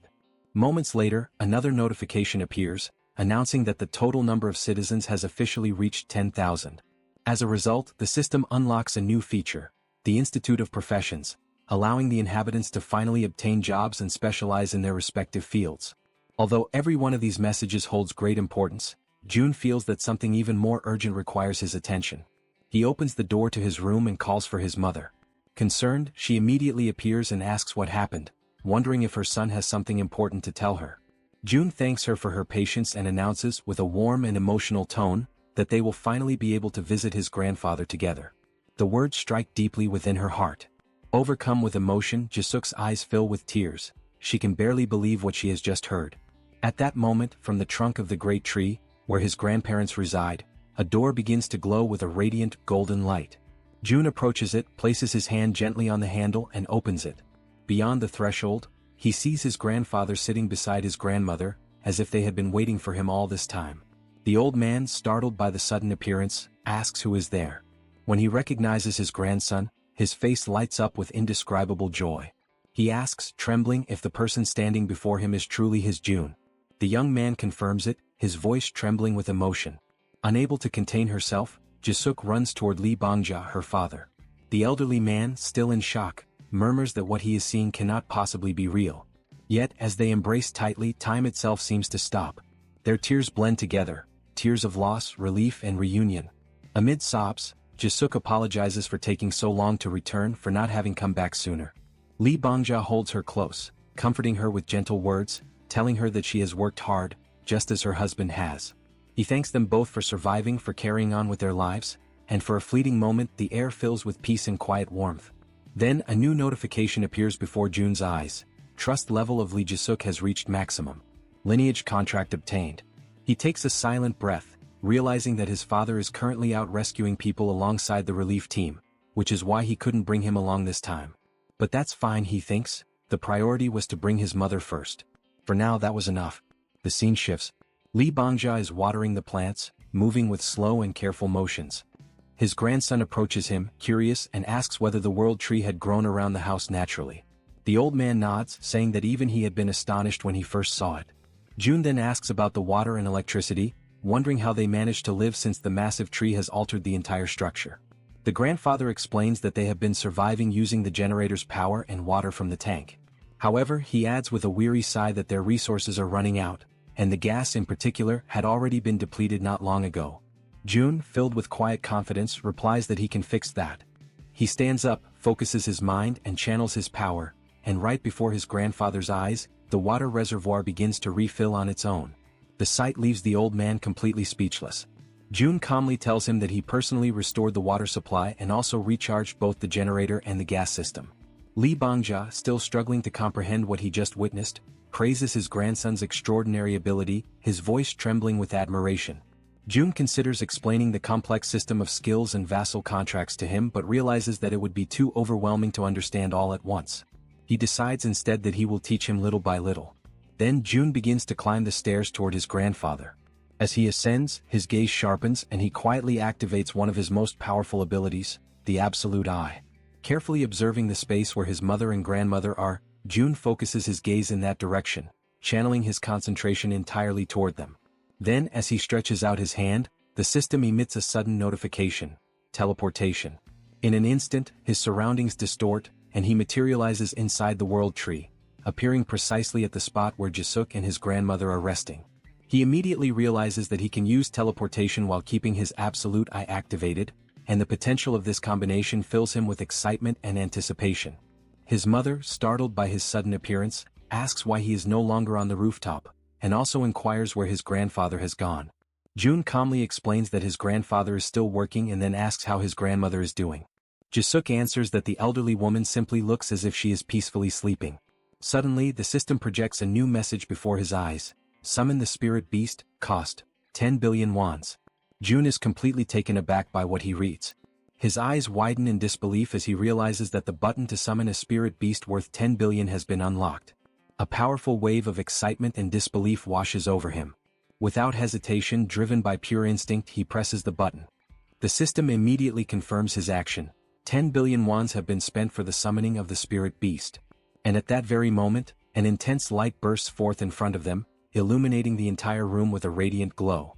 Jun, maintaining a steady and reassuring voice, tells his mother to remain calm and not be afraid. At the center of that blinding light, a shape begins to emerge. Jun narrows his eyes and observes as a delicate figure slowly takes form. It is a sleeping fairy. Her body shimmers faintly, and after a few moments she gently opens her eyes, as though awakening from a deep slumber. Jisuk, still bewildered by what she is seeing, asks what that creature is. Jun explains patiently that it is a spiritual being. A creature he has just summoned, one of the unique powers granted to him by the system. At that exact moment, Lee Bangja enters the room. Jisuk turns to him in surprise and asks why he came back so soon. The old man replies that Jun has already resolved all the problems. Then he approaches his sleeping wife and extends his trembling hand toward her, wanting to touch her face. The fairy, noticing his movement, slips gently from Jun's arms and flies forward, positioning herself right in front of the old man. Concentrating deeply, she spreads her wings, and a radiant aura begins to glow around Lee Bangja's hand. The light expands, surrounding the fairy's small body, as if drawing the old man's power into her own. A new notification immediately appears before Jun. Fairy's level has increased. Natural regeneration rate of the territory, plus 100%. Li Bongjia, however, is overcome with anger when he realizes that the creature has absorbed part of his energy. He clenches his fists, his voice trembling with frustration.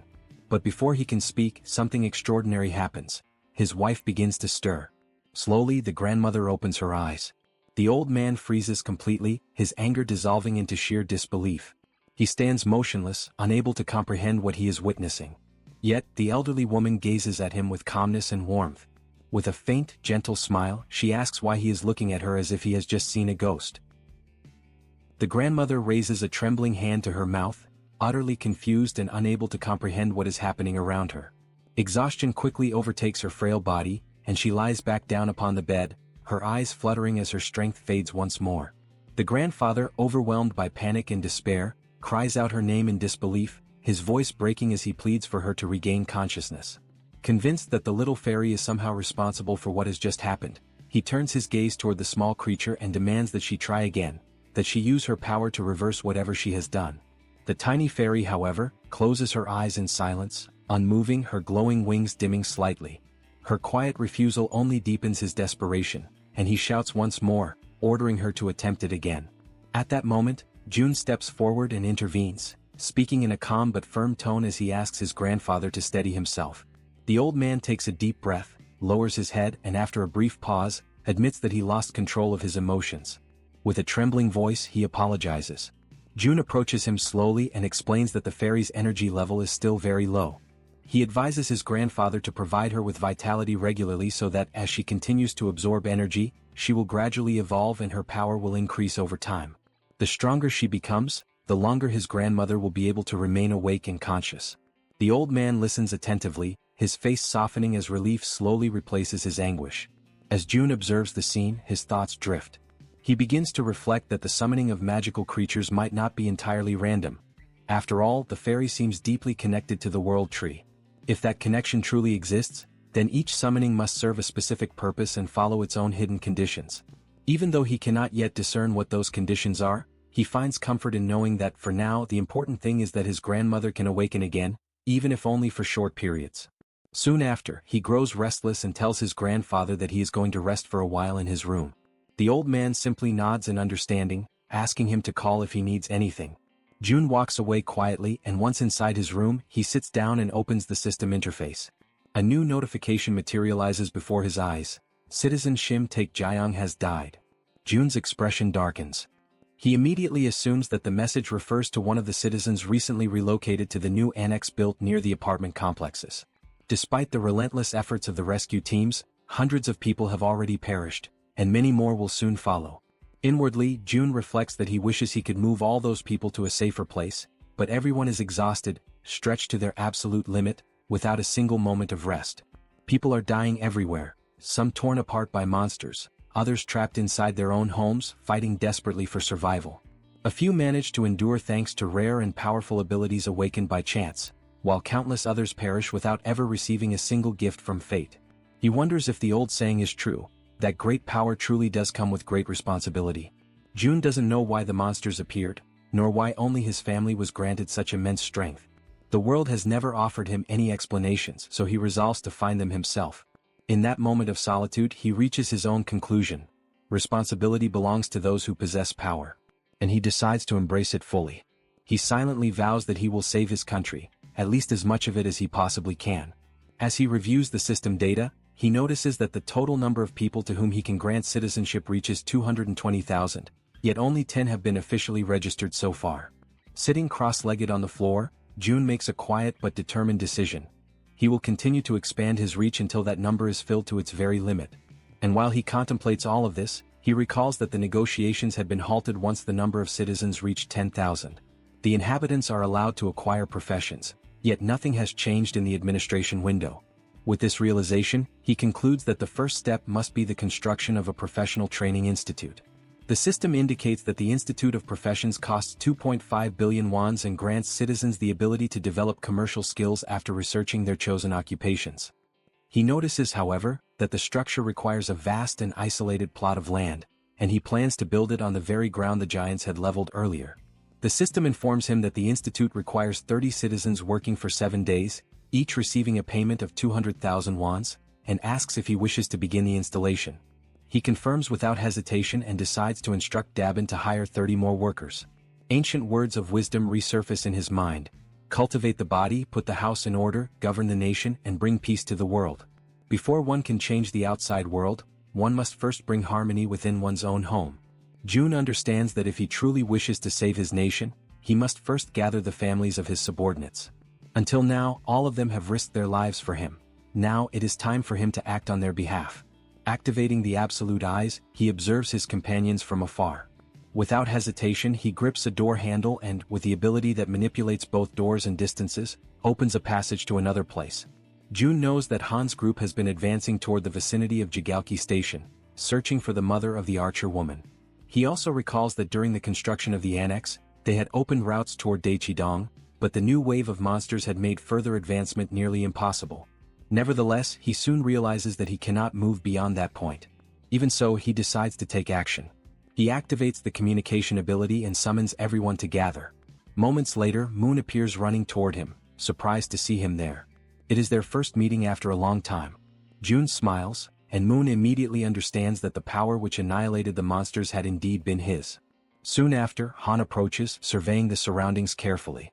She asks if that place now belongs to June's territory, to which he calmly confirms, but adds that this is not the only reason the group has gathered there. He explains that the monstrous wave has made travel to Daechidong extremely dangerous. However, now that the new annex is complete, everything has changed. He assures them that they will be able to reach Daechidong, the place where the archer woman's family lives, before the day is over. Upon hearing this, she hesitates, her expression showing doubt that such a thing could be possible. Yet June answers her with composure, stating that he possesses a method. Soon, he extends his hand toward her and reveals that there is something he wishes to propose, causing the air around them to grow heavy with tension. When the construction of the annexed house finally comes to an end, the territory expands all the way to the front of Jigalki Station, granting direct access to the subway. June begins planning to take Yejin there so that they can once again employ the poisonous gas strategy against the swarming rats. He also notes that he will ask Dabin to strengthen the workforce at the Professional Institute's laboratory. Soon, all the preparations are completed.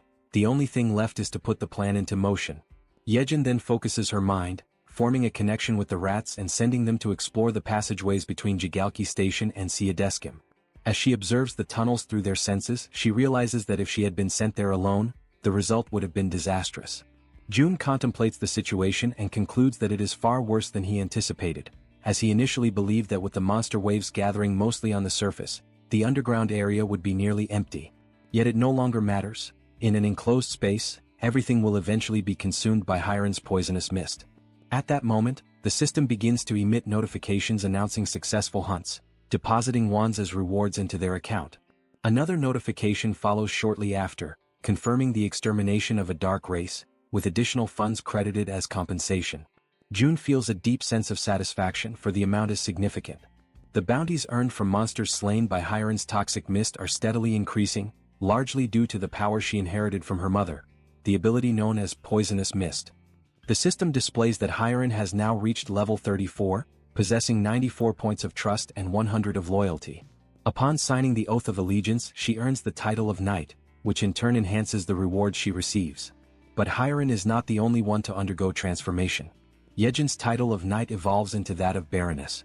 Although the experience multipliers and general conditions remain the same, the effect of loyalty on her overall statistics grows immensely. What once influenced only her physical strength now extends to all attributes, and with twice the magnitude. Moreover, Yejin acquires a new ability called Enhancement, through which her improved rats now move at a much faster pace and become significantly harder to destroy. By the time their operation through the tunnel concludes, Hiron announces that the entire subway line has been successfully cleared. Observing their progress, June realizes that he should not limit his loyalty contracts to just those two. Instead, he should extend the proposal to everyone. With that in mind, he turns toward Han's team and presents his idea. They listen carefully and after some consideration, all agree to his terms. As a result, Han, the female archer, and Riller each obtain the title of Baron, while Yeonju ascends to a higher rank, that of Viscountess. The difference between a Baron and a Viscount is of great importance. Vassals who attain the title of Viscount gain an additional 3 slots for follower registration. Consequently, the number of vassals under Yeonju's command rises to 21. At that very moment, the system issues another notification. Toji has awakened a skill with 100% efficiency, Legion of Steel, an evolved ability derived from his title as knight.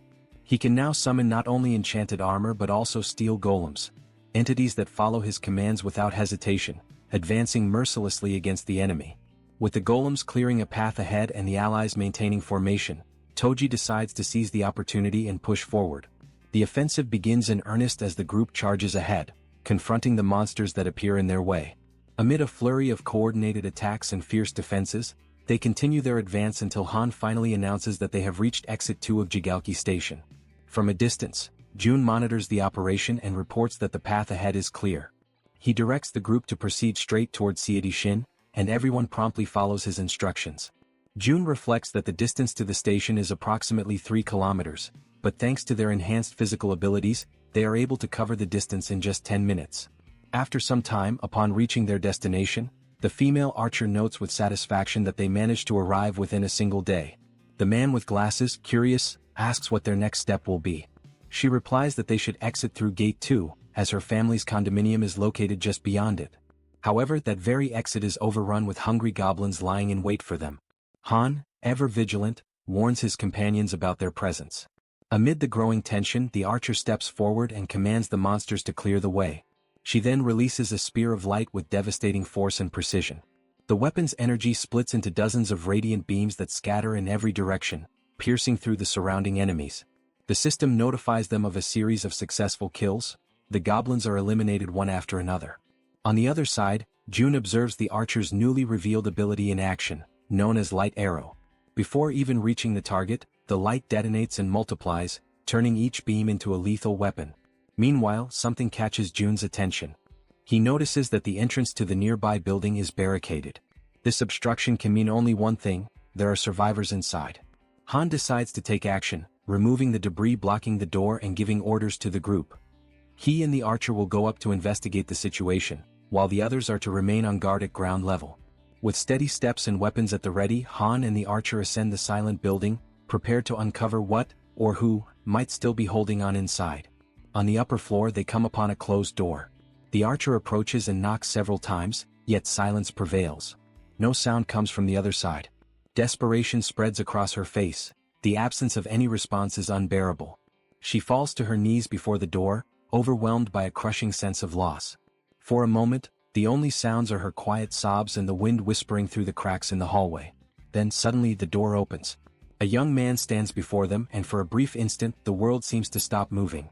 Through her tears, she recognizes him immediately, and both are enveloped in a wave of surprise and emotion so profound that it silences everything around them. The female archer approaches Myung Van and asks where her mother is, to which he quietly replies that she is inside.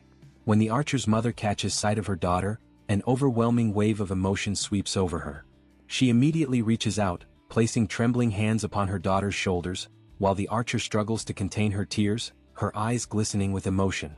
The mother examines her in desperation, her gaze darting over every detail, asking anxiously if she is unharmed. Then, in a trembling voice, the archer mentions her father, and the entire atmosphere changes in an instant. The mother freezes, visibly shaken, as if trying to push away the painful truth, but the silence that follows already says everything that words cannot.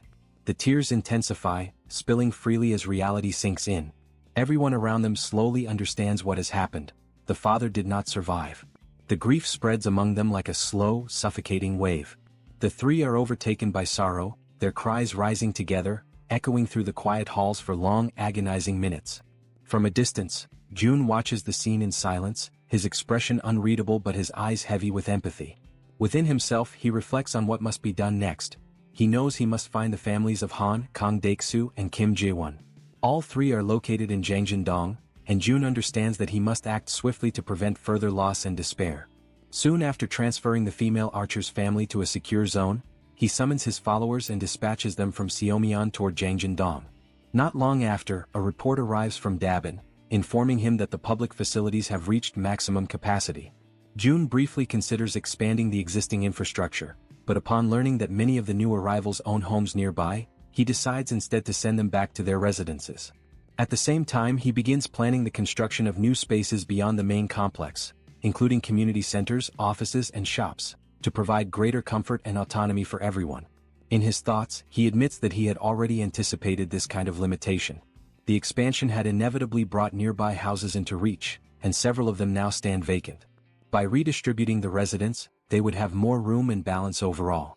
He also decides to establish new bases around the perimeter, designed for the hunting teams, and to develop strategic commercial points that can support their growing operations. Using his communication ability, he reaches out to Dabin and instructs her to coordinate the organization of these new external bases. A system notification soon appears before him, asking whether he wishes to construct new shops and activate essential services, electricity, water, and gas. June authorizes all of it without hesitation, then pauses to reflect on the progress of the other groups. He wonders silently how far Han's team has managed to advance and imagines that they may have already reached Gyodai Station. By his estimation, the path up to that point should have been relatively smooth, although he knows well that Hiron's poisonous mist tactic only works effectively up to that station. Beyond it, they will need to find their own way as the route from Jayandi to Dongni rises back to the surface midway through the journey. At that very moment, the man with glasses releases Black and instructs the creature to attack the goblins blocking the group's path. The female archer fires her arrows with unwavering precision, while Moon, now wielding his pistol, takes advantage of his newly acquired invisibility skill. Kim Jeons demonstrates his new power of rapid growth, his body expanding in both size and strength, towering over the battlefield as the group pushes forward. Han's group now proves to be many times more powerful than before. Under Toji's precise and tactical leadership, they move with coordinated purpose, maintaining formation as they advance. Han instructs everyone to make use of the terrain's natural cover, moving forward while minimizing unnecessary confrontations and conserving their strength for what lies ahead. After some time, the group gradually slows its pace until it comes to a complete halt. Before them stretches the site of a ruined city, a desolate landscape where collapsed structures and massive chunks of debris block what once was a road. Han kneels, examining the obstacle closely. The pile of wreckage rises to the height of a 3-story building, forming a barrier that seems almost insurmountable at first glance. From a distance, June watches through his surveillance system, quietly reflecting on the scene. For a group whose average age is around 35, such an obstacle should not present an impossible challenge, he reasons. The real concern lies not in climbing over it, but in understanding what, or who, could have caused such catastrophic destruction in the first place. He questions silently what kind of creature could have torn apart a concrete bridge with such raw force. The absence of enormous footprints rules out the presence of a cyclops, yet the pattern of destruction clearly indicates that something immensely powerful had passed through the area.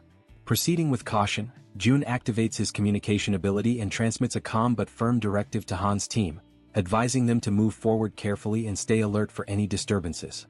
As Han's group descends toward the lower area, June checks their progress, calculating the remaining distance to their destination, Jiangjindong, estimating that only about 4 kilometers remain before they complete the journey. He reviews the data on his monitor and concludes that if all the nearby apartment complexes share similar layouts, the arrival should proceed without major complications. However, just as he finishes that thought, a sudden sound interrupts his calculations, a chime, faint yet distinct, echoing like a doorbell. But in that abandoned region, there shouldn't be any functional doorbells at all. Instantly alert, June activates his multiple vision ability, splitting his perception across various points within the safe zone to identify the source of the noise. He frowns in confusion.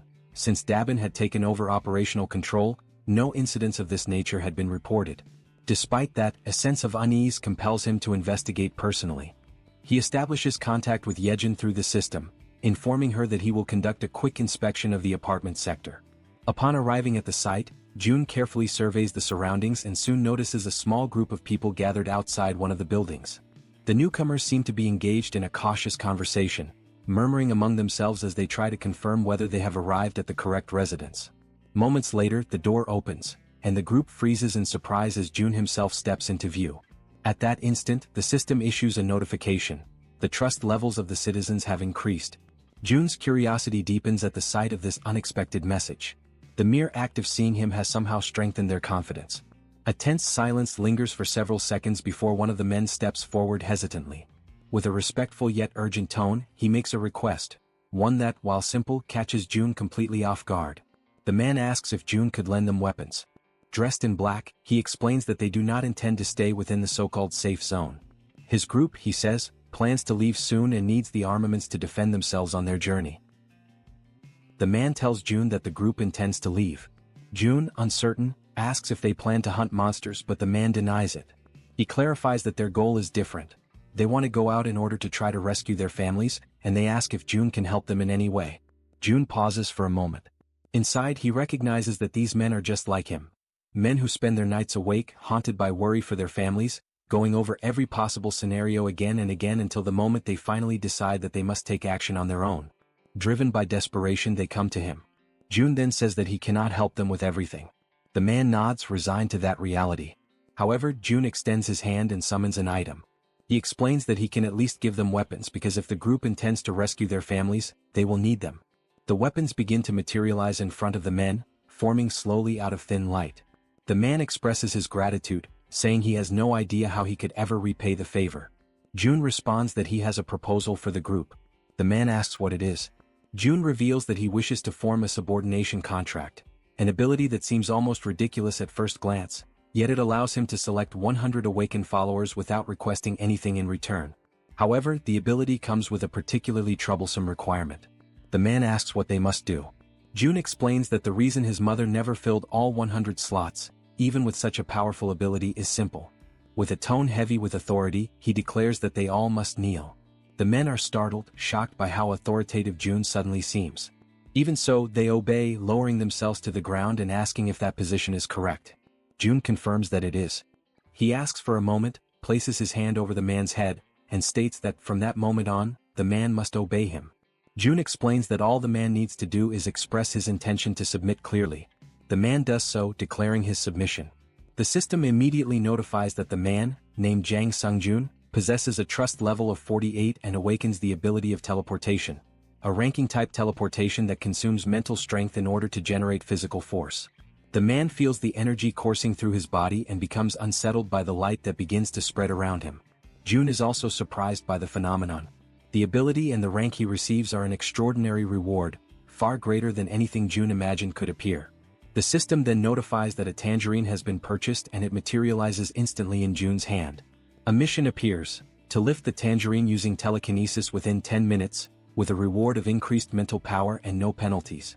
June shows the tangerine to the man and orders him to lift it using his ability without touching it. The man agrees, focuses deeply, and a thin aura begins to form around the fruit. Moments later, the tangerine rises from June's palm, floating steadily in the air. The man is astonished to see the object levitating and silently celebrates his own success. Suddenly, the tangerine bursts open and explodes into juice, sending pulp splattering over everyone including June. Embarrassed, the man apologizes, saying he lost control, but June tells him that everything is fine. He explains that this is the nature of the power granted by the contract and calls the next person forward to continue the process. The system displays a new notification. The citizen's trust rises to 50, and his loyalty surpasses 30, unlocking the attribute. He now fulfills the requirements for vassal registration. June asks the others if those accompanying Jang Sungjun also wish to establish the same type of contract. After Sungjun is officially registered as a vassal, his assistants complete their own contracts as well. The remaining 5 awaken medium-level abilities, rank between D and C, and stumble over their answers while responding to the questionnaires, but June does not consider that important. For him, obtaining Sungjun alone is already more than enough. Now that the man is properly registered as a vassal, June can at last provide basic support. June then asks the man where his family is located. He confirms, it is the apartment complex in Yeongdong. June wishes the group good luck and watches as the men head off on their own path. Immediately afterward, he feels it is time to return as well, and he teleports back to the inside of the enormous tree, where the rat girl waits for him. He enters with a smile and announces that he has returned, but quickly notices the tense expression on her face. The girl tells him that the situation has turned bad. At the exact moment June comes back, she explains that at the location where Han currently is, a gigantic monster has just appeared, a 2-headed ogre level 45, emerging right in front of the group. June immediately activates his long-range vision ability and sees the colossal creature. He recognizes instantly that this is the monster responsible for destroying the bridge, a mystery no one had been able to solve until now. Han's group attempts to resist. Black, the young man with glasses, launches direct attacks against the ogre. Moon teleports around the enemy, using his invisibility as well, firing his pistol at the monster's face with precision and cold focus. Toji summons his army of obedient marionettes, ordering them to strike the ogre at its feet without hesitation. However, the ogre responds with sheer brutality. With a single powerful kick, it sends all of Toji's marionettes flying. Even after receiving so many attacks, the monster remains practically unharmed. Toji realizes that the creature barely reacts to any of the blows. Han watches the scene, understanding the difficulty they face, and concludes that they must somehow create even a small opening. At that moment, the system notifies a command for a summoning. Barbel is called. The summoned creature crashes into the ogre with overwhelming force, knocking it down and pinning it to the ground. The strike comes directly from Jun's intervention. Using his communication ability, Jun sends a message to the group, apologizing for taking so long to act. The group, relieved and encouraged as they see the ogre finally brought down, reacts with renewed hope. Jun then declares, through the same ability, that from this moment on he will provide full support to all of them. Everyone watches the ogre kneeling on the ground, its massive frame trembling as dust settles around it. Togi remains frozen in disbelief, repeating inwardly the same question over and over, whether they truly managed to bring the creature down. Although their attack struck the monster directly and with overwhelming force, the system still has not displayed any notification confirming its defeat.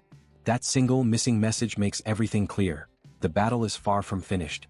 From a distance, Jun warns the entire group, urging everyone to remain fully alert, because the ogre is still alive and continues resisting with terrifying endurance. Jun then turns toward the werebear woman, asking if she has the ability to slow the creature's movements even for a moment. She hesitates, uncertain whether she can manage such a feat in her current state, but ultimately she decides to try. With determination, she rushes toward the ogre and activates the healer. A warm, golden aura immediately envelopes her entire body, reinforcing her strength and vitality. Jun observes every detail with sharp focus and summons another item. A barrage of bullets materializes and begins striking the ogre repeatedly. The continuous impacts batter the creature's senses, leaving it disoriented. Seizing that crucial opening, the werebear woman pushes forward with all her strength and manages to unbalance the monster, forcing it down to its knees once again. Recognizing the perfect opportunity, Jun signals to the archer. The archer raises his bow, aiming carefully, and channels all of his focus into a single attempt, concentrating intensely to achieve maximum accuracy. Sensing danger, the ogre reacts violently. It grabs a car with only one hand and lifts it as if it weighed nothing. In a sudden burst of motion, the monster hurls the vehicle toward the group with tremendous force. The abrupt attack catches the archer off guard for an instant, but his arrow is already in flight. Both the car and the projectile race forward, one propelled by brute strength, the other by precision. The arrow collides with the incoming vehicle, triggering a massive explosion that sends other nearby cars flying through the air in all directions. In that chaotic moment, Jun gives the command for the werebear to attack. She quickly positions herself behind the ogre, but the monster turns with startling speed, dodging the archer's second arrow. The sudden shift alters the arrow's path, sending it off course, straight toward the werebear woman. The archer watches in shock as the projectile strikes her directly, despair overwhelming him. From afar, Jun witnesses everything with horror, feeling the same cold dread he felt the last time he nearly lost someone important to him. He forces his mind to search frantically for any solution. He begs the system inwardly, pleading for any method, any possibility, to save the injured woman. The golden light surrounding the werebear intensifies, glowing brighter and brighter as everyone watches anxiously, especially the archer, who appears on the verge of breaking. Suddenly, a presence manifests behind the group. A hand emerges, engulfed in swirling black flames, Han's hand. He steps forward with unshakable determination, declaring that he will end the ogre himself. The sight strikes Jun so deeply that he collapses to the ground, unable to comprehend what is happening. The rat girl approaches him and gently asks whether he is alright. Jun insists that he is, explaining that he simply relaxed for a moment before reactivating his long-distance vision. However, he cannot shake the alarm in his mind. This is not supposed to be the time for Han's awakening. He asks himself what exactly could have triggered such a sudden surge of power. Meanwhile, the ogre faces Han. Han grips the metal rod, now entirely wrapped in dark, swirling flames that pulse with unnatural intensity. He focuses all of his strength and hurls the rod with immense precision. It pierces through the air like a spear and strikes the ogre with devastating force. At last, the system displays the long-awaited notification. A level 45 ogre has been eliminated. The group reacts with a mixture of relief and astonishment. The werebear signals that she is alright despite everything that happened. At that moment, Moon looks at Han, curiosity overtaking his surprise as he asks about the ability Han just used. Still shaken, Han admits he is not entirely certain how it happened and wonders aloud whether June might have somehow helped trigger it. June, still lying on the ground, contemplates the black flames. He reflects on the nature of that power, questioning whether the ability activates only under certain conditions and whether it truly belongs to Han, or perhaps to himself. Even so, this mystery is not the most urgent matter. A familiar and intense pain begins creeping over him. The system notifies an increase in skill level, and once again, it becomes time for June to endure the searing agony that seems to stretch on without end. After enduring the pain, which as always had been present in the same familiar way, he gradually regains his composure. His companion shows clear concern, asking whether he is all right, and he assures her that he is. Within the territory, the monsters are completely converted into experience, while the people who manage to survive are officially granted citizenship, marking the definitive conclusion of that cycle of conflict. This time, however, something is different. The system releases a new notification, informing him that a dungeon has been discovered. Because he is the first to find it, June receives 100 crystals as a reward. He is taken aback as he reads the message. If crystals are being awarded as a prize, then the location is very likely connected to that resource in some way. The indicated location lies behind the apartment complex, roughly halfway up the mountainside. June considers sending Lee Junhyuk's group, including himself and everyone currently under his leadership. He reasons that, by forming subordination contracts with them, the group will become strong enough to face whatever lies ahead. He wonders where Lee Junhyuk is at that moment and activates his ability, Ultimate Eyes. Through it, he sees that they are surrounded by dead orcs, and that Lee Junhyuk himself is staring at the scene in confusion, clearly questioning how the orcs died so suddenly.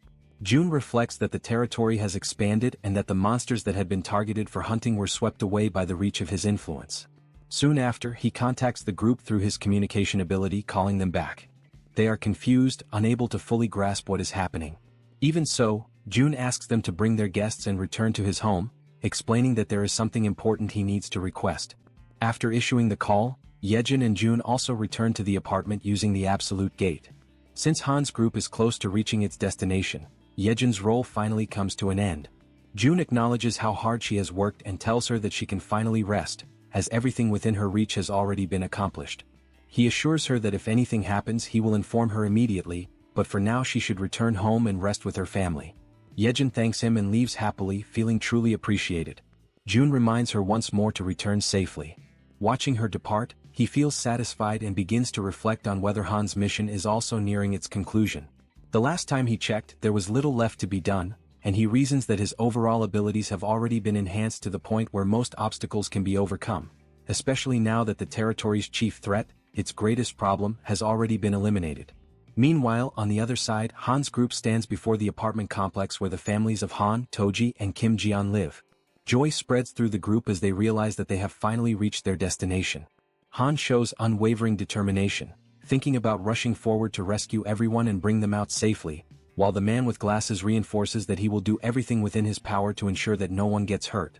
With that resolve, Toji encourages the group, and they begin running toward their objective. In their thoughts, the same words repeat over and over. Just a little more, only a little more, and they will finally be reunited with the people they are trying so desperately to protect. Toji imagines that after this, they will all head to the safe zone and be able to live in peace at last. However, suddenly the run comes to a halt. The group stops abruptly. Han senses that something is wrong and looks toward Toji, who freezes completely, his body stiffening in shock. Moments later, everyone begins to see the same thing he does. Toji starts to tremble, overtaken by raw nervousness. Filled with terror, he comes to the conclusion that perhaps they arrived too late. Inside the complex, several armed figures occupy the area. There are black orcs of level 3, and another of level 35, along with many others. All of them are large, powerful, and imposing. The group remains motionless, staring at that devastating scene unfolding before their eyes. At the same time, on the other side, June understands what this means. High-level monsters in the range of the 30s have appeared in the underground parking area, and the chance that anyone in that apartment complex has survived is practically non-existent. The exception only confirms a horrifying truth. The families of Han, Toji, and Kim Jian are the direct targets of this invasion. Overcome by rage and anguish, June reacts without hesitation. He issues a clear command for all enemies ahead to be eliminated. Toji responds immediately, sending his warriors clad in armor straight toward the orcs. As the battle begins, the woman observes the scene from a distance and notices Han once again surrounded by an intense aura. His new ability, now further refined and strengthened, manifests with its full force. While Toji's warriors engage the orcs in direct combat, Han's energy begins to take shape, drawing the enemy's attention. That energy spreads violently, striking the orcs without the slightest mercy. Han becomes completely engulfed by that overwhelming power. For him, that moment clearly marks the true beginning of the battle. Everyone prepares to attack. Han is the most visibly tense. He grips the iron bar tightly, his body steady, his mind filled with determination and absolute confidence in what he is doing. Ahead, the orcs watch the group attentively, but their reaction is abruptly interrupted by two precise gunshots, fired from the weapon of the man with glasses, while Toji follows everything at very close range. Without any hesitation, Toji also advances. His blows strike the orcs in front of him with direct brutality, without mercy and without leaving any room for retreat. From a distance, Jun summons an artifact. The artifact projects itself rapidly into the center of the conflict and begins to strike the orcs continuously. While maintaining control over the summoning, Jun analyzes the situation. The ranks of the common black orcs are no match for Han's group, which has grown stronger over time. The real danger lies with the black orcs of the warrior class. They are different from the enemies of the plains, tougher, stronger and more lethal. Jun communicates with the group, asking them to maintain formation and to be extra cautious with the armored orcs. At that same moment, one of the enemies raises an arrow and aims it toward someone in the rear line. Upon noticing this, Jun is struck with shock. The arrow flies straight toward the healer, who does not notice the attack approaching. Jun tries to warn her, but it is already too late. The arrow pierces straight through the center of the healer's body before she can react. The impact paralyzes her. The entire group turns to watch the scene, unable to look away from that sudden disaster. The arrow has deeply pierced the healer's body, causing such intense pain that it steals her breath. Han loses his concentration. The shock of seeing his companion in that state breaks his focus for an instant. Now Jun quickly analyzes the situation. The enemy has struck exactly at the team's weakest point. He understands the severity of the blow, knowing that even if healing is applied, its effect will be limited, and that from that moment on, the group can no longer fully rely on the support of Kim De-jong. He reflects that the werebear woman possesses high regeneration and can endure for a while, but if the fight drags on, the battle will soon turn against the group. The battle has already begun, and its outcome is starting to take shape. Escape is still a possibility, perhaps the last chance. However, Jun's thoughts are interrupted when he realizes that Han is completely unfocused and an orc is preparing to attack him. Jun tries to warn him, but at that exact moment, another arrow cuts through the air. What happens next surprises him. The healer reacts, stating that she is still fine, and the arrow is removed from her body. Witnessing that scene, Han's determination solidifies. He understands that they will only discover the ending if they continue fighting. Driven by this feeling, he advances once more. He grips the iron bar with all his strength and attacks without mercy. From a distance, Jun reflects that the correct procedure would be to order the group's immediate retreat. However, he decides to let himself be carried away by the moment. Overcome by rage, he demands that the status window be opened. He decides to act for everyone in the group, for Han, for Toji, and for the man with glasses. He demands from the system that all of them reach level 40. The notification appears immediately, informing him that to reach level 40, 1 billion is required for each level acquired. Jun accepts the cost without hesitation. The system confirms the elevation of everyone to level 40. At that same instant, a new energy runs through the bodies of the combatants. They are quickly informed by Jun that the group's level has been increased. From afar, Jun maintains control over everything within his reach, coordinating the situation. Without delay, everyone charges into the attack once more. More than 10 million are consumed just to strengthen them in that moment, but that does not matter. The orcs continue advancing with terrifying resilience, seeming almost unbeatable. The entities that obey Toji spring into action. One of them reaches an orc, and the blow is decisive, severing its head in a single motion. Jun quickly reflects that, up to that point, with the accumulated money, they have managed to reclaim the territories that had been expanded.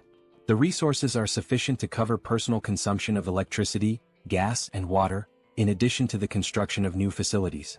At that same moment, Jun issues a new command to the system, demanding that everyone's level be raised to 45. The notification confirms that Han Yeonju and Kang Daek-soo have reached level 45. Jun accepts the cost without remorse. For him, this amount is not a problem when it is used to strengthen Han's team in the face of an enemy that shows no sign of retreat. The battle continues for a long period of time. Jun causes the female archer, Moon and Kim Dae-jong to raise their levels. The system notifies that all 3 reach level 40. The remaining members of the group also have their levels adjusted to 40, ensuring that everyone remains at that threshold or above it. Among them all, 3 stand out for their combat efficiency. Han, Toji, and the werebear woman reach level 45. This is the same level as the 2-headed twin ogre. 3 combatants now possess strength equivalent to monsters of that caliber. As they begin to fully unleash their power, it does not take long before the only ones still standing on the battlefield are the members of Han's group. After the battle, the group moves forward and comes upon a corridor. It is a dark passage, shrouded in silence and tension. Han and the woman accompanying him observe the place carefully. Even so, they continue advancing, always guided by their objectives. Whether it is raining or not makes no difference, they move forward without hesitation. At a certain moment they find a door. Han approaches and decides to turn the handle, but the woman tries to stop him, drawing his attention. He, however, shows no interest in retreating and opens the door to the room. Upon entering, they notice footprints and marks scattered everywhere. While Han remains inside the room, the other members of the group wait outside. Inside the room, knives and bloodstains are found. Han remains motionless, showing no visible reaction. Everyone observes the scene in silence, trying to grasp the weight of what lies before them. When the group draws closer and sees the condition of the room, the shock is shared by all. Soon after, Han finds another door and for the first time hesitates. Instead, he turns toward the group and signals that they should move forward together. His condition is visibly weakened, yet he still insists that he is fine. The female archer approaches to comfort him, wrapping him in an embrace and encouraging him to cry. He, however, maintains that this was something he had already expected. More than once he repeats that he is fine, trying to convince not only the others but himself as well. Amid the situation, the man with glasses sits down on the floor, unable to remain standing. Toji confirms with him whether this is truly what it appears to be, and the confirmation comes in silence and acceptance. On the other side, Jun watches everything closely. He reflects on the group's failure. Despite having fought with all their strength, they are completely alone in that world. Jun questions whether it is truly possible to save a country when he cannot even save the people standing right in front of him. At that moment, Han observes that no traces of blood are found in the houses. The possibility that they may still be alive somewhere cannot be ruled out. These words do not come from just anyone but from Han himself, and for that reason no one is able to respond immediately. Han reinforces that there is still no need to abandon hope. Then he checks whether Jun is present and asks him to call them over for a moment, expressing the need to rest for a while. Shortly afterward, the system notifies the summoning of the vassals. In the very next instant, Han's group appears in Jun's apartment, all of them visibly worn down by the situation. Thoughts continue to flow endlessly through Jun's mind. He wonders whether his own ambition caused him to arrive too late, and whether an earlier rescue could have changed the outcome. Han reaffirms his intention to rest for some time, but Jun remains in a complete state of shock over what happened to the families of the group. He repeatedly asks himself whether he could have saved them. When he analyzes the situation coldly, he concludes that his parents and his grandfather survived by their own merit and that even without his intervention, they would have been safe. Jun realizes that no one says anything, yet he feels as though he is being silently reprimanded for that result. He begins to see himself as responsible for the loss of the families, acknowledging that everything is the result of his greed. Crushed by that weight, Jun admits to Han that everything happened because of his ambition. The words come out as he cries, completely shaken. He acknowledges that, because of his choices, he lost the opportunity to save the families they loved. Regret consumes him and he states sincerely that he is truly sorry. Throughout the entire moment, Han shows no expression. Then he turns toward him and steps closer, observing Jun in that state of vulnerability. Jun apologizes repeatedly, overwhelmed by guilt. Han calls him by name and states that it is not his fault. Jun begins to cry even harder, trying to say something. However, Han interrupts him, asking Jun to lift his head and look around. He emphasizes that everyone there, without exception, was saved thanks to Jun's ability. Han states that being able to live without worrying about food, clean water, or monsters is a direct consequence of what Jun did. He reminds him that it would have been impossible to save Moon's grandmother and the archer woman's family if Jun had not been there. Without him, they would not even have been able to confirm whether their families were alive or dead, much less have the chance to take revenge on those responsible for so much pain. In that brief silence, Jun notices how much Han endures everything just to appear fine. Even so, Han continues, stating that ordinary people like them would never have defeated those monsters without using their own strength, and that strength was made possible by Jun. A little embarrassed, even though there is no reason for it, Jun tries to say something but Han goes on. There is a lot of sadness in the world, he explains, but those sorrows do not deliberately choose someone. He stresses that June does not need to take responsibility for everything and that the fault lies with the world, not with him. For them, it is already enough that June simply remains there like a huge tree, creating shade where people can finally rest for real. Han laughs as he finishes speaking. At that moment, June realizes that he is more resilient and mature than he had imagined. He understands that he should be the one comforting others, yet it is he who is receiving support. His thoughts are interrupted when someone calls his name. It is Toji who asks him to cheer up, while the man with glasses also speaks up, expressing his gratitude. The archer woman encourages him to hold on, and Moon makes it clear that without June he would never have managed to save his grandmother. The healer adds that she would also have died back then if he had not saved her, while the werebear woman states that she would probably have gone insane without his help. One by one, everyone leaves, repeating words of thanks directed at June. Feels strange to him. He has always acted of his own free will, seeing help as a fair exchange. Even so, everyone calls him a savior, and June questions whether he deserves that title. Han's words echo in his mind, being just a huge tree. He decides to try to be that. He decides to become the huge tree Han described. Until then, the goal of saving all of South Korea had existed only because the power he received seemed like too great a burden without a purpose. He did not desire it desperately, nor was he sure he could fully devote himself to it. He merely believed that he could continue hunting monsters, evolving his abilities and expanding his territory. Now he abandons the grand objective of saving all of South Korea. Instead, he decides to become a huge tree, a place where people who enter under his shade can rest.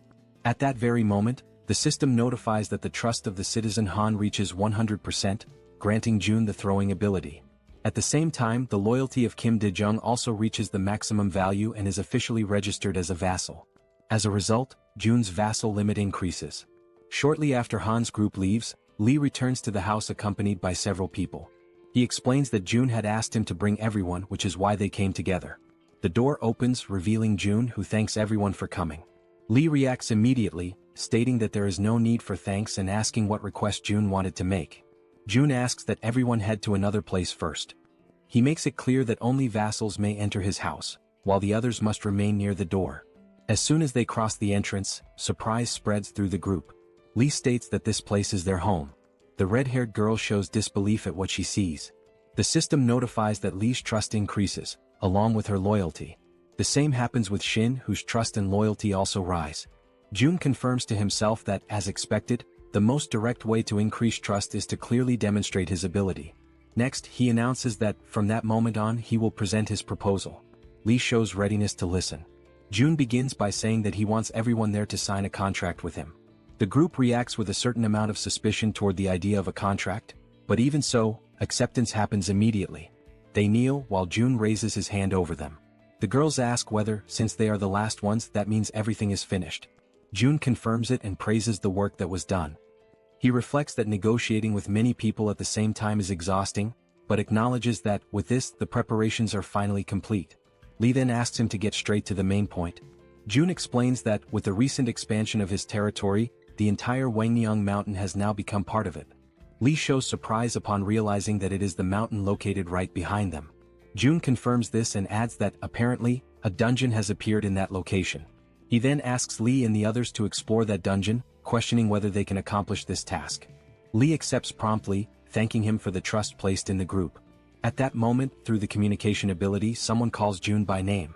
It is Dabin, informing him that everything that had been requested is already prepared and that he can go there. June heads toward the elevator. As the mechanism descends, he reflects in silence. With Lee agreeing to take part in the dungeon incursion, the matter enters a brief period of calm. Even so, something draws his attention. After the subordination contract, Lee's abilities do not change. According to the system, he remains at level 40, holding the title of 12th Servant, Viscount Mage. In the group led by Lee, the main members are Shin and Kim, who were classified as B, while most of the others fall between D and C. As more people are contracted and data accumulates, June begins to understand the system better. High-level abilities require elevated innate attributes, something that can be called potential or talent. The limit of subordinates is restricted to only 100 people. Because of this, June concludes that from now on it will be more advantageous to choose carefully, prioritizing individuals who are truly talented. As the elevator doors open, Dabin is already waiting for him eagerly. June acknowledges her effort and shows satisfaction with the work. Dabin reacts naturally, saying that it was not difficult, but June still assures her a bonus for the service. He looks over the gathered group and asks whether those are the selected people. Dabin explains that, according to the instructions she received, she gathered 10 individuals skilled in carrying out practical tasks. June introduces himself to the group, stating his name and showing cordiality. In response, everyone behaves politely and returns the greeting. Among the people gathered by Dabin, one of them asks what kind of work June is planning for them. June replies that he intends to explain everything and reveals that he is considering granting everyone the same position held by Dabin, a managerial role. The reaction is immediate. The group shows enthusiasm and apprehension at the same time, questioning whether that is truly serious. June reflects that even with the significant growth of the population, there are only a few people in managerial positions. Among them are Lee Sungmin, leader of the medical team, and Baek Sungmin, responsible for the replacement team. One of the young men states that, if given that responsibility, he will work diligently. June reflects again. There are still 12 managerial slots available which could be distributed, but not for free. He informs them that there are conditions, generating curiosity and tension within the group. He explains that, with the constant arrival of new people into the territory, countless problems will arise, and the position will be granted only to those who present concrete solutions. After asking whether everyone agrees, he extends his hand and invites those interested to speak up, one by one. For quite some time, the candidates for manager present proposals on topics such as waste disposal and road maintenance, most of them satisfactory. The ideas become increasingly solid, confirming Dabin's good judgment. At a certain moment, a blue-haired man raises his hand. Encouraged by June, he proposes the creation of an organization to maintain internal order, warning that without a stabilizing presence, incidents will be inevitable in the future. June understands the proposal and asks whether he is referring to the creation of a department similar to how the police operate. The man confirms. Another member of the group interrupts the conversation, adding that when he thinks of the police, something comes to mind. June allows him to speak. The man mentions that police station arsenals store firearms, including rifles. The information surprises June, who wonders whether rifles would not be equipment exclusive to the military. The man explains that technically South Korea is still under an armistice, and that in emergencies, properly established police stations maintain sufficient weapons in their arsenals. June reflects that if they manage to obtain these weapons, it could significantly help in creating a department responsible for maintaining order. He considers that the nearest police station is Busanjan Police Station, located in Siamayan. He then asks the name of the man who brought the information, who introduces himself as Nam Jinho. June asks Nam Jinho to form a team and go on this mission. Surprised, he asks whether he should go personally. June confirms, saying that there is no reason for great concern. Due to the expansion of the territory, the police station is probably within its boundaries, and if it is not, there is no need to insist. Nam Jinho accepts the task and states that he will try. June instructs Nam Jinho to depart as soon as he is prepared and tells the others to continue suggesting solutions. The following day, after the successful completion of the mission, Nam Jinho returns. He had gone in search of firearms and, indeed, manages to bring them back. June confirms everything using the Supreme Eyes and registers the items in the system shop without difficulty. The result does not meet expectations. They recover only 2 rifles, 3 bullets and empty cartridges. The quantity is not the problem, since June can acquire more ammunition later. The real issue arises next. Most of the weapons from the arsenal had already been taken. Judging by the size of the storage, June estimates the existence of a heavily armed group of survivors somewhere. This realization immediately turns into a headache. Even so, June reasons that such a large and well-armed group would hardly go unnoticed. If they were nearby, news would certainly have already reached the territory. This leads him to conclude that, at least for now, that group is not in the vicinity. June decides to leave this problem for later and activates Ultimate Ears, expanding his perception. In another distant part of the territory, orcs advance amid destruction. They spread out in all directions, pressing a cornered group, the one led by Jang. A man asks what they should do, pointing out that the monsters seem to be emerging from all directions at the same time. Jang surveys the battlefield with difficulty and wonders how those creatures managed to advance so far. One of the group members draws attention to an even more urgent problem. Their ammunition is almost completely depleted. Jang feels the weight of reality settle in, everyone is exhausted and their weapons are beginning to fail. He realizes that his abilities are not enough to withstand the enemy's constant pressure. At that exact moment, the communication skill is activated. June makes direct contact, drawing Jang's attention. Shortly after, a system window opens before them, and weapons begin to materialize in the space around them. June, even from a distance, acts at the perfect moment. The tension turns into relief as new equipment appears, raising the group's morale. Jang is the most emotional of all, certain that the intervention saved the battle and their lives. Jang immediately grabs a pistol and prepares to fire. He checks whether everyone is ready. The group responds affirmatively, showing complete readiness for the attack. Without hesitation, he gives the signal to advance. The group rushes toward the goblins, who are startled when they realize the group's unexpected presence. Showing no mercy, the group unleashes a barrage of gunfire. The bullets strike the goblins in succession, knocking them down one after another. The sound of gunshots does not cease. They keep firing without rest, pressing the enemy relentlessly. Overcome by fear and unable to react under the continuous assault, the goblins panic and flee. Jang feels his confidence grow as he notices the enemy's retreat and believes the group is capable of winning. With morale high, he reinforces the intention to move forward and rescue the captured families.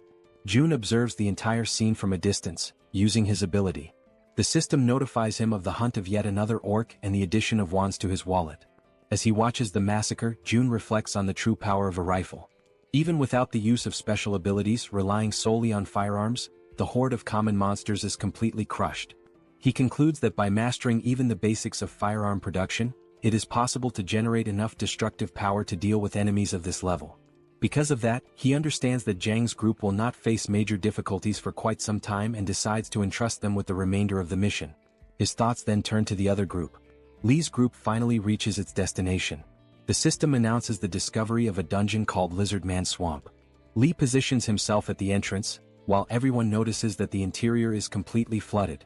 Heinken shows concern, judging that advancing in that state seems impossible. Lee, however, remains calm. Using his water control ability, he shapes the liquid ahead, creating a solid path resembling a bridge. With the passage opened, he checks whether everyone is ready and leads the group into the dungeon. The system then notifies that this is the group's first entry into that location, granting double experience and rewards, since it is an unknown dungeon filled with unpredictable dangers. June had provided rifles to both Jang's group and Lee's group. As a result, Lee's group also possesses considerable firepower, indicating that clearing the dungeon should not be impossible. Still, June is intrigued by an item of information displayed by the system alongside the dungeon's formation. 0 out of 10. At first, he assumes it refers to a capacity limit, but soon realizes that this hypothesis does not seem correct. He decides that the answer will only come after completing the dungeon. Inside, Heinken observes that the water stretches all the way down, giving the sensation of being inside a massive aquarium. The red-haired girl agrees with the impression, comparing the place to underwater tunnels. At that moment, something draws Heinken's attention. He notices movement ahead and identifies enemies approaching. Based on their position, he calculates the exact direction and alerts the group. 3 enemies emerge, advancing straight toward them. Everyone prepares, alert to the imminent danger, while doubt arises about how those creatures are able to move underwater. Soon, the enemies reveal themselves as high-level lizard men with long, sharp fangs. Lee reacts immediately, positioning himself to defend the group while attacking at the same time. In a swift motion, he eliminates one of the enemies. The group is informed that only 2 remain and begins an intense offensive, firing their rifles even underwater. The projectiles cut through the liquid and strike the creatures, but the difficulty is evident. The lizard men move with extreme ease in that environment, making the shots less accurate. One of the members comments that if they could force them out of the water, the situation would become far more favorable. As the confrontation continues, Lee takes full control of the situation. He declares that water is his domain and orders concentrated fire. Next, he manipulates the surrounding flow, opening a large empty space in the middle of the water. Through that opening, the gunfire becomes precise and lethal, striking the enemies directly. The system then notifies the elimination of additional lizard men, with levels ranging between 20 and 22. June observes everything from a distance and reflects on the situation. They were lucky. Normally, in an environment like that, the lizard men would hold the absolute advantage. Inside a completely flooded dungeon, even moving would be extremely difficult. Creatures capable of moving freely through dark, low-visibility waters would become true reapers. However, Heinken's presence completely changes this scenario, as he awakens the Minimara ability, capable of identifying terrain within a 100-meter radius and distinguishing allies from enemies.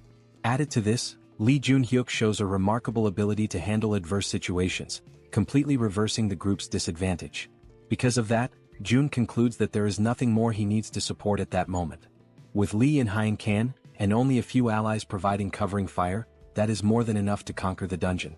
The group continues advancing and approaches the area where the inscriptions left by the defeated lizard men are located.